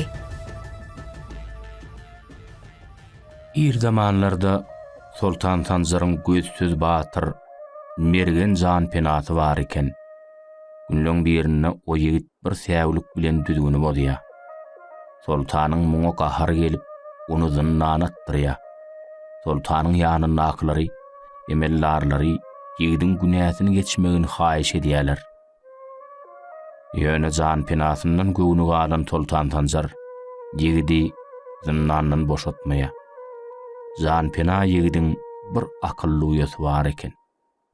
Ol Sultan Tanjara hat ýazýar.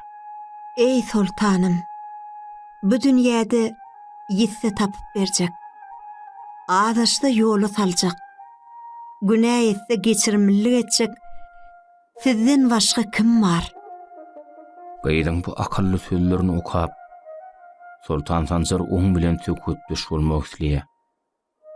Sultan gaýda özüniň 3 tane sowalynyň bardygyny, eger şu sowallara jogap berip bilse, oň agasyny halas etjekdigini habar berýär.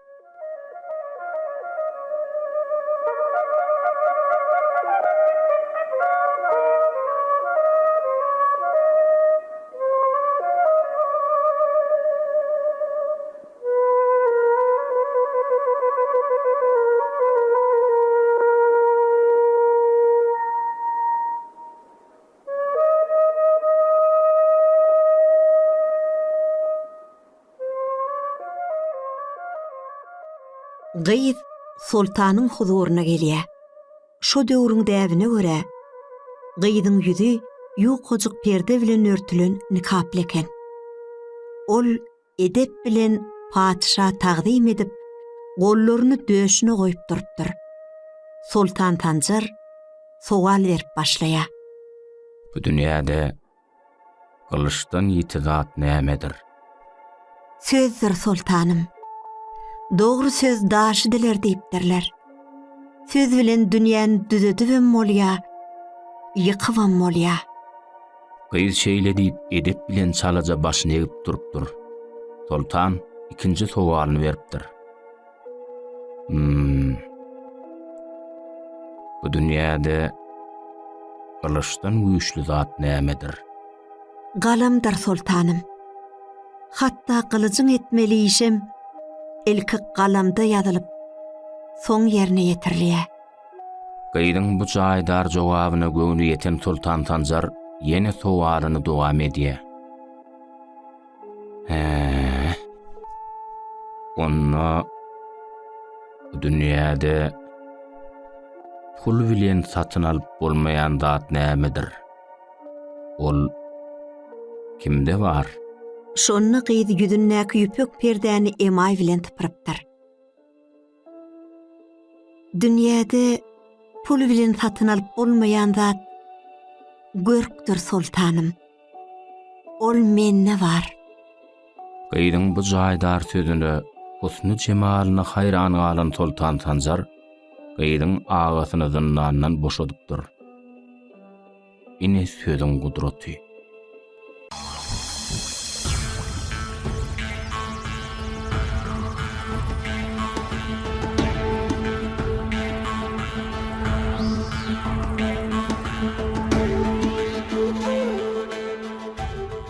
Ruhu medeniýetimizi östürmäge bütün ömrüni bagyş eden beýik söz usatlarynyň edebi mirasyny dikeltmek, atlaryny ebedileşdirmek berkarar döwletimiziň bagtyarlyk döwründe hormatly prezidentimiziň döwlet siýasatyna mäkäm orun aldy.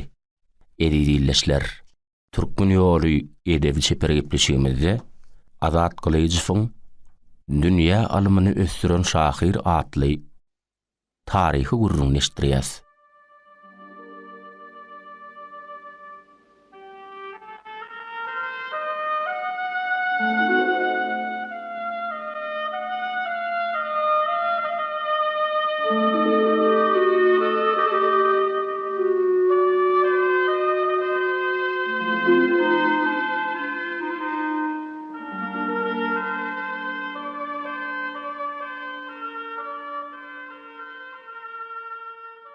Ajaýyp döwrümizde dünýä nuruny saçýan paýtagtymyz Aşgabatyň merkezindäki Alhamsylýäk toplumyna beýik akyllarlamaz Al-Farabiň, Mahmud Kaşgarlyň, Abu Ali ibn Sinaň, Biruniň, As-Saraksyň, Jahan Şaň, Şemseddin Mirwediň, Mahmud Pälwanyň, Necmeddin Kubraň, Burhaneddin Ahmediň we beýleki türkmen alimlarynyň heýkeli muny dol suw dediye.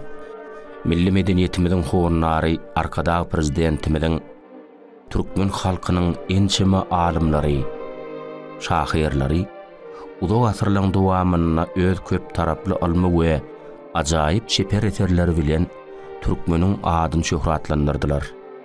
Olar almy we çeper döredijiligi bilen dünýä medeniýetiniň ötüşüne öňjeli goşunt goşdular diýen parasatly sözlerini ýatlaňda beýik şahsiýetliň hataryna beýik türkmen alimy Mahmud Zamakhsharam göýüňde janlanýar.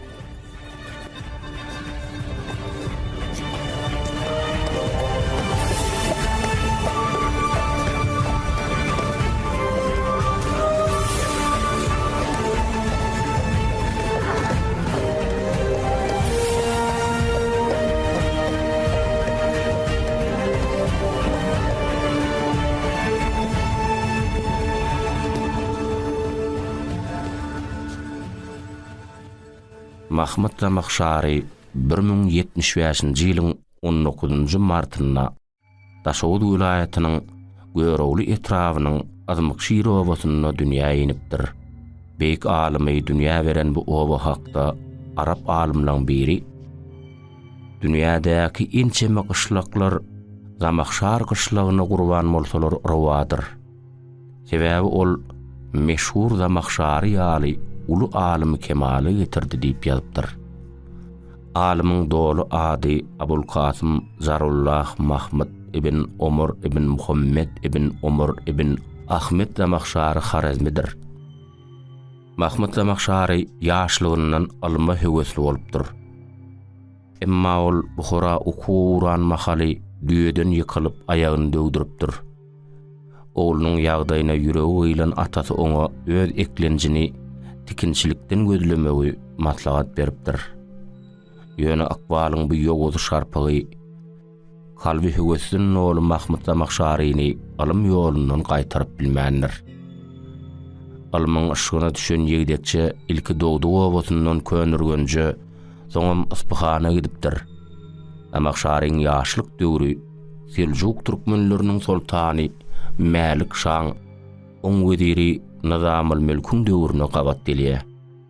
Şu sebäple Zamakhsharyň alym durmuşyna Bagdatdaky meşhur Nizamiýe medresesi o ýerdäki alimler möhüm orny elýär. Ol her gerek haja ziýarata barýaka ýa hajydan ziýaratdan aýdyp gelýäkä bir näçe gerek Bagdada gelýär. O ýerdäki alimler bilen duşýa, golaň derslerini dinleýä, almy söhbetlerine gatnaşýa. Bagdatda bolan mahaly alymyndan peýdalanmak isleýänlere sapak berýär.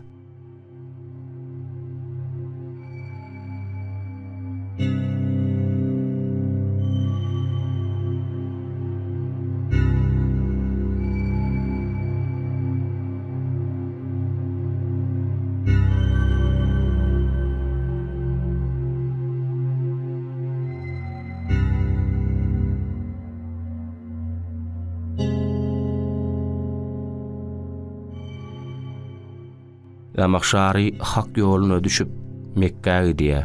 Mekke'de ýaşan ýyllary Arap ýarmadasyna aýlanyp çykýar. Dürli taýpalaryň dili, edebiýaty, ýaşaýşy, urp adatlary bilen bagly gymmatly maglumatlary ýygnaýar. Zamakhshary Mekke'de ýaşap ýörkä meşhur tefsiri Keşaşafy ýazmaga başlaýar. Ol Käbeň goňşuçylygyna ýaşanyny üçin Zarullah ýagny Allah'ın goňşudy lakamyny alýar. Alim Käbede mahaly Etwaquz Zeheb ýagny altyn halkalar atly meşhur edebi eserini döredýär.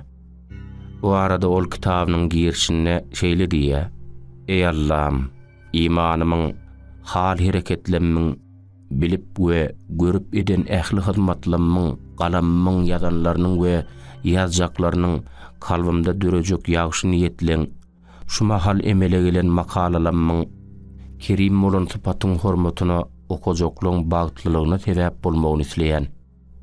Bu ýazanlama hemme ýerde demirgazykda we günmatarda peýdalanylýan we gözlenilýän ýazylar bereketini nesip etdir. Bu makalalaryň seň mübarek we mukaddes yerleň bolan Käbede ýazylanlygy we emele gelenligi üçin Allahy razylygyna laýyk makalalar bolup goraw penaňda bolmagyny, muny okanyň, ýazanyň, öwredeniň we öwreneniň peýdalanmaklaryny çyn ýürekden arzu we niýaz edýän. Mahmud Zamakhşaryň bu gurrun açan eseriniň türkmençe ady wagtlarda we hutbalarda altyn halkalar bolup, on kiçi nesihatlar adynyň bardygyny ýatlamalylar.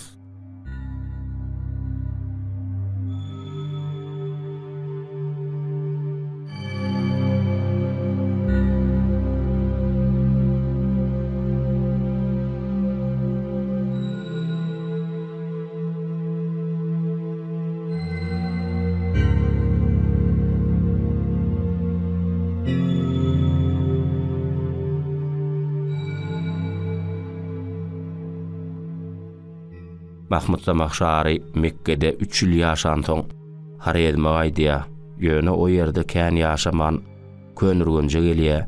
Könürgünçde bir näçe ýyl ýaşan soň 1144-nji ýylda aradan çykýar. Arap alymy Ibn Hallikan aýtmagyna görä, Zamakhşary mazarynyň daşyna şu setirleri ýazmagy sargyd edipdir. Ey iýje garaňkylygyna Gara siňegiň ganatyny kämil gören Allah'ım, damarlarda aýlanýan jany gören, aryň sünkünne ýyligi goýan ey Rabbim, geçmişde käbir çenden aşylga gidip, saňa günäkär bolan bu asy uluň günälerini bagyşla.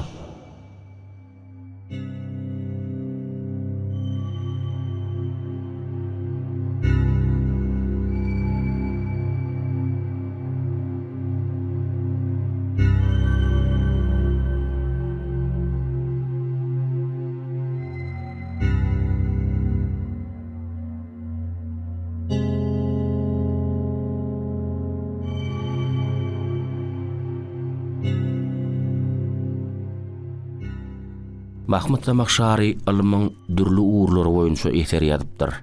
Ol eserleň köpüsi biziň döwrümizde gelip ýetipdir. Oň eserleriniň gol ýazma nusgalary bolsa dünýäň dürli kitaphanalaryna saklanýar. Oň 60-danam gowrak eseri mälimdir. Beýik söz usady, dünýä ilminiň ösmegine sallamly goşan Mahmud Zamakhşary okuýjulary ägirt uly ilmi we edebi mirasy alyran şahsiýetdir. Oň eserleri häzirki döwürde öz ýyly bilen bir hatarda dünýäň dürli künjegini almy esasy öwrenilýär.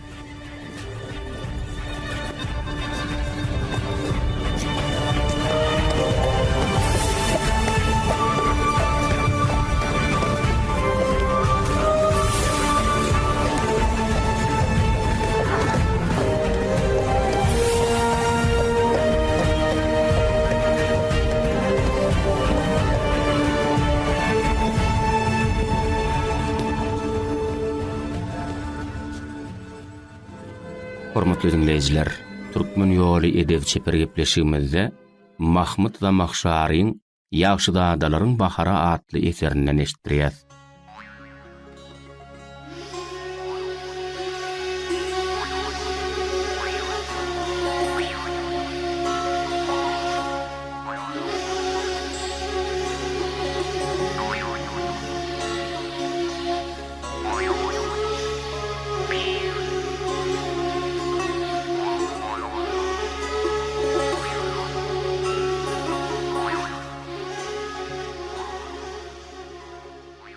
Bir adam 4 zatly ýalňyşlyk goýberýän eken. Ol gurrun edilmedik zady eşidýär. Eşitmedik zadyny ýatlaýar. Ýatlamadyk zady hakyna ýazýar. Ýazmadyk zady hakyna da gurrun berýär eken. Aristotel akıl eýeleri öz aralaryna tiz düşünşerler. Emma samsyk adam bilen ne akılly, ne de samsyk düşünşip biler. Muňa mysal, gün agajyň ýanyna goýsaň, ikisi deň gelip dogry durarlar. Emma egri agaç bolsa, ne gün agaç bilen, ne de egri agaç bilen dogry durar diýär.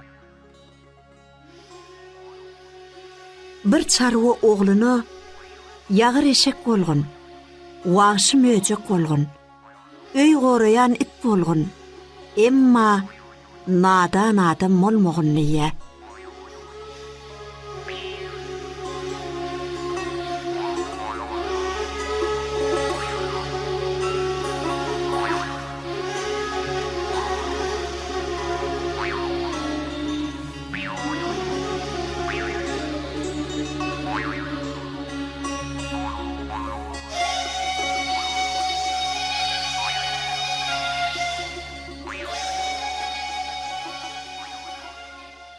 Bir gezek Ömer ibn Hattab nişana atýanyň gabadyndan geçip barýaka, olaň biriniň okuy nişana degmän nişanaň ýanyndan geçip gidýär.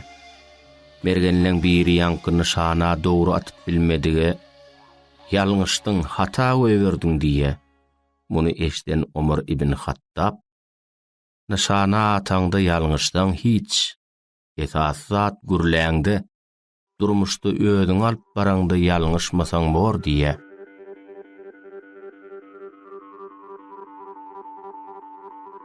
Samsyk adamy edep we kramy öwretmek, oňa tälim bermek, hasyl bermejek daşly ýere tohum taşlan ýalylar. Abu Ubeyda maňa kakam hat ýazanda ýalňyşmazlyk, sen bu hünäri kämil derejede öwrenendiň suwutnamasdyr diýdi diýe. Hazreti Ali adamlaryň arasyndaky duşmançylygyň köpsi nadanlykdan başlanýandyr diýe.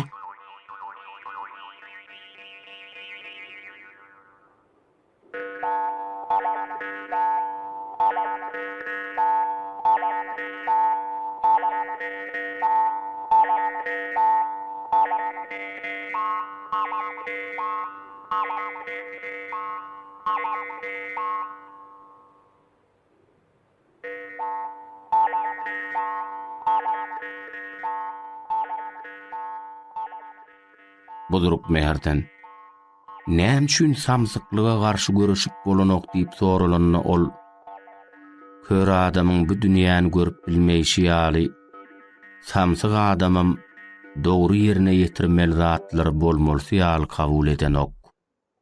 Şoň üçin samsyklyga garşy görüşip bolanok diýe.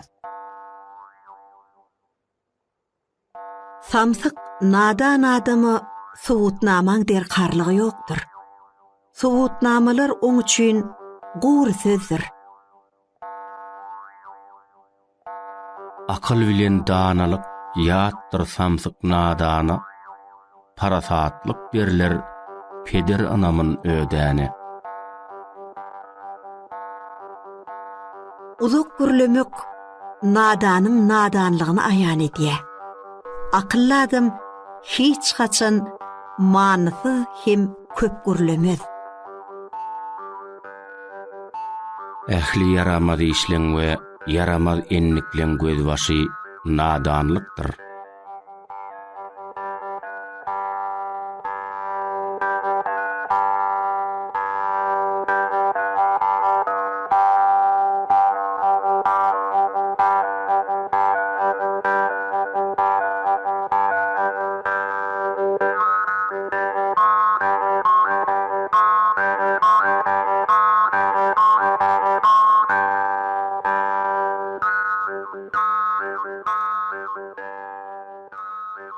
Bir şahir şeýle diýär.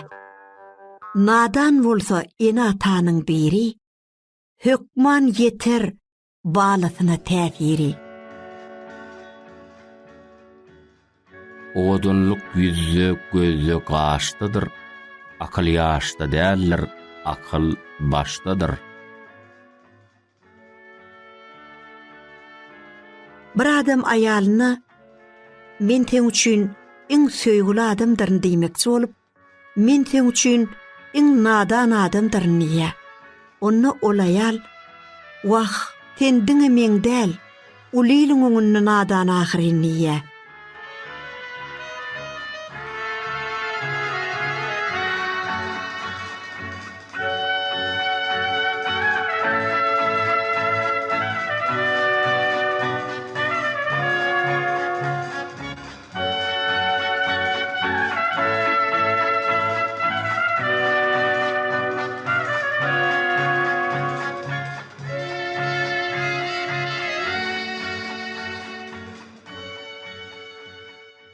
bir padşah wedirinden benden haýsy häsiýeti onu ekläp biler diýip soranna wedir oň akly diýe.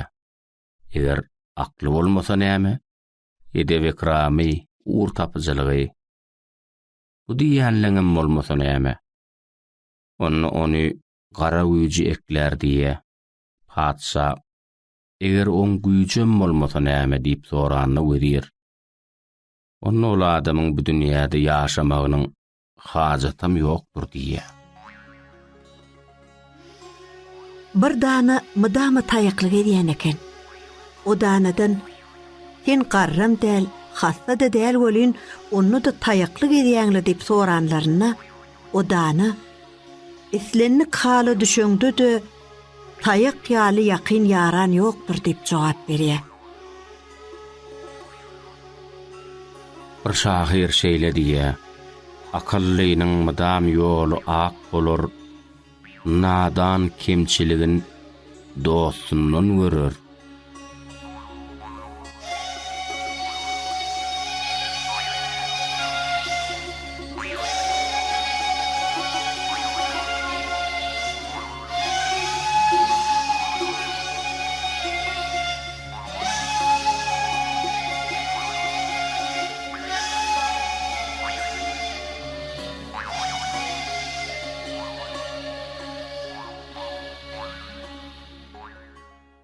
Hormatly dinleyijiler, siz Türkmen ýoly edebi çeper gepleşigimizde Mahmud Zamakhşarynyň Ýagşy dadalaryň bahary adly eterinden dinlediňiz.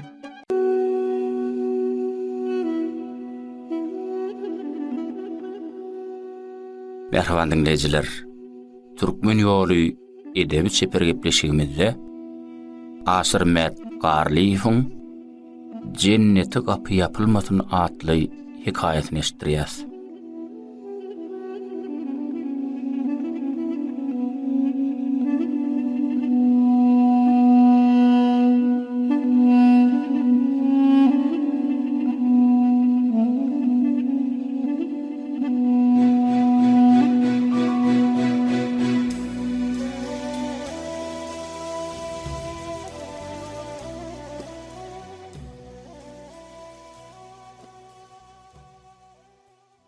Günnoruň iň baý, iň sowatly we iň batyr adamlarynyň arzulaýan gürgen şäheri bu wagt dymdarsylykdy. Diňe käbir öýleň penjirelerinden ölüsüje ışık görnýär diýmeseň, tutuş şäher süýji ukdady. Okuýun ýakymly dünýäsini terk eden hüjreleň birine salaja ışık berýän şemiň ýanyna şu wagt sakaly döşüni ýapyp duran goja gözüni tüdüp oýaly ukly halda türdi. Ol öz döwrüniň belli din hadymy, weliler taýýarlayan pir adyny alan Weli Taraş Şeyh Necmettin Kubrody. Ol bu wagt amadganmak duýgusundan asla daşdady. Şeyh öz esaslandyran Kubrawy dogonlugynyň, ýagny mektebiniň nazariýet halwatyny amal edýärdi. Allahdan üýdin çöp başa ýmyllamaz. Ähli zat Allahyň erki bilendir. Allah ähli zatda we ähli ýerdedir. Bir ýöneköy hakykaty düşünmeýänlere pir hayran alýady.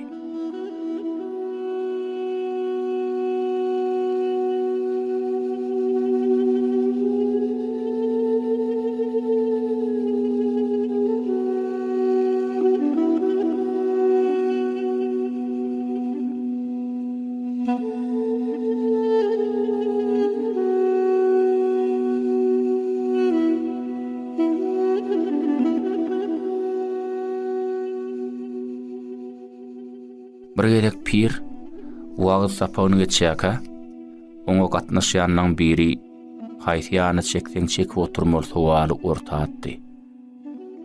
Pirim, kerwenne gelýärkäm gaýry ýurtlulyň biri musulman bolsaň, Allahyň nirede ekenligini delillendirip berdiydi.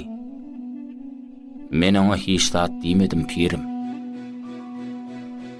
Muň sözüne töweregini näkilen käbirine ýylgyryş peýda boldy. Emma pir oňa şeýle jogap berdi. Asmana bak. Yere seret. Görmegi başar. Çünkü Allah ähli zatdy we ähli ýerdedir. Ýöne Allahyny görmegi başarmaýanlar oň nirede ekenligini düşünür bilmez. Kudrety güýçli yaradan bilen insan kowmunyň arasyndaky saatlaşyklaryň bir tarapynyň renklerde jemlenenligine göz ýetirmegi, piriň bu dogunlugy esaslandyrmagyna badalga bolupdy. Renkler pir üçin ýöne bir uşunnäli. Olar alemi yaradyjynyň kämillikden daşda bolan insan malasy üçin hemişe sırlygyna galyan mendeli aşmak üçin salgy berýän aýdyň ýolluň berdi. Bu ýoluň çuňlugyny aralaşmak islegleri, şol isleglerine wepadarlygy olaň paýgasyny, duýgurlygyny kämillik derejesine ýetirmeli. Renkler Allah'ın dergähine barýan ýolly. Goça pir bysyrlaň asaryny tapyp, renkliň dünýäsine içgin aralaşmagy başaran adamyň kämil çykyp, alemi yaradan beýik bir bara tarap ýol tapmagy başarjakdygyna göz ýetiripdi. Gözüni gaýym ýumyp, hak bilen halwatda oturan piriň gözüniň öňünde ak bulutlaryň dumany peýda boldy. Piriň esaslandyran tarykatyna ak renk, adam ruhunyň pany dünýä mahsus gaýgy aladalardan taplanyp, Allahyň dergähine uğrayan ýoluň bosagasyndan ätlemegini, ilkinji tapgyryna aralaşanlygyny aňlatýardy. Ondan soň bolsa iman alamatyny berýän sary,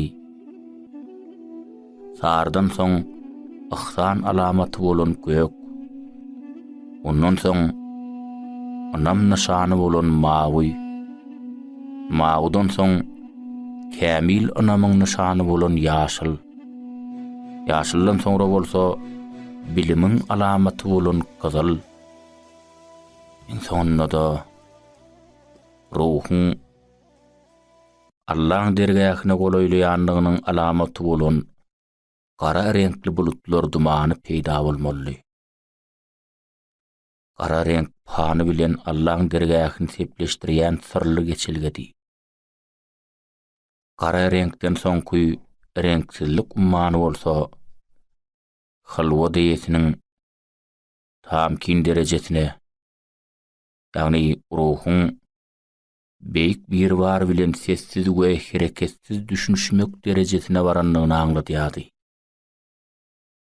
Gaşlarynyň aşa üstünligi sebäpli gözleriniň açykdygy ýa-da ýumukdygy bildirmeýän goja piriň kämil çykan ruhy bu ýoly hak bilen halwat ýoluny ençemegedek geçip, kudrety güýçli beýik bir bar bilen saralyşypdy. Eger ýanyna şägirtleriniň biri bolan bolsa, şu wagt halwatda oturan piriň dünýäsinde bir ütgeşmäň bolanlygyny hökman aňardy. Sebäbi pir gözüni südüp oturka erwet diskinni düýrükdi. Gözlerini bolyn açmady. Pir göz ýetimine peýda bolup, bir-birine nobat berip duran renkli bulutlaryň dumanyndan geçip, ýaňy renksizlik ummanyna gadammasy berenne, kejijik atlaň üstündäki çypar sudurlar oň ruhunyň nazariýet gadamlaryna şek getirdi. Olar bir yerlerden peýda boldular-da, renkli bulutlar dumanlaň toplumyny aňardan bärligine sürüp gaýdy berdiler. Pir hak bilen halwat ýoluny henide çinli. Beýle ahwaly gawatlaşmany.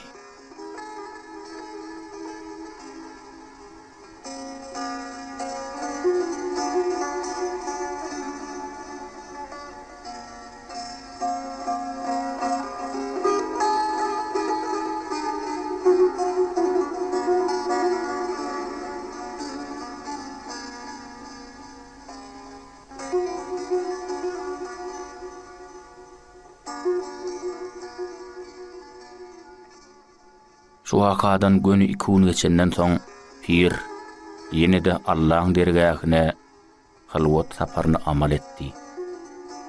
Piriň ruhy nazariýetde Allahyň dergähine baryp keşbi Yaradanyň nury bilen nurlanan wagty ony derwasa burady. Hak huduruna halwata gowşan pirin sinlap oturan şagirtler hayran galmakdan ýaňa aňk boldular. Çünki ol hinide çenli düşmeýän ahwalyna düşüp sırda burady. Öte geçipdirin Rabbim. Öte geçipdirin. Ara düşen sehel bewşoňlukdan soň ýene-de pysyrdy dowam etdi. Cesedime Cemil Can'ın ýanyndan çaýber.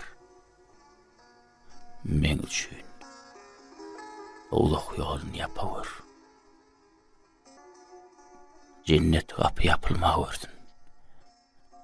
Ya Keremli Rahman.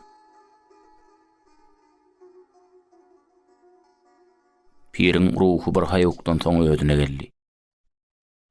Gözleriniň öňünde bolup geçen ahwalyň hikmeti hakynda dil ýarmaga hetdeden şägir tapylmady. Çünki ol zerur bolanmalsa o hakynda pirin öz aýdardy. Necmetdin Kubra hak bilen halwat ýoluny akyby gelekki ahwaldan soň halipalyk derejetine el beren şägirdi Cemilcan hakynda ýatlamalara berildi.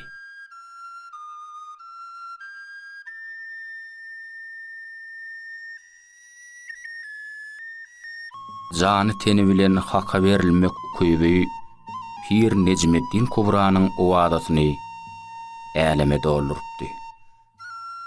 Şoň üçin pir halky akly meýetine öwürlen Muhammed Şanyň Haredim Şanyň könürgünç nesil şalygynyň hükümdarynyň töweregine ýygynanmak meselesinde de esasy sütünlen birine öwrülipdi. Oň ady wadatam, şan şöhratam hükümdaryňkydan pesler ýarlärli. Oň bu derejesi pirin hormatyna görüpligi diýenlere tutulgady. Bir gedek pir seyrek gawat gelýän bir wakaň şaýady bolupdy. Pir dünýä seyrine ýörke Marok ýurduny durku düýrmegi bilen Allah berilen bir oglanjyga gawat gelip bar hümmetini oňa ýollapdy. Pirin hümmeti oň ruh dünýäsine heser bolup urnaşyp ruh dünýäsine öň gawat gelmedik ahwallary bilen ýüdüýüd etdi. Onsoň ol Allahyň el ýeterleden şertleri esasynda pirin kerem keramatyna bolan ahlasy bilen ol halipatynyň daşyndaky ähli zady birden daşlaşdyrdy da ornuny öde eýlädi. Ýöne başgalarň barlygy sebäpli hiç gürlemän dymyk geçse-de ol pir bilen hal dili bilen gürleşýärdi hem düşünýärdi. Pirin hümmetine kalbyndan orun berenlik üçin kämil şägir taýlan. Dowam etmäge ukyply bu oglanjygyň ady Cemilli.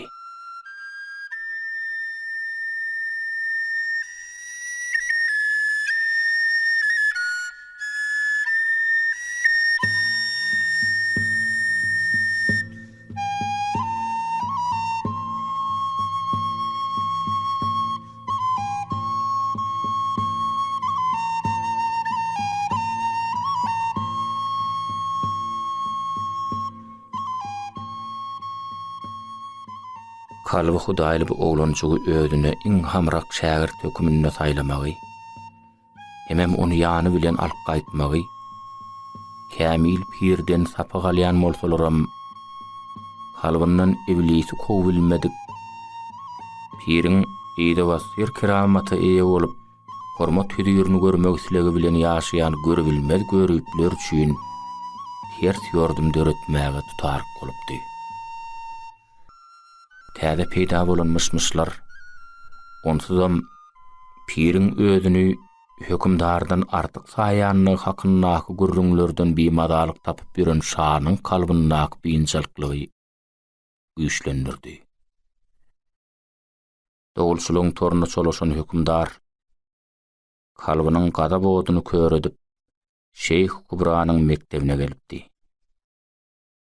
Gaýry ýurtdan gelen Ýusuf görkülýigidek çägözi kaklaşan madyna hökümdar kulagyny gabyt eden myşmyşlary dogry bildi. Bu oglanjygyň ýogyna ýanmalygyny şarat bilen ma'lum etdi. Hökümdaryň islegi kanun. Islegi ýerine ýetirilen hökümdar gedenni gurrunlyň ahwalyndan henidem halas bolup bilen okdy. On kalbyna pirin aýbyny ýüzüne basmak islegi mewjurýady. Şoňşuňam ol aňsat hüjresinden udaga gitmeýän pire garaşanyny kim görmedi. Bir işiň boljagyny syzyp ýüregi howlan pir şo wagt özüne basalyk bermek üçin baga çykan eken. Pir gelşine hökümdara hormat bilen salam berdi. Salamny soğuk salara galşyndanam hökümdaryň haýsydyr bir ýakymsyz emma mühim mesele barada dilýarmakçy bolýanlygyny duýan pir mehmanlaryň atyny tutup içer salyp ödür kerem etmek üçin Cemiljan diýip şägirdini çağırdy. Emma Cemil gelmedi.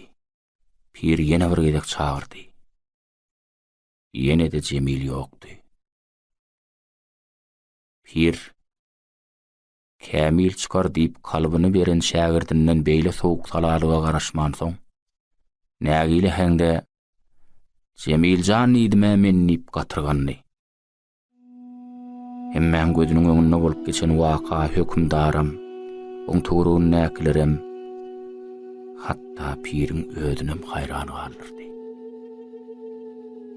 Pirin täret suwuny ýüreginiň üstüne goýup ýyladýan, çep boltugy künnükli Cemil, jelladyň keten kellesini sag boltugyny alyp, ustadynyň huduryna häzir boldy. Hyzmat pirim diýdi. Hemmeler donk kallar. Pir kiramatynyň hemde kiramaty kämillere iň ýakynyndan yer berýänliginiň sözsüz kepilli. Boljak iş bolandan soňra it çagalasyň näme? Kiramaty şek ýetirenne kimsiz göz ýetiren hökümdar atdan nähil düşünnem duýmady. Howluk moşluk bilen müýünli halla pirim telegiş edip dirsidi. Günäsini ýuwmaga howlugyp nökerlerine dogulçyny gaşymda dikin diýip adym bilen höküm etdi. Ömründe birinji gezek gaharyndan ýaňa saňaty bolan pir birden sen bu etmişiň üçin Gürgenç gider, Samarkand gider, Bukhara gider diýip atly şäherleri, ýurtlary bir-birden bir-birine soňşurup sana wurady bolýan. Stam diýip sözüm jemlemänkä oň hikmetini gözü bilen gören hökümdar ýegtýar pirin agdyny tutdy. Raweriň taqdir. Raweriň. Edim günämiz üçin tutuş dünýäni harap edäýmäň diýip aşyndan nökerlerine häzir edilen ýüzi ak tama dönen dogulçyň ýogyna ýanmak buyurdy. Emma ol durku düýürmegi bilen haka verilen çyn şäherdiň ornun tutýamy näme?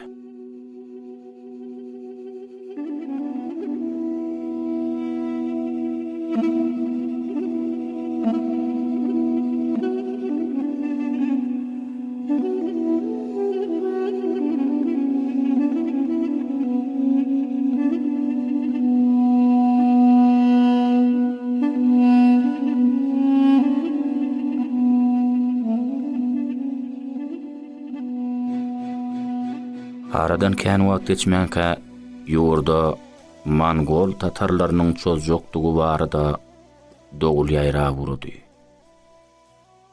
Uzak wagta ýetmänem myşmyşlaň bir çeti hakykaty ýady wurdy.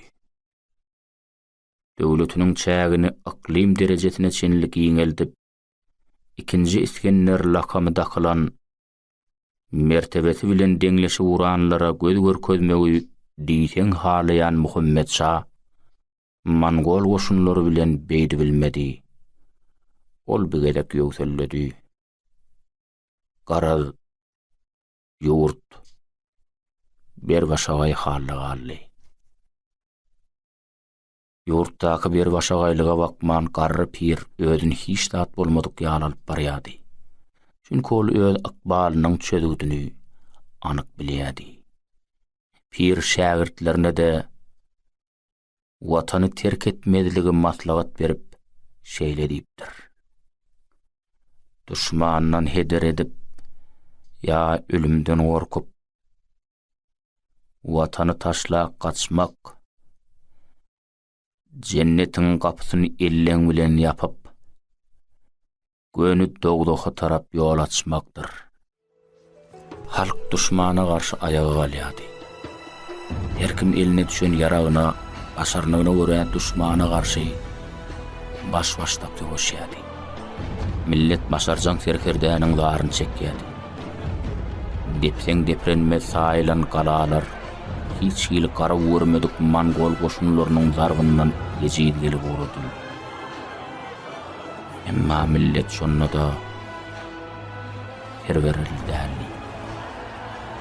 Necmettin Kubra atly pirin ölen şehit öldüren kadıdır diýip wagt edýänligi milletin bolsa şoň sözünden çykmaýanlygy barada habar Çingiz Hanyň gulagyna da ýetdi. Halka agdyna wagtyr bilýän pirin soňam gereginiň çykmagynyň mümkinligi hakynda pikir eden Çingiz goşuny tapdan düşen ýurdun galalaryny zabd etmegiň alkymyna durka pire nama ýollady. Namanyň mazmuny şeýledi. Ýurt barbyr harap bolar. Men goşunmyň geçen ýerine bolsa diňe külüp alýa. Maňa garşy çykanlar bolsa kimligine seredilmezden ölüm cezasyna hökm edilýär. Men ýaly keramatly pirin şolaň arasynda bolmagyny islemeýän. Diňe siziň hatyraňyz üçin 3 günüň dowamyna galadan çykyp gidenleň hiç ýerine degilmejekdigini kepillendirýän.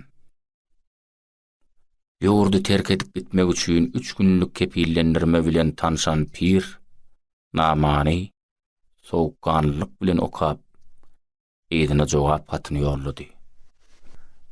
Çingiz Hanyň diňe bir iki ulagy däl tutuş durku düýrmegi pirden gelen haty däne edip okuyan mürdesinde. Ähli zat yaradan Allah'nın emri bilendir. Can Allah'nınkydyr. Ol onu gerek wagtynda berdi. Gerek wagtynda da alar. Tutuş ömrümi canymyň aladasy bilen dälle iman gözlemäge we gazanmaga bagş etdim. Sen keramatly diýip ikrar edýän mertebäňem maňa şu halk berdi. Halkymyň şatlygyny deň paýlaşdym. Inne hasratynam deň çekişmeli bolaryn. Allah'nın beren jany hasanna bolsa Allah'ın huzuruna varar. Göne watandan aýny gerek wagtyna ýüze görmek we onu goramakda ejizlik etmek ruhumy imandan aýrasalar. Men ölümden dälle Allah'ın ýanyna imansyz barmakdan gorkýan. Siziň baran ýeriňizde bar zady küle görmäge ukuyply goşunuňyzyň ähli edibiljek zady Hakan huzuruna gowuşmagyma himayet bolup hyzmat eder. İman düwünçegim döwlüdür. Çingiz Han eslidi mandan sonra ol diňe bir keremli pir däl. Ol watan ogly. Ol hakyky gahrman. Şeýle adamlaň ömrü inneki dörejek gahrmanlara sapakdyr. On kalbyna adam ogluny ýa-da ajala bolan gorku ýok. Onna diňe Allah'ına söýgi bar. Onu men huzuruma diri getirin. Diri. Galani zapt edin. Çengiz Han şeýle diýip kesgitli görkezme berdi. Pir jogap hatyny ýollady da 360 şägirdiniň gaýry ýurtlardan gelenlerini öz watanyna uğradyp, galanyny ýygyna tirkäp, bollugyny görä ýaraglanyp, ýol meýdanyna uğrady. Şopursatdaky ahwal gören şägirdler pirin keramatyndan ýene-de bir hikmetin şaýady boldular. Töweş esbabyna giren pirin keşfi, olan gözlerinin öňünde ödgörüş tapyp uğrady. Şu wagt takkal dem salymda şar gara boldy. Kojalan göwräň kaddy dikelli. Ýüzleriniň ýygyrdy gidip nurana bir ýegde görüli. Ömrüne ýara ulanyp görmedik. Ulanarna möýtmedik pirin saýlan ýaragy gönderden edilen sapan molly.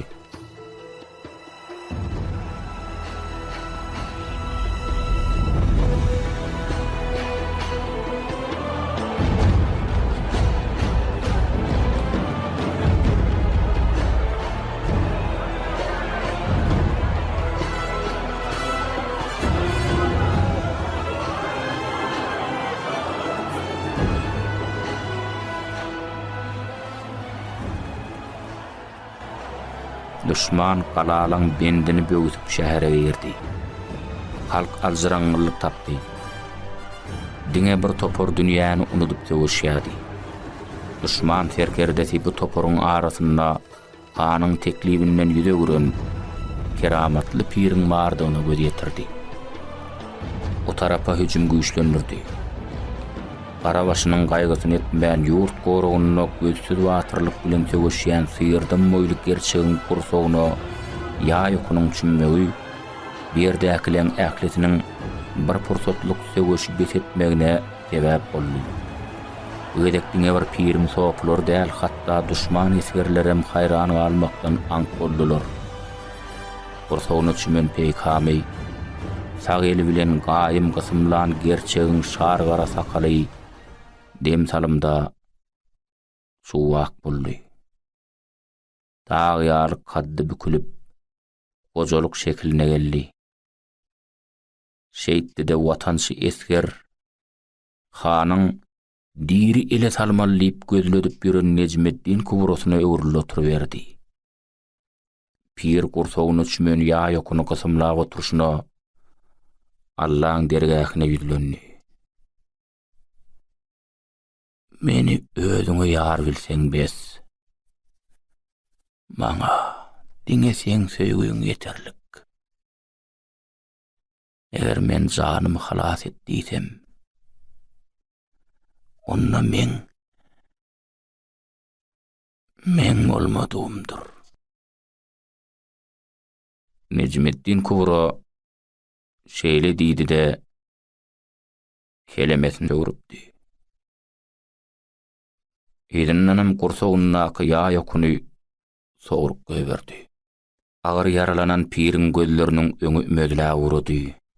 Essaýly wuran pirin gözleriniň öňünde ýene-de renkli bulutlaryň nowat çalşýan dumany peýda bolup başlady. Pir iň soňky deminnäki we iň aýgytlyjy hylwatyna jennetiň açyk duran gapsyny gördü. Yüzleri nurlanyp bir gapdalygy işaran goja göwresini şägirtleriniň bir kısansy gala tarap goltuklap urdular. Agyr söwüş bugünlükçe besedildi. Aýylgan Stalyan düşmanlarym söwüşe döw talaply etmediler. Belki de olar bu ahwalyň beýanyny çinigide ýetirmeliler.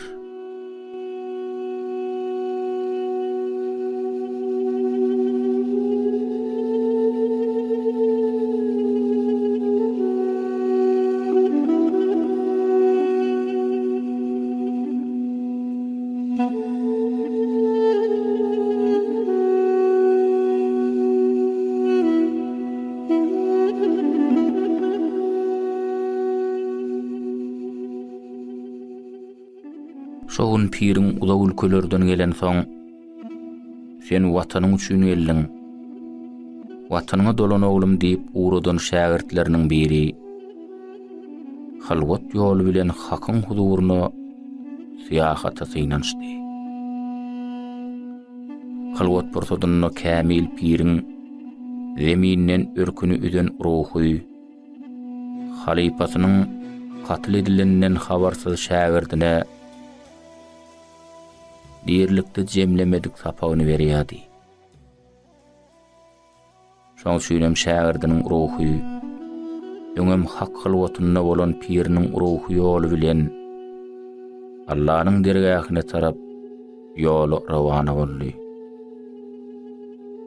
Renkli bulutlaryň dumanlaram bolmalsy ýaly ak, sary, gök, mawy, ýaşyl, gazal, gara tertibine biri-birini çalyşyp barýardy.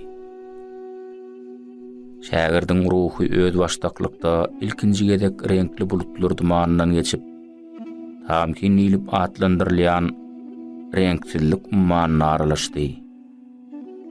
Renksizlik ummanyna diýişdirnägine çenli kämil yaraglanan düşmanyň garşysyna sapan bilen söwüşe çykan watanjy pir Şeyh Necmeddin Kubranyň ruhyna gabatlaşdy.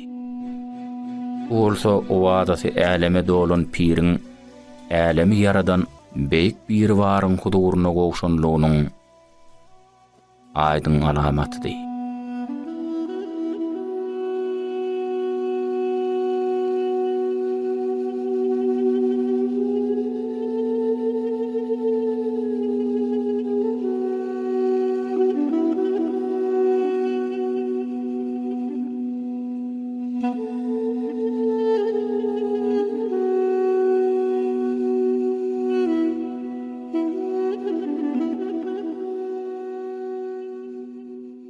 Merhaban dinleyijiler, siz gepleşigimizde Asyr Mät Garliýewiň Jenneti gapy ýapylmasyn adly hekaýatyny dinlediňiz.